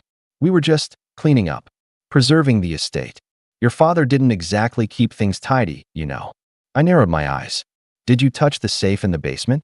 Her jaw twitched. Just slightly. There wasn't any. You did. I cut her off. Silence. Then, suddenly, Sabrina appeared behind her, stepping out of the car.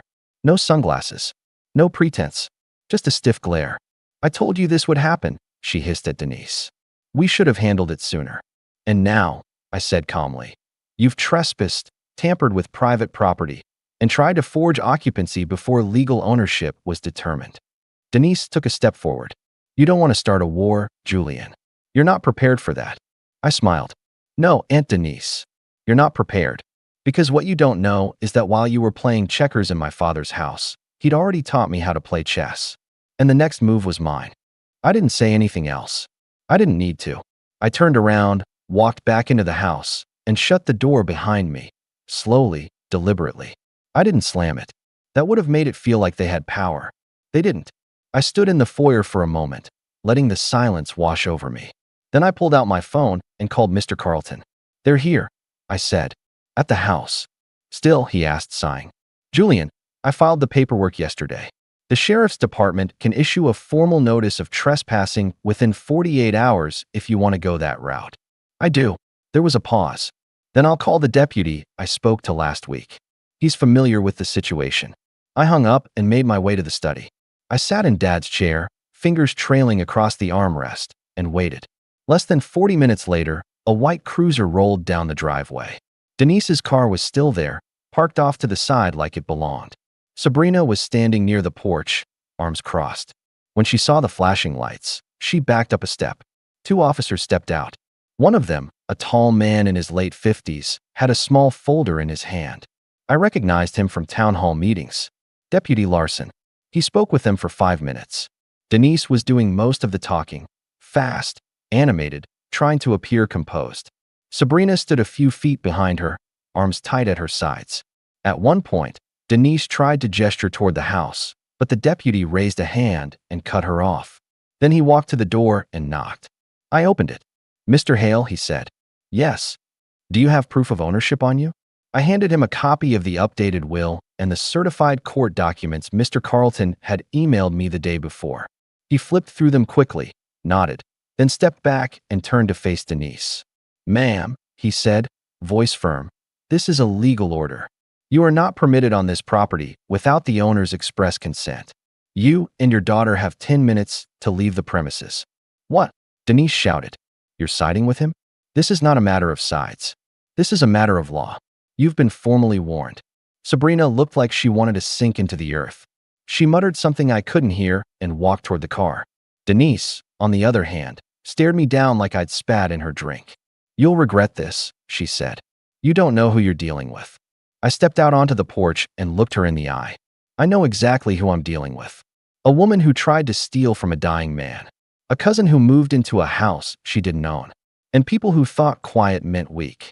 She opened her mouth to respond, but the deputy cut in again. "Ma'am, now." Sabrina was already in the car. Denise lingered just a moment longer, gave me a final look, and climbed in. The car pulled away in silence, kicking up gravel, and I watched it until it disappeared past the trees. I let out a breath I didn't know I was holding. That night, I stayed in the house for the first time in weeks. I opened every window and aired it out. I packed up the garbage they left behind. I went into the basement, opened the old safe, and made a list of everything inside. Family heirlooms, some small valuables, and a journal Dad had kept over the last year of his life. I took it upstairs and began reading. In one entry, dated just 3 months before his death, he wrote, "If you're reading this, Julian, then it means they showed their true colors just like we expected. I know you. I know you'll want to keep the peace, to be the bigger person. But I want you to promise me something. Don't let them walk over you. This house, this land, it's yours. You've earned it, even if they'll never admit that. Make something of it. Or don't. But don't let them take it." I cried reading that. Not a full breakdown, not loud, but a quiet, gut-level kind of grief. The kind that lives in the chest long after the tears dry. The next few weeks were a blur of phone calls, paperwork, and cleanup. Carlton helped me set up a trust, just like Dad had done, so the house couldn't be touched if anything ever happened. I replaced the locks. I changed the security system. I kept the garden just the way Dad left it. Meanwhile, Denise didn't stop.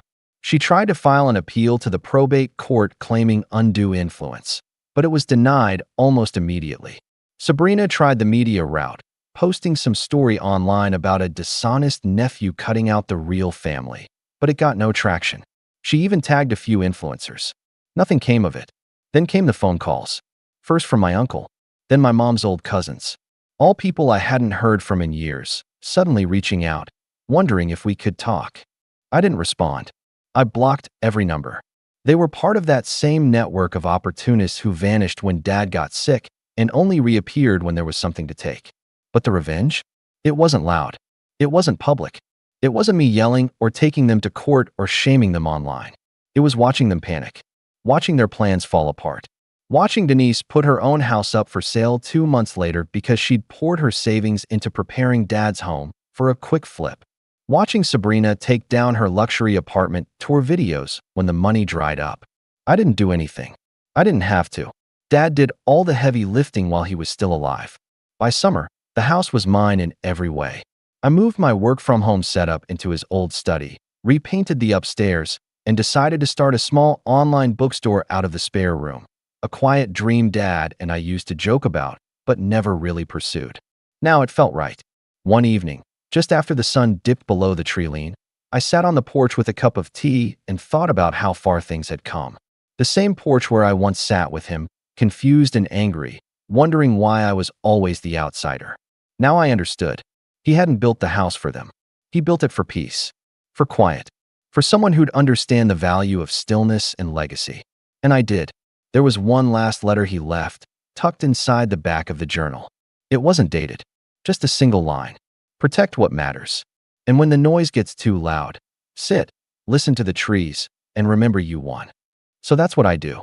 Not out of pride, not to gloat, but because some victories are best enjoyed in silence, far away from the people who never thought you deserved one. And if they ever show up again, they'll find the gates locked, the cameras on, and a man inside who doesn't flinch anymore. Because they thought I was alone. But I had him, and now they have nothing. Julian. Hey, my name's James, and I just turned 60. I've never been the type to share my personal life online, But after what happened at my birthday party, I need to get this off my chest. Maybe someone out there will understand. Maybe someone has been through something similar. Or maybe I just need to write it all down before I do something I regret. I always imagined my 60th would be a quiet celebration. A nice dinner, a few drinks, maybe even a heartfelt speech from one of my kids. Instead, my oldest son, Ethan, turned it into a public humiliation. I should have seen it coming. A few months ago, Ethan reached out and offered to plan the whole thing. That alone should have been a red flag. We hadn't been close in years. Not since the divorce. Not since my ex-wife, Linda, made sure the kids saw me as the villain. I thought time would fix things, but time just gave them more reasons to resent me. Still, when Ethan called, I wanted to believe things were getting better. "Dad," he said, his voice unusually warm. "You're turning 60. That's huge. Let us take care of it." It felt good to hear him say, us. My 3 sons, Ethan, Ryan, and Caleb, had been distant for so long. I missed them. So against my better judgment, I let them handle everything. I even let Ethan book the venue. That was my first mistake. The party was held at a fancy event hall, the kind of place reserved for weddings and retirement celebrations. The guest list was bigger than I expected: old friends, distant relatives. Even Linda was there, smiling like she owned the place. Something about that smile put me on edge, but I pushed the feeling down. I should have listened to my gut. The night started off fine. Drinks were flowing, small talk was easy, and for the first time in years, I felt like I belonged. Then Ethan took the stage. "All right, everyone," he said, tapping the microphone. "Tonight is all about celebrating a man who has, well, let's just say, had an interesting life." People chuckled. I forced a smile. Maybe it was just a little roast. A harmless joke. I couldn't have been more wrong. The lights dimmed, and a projector flickered on behind him. A video started playing. At first, I didn't understand what I was looking at. Then the narration started. My ex-wife's voice. He failed as a husband, failed as a father, and failed as a man. Laughter. Real, genuine laughter from the crowd. I sat frozen as photo after photo flashed across the screen. My old house, the day I moved out with nothing but a suitcase, the courtroom where Linda took everything, even a grainy clip of me drunk at a family reunion years ago. The audience was eating it up. The final clip was Ethan himself, standing in front of a courthouse. And with that, he said, "I'm officially changing my last name. None of us want to be associated with James Turner anymore." The room erupted. Cheering. Clapping. Even my youngest son, Caleb, who used to cling to my leg as a kid, was grinning like this was the best night of his life. I sat there, staring at the screen, my heart pounding so hard I thought it might give out. I could have yelled. I could have demanded an explanation. But instead, I did the only thing that felt right. I stood up, raised my glass. "Thanks for coming," I said. Then I walked out. That was last night. This morning, my phone hasn't stopped vibrating. Messages from family, old friends, even Ethan himself. Now they're sorry. Now they want to talk. But I'm done talking. I've spent my whole life being the guy who takes the hits and keeps moving. But this was the last straw. They wanted to humiliate me? Fine. Now it's my turn. I spent the rest of the night alone in my apartment, sitting in the dark with a glass of whiskey in my hand, staring at my phone as it buzzed over and over again. Messages flooded in, apologies, excuses, even a few half-hearted attempts at justifying what they did. At first, I ignored them. Then, as the messages kept coming, I realized something. They weren't sorry for what they did.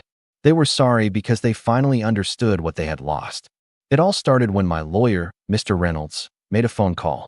See, what my sons never knew, what nobody in that room knew, was that I wasn't just some washed-up old man scraping by after the divorce.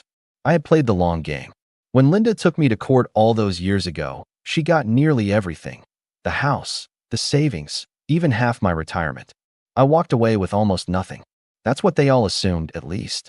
But what they didn't realize was that losing everything forced me to start over. And I did. For the past 20 years, I had been building something for myself. I started my own business, small at first, just a consulting gig that paid the bills. But I was patient. I invested smartly, made connections, and expanded.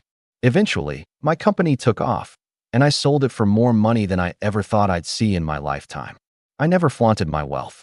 I lived in a modest apartment, drove an old truck, and let everyone believe I was just getting by. Even my sons never bothered to ask. They had already written me off as a failure. That is, until Mr. Reynolds called them.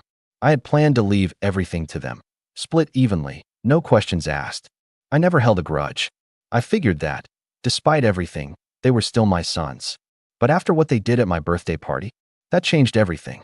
I had called Mr. Reynolds the moment I got home, still buzzing from the humiliation, still hearing Linda's voice mocking me over the speakers. "Take them out of the will," I said. He didn't hesitate. "Are you sure?" "Absolutely. And while you're at it, let them know." That's why they were sorry now. By morning, they had all gotten the news.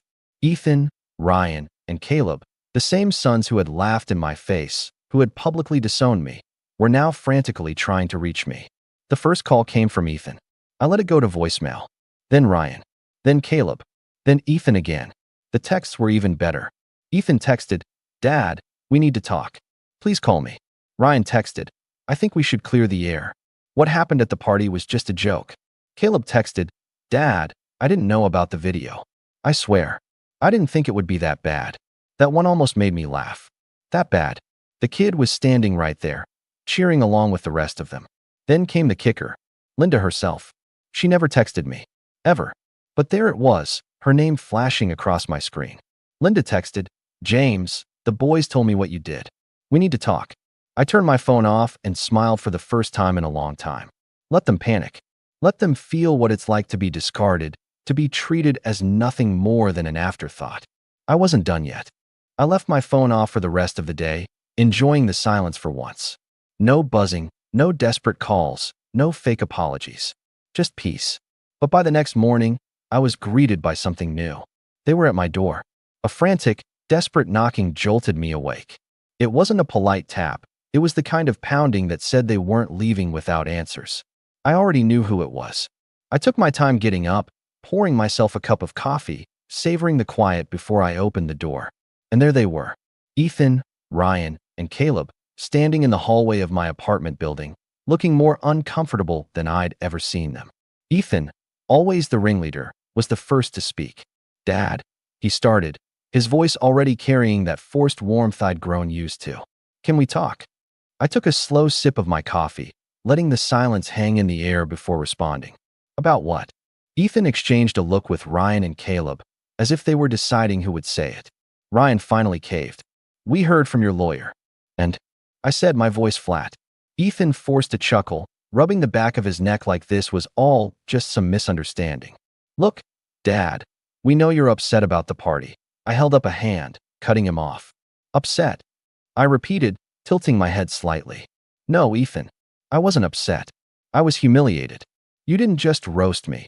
You made a spectacle out of my worst moments. You had your mother narrate my failures like it was some kind of twisted documentary. And then you all sat there and laughed. None of them had anything to say to that." Caleb, my youngest, finally spoke up, his voice quieter. "Dad, I didn't know it was going to be that bad. I thought it was just." He stopped himself, probably realizing how pathetic that excuse sounded. I nodded. "Right. You didn't know. But you still clapped, didn't you? You still laughed when Ethan announced he was dropping my last name like it was trash." Ethan winced, but he quickly recovered. "Dad, we were drinking. It was just a bad joke, okay? We didn't mean, you meant every word." I interrupted. "And that's fine. You don't want to be my sons anymore? Great. Then you won't be." Ryan stepped forward, his expression shifting from guilt to desperation. "Dad, please. You can't do this. We're family." I let out a sharp laugh. "Now we're family. That's funny, because when you stood there and let your mother drag my name through the mud, I wasn't family then. When you changed your last name, I wasn't family then. But now that you found out you're not getting a dime, suddenly I'm dad again." Ethan, realizing their usual tactics weren't working, tried a different approach. "All right, look, maybe we went too far. We get it. We're sorry, okay? But cutting us out completely? Come on, Dad, that's extreme." I took another slow sip of my coffee. "Is it?" Ryan threw his hands up. "Yes. Dad, this isn't fair. You have millions. What are we supposed to do?" And there it was. The real reason they were here. Not because they felt guilty. Not because they regretted what they did. Because they needed my money. I stepped forward, lowering my voice. "That's not my problem." Ethan's face twisted in frustration. "Dad, we're your kids." "No," I said calmly. "You made it clear at that party that I wasn't your father. You're Linda's sons. You're her boys. So why don't you go ask her for money? Caleb, looking panicked, tried one last attempt. His voice cracked. Dad, please. I just bought a house. I have loans. I was counting on that money. I didn't let him finish. You should have counted on me instead. Silence. Ethan, for the first time, looked genuinely nervous. Like he was realizing, too late, that this wasn't a game. All right, he said, voice tight with frustration. Fine. If this is how you want to be, then don't expect us to come crawling back when you change your mind. I smiled. Good. I won't. I turned and stepped back into my apartment, gripping the door handle. Ryan made one last attempt. Dad. I shut the door in their faces.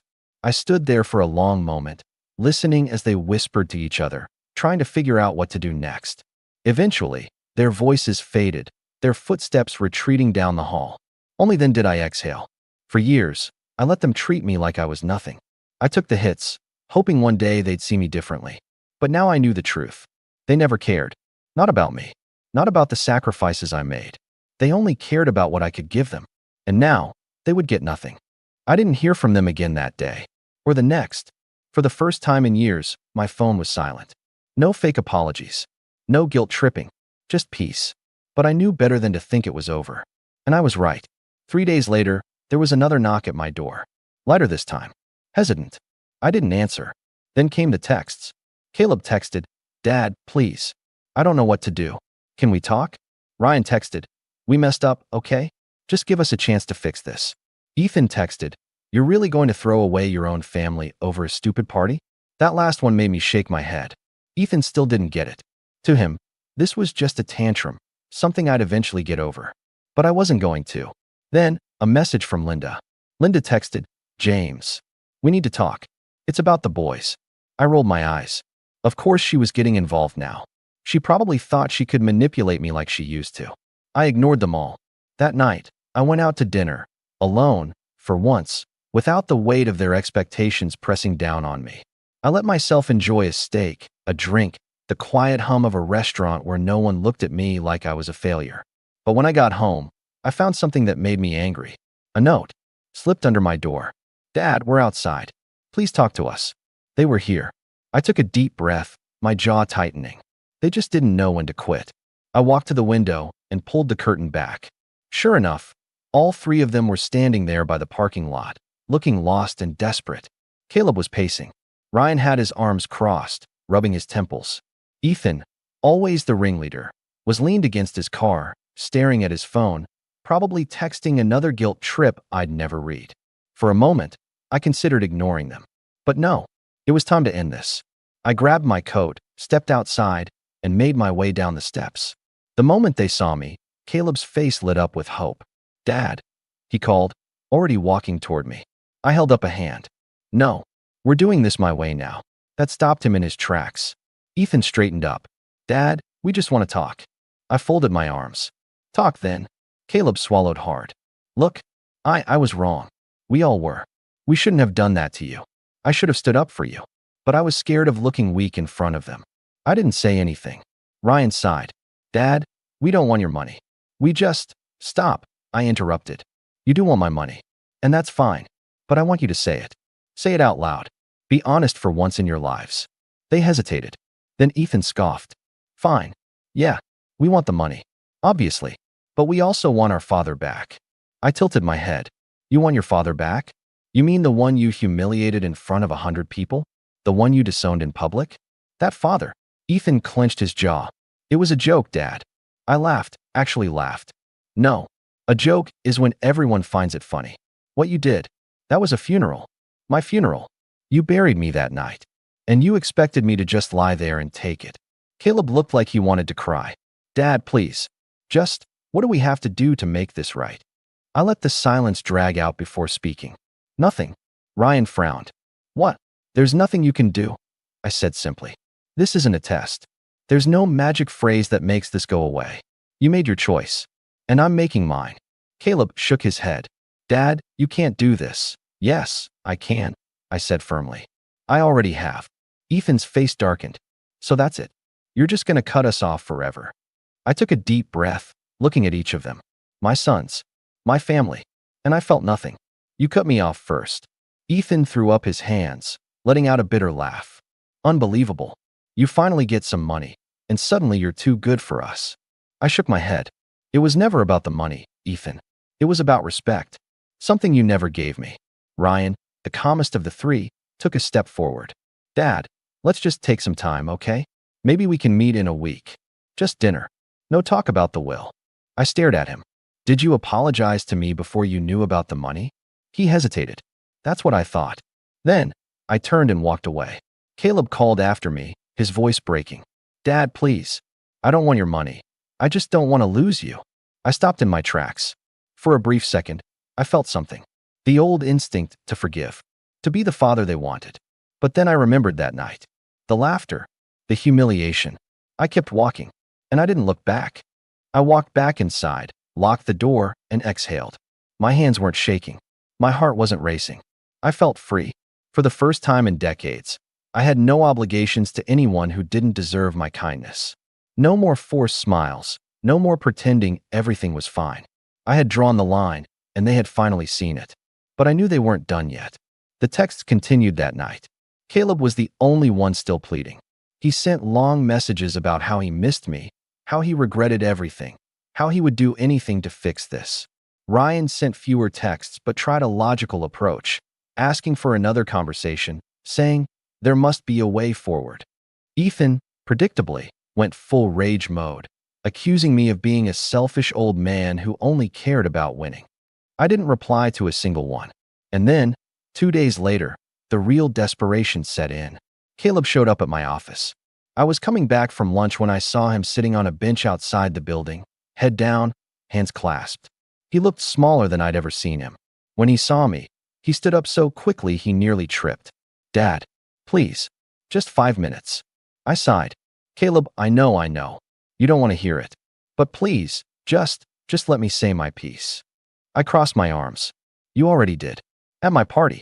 In front of everyone. He flinched, guilt plain on his face. I was a fool. We were all stupid. I should have stopped them. I should have walked away. But I didn't.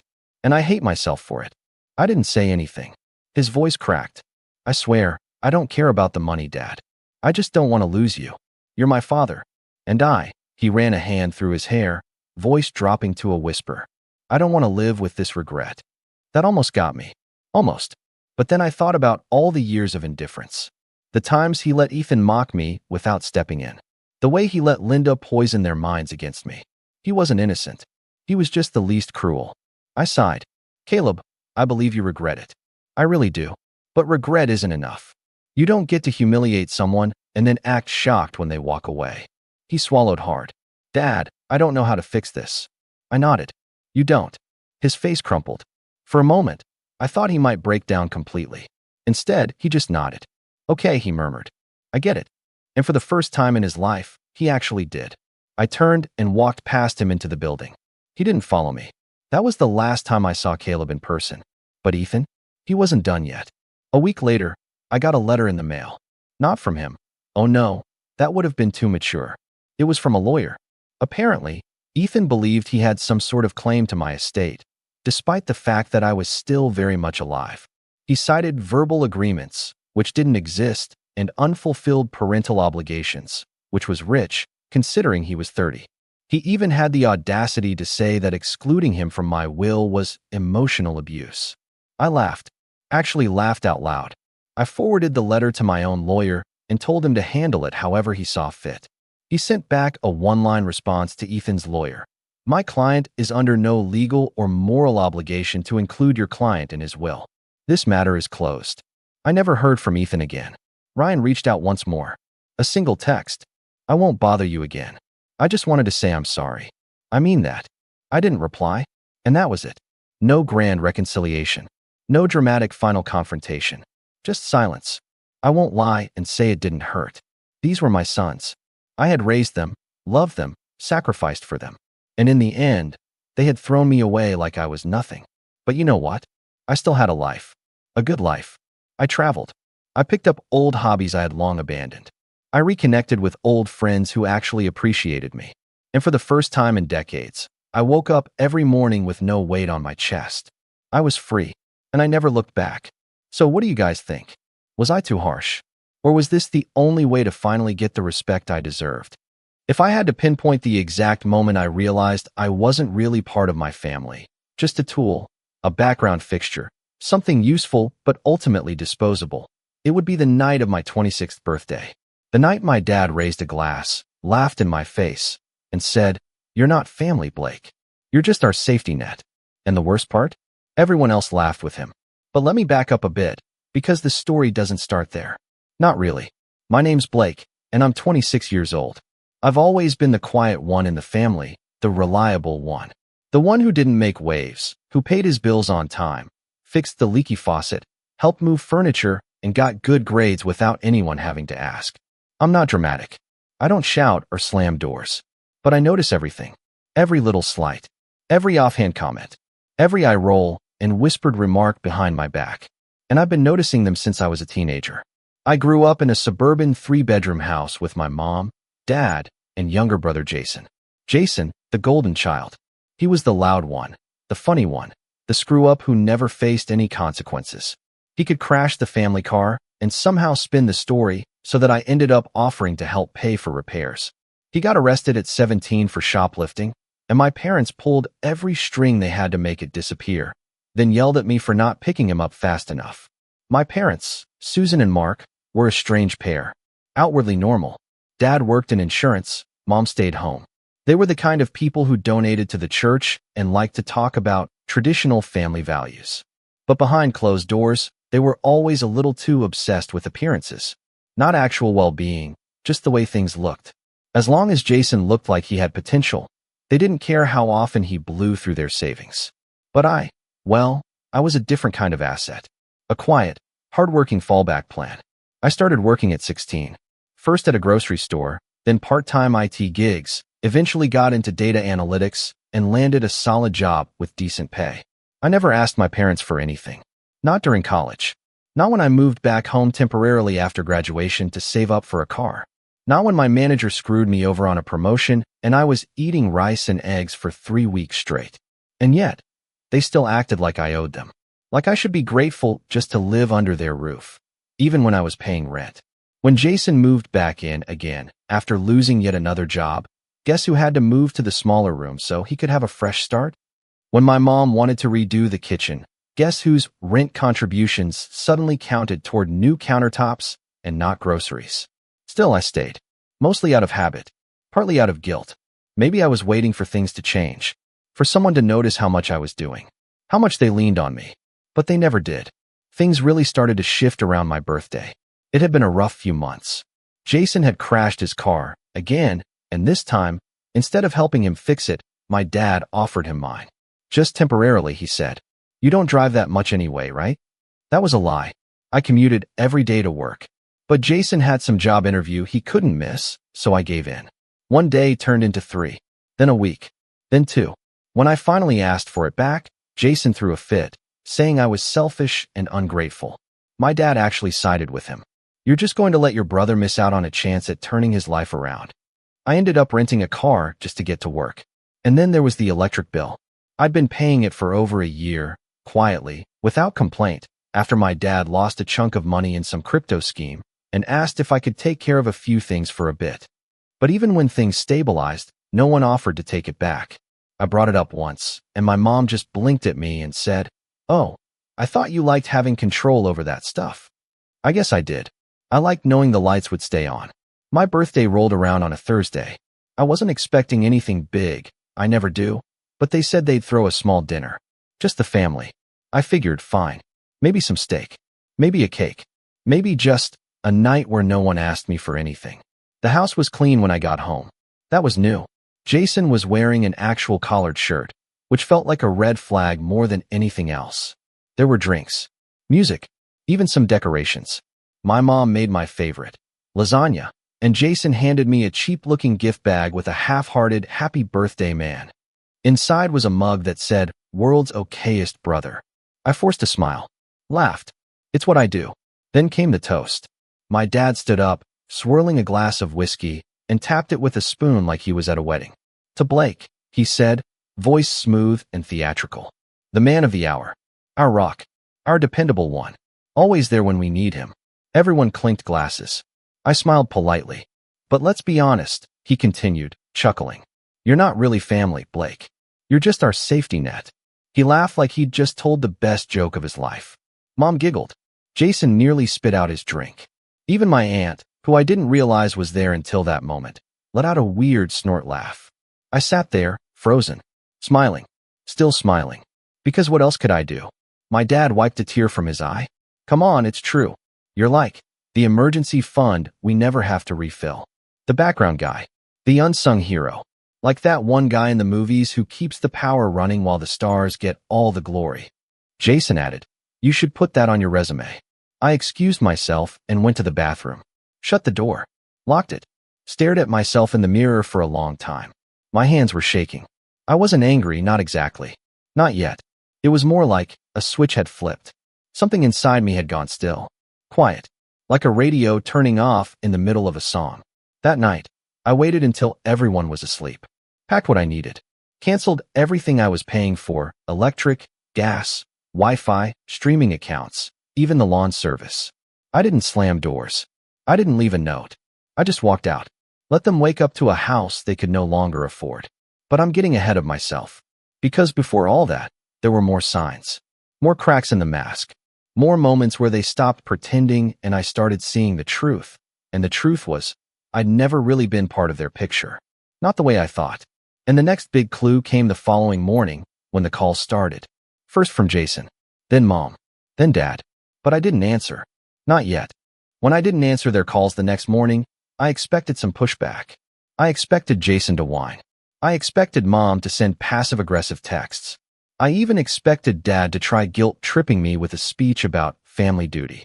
But what I didn't expect, what I couldn't have predicted, was just how fast their masks would fall off the moment they realized I wasn't coming back. It started with the texts. Short, clipped at first. Where are you?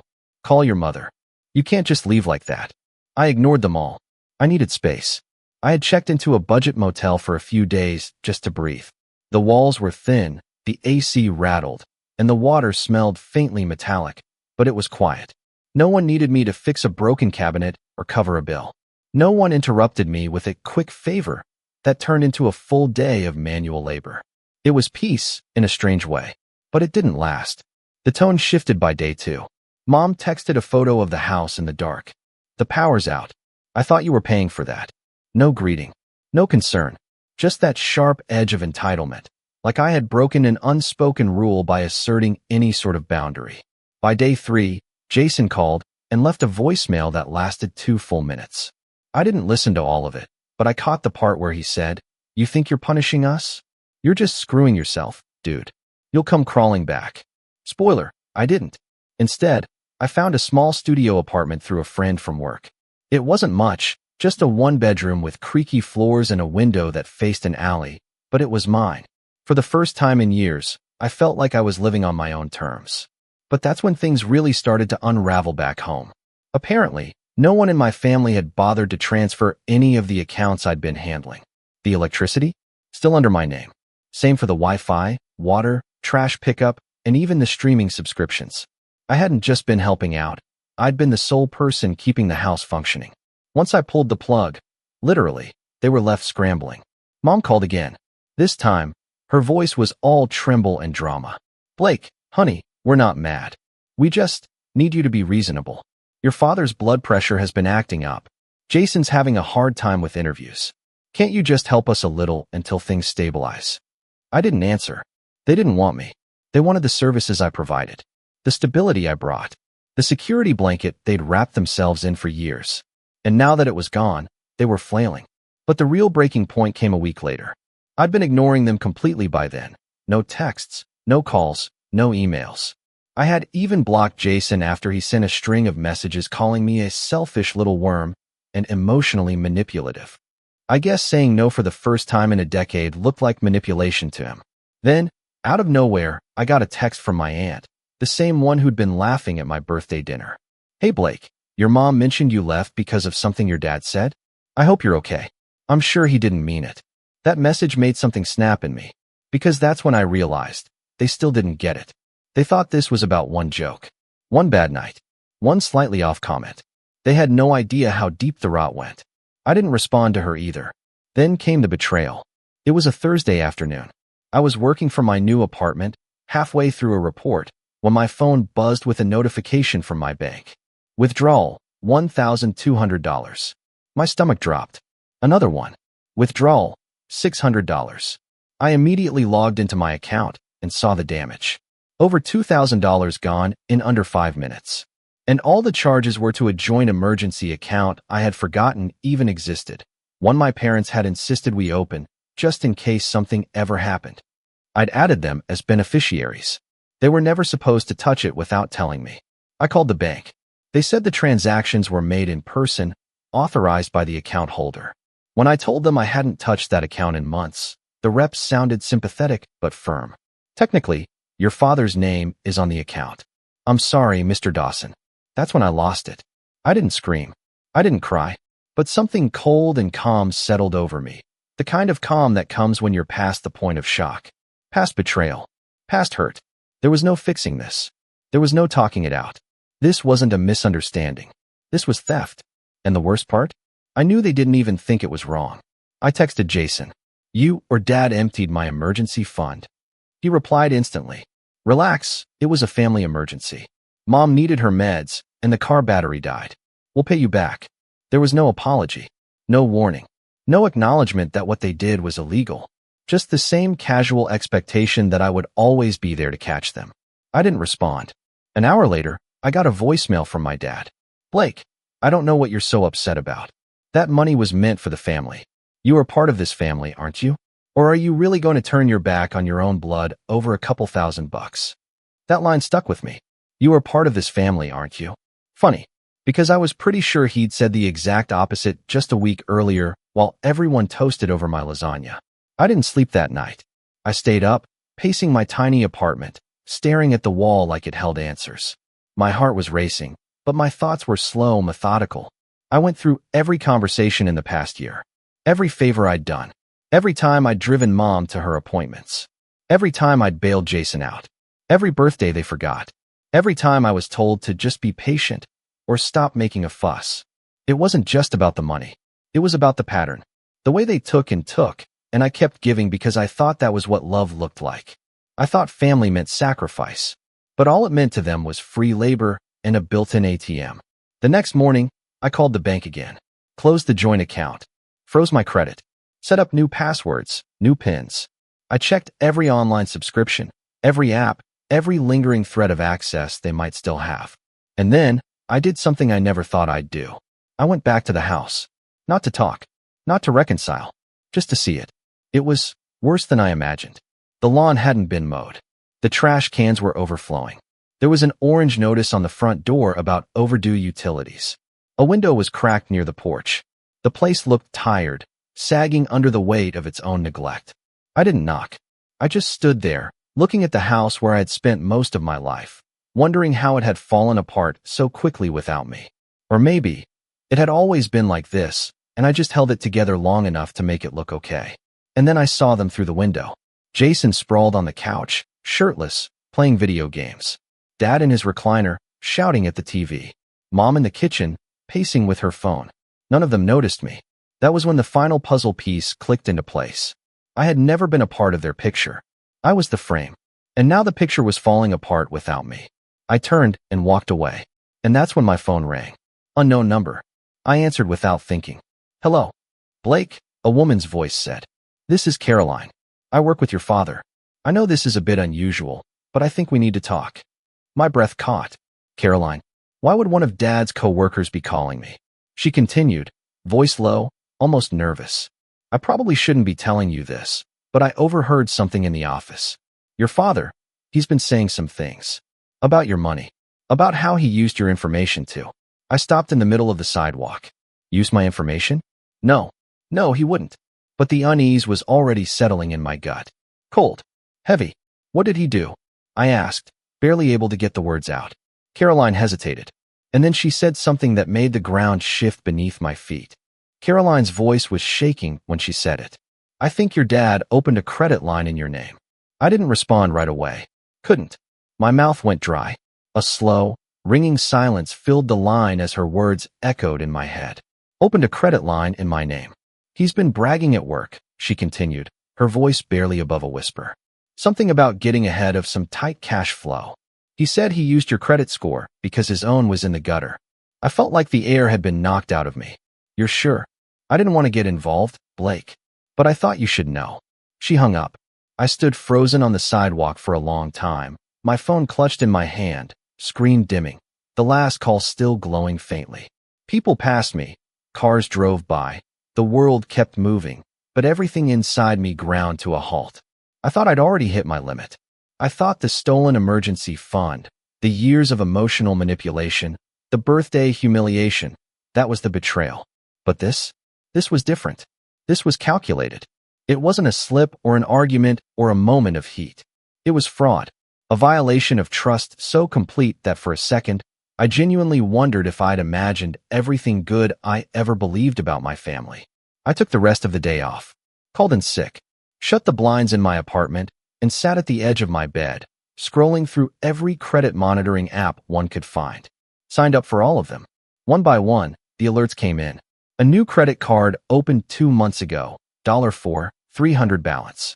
A personal loan pending, $7,000 requested. An address change request, tied to my name but their house. My stomach churned. They hadn't just taken my money. They were building a second life using my identity. And if Caroline hadn't warned me, I might have found out when my score plummeted or when a collections agent knocked on my door. That night, I didn't sleep. Again. But this time, I wasn't pacing in panic. I was planning. I filed a fraud report, froze my credit, spoke to an agent at the credit bureau who was kind, clear, and extremely helpful. They flagged my account for suspicious activity. I submitted a police report, called my bank again, and told them the full situation. I was scared they wouldn't believe me, that they'd think I was just some entitled kid trying to blame his family for his own debts. But to my surprise, they took it seriously. A fraud investigator was assigned to the case. That was the beginning of the fallout. The beginning of the fall. For weeks, I was buried under paperwork. I had to verify every account, prove my address, send in ID copies, affidavits, notarized statements. It was exhausting and expensive, but I did it. Quietly, methodically. I told no one from my family what I knew. Let them twist in the dark. Still, even as I fought back, I felt like I was slipping. The stress was crushing. I started missing work deadlines. My manager called me in for a performance chat. I couldn't focus on anything for more than 10 minutes. My appetite vanished. Some nights, I sat in the shower until the water went cold just to feel something other than anger or guilt or that suffocating numbness that had crept in around the edges of my thoughts. I wasn't okay, and for the first time, I let myself admit it. There was one night, late, probably 2 or 3 a.m., when I found myself staring at an old photo of my family, saved on a hard drive I hadn't touched in months. It was from my high school graduation. I was standing in the middle, grinning, arms around both my parents. Jason had thrown an arm around my shoulders too. Everyone looked proud, happy, unified. It was a lie. I sat there on the floor for a long time, just staring at it. Eventually, I dragged the image to the trash folder and deleted it. Not in anger, just acceptance. That was rock bottom for me. But here's the thing about rock bottom. Once you're there, once you've hit that cold, hollow space where there's nothing left to lose, you get clarity. And with clarity comes power. The first thing I did was take back control of my time. I requested remote work for a few weeks. My manager was skeptical, but said yes. That gave me space to focus on both recovery and rebuilding. I started waking up at 6 a.m., not because I had to, but because I needed structure. I made coffee, took walks, got a gym membership, even though I'd never been the fitness type. I didn't go to get buff. I went because for 1 hour a day, no one could ask me for anything. I could sweat, breathe, exist. I started tracking my spending, opened a new bank account, switched to a credit union, got a new phone number. I deleted every shared family calendar, every lingering account I was still somehow connected to. Even my Spotify was still under a shared plan. Jason had added all his playlists under my login. Gone. I was rebuilding, brick by brick. There were small wins, too. The fraud case moved forward. After 2 months, the credit card was reversed, and my score began to recover. The loan request was denied. Thankfully, the bank had flagged it before dispersing funds. I got a letter confirming that my father had been contacted regarding the investigation. I don't know what he told them. I didn't care. The damage was being repaired. I also started therapy. It wasn't something I ever thought I'd do. I was raised in a family that saw therapy as for people who can't handle their own problems. But one day I walked past a clinic near my apartment, saw a sign that said, "You deserve peace," and something inside me cracked. My therapist, Julia, didn't tell me anything revolutionary. She just listened, really listened. And then she helped me say things out loud I'd only ever thought in the dark. Like how I always felt like a ghost in my own house. Like how being reliable became a prison I didn't build, but couldn't escape. Like how I wasn't angry because they used me. I was angry because I let them. That one hit hard. But she was right. And slowly, week by week, the fog started to lift. I laughed again. Made small talk with coworkers. Started cooking, actually cooking, not just frozen meals. I discovered I liked stir-fry. Bought real ingredients. Went to a farmer's market. Made friends with a woman who sold homemade soaps. I know it sounds small, but it mattered. It was proof that I could live a life outside of damage control. My world was still small, but it was mine. And then, one afternoon, I got a message from an old college friend, Eli. We hadn't spoken in years. We used to work on campus tech projects together, and he always had wild ideas that somehow panned out. He was now working on a startup in the logistics space and wanted to know if I'd be interested in helping out on the analytics side. At first, I hesitated. I was still wobbly, still healing, but I said yes, just part-time. That part-time gig turned into contract work. That contract work turned into a full-time offer.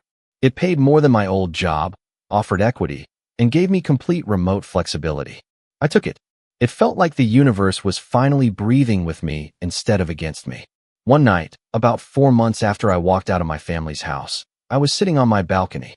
It wasn't fancy, just a little concrete slab overlooking an alley, but I had a cheap lawn chair, a cold drink, and a string of dollar store fairy lights I'd hung up for no reason other than I liked how they looked.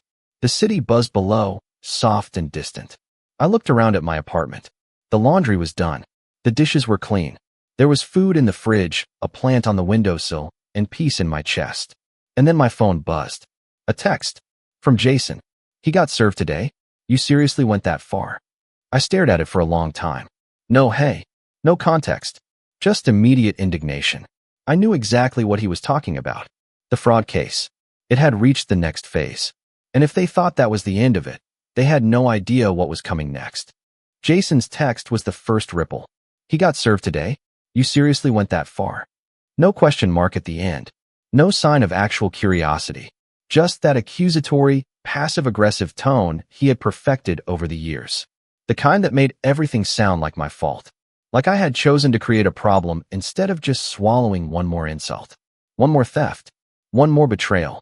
I didn't reply. I didn't need to. Because by the time that message arrived, I wasn't just recovering anymore. I was ready. There's a strange kind of focus that comes after surviving betrayal. Once the fog clears, once the shaking stops and the world stops feeling like it's spinning off its axis, you're left with this quiet intensity. A clarity that burns hot, but cold. Sharp, precise. It's not about rage anymore. It's about balance. And the balance, in my case, was long overdue. So I started planning. Not with fire. With ice. The first thing I did was research. I didn't just want justice. I wanted legal justice. Something clean. Something undeniable. Because if I learned anything, it was that my family only understood consequences when they showed up in the form of paperwork, bills, or legal threats. I revisited the fraud case files. The bank had confirmed the reverse charges, but I still had open police reports regarding the credit line and address change. I began building a case file, printing everything out, organizing it in a binder, sectioning off evidence with labeled tabs, bank statements, account openings, Caroline's tip-off, text threads, the voicemail from my father. I even printed a transcript of that one. You're part of this family, aren't you? Or are you really going to turn your back on your own blood over a couple $1,000s? I made copies, stored backups on an encrypted drive. If they tried to deny any of it, I'd have receipts in stereo. Then came the research into financial recovery. I spoke to a lawyer, a soft-spoken man named Malcolm, recommended by my therapist Julia. He specialized in family-related financial fraud.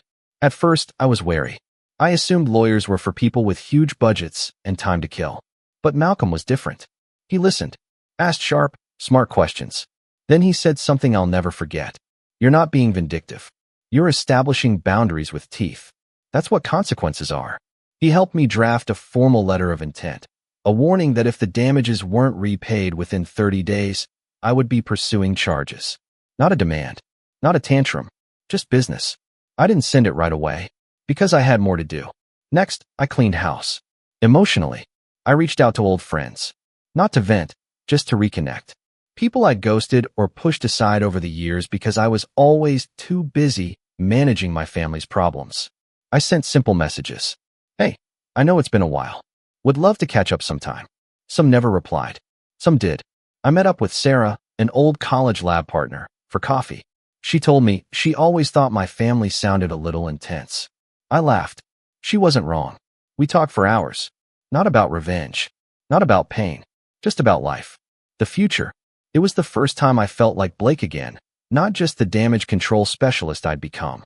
Then there was Eli, the startup guy who'd given me my new job.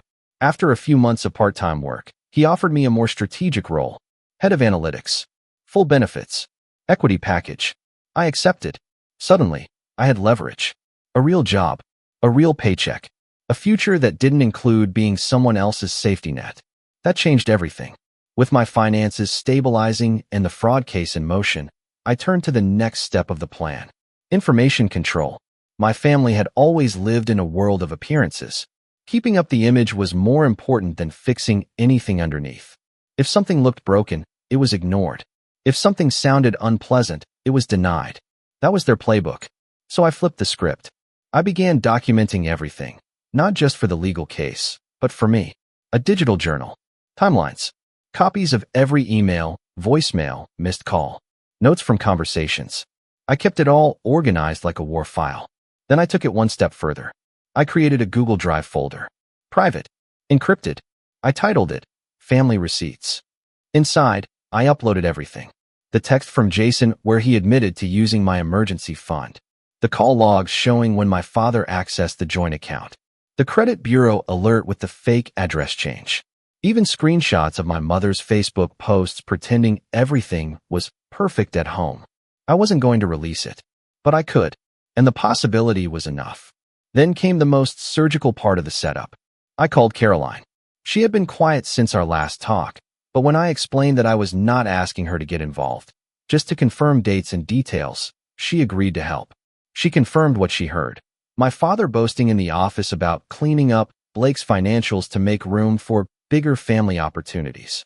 He said it like it was some kind of group investment. But there was no group. There was just theft. That sealed it. The final piece? I decided to make contact. Not with my parents. With Jason. I knew he was the weak link. The mouth. The reactor. So I crafted a message. Polite. Cold. Professional. Jason, I've submitted formal documentation regarding the fraudulent accounts opened in my name. If you or Dad wish to resolve this quietly, I suggest initiating repayment by the 30-day deadline outlined in the attached notice. Any attempts to contact me directly will be documented and submitted to the case handler. Further identity misuse will result in immediate escalation. He replied within minutes. Are you seriously doing this? You're going to sue Dad?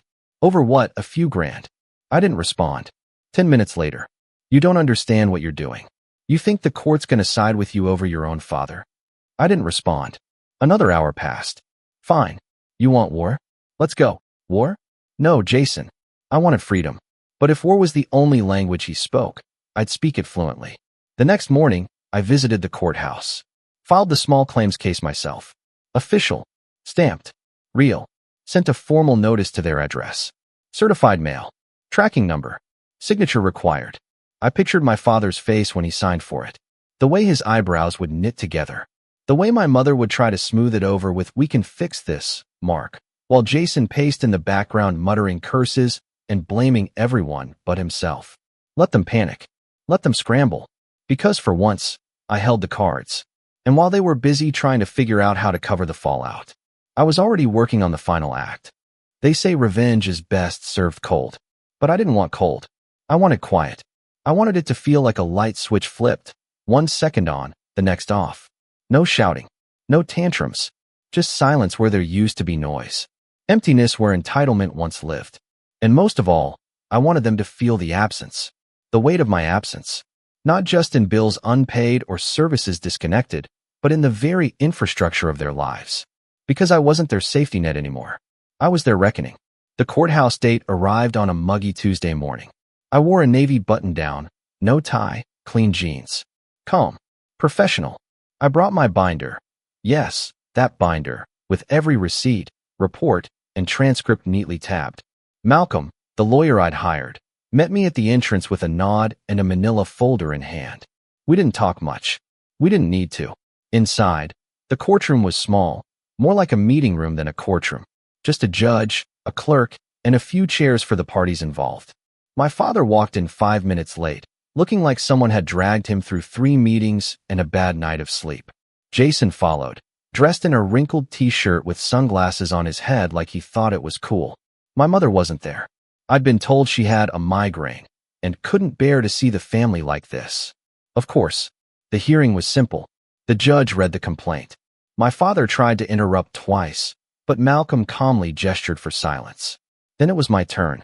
I opened the binder and handed over the copies. Credit applications, address change alerts, voicemails, screenshots of text messages, even Caroline's signed affidavit confirming what she heard in the office. Each piece stacked neatly on the judge's desk like bricks in a wall. My father's face changed with each new page. From mild annoyance, to confusion, to alarm. Jason slumped in his seat, arms crossed, mumbling under his breath. The judge asked if they had a response. My father said it was all a misunderstanding. Malcolm asked, "Did you, or did you not, open a credit card using Blake Dawson's name, social security number, and address?" Silence. Then, I did what I had to do for my family. The room went quiet. Even the clerk stopped typing. The judge scribbled something on her notepad, then looked up and said, "That's not a legal justification, Mr. Dawson." 30 minutes later, it was done. Judgment in my favor. Full repayment of the stolen funds, plus damages. The amount wasn't enormous, but that wasn't the point. It was official, public, real, a legal scar on my father's record. And it gave me grounds to escalate the fraud case with the credit bureaus, which I did the very next day. But I wasn't done yet. Not even close. 3 days later, I sent a polite email to Caroline, thanking her for her help. She replied with a short note. "You might want to look at this." Attached was a company-wide email from HR at my dad's firm. It was short, formal, cold. "We are conducting an internal review regarding the unauthorized use of personal financial information by an employee. Until the matter is resolved, Mark Dawson has been placed on administrative leave." I stared at it for a long time. Then I forwarded it to my personal email and archived it. I didn't celebrate. There was no music, no champagne, just a long, deep exhale. The dominoes were falling. Then came the fallout at home. Jason was the first to crack. He sent me a series of frantic texts, escalating from anger to desperation. "You ruined us. Do you know how this looks? Mom's not talking to anyone. Can we please just talk, man? Please." I ignored them all, but I kept the screenshots, because I wasn't playing defense anymore. A week later, I got a message from a number I didn't recognize. It was a voicemail. My mother. She sounded tired, drained. "Blake, I don't know what happened. This wasn't supposed to go this far. We're your family." I deleted it. And then, a thought occurred to me. They had never once apologized. Not once. Not for the money. Not for the credit fraud. Not for the birthday humiliation, or the years of using me like a tool. Not even now. They didn't want to make things right. They wanted me to reset, to go back to being their band-aid, their fixer, their fallback plan. And that version of me was gone. The final stage of my revenge wasn't loud or flashy. It was surgical. I sent a cease and desist letter through Malcolm. A formal notice stating that any further contact from my family, direct or indirect, would be documented as harassment and submitted to law enforcement. Then I changed my phone number, updated my mailing address to a P.O. box, created a new emergency contact at work, switched banks again. Even my Spotify got a fresh account. Petty? Maybe. But it felt symbolic. I wiped the slate clean. I didn't look back.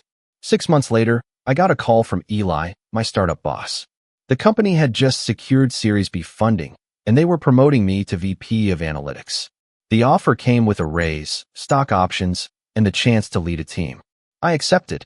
That night, I sat on the balcony of my new apartment. Yes, I'd moved again and poured myself a drink. A real one. Not just some gas station beer, but something smooth and rich. I watched the sun set behind the skyline, casting gold over everything. I didn't think about my father, or Jason, or the house. I thought about peace, about the silence, and how beautiful it sounded. Last I heard, my father lost his job. He tried to frame it as early retirement, but word got around. Caroline told me he'd been quietly blacklisted. No firm wanted to touch someone with a financial fraud judgment on their record. Jason bounced between warehouse jobs and retail gigs. Still lived at home. Still blamed everyone but himself. My mother kept hosting church potlucks like nothing happened. But the difference? I wasn't part of the picture anymore. I wasn't the safety net. I wasn't the fallback. I wasn't theirs. They lost me. And I didn't raise my voice. Didn't throw punches. Didn't break windows. I just quietly took back every piece of myself they had stolen. And when the dust settled, there was nothing left for them to stand on. They laughed at my birthday and clinked their glasses, thinking I'd never leave.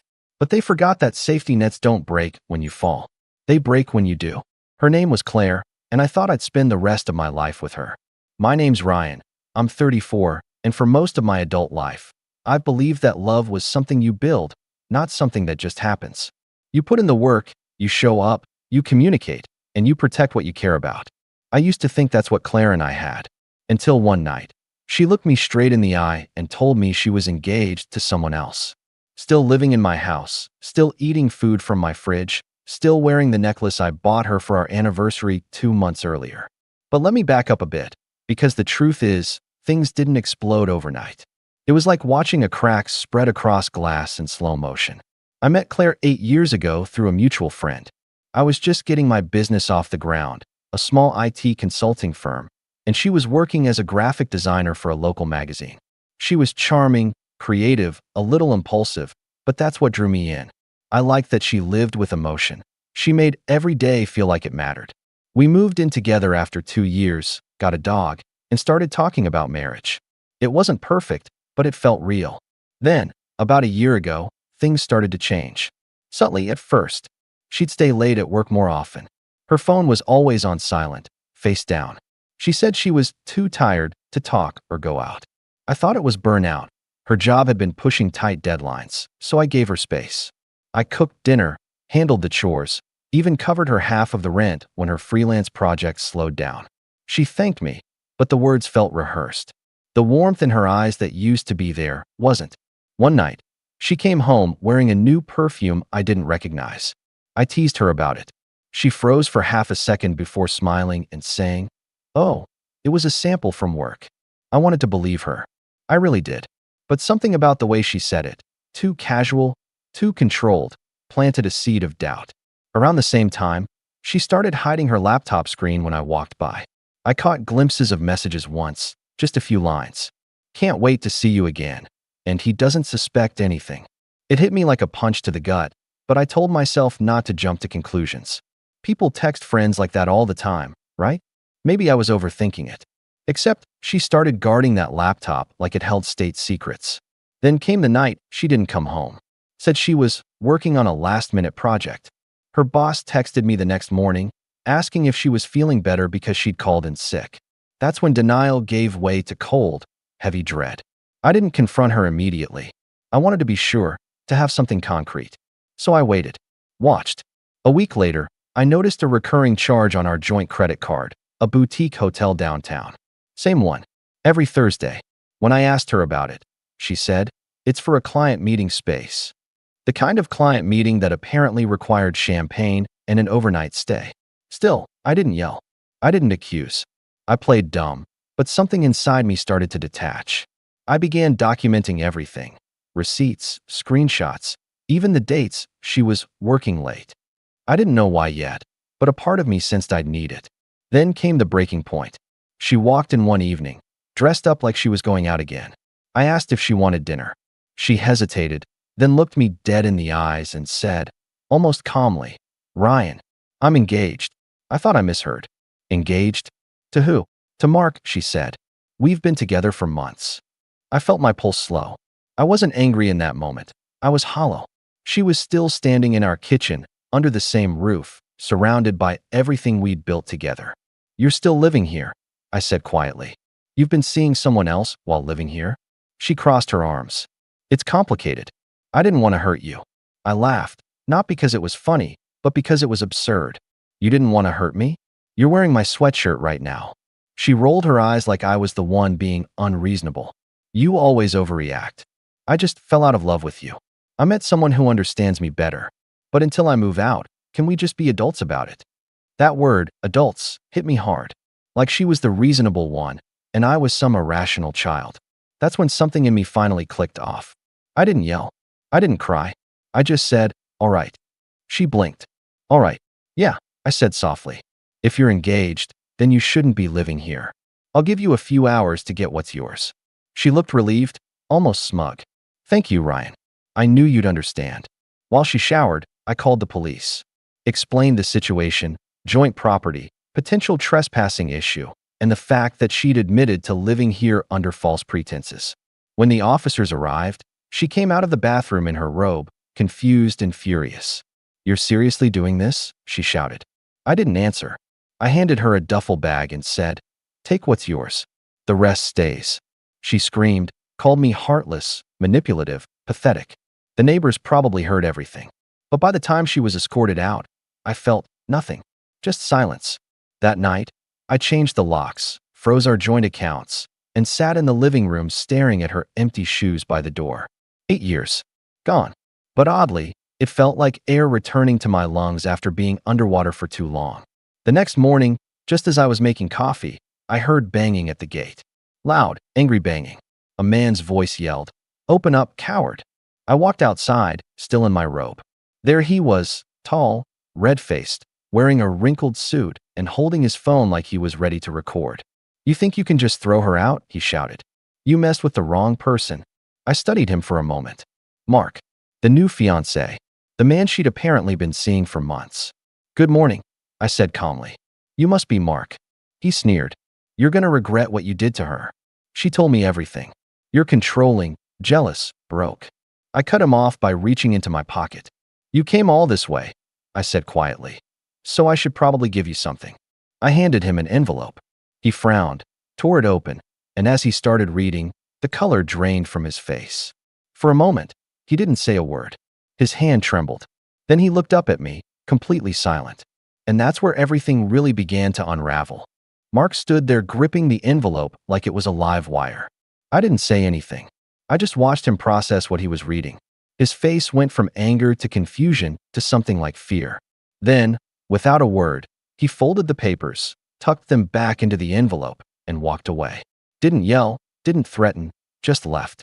I stood there on the porch, coffee still steaming in my hand, trying to understand what kind of life I'd just stepped into. The quiet after chaos always feels strange. It's not peace. It's a kind of hollow echo where everything you used to know is gone, and you're standing in the ruins trying to remember who you were before. That's what the next few days felt like. The house was too clean, too silent. Her toothbrush still in the holder. Her perfume still faintly in the air. I found myself opening drawers just to confirm that yes, she was really gone. But somehow, even without her there, the drama wasn't over. 3 days later, I started getting texts. Not from her, but from mutual friends, the kind that never check in unless something's wrong. Hey man, just checking if you're okay.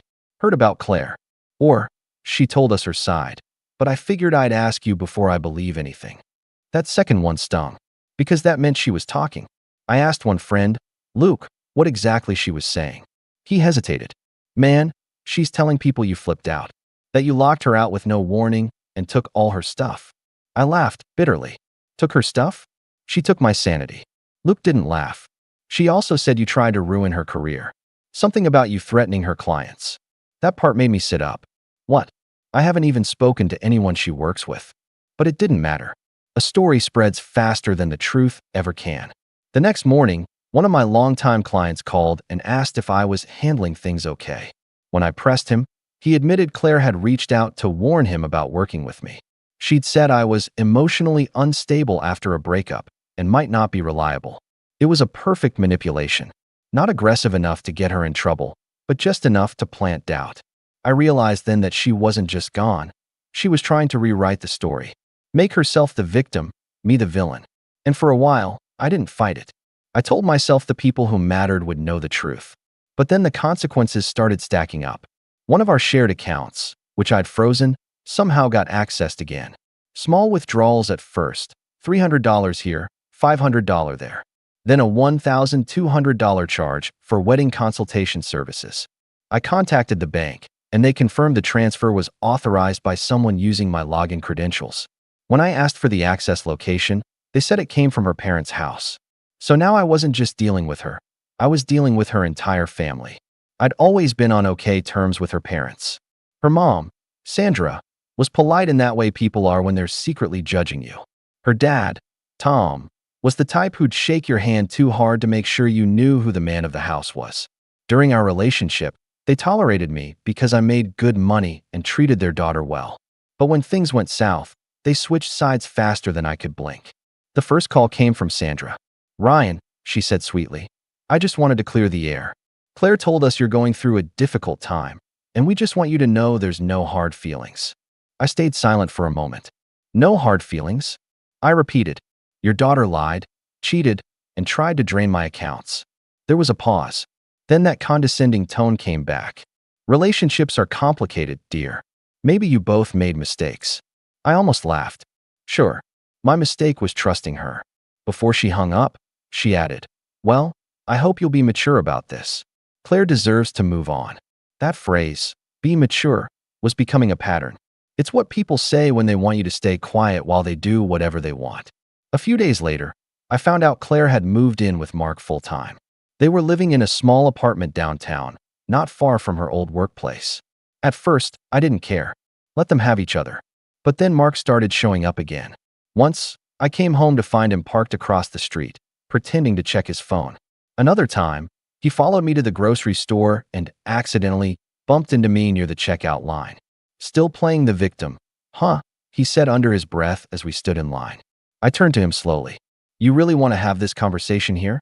He smirked. "She told me how you tried to ruin her after she left. How you called the police on her like a coward." I stared at him for a long second. "You ever stop to wonder why she got kicked out?"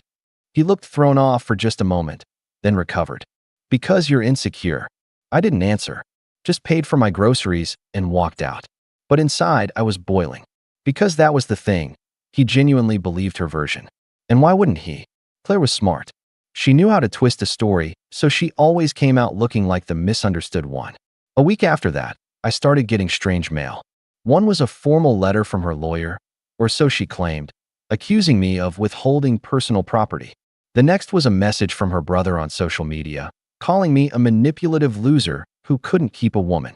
It was like she'd turned her whole family into her PR team. The lowest point came when my mother called me out of the blue. She sounded hesitant. "Ryan, sweetheart, did you really throw her out with the police?" I sighed. "Mom, you're not seriously believing this, are you?" "I don't know what to believe," she said softly. "Her mother called me. Said you had a breakdown." That's when I realized this wasn't about embarrassment anymore. It was a smear campaign. And while I was trying to hold on to my sanity, Claire and Mark were out playing the perfect couple. I'd see them on social media, smiling at brunch, holding hands at a charity event, posing like they hadn't detonated my life 3 weeks earlier. People were congratulating them on their engagement. Comments like, "You two are soulmates," and "So happy you found each other," flooded every post. It was surreal. I tried to move on, focus on work, but even there, her shadow followed me. One of my new clients pulled out of a deal last minute after a personal recommendation told them I was untrustworthy. I didn't have to guess who made the call. I remember sitting in my office one night, staring at the wall, thinking, how did I let this happen? How did I let her have this much power over me even after she's gone? That's when something shifted. I stopped thinking like the betrayed ex and started thinking like the strategist I used to be. The guy who built a company from nothing. The guy who planned 6 steps ahead.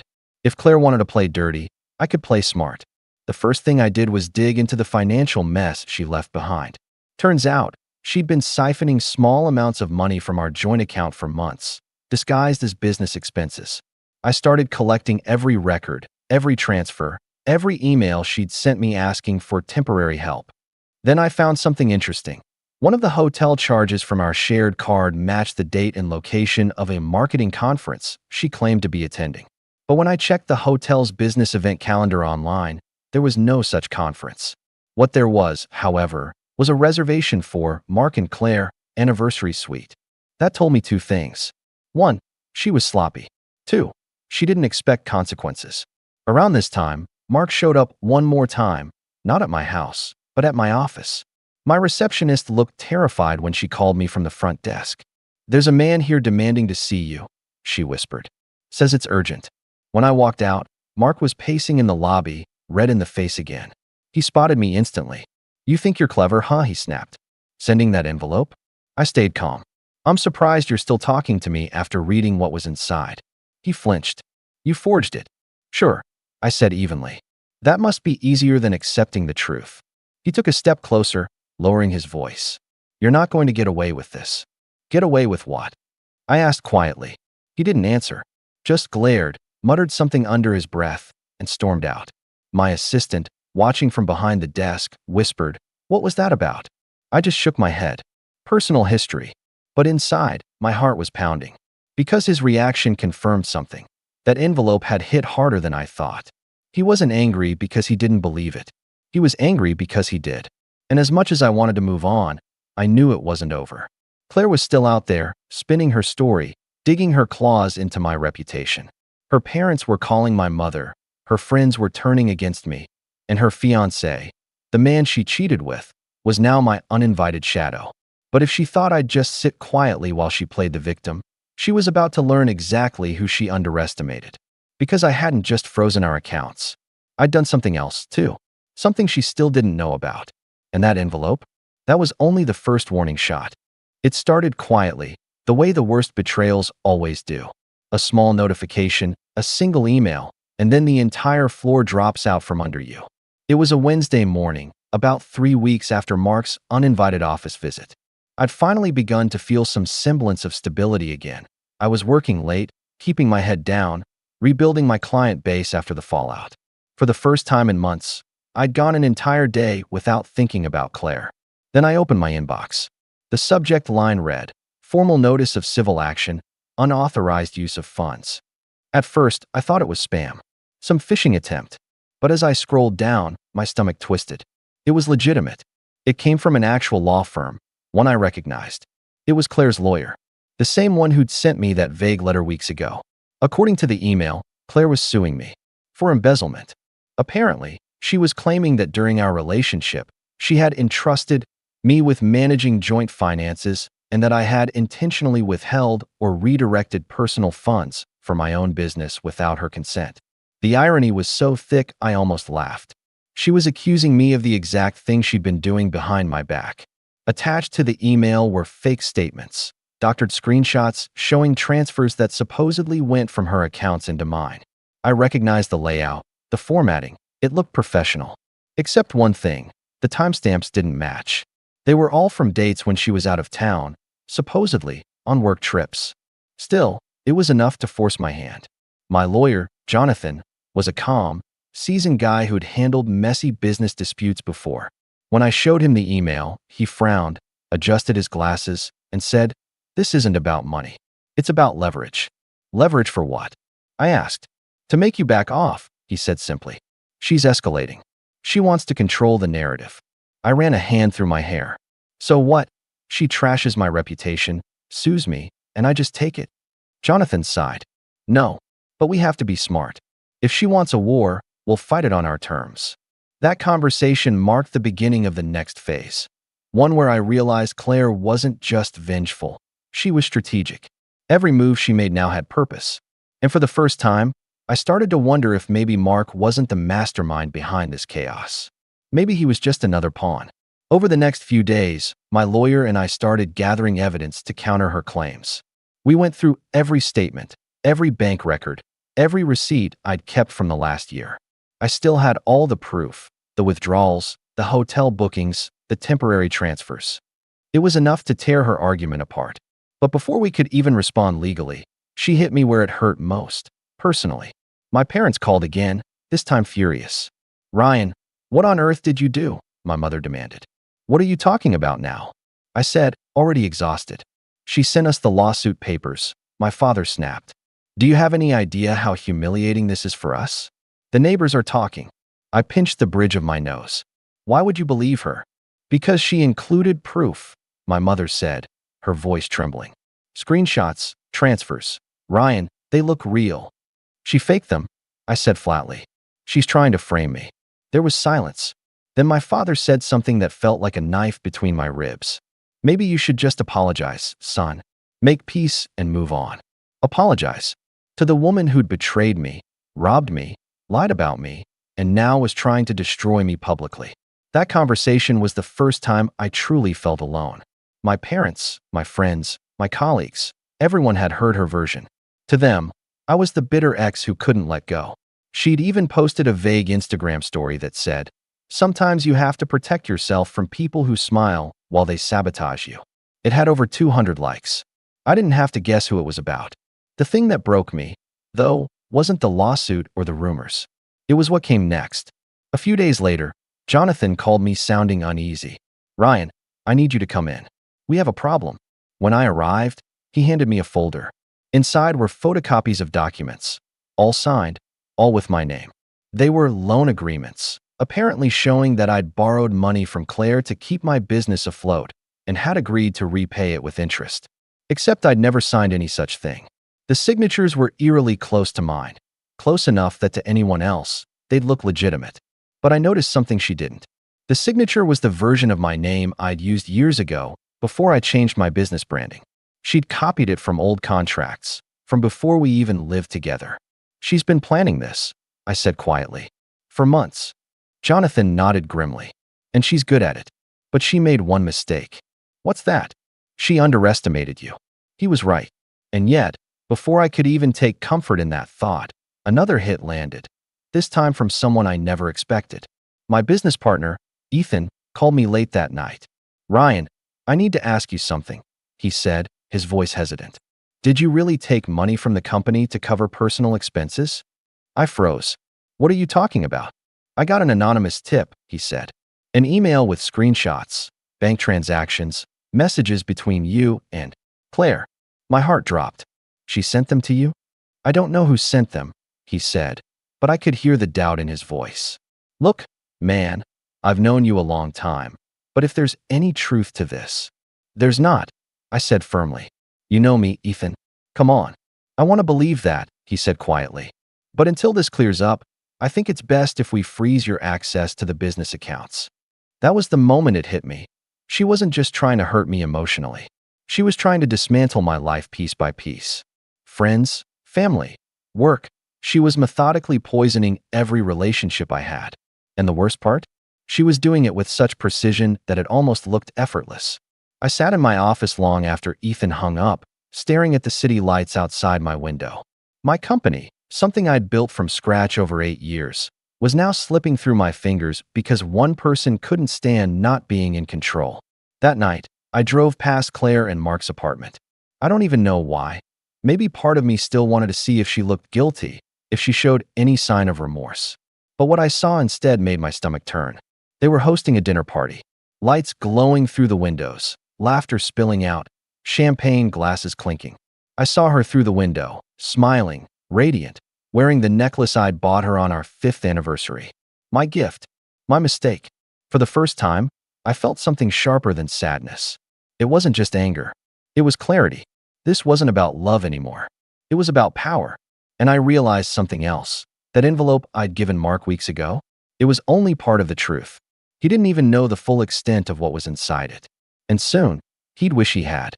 The next morning, I got a call from Jonathan again. She's filed a motion to freeze your assets, he said. Claims you're a flight risk. I almost laughed. A flight risk? I haven't even left the city. He sighed. It's a scare tactic. But she's taking this public. If you think the gossip was bad before, he didn't need to finish. I already knew. The story was spreading again, not through friends this time, but through professional circles. Someone had posted about me on a local business forum, calling me a fraud hiding behind a fake company. Anonymous, of course. By the end of that week, I'd lost 2 more clients. It was like watching someone burn your house down one room at a time, and all you could do was stand outside, helpless, while people walked by and said, "You must have done something to deserve it." But what Claire didn't realize was that while she was busy painting me as the villain, I was quietly collecting the evidence that would turn her perfect little narrative upside down. Every fake document, every message she sent pretending to be me, every financial transaction she tried to hide, I was tracking all of it. And when the time came to strike back, it wouldn't be out of anger. It would be with precision, because she had crossed a line that couldn't be uncrossed. Not when she tried to destroy not just my name, but my life. And she had no idea what I still had. The one piece of information that could tear her new fairy tale apart in front of everyone she'd fooled. But before I could use it, something happened that made me realize just how far she was willing to go. The night that changed everything. The night everything came crashing down started like any other, quiet, lonely, and far too long. I was at the office, half working, half pretending to. My desk lamp was the only light in the room, casting long shadows across stacks of papers I'd already read a dozen times. It had been 2 months since Claire's lawsuit, and though I'd managed to block most of her attempts to drain me financially, she'd already succeeded in doing something much worse. She'd made people doubt me. It was strange how silence could feel heavier than noise. I used to love working late. It made me feel productive, in control. Now it just reminded me of how empty everything had become. The business was running on autopilot, my team uneasy, my partner distant. Even the dog, my golden retriever, Milo, seemed to sense it. He used to greet me at the door, tail wagging like a metronome. Now he'd just lift his head from the couch, like he was checking if I was still hanging in there. That night, I got home around midnight. As I walked up the steps, I noticed something strange. The porch light was on, even though I hadn't turned it on when I left. My first thought was that I'd forgotten, but when I reached for the doorknob, my stomach dropped. The lock, the one I'd changed after Claire left, was scratched. Freshly, my heart started pounding. I opened the door slowly, and the first thing I saw was a trail of muddy footprints leading across the hardwood floor. "Milo," I called, my voice low. He didn't bark. I stepped inside, flicked the lights on, and froze. The living room looked like a storm had hit it.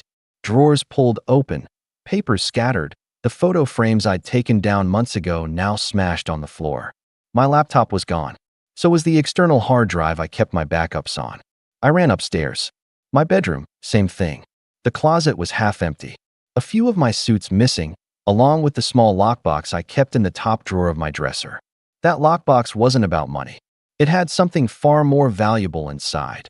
The original documents from my business incorporation, Claire's old NDA, and, most importantly, the evidence I'd been collecting against her.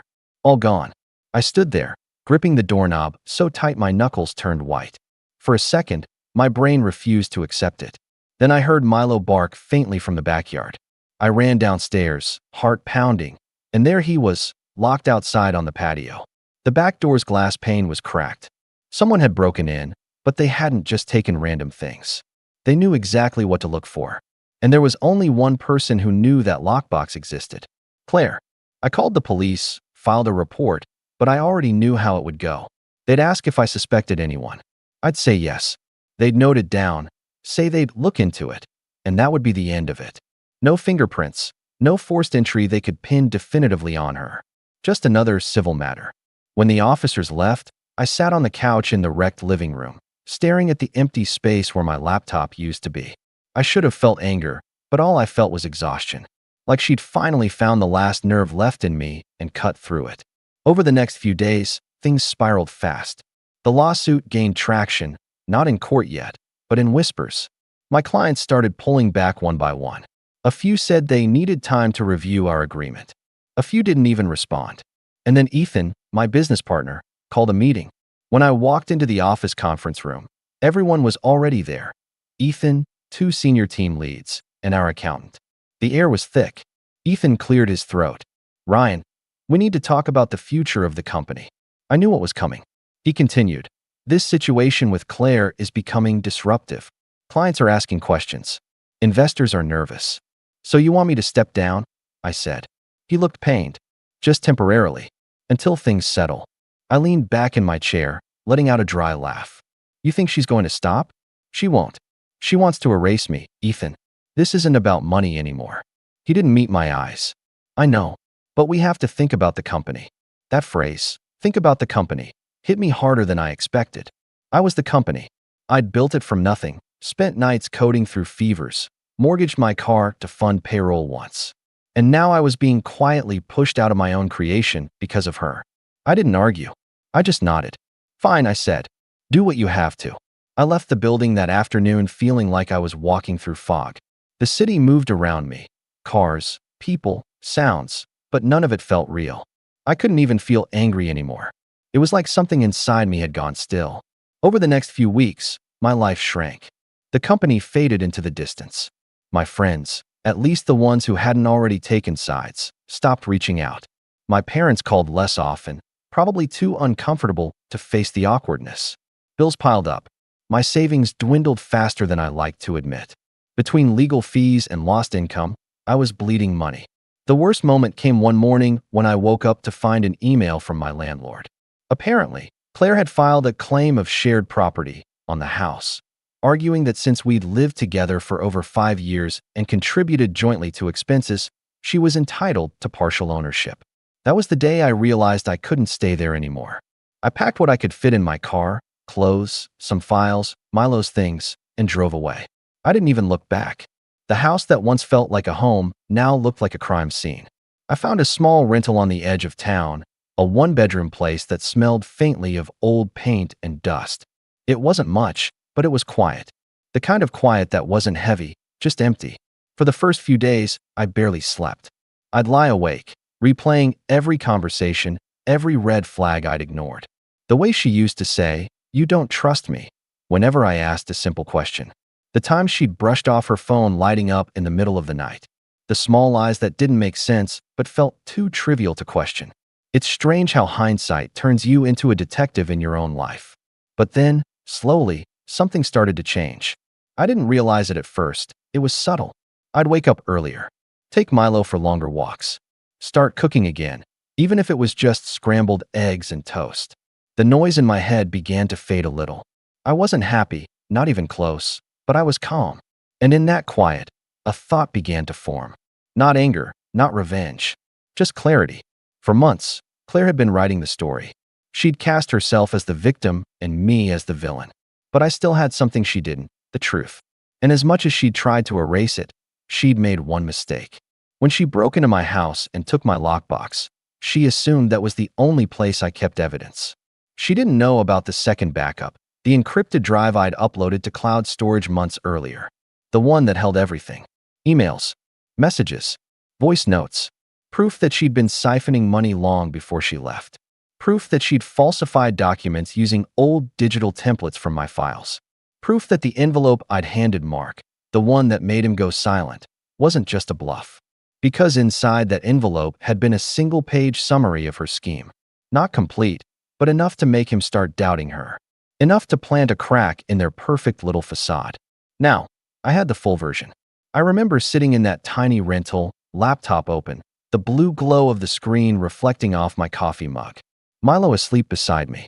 For the first time in months, I wasn't shaking. I wasn't exhausted. I was focused.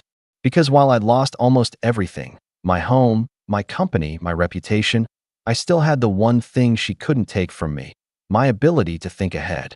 She'd built her lies on sand, and I was holding the tide. But before I could make my move, something unexpected happened. I got a call from an unknown number. When I answered, a woman's voice said, "Mr. Carter, this is Detective Morales from the Financial Crimes Division. We'd like to ask you a few questions regarding a fraud complaint filed under your name." I froze. "Fraud complaint?" "Yes," she said. "It appears someone's been using your personal information to apply for credit cards and loans. The activity spans the last 6 months." 6 months. The exact period before Claire left. I didn't answer for a long moment. Then I said quietly, "Detective, I think I know who did it." And just like that, everything shifted again. The rock bottom wasn't just about losing everything. It was realizing that she wasn't done. Not yet. But neither was I. When Detective Morales called, something inside me clicked back on. The part of me that had been dormant for months, buried under grief and humiliation. I'd spent too long reacting, defending myself, cleaning up her chaos. But this was a turning point. For the first time since she said, "I'm engaged," I wasn't on the defensive. The moment she'd committed a real crime using my identity, the game changed. We met the next morning at the police precinct, a gray, sterile building that smelled faintly of coffee and paper. Morales was sharp, mid-40s, with that calm intensity that comes from seeing people lie for a living. She didn't waste time. "We have records of at least 4 credit cards and 1 personal loan application made using your name and social security number," she said, sliding a file across the table. The transactions were small, spread out, but the timing suggests intent. I flipped through the pages, my pulse quickening. The signatures were familiar. Too familiar. Claire had copied my handwriting almost perfectly, but not perfectly enough. She'd made the same telltale mistake twice, the way she looped her R's. "She forged these," I said. "I can prove it." Morales nodded slowly. "We'll need documentation, bank statements, timestamps, any digital records linking her to your accounts." "I have everything," I replied. And I meant it. The encrypted drive I'd uploaded months ago contained every scrap of proof she'd ever given me, screenshots, emails, even the recordings I'd forgotten about. Over the next week, I worked with the detectives team like it was a second job. They built a timeline of her activities, the fake applications, the transfers, even the bogus documents she'd submitted to the bank. The more they found, the clearer it became. Claire hadn't just been malicious. She'd been systematic. And then came the discovery that turned my quiet revenge into a full-scale checkmate. One of the fraudulent loan applications listed her new address, the one she shared with Mark. But here's the thing. She didn't use her own name as a reference. She used his. Without his knowledge. Morales smiled when she found it. That's identity theft. 2 victims. That gives us a bigger case. I remember sitting there in that tiny police office, trying not to smile. Not because I was happy she'd gone that far, but because she'd finally tripped over her own arrogance. For the first time, I wasn't the one fighting to prove myself innocent. She was about to fight to prove she wasn't guilty. While the investigation was ongoing, I started putting my own life back together. It wasn't glamorous, no overnight redemption arc, but it was steady. I called Ethan, my business partner, and laid everything out. The forged documents, the police case, the recordings. I didn't try to convince him. I just sent him the evidence and said, "Decide for yourself." 2 days later, he showed up at my door. He looked sheepish. "I owe you an apology."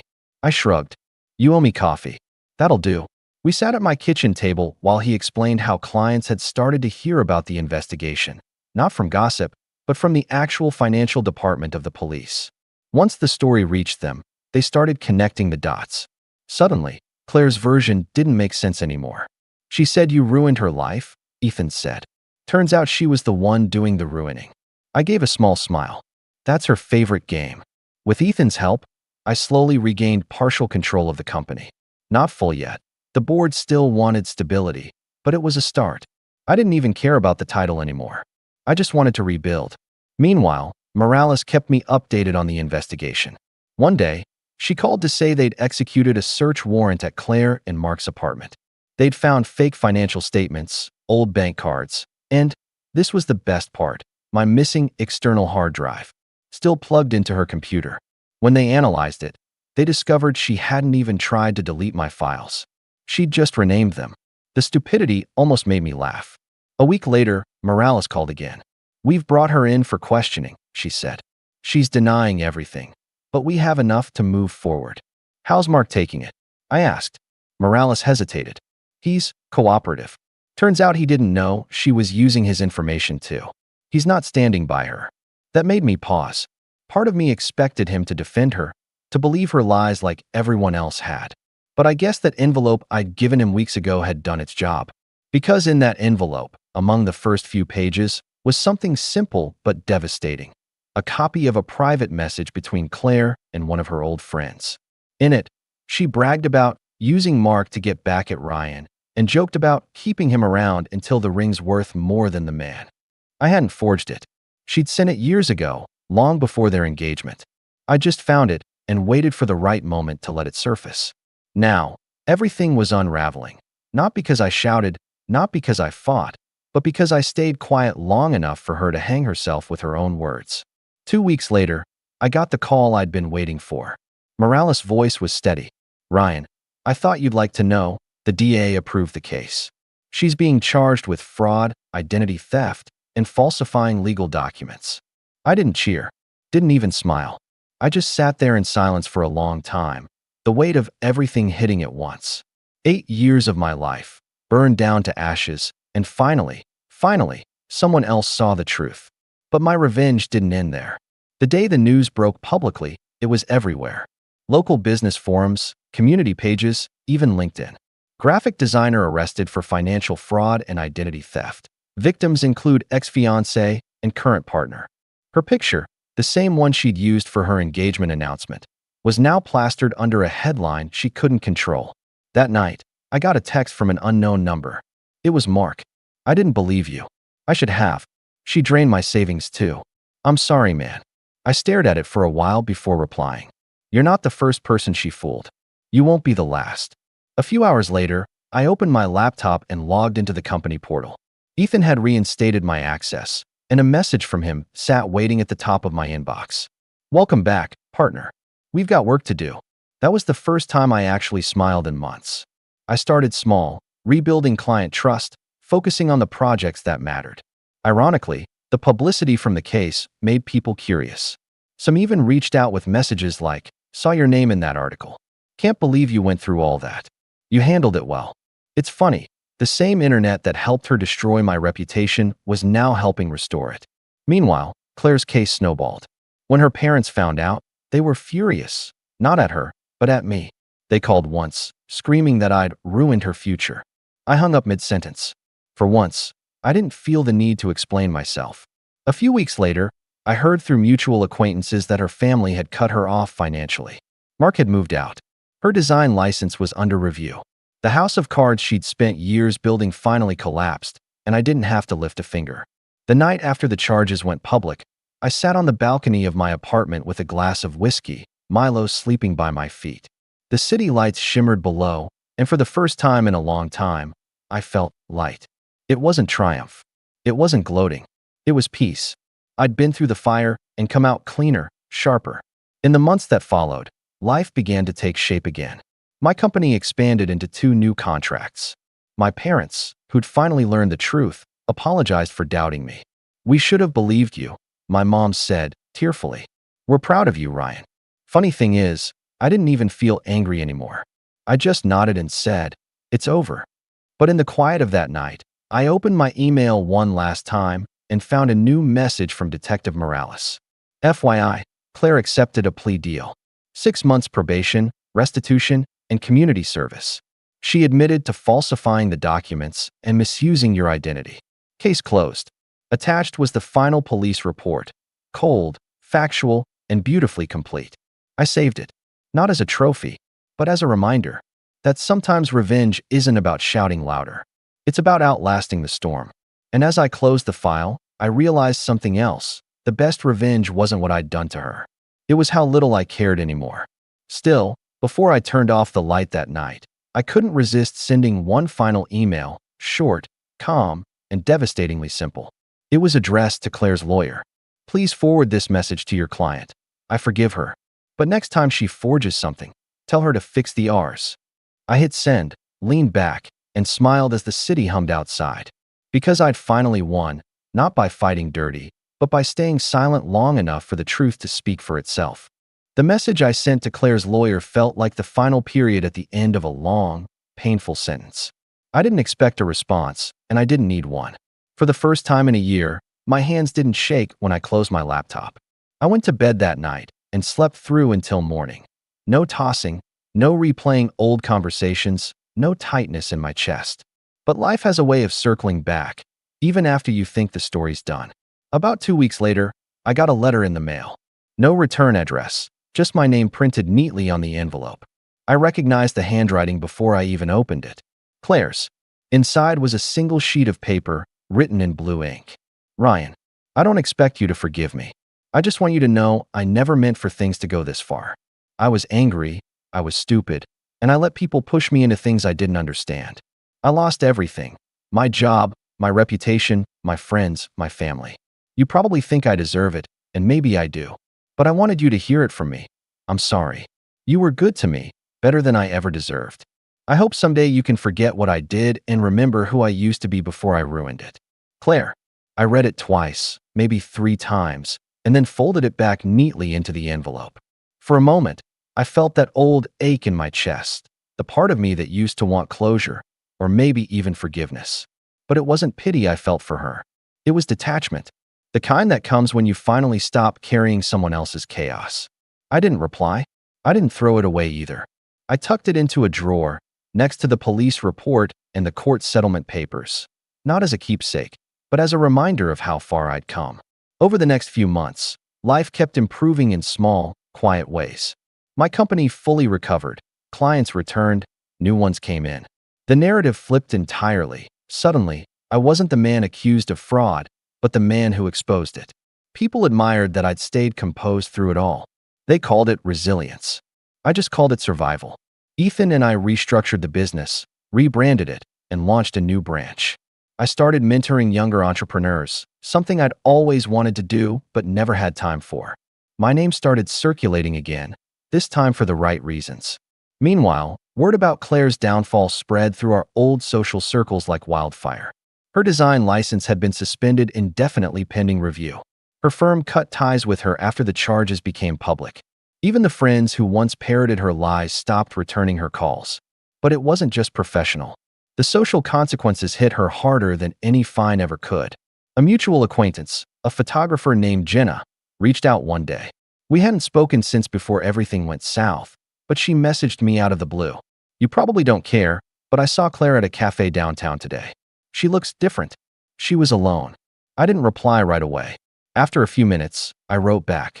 I hope she's okay. And I meant it. Because that's the strange thing about revenge. When you finally get it, it doesn't feel like fire. It feels like water. You stop burning, stop suffocating, and realize you've been breathing smoke for months without knowing it. But the real closure came unexpectedly, through Mark. It was a quiet Sunday afternoon when he showed up at my office. I almost didn't recognize him at first. He'd lost weight, looked older, like someone who'd aged years and months. When he stepped in, I could see the hesitation written all over his face. Hey, he said softly. Mark, I said, standing. Didn't expect to see you here. He nodded awkwardly. I won't take much of your time. I just needed to say something. I gestured for him to sit, but he stayed standing. You were right, he said. About everything. About her. About the lies. He rubbed the back of his neck, his voice breaking slightly. After the police showed up, I found out she'd used my name too. I lost my job over it. Had to move back in with my brother for a while. I didn't say anything. He went on. I spent months hating you because it was easier than admitting I'd been used. She told me you were the monster, that you'd ruined her. But you were the only one who saw her for what she was. He paused, then looked me straight in the eye. I'm sorry, man. You didn't deserve any of that. I let out a slow breath and finally spoke. You weren't the only one she fooled. Don't beat yourself up over it. He nodded, grateful but still weighed down. You're a better man than me. I don't think I could have handled it the way you did. Before he left, he handed me a small white envelope. Found this when I was cleaning out her things. Thought you should have it. After he left, I opened it. Inside was a faded photo, the two of us, me and Claire, from years ago. We were at a beach, laughing at something off camera. On the back, written in her handwriting, were 4 words, he always believed in me. I stared at it for a long time before setting it down. Belief, I realized, was both my strength and my flaw. I believed in people too easily, and she'd used that like a weapon. But it's also what helped me rebuild when everything collapsed. The weeks rolled on, and life slowly shifted from survival to living. I started seeing someone new, Hannah, a writer who'd been working with my company on a branding project. She was calm, grounded, the opposite of chaos. When she laughed, it wasn't to impress anyone. It just sounded genuine. I didn't tell her everything about Claire right away, but when I finally did, she listened quietly and said, You didn't lose yourself. She just made you forget who you were for a while. And somehow, that stuck with me more than anything else. Months later, I got a final update from Detective Morales. Claire had completed her community service, working at a local shelter, and was now relocating to another city. She's keeping her head down, Morales said. Seems like she's trying to start over. I thanked her for letting me know. She paused and added, most people we deal with deny everything until the end. But she admitted to everything in court. Said you didn't deserve what she did. For a long time after that call, I sat in silence, staring out the window at the skyline. I realized that the story I'd been living for the past 2 years, the heartbreak, the manipulation, the fight to clear my name, wasn't about revenge anymore. It was about reclamation. Reclaiming who I was. Reclaiming my peace. One evening, about a year later, I was walking Milo through the park when I spotted someone sitting alone on a bench near the fountain. It took me a second to recognize her. Claire. She looked different, hair shorter, a little grayer, shoulders hunched. There was no designer bag, no flash of confidence, no makeup hiding the exhaustion. Just a woman sitting quietly, feeding crumbs to pigeons. She didn't see me, and I didn't approach her. For a brief moment, I wondered if I should say something. Maybe tell her I hoped she was doing better. But I realized there was nothing left to say. Some things don't need closure, they just need distance. I turned and walked away, Milo tugging at his leash, the sun dipping low behind the trees. When I got home, I opened the drawer one last time, the one with the letter, the photo, the reports, and pulled them all out. I stood over the sink, struck a match, and watched the papers curl and blacken, one by one. The flame was small, almost delicate, as it consumed every trace of the past. When it was done, I rinsed the ashes down the drain and leaned against the counter. It was over. Completely, finally over. Not in the dramatic, cinematic way. No grand confrontation, no speech about justice. Just quiet, steady peace. The kind you earn when you've already lost everything once and learned how to rebuild it better. I poured myself a glass of whiskey, stepped out onto the balcony, and watched the city lights flicker below. Milo lay beside me, tail thumping softly. In the reflection of the window, I saw myself, older, sharper, but calm. No bitterness left. And for the first time in a long time, I smiled. Because she had taken everything she could, my love, my money, my peace, and I'd still come out whole. That was the real revenge. I whispered it to the quiet night, just to hear it out loud. She broke me thinking I'd stay broken. Then I raised my glass, looked out at the city, and said softly, but I rebuilt myself stronger than she ever imagined. And this time, there was no one left to take that away. I don't usually get worked up over small things. I've always been the type to shrug, brush it off, move on. Life's too short, right? But sometimes, someone crosses a line so smugly, so intentionally, that you can practically hear the universe whispering. You gonna let them get away with that? My name's Jason. I'm 27, work in digital marketing, and for the most part, I try to stay out of family drama. I live about an hour away from my parents, in a small but cozy apartment that I keep cleaner than anyone else in the family thinks is normal.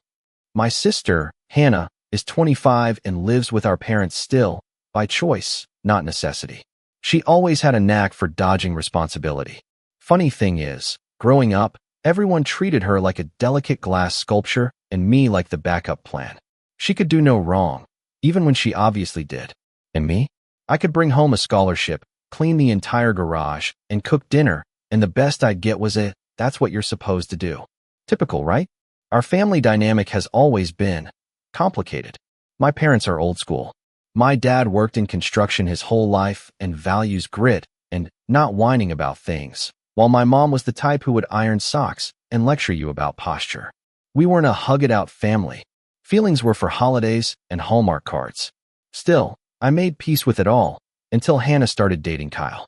Kyle was the kind of guy who walked into a room and immediately started sucking up all the air. He talked too loud, laughed too hard at his own jokes, and always made sure the conversation circled back to him. You know the type. Wore expensive watches he didn't buy himself, called people bro, even when he was mad, and acted like every moment was a scene from some movie where he was the star. I tolerated him at first, mostly for Hannah's sake. But over time, it became clear Kyle thought of himself as part of the family, and more importantly, thought of me as less than. I'll never forget the first time I saw that smirk of his. It was last Christmas. My mom had invited everyone over, me, Hannah, Kyle, a couple of cousins, and insisted we do the whole sit-down dinner thing like we used to when we were kids. I arrived with a bottle of wine and a store-bought pecan pie because I knew better than to show up empty-handed. Kyle, on the other hand, showed up late, empty-handed, and somehow still got the best seat at the table. I was in the kitchen helping my mom plate the mashed potatoes when I heard him say, "Hey, Jason, you don't mind sitting at the kids' table, right?" I thought he was joking, so I laughed. He didn't. Neither did anyone else. My mom looked at the floor. My dad cleared his throat. I sat at the fold-out table by the window. That night should have been my warning sign. Over the next few months, Kyle started showing up to more family events. Birthdays, Sunday dinners, even my dad's 60th, which was supposed to be a low-key guy's barbecue. Kyle arrived wearing loafers and aviators, brought a Bluetooth speaker blasting 2000s rap, and started calling the neighbors legends. Everyone laughed, except me. My dad even clapped him on the back and said, "You're all right, kid." That stung more than I wanted to admit. Because no matter how hard I tried growing up, that kind of casual approval never came my way. But the real breaking point? That came a few weeks ago. My mom had planned a small dinner at a downtown Italian place she liked. Nothing fancy, but nicer than our usual family outings. She wanted to celebrate Hannah getting a part-time gig at some boutique marketing agency. "It's just a trial period," Hannah had told the family group chat. But apparently, that still warranted a reservation, dress code, and family applause. I was genuinely happy for her. I know how hard it can be to break into the industry, especially when you don't have much work ethic. But I kept that part to myself. I RSVP'd, showed up 10 minutes early, and brought her a bouquet of daisies. She always loved daisies. The restaurant was cozy, all warm lighting and vintage decor. Our table was in the corner near a fake fireplace, already half filled when I got there. My parents were seated together, and 2 empty seats were left, one next to them and one across, by the window. I placed the flowers in front of Hannah's chair and went to slide into the spot next to my mom. That's when I felt the hand on my shoulder. "Hey, freeloaders don't get the best seats," Kyle said, chuckling like we were old pals. He slid right into the seat I was about to take, leaned back, and gave me that same smug smirk he wore like a second skin. I blinked. "Freeloader, you didn't bring anything," he said, gesturing at the empty table like I was supposed to show up with a roast pig or something. "Just messing with you, man.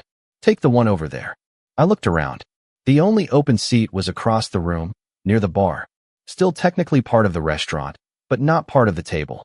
Like an annex for overflow guests. No one else seemed to think anything was wrong. My mom busied herself adjusting the napkins. My dad checked the menu. Hannah looked away, fiddling with her phone. Something inside me cracked a little. I didn't argue, didn't make a scene. I just nodded, walked over to the barside table, and sat down. The waiter came by a minute later with water and menus. He looked confused, glancing between me and the group. "You with them?" he asked. "Yeah," I said, flipping the menu open. "But I'll be eating here tonight." That's when I got the idea. A little spark at the back of my mind. Nothing explosive, just a flicker of heat. A reminder that sometimes, just sometimes, the universe gives you a chance to speak a little louder. To say, "No more." I skimmed the menu slowly. Appetizers, entrees, wine list, the works. My mom glanced over once, but didn't say anything. Kyle laughed at something my dad said. Hannah took a selfie. And me? I placed my order. The waiter's eyebrows shot up as I listed item after item. The truffle risotto, the imported wine, the lobster, the creme brulee. He hesitated at first, asking if I was sure. I smiled. "Yep. And see that guy?" I pointed casually at Kyle, who was now mid-sip of his beer, completely oblivious. "He's covering it." The waiter paused. "All of it. Every last bite," I said, folding the menu shut. He nodded slowly, scribbled down the last item, and walked away. And me? I sat back and waited. Not just for the food, but for the storm. Because sometimes, you don't need to raise your voice to make a point. Sometimes, all it takes is a quiet seat, a smug smirk, and a $3,000 bill. But the night was far from over. What I didn't know, what none of us knew, was that Kyle had a plan of his own. And things were about to get a whole lot messier. I didn't touch my phone for most of that dinner. Just sat there, swishing wine in a glass that cost more than my utility bill and letting the conversations drift over me like elevator music. I watched Kyle hold court like he was born to be there, arms draped across the back of Hannah's chair, laughing at his own jokes, tossing smug glances in my direction as if I were the hired help. I waited, biting down my irritation like it was a piece of stale bread. Then came the moment I was really waiting for. The bill. The waiter, bless his soul, was as professional as they come. He returned with a small flourish and placed the check squarely in front of Kyle, just as I'd asked. Kyle blinked, confused at first, then looked around the table like someone had just handed him a baby and told him it was his. My mother frowned. My father raised a brow. Hannah was still in selfie mode. "What's this?" Kyle asked, flipping it open. He went pale. He did a double take, looked at me, then back at the waiter. "There's been a mistake," he said, finger jabbing at the paper. "I didn't order all this." The waiter didn't flinch. "Sir, the gentleman at the bar pointed to you and said you were covering his bill." Kyle's mouth opened, but for a moment, no words came out. Just this awkward little wheeze, like someone had knocked the wind out of him. Then he laughed. That forced, too loud laugh that insecure people use when they're hoping someone else will save them. "He's kidding, right? Jason, you're joking." I stared him down. "No joke." He looked at Hannah like she might jump in. She didn't. Instead, she turned to me, her brows pinched like I had just ruined the family photo. "Seriously, Jason? That's so petty." "It was one seat." "Yeah," I said slowly, savoring the taste of the words. "And I found another one. But apparently, I'm the freeloader." My dad made a noise like he was about to say something, but then my mom cut in with a sharp, "This is ridiculous." She turned to the waiter. "We're not paying that. Take it off the bill." The waiter cleared his throat and stood firm. "I'm sorry, ma'am, but it's already been submitted. We don't split individual bills here." The guest confirmed Mr. Kyle was covering the tab. "If there's an issue, I suggest settling it among yourselves before we proceed further." Kyle was fuming. "I'm not paying $3,000 for some overcooked lobster.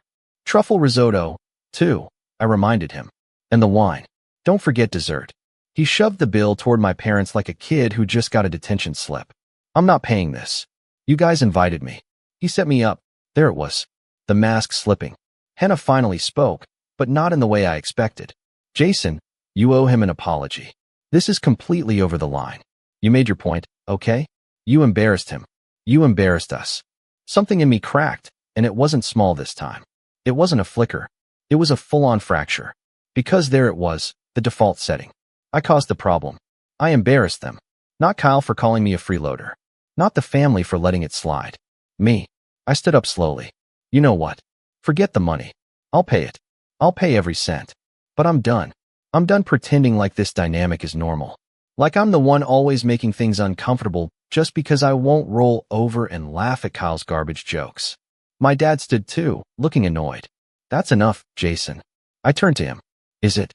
Because it seems like every time Kyle disrespects me, you all just laugh or look the other way." But I pushed back once, and suddenly I'm the bad guy. Nobody said anything. The silence was more telling than anything they could have said. I paid the bill, left the waiter a tip so big he did a double take. And then I walked out. No dramatic exit. No slamming doors. Just me and the soft tap of my shoes on the pavement. But that wasn't the end of it. That was just the match being lit. What happened next is what really made it personal. The days that followed were quiet. Too quiet. I didn't hear from Hannah. Didn't get a passive-aggressive text from Mom. No cryptic forwarded emails from Dad about forgiveness or letting things go. I figured maybe the message landed. Maybe they were letting it sink in. Or maybe they were just nursing bruised egos. Either way, I didn't reach out. Then came the betrayal. It was a Sunday afternoon. I just finished a jog, sweating and sore, when I got a call from a number I didn't recognize. At first, I let it ring, but something told me to answer. "Hello. Hi. Is this Jason Turner?" "Yeah. Who's this?" "This is Karen from Westerly Credit Union. I just wanted to confirm a recent transaction request on your account. We received a call this morning requesting to add a cosigner to your personal checking account, someone named Hannah Turner." I stopped in the middle of the sidewalk. "I'm sorry, what?" The woman on the line sounded calm, robotic. "Yes, a request was made to add a co-owner to your account ending in 7285. We paused the process to verify, as this is an unusual request." My heart dropped into my stomach. I never authorized that. I assumed as much. The caller had some of your information, but failed to verify one of the security questions. "I've placed a hold on the request and flagged your account for monitoring. You might want to change your password and consider placing a fraud alert." I ended the call in a daze. My fingers were already moving, logging into my account, checking balances, freezing cards. Everything was still there, for now. But the fact that someone even tried? I knew exactly who. Hannah. And probably Kyle's idea. I sat down on a park bench, still breathing heavy from the run and now from the rush of betrayal. I thought about the family dinners, the awkward silences, the looks that passed like cold wind when I dared to speak up.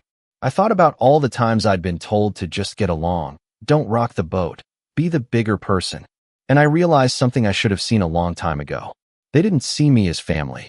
They saw me as a backup wallet. I didn't confront her right away. I wanted to be sure. So I waited. I checked my email. I called the bank again, asked for a transcript of the request. Sure enough, they had a recording. A high-pitched voice pretending to sound professional, stumbling over my middle name. I'd recognize that voice anywhere. I had my proof. But it wasn't just about the bank. It was what came next that really drove the nail in. A few days later, my mom called. Her voice was tight, clipped, like she was holding something back. Jason, your sister told me you're being difficult. Is that what she said? She said you overreacted at dinner, that you embarrassed her in front of Kyle, and now you're making up stories to get back at her. My jaw clenched. Did she tell you she tried to fraudulently access my bank account? A pause. She said it was a misunderstanding. She thought it was a shared savings account Dad opened years ago. That's a lie. She said you'd understand if you weren't so emotional all the time. There it was again. The deflection. The gaslighting. Like I was the problem. Like I was somehow overreacting to identity theft. I felt the heat rise in my chest. But I didn't yell. I didn't even raise my voice. I just said, you believe her over me. Again. My mom didn't respond. So I hung up. I stared at my phone for a long time after that.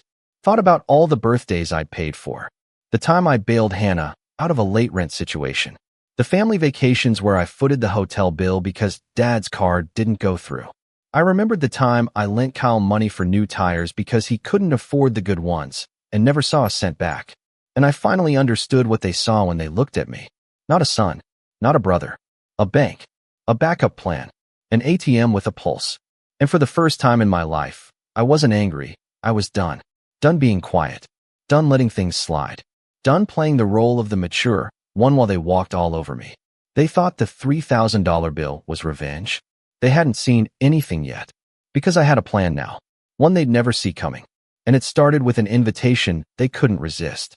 But that part, that's where things really start to unravel.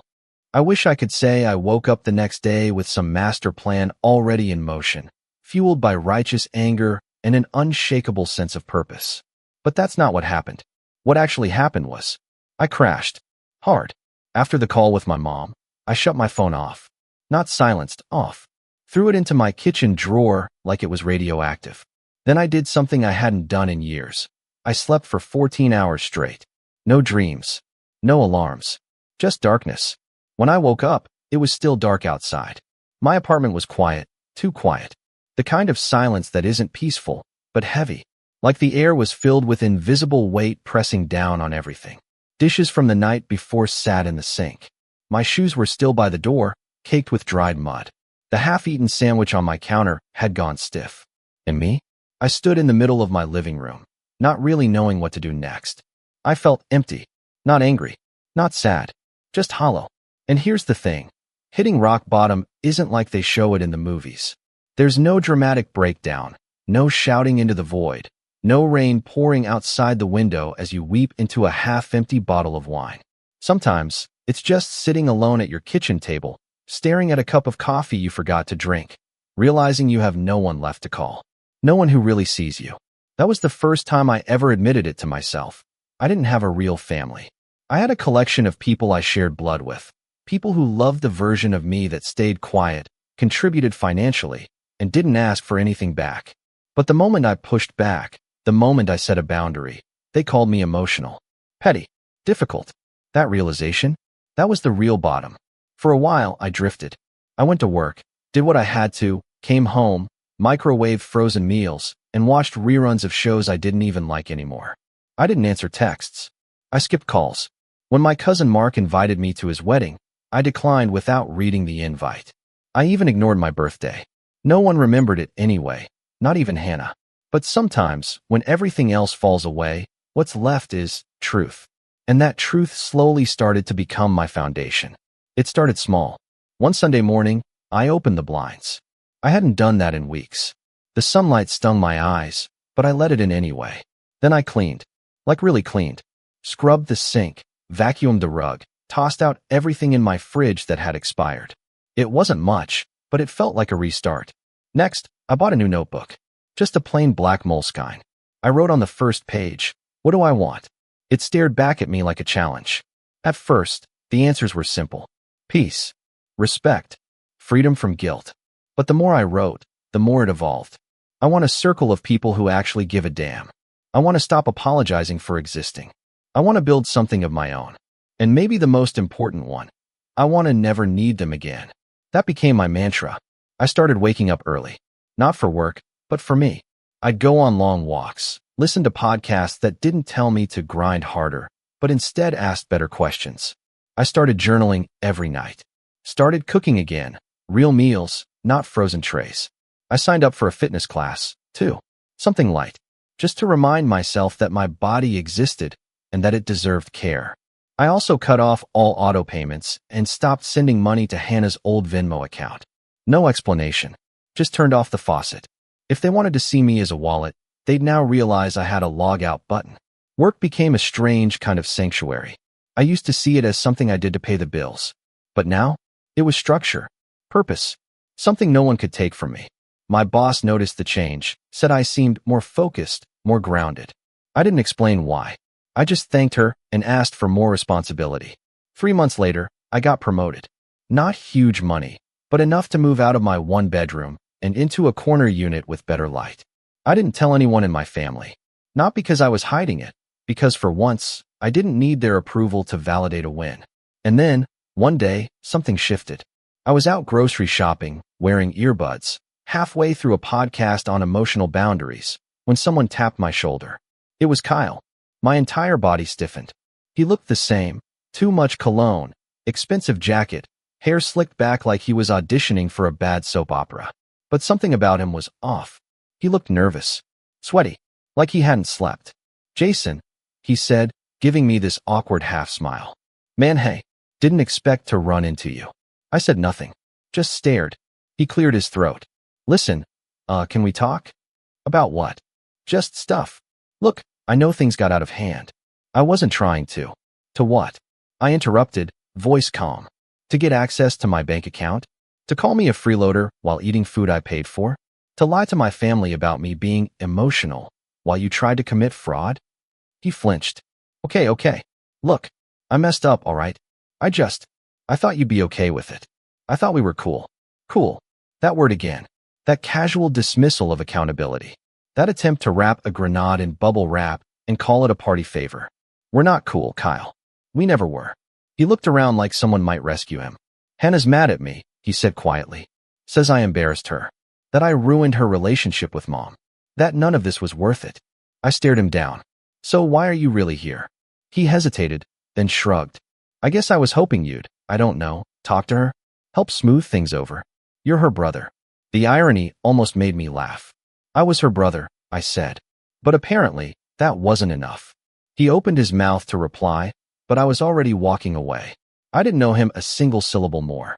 That night, I found myself sitting at my desk, staring at the notebook again. What do I want? I flipped to a fresh page. What do I deserve? The answers came faster this time. Peace, truth, respect without begging for it.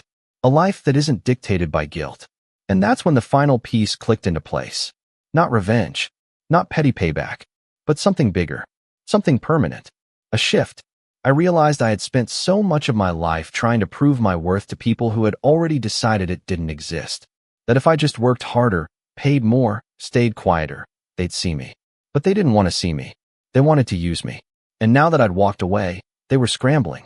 Not out of love, but out of loss, of control, of convenience, of access.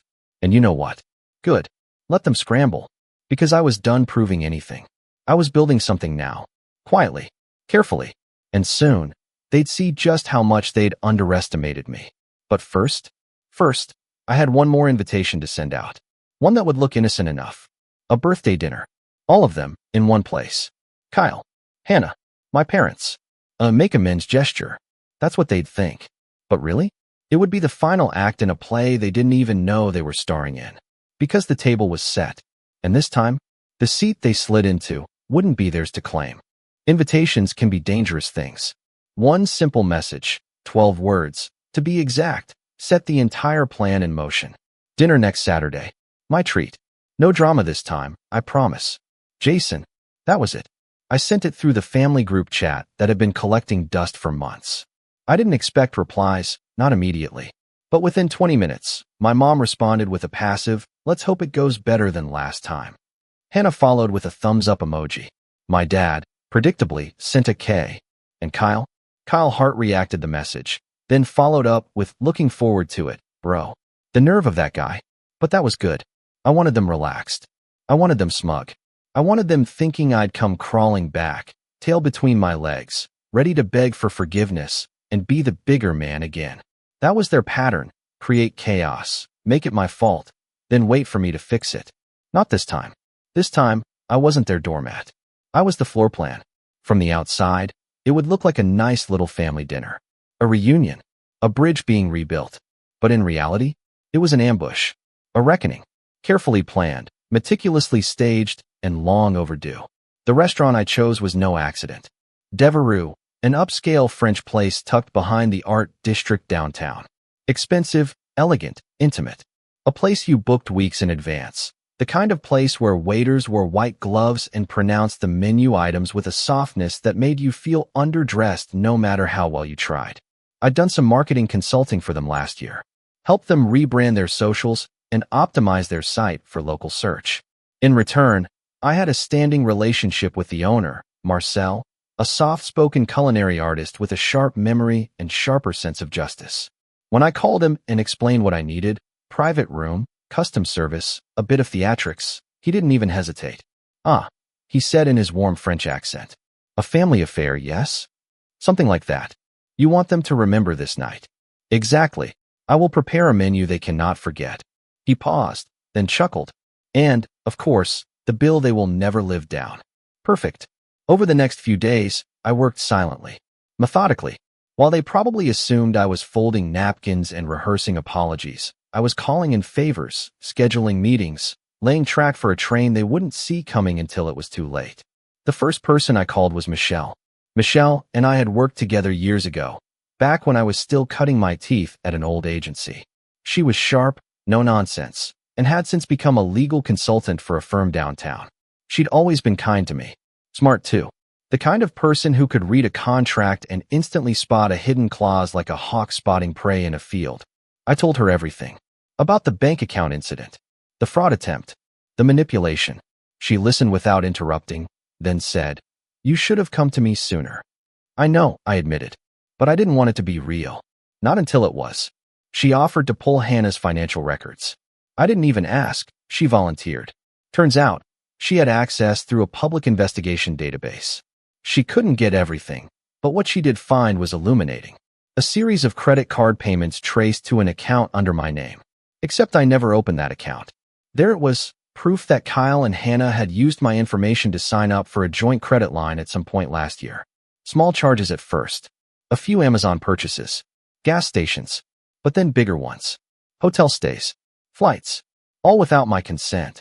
The moment I saw it, something inside me locked into place. This wasn't just a mistake. This wasn't accidental access or a misunderstanding about old accounts. This was theft. This was identity fraud. This was betrayal written in dollar signs. Michelle helped me draft a cease and desist letter. Legally sound. Cold. Impersonal. The kind of document that made you sit up straight when you read it. She said we could serve it at the dinner if I wanted to really drive the point home. I said yes. Next, I reached out to someone I hadn't spoken to in over a year, my cousin Nick. Nick had always been the black sheep of the family. Rebellious, a little too sarcastic, and unfiltered to the point of getting himself uninvited to a few holidays. But he'd always had my back. We used to joke that we were the benchwarmers of the family. Useful when needed, ignored when not. When I told him what happened, he didn't even hesitate.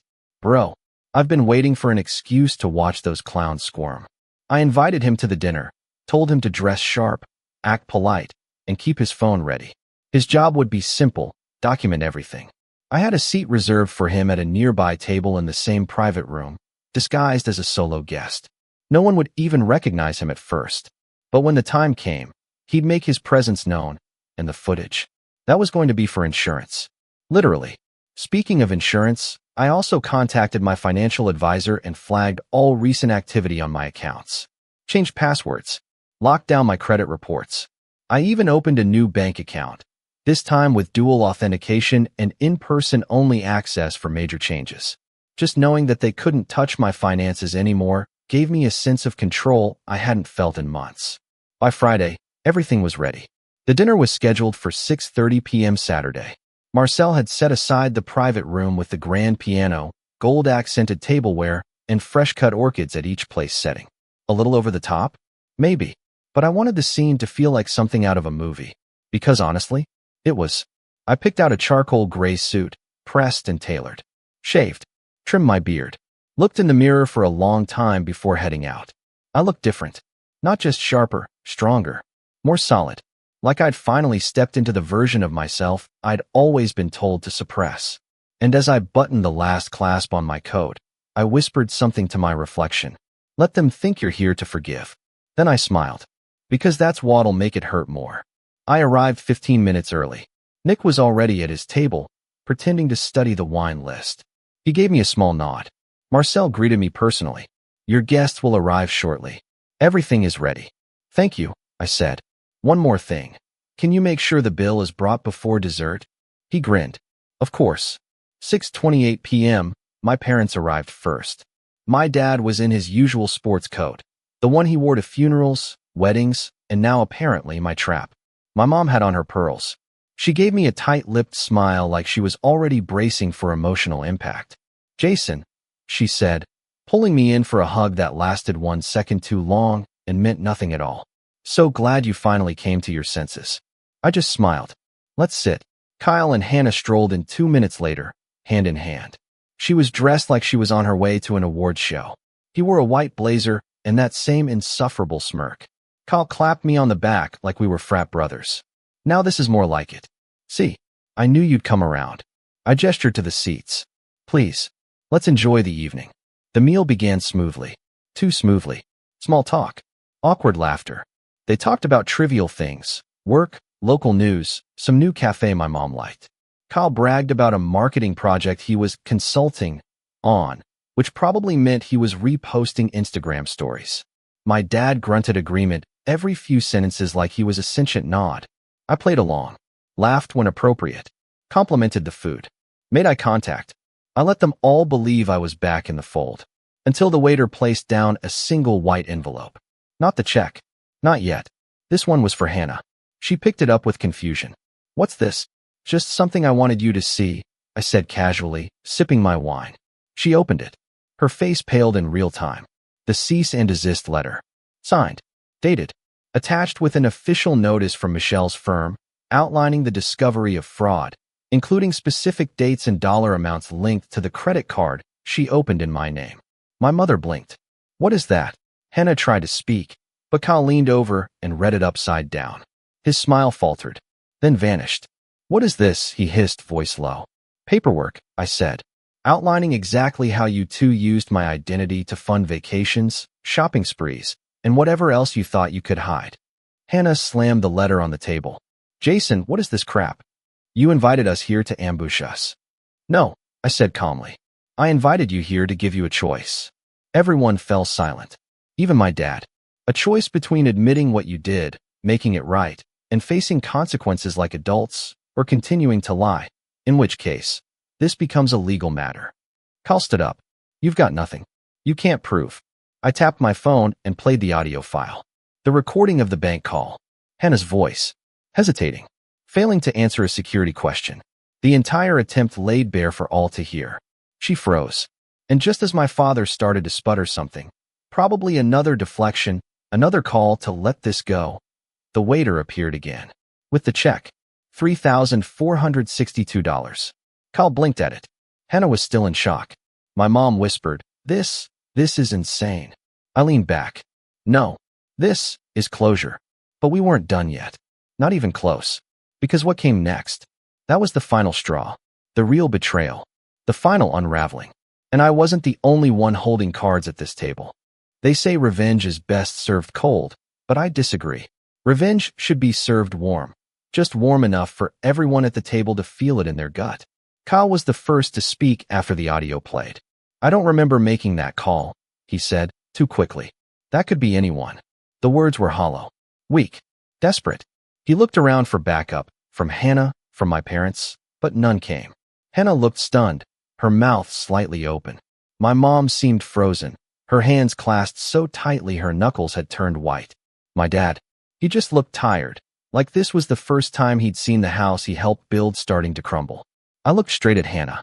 You said I was emotional. Petty. That I embarrassed you. But I never lied. I never stole. I never used you to fund my life. She didn't respond. Not a word. And that's when Nick stood up from his table. I had almost forgotten he was there, lurking behind a linen napkin and a glass of wine. His phone was still recording. Hope you don't mind, he said casually. Thought someone should capture the moment for posterity. Kyle's eyes widened. You recorded this? Nick smirked. Wouldn't you? Identity theft, fraud, deception. I mean, if this were a reality show, you'd be the villain everyone loves to hate. Delete it. Hannah finally snapped, her voice cracking. This is private. Actually, Nick said, your brother invited me. I'm part of the guest list. And legally, in this state, only one-party consent is needed. Which means this is perfectly within the law. Hannah looked like she might leap across the table, but she didn't. Not with Marcel standing silently in the corner, arms folded, eyes locked on her like a disappointed maitre d', watching someone chew with their mouth open. Kyle threw his napkin onto the plate. This is bull. You lured us here under false pretenses. You wanted to make us look bad. No, I said, standing slowly. You made yourselves look bad. I just let the truth do its job. Then I took out 2 more envelopes from my inside coat pocket and slid them across the table, one to my parents and one back to Hannah. What's this now? My dad asked warily, not opening his. Boundaries, I said. Written and notarized. My mom blinked. Excuse me. Power of attorney revoked. Emergency contacts updated. Access to any joint accounts closed. I've even removed you both from my healthcare directives. Hannah's jaw dropped. You can't. I just did. My dad looked like he wanted to protest, to puff his chest and assert his authority like he used to when I was 12. But all that came out was a sigh, deep and weathered. Maybe he knew this was the end, or maybe he'd just run out of defenses. And then, finally, came the bill. Marcel returned with a silver tray, the check nestled atop it like a relic of war. Kyle picked it up, expecting, I could see it in his face, for it to be a joke. A flex. A power play. But when he read the total, $3,462.79, his face turned to stone. You're insane. Funny, I said. That's what you called me when you tried to make me sit across the room like some servant. That's what you called me when you stole from me. Kyle shoved the bill toward me. I'm not paying this. I didn't ask you to. Then why is it addressed to me? Because last time, you said I was a freeloader. So I figured you'd be proud to foot the bill. But don't worry, I already paid. He froze. Wait, what? I pulled the receipt from my coat pocket and unfolded it slowly, laying it on the table like an ace at the end of a poker game. His name had been written on the original bill. Yes, but mine was on the payment receipt. You paid it? Oh yeah, I said. I always intended to. But not before giving you the chance to do the right thing. I leaned forward. You didn't. Silence. Even the music in the background seemed to hush. Then, slowly, I placed one last envelope on the table. My final card. What is this, Jason? My mom asked. A letter. To the firm where Kyle consults. Detailing all the fraud. The joint credit card. The voice recording. The financial abuse. I haven't sent it yet. Kyle turned pale. You'd ruin me. No, I said calmly. You ruined yourself. I'm just giving your consequences directions to find you. You're bluffing. Nick laughed behind me. Oh, buddy. He's not bluffing. He's been planning this for weeks. Kyle lunged across the table, grabbing for the envelope. But Marcel stepped between us like a ghost. Fast, smooth, effortless. For a man in his 60s, he moved like a shadow. I suggest, Marcel said gently, you leave now. Kyle looked at him, then at me, and then back at the rest of the table. No one moved to stop him. Not even Hannah. He stormed out. My mom finally spoke. I can't believe you'd go this far. I didn't go far, I said, turning to her. I just stopped staying silent. Hannah stood too, shakily. We're your family, Jason. You don't treat family like this. You're right, I said. I don't. But you did. And then she was gone too. Just like that. My parents stayed a few minutes longer, neither saying much. My dad stared at the receipt, my mom at her untouched plate. When they finally stood, she said, "You've changed." "No," I said softly. "I just stopped letting you shape me." She opened her mouth, but I raised a hand. No more speeches. No more guilt. Just go. And they did. The door shut behind them. And for the first time in years, I felt light. Not happy exactly. Not triumphant. Just clean. Like I'd rinsed off a film I didn't even realize had been coating my skin for decades. Nick came over, grinning. Holy man. That was surgical. I exhaled slowly. I'm just tired of letting other people write the story. Well, he said, clapping me on the back, tonight, you wrote the final chapter. We stayed for a while. Talked. Ate dessert. Laughed. And when I got home that night, I opened my notebook one last time. What do I want? I didn't need to answer it anymore. Because now I had something better. What I wouldn't accept. And that list was blank.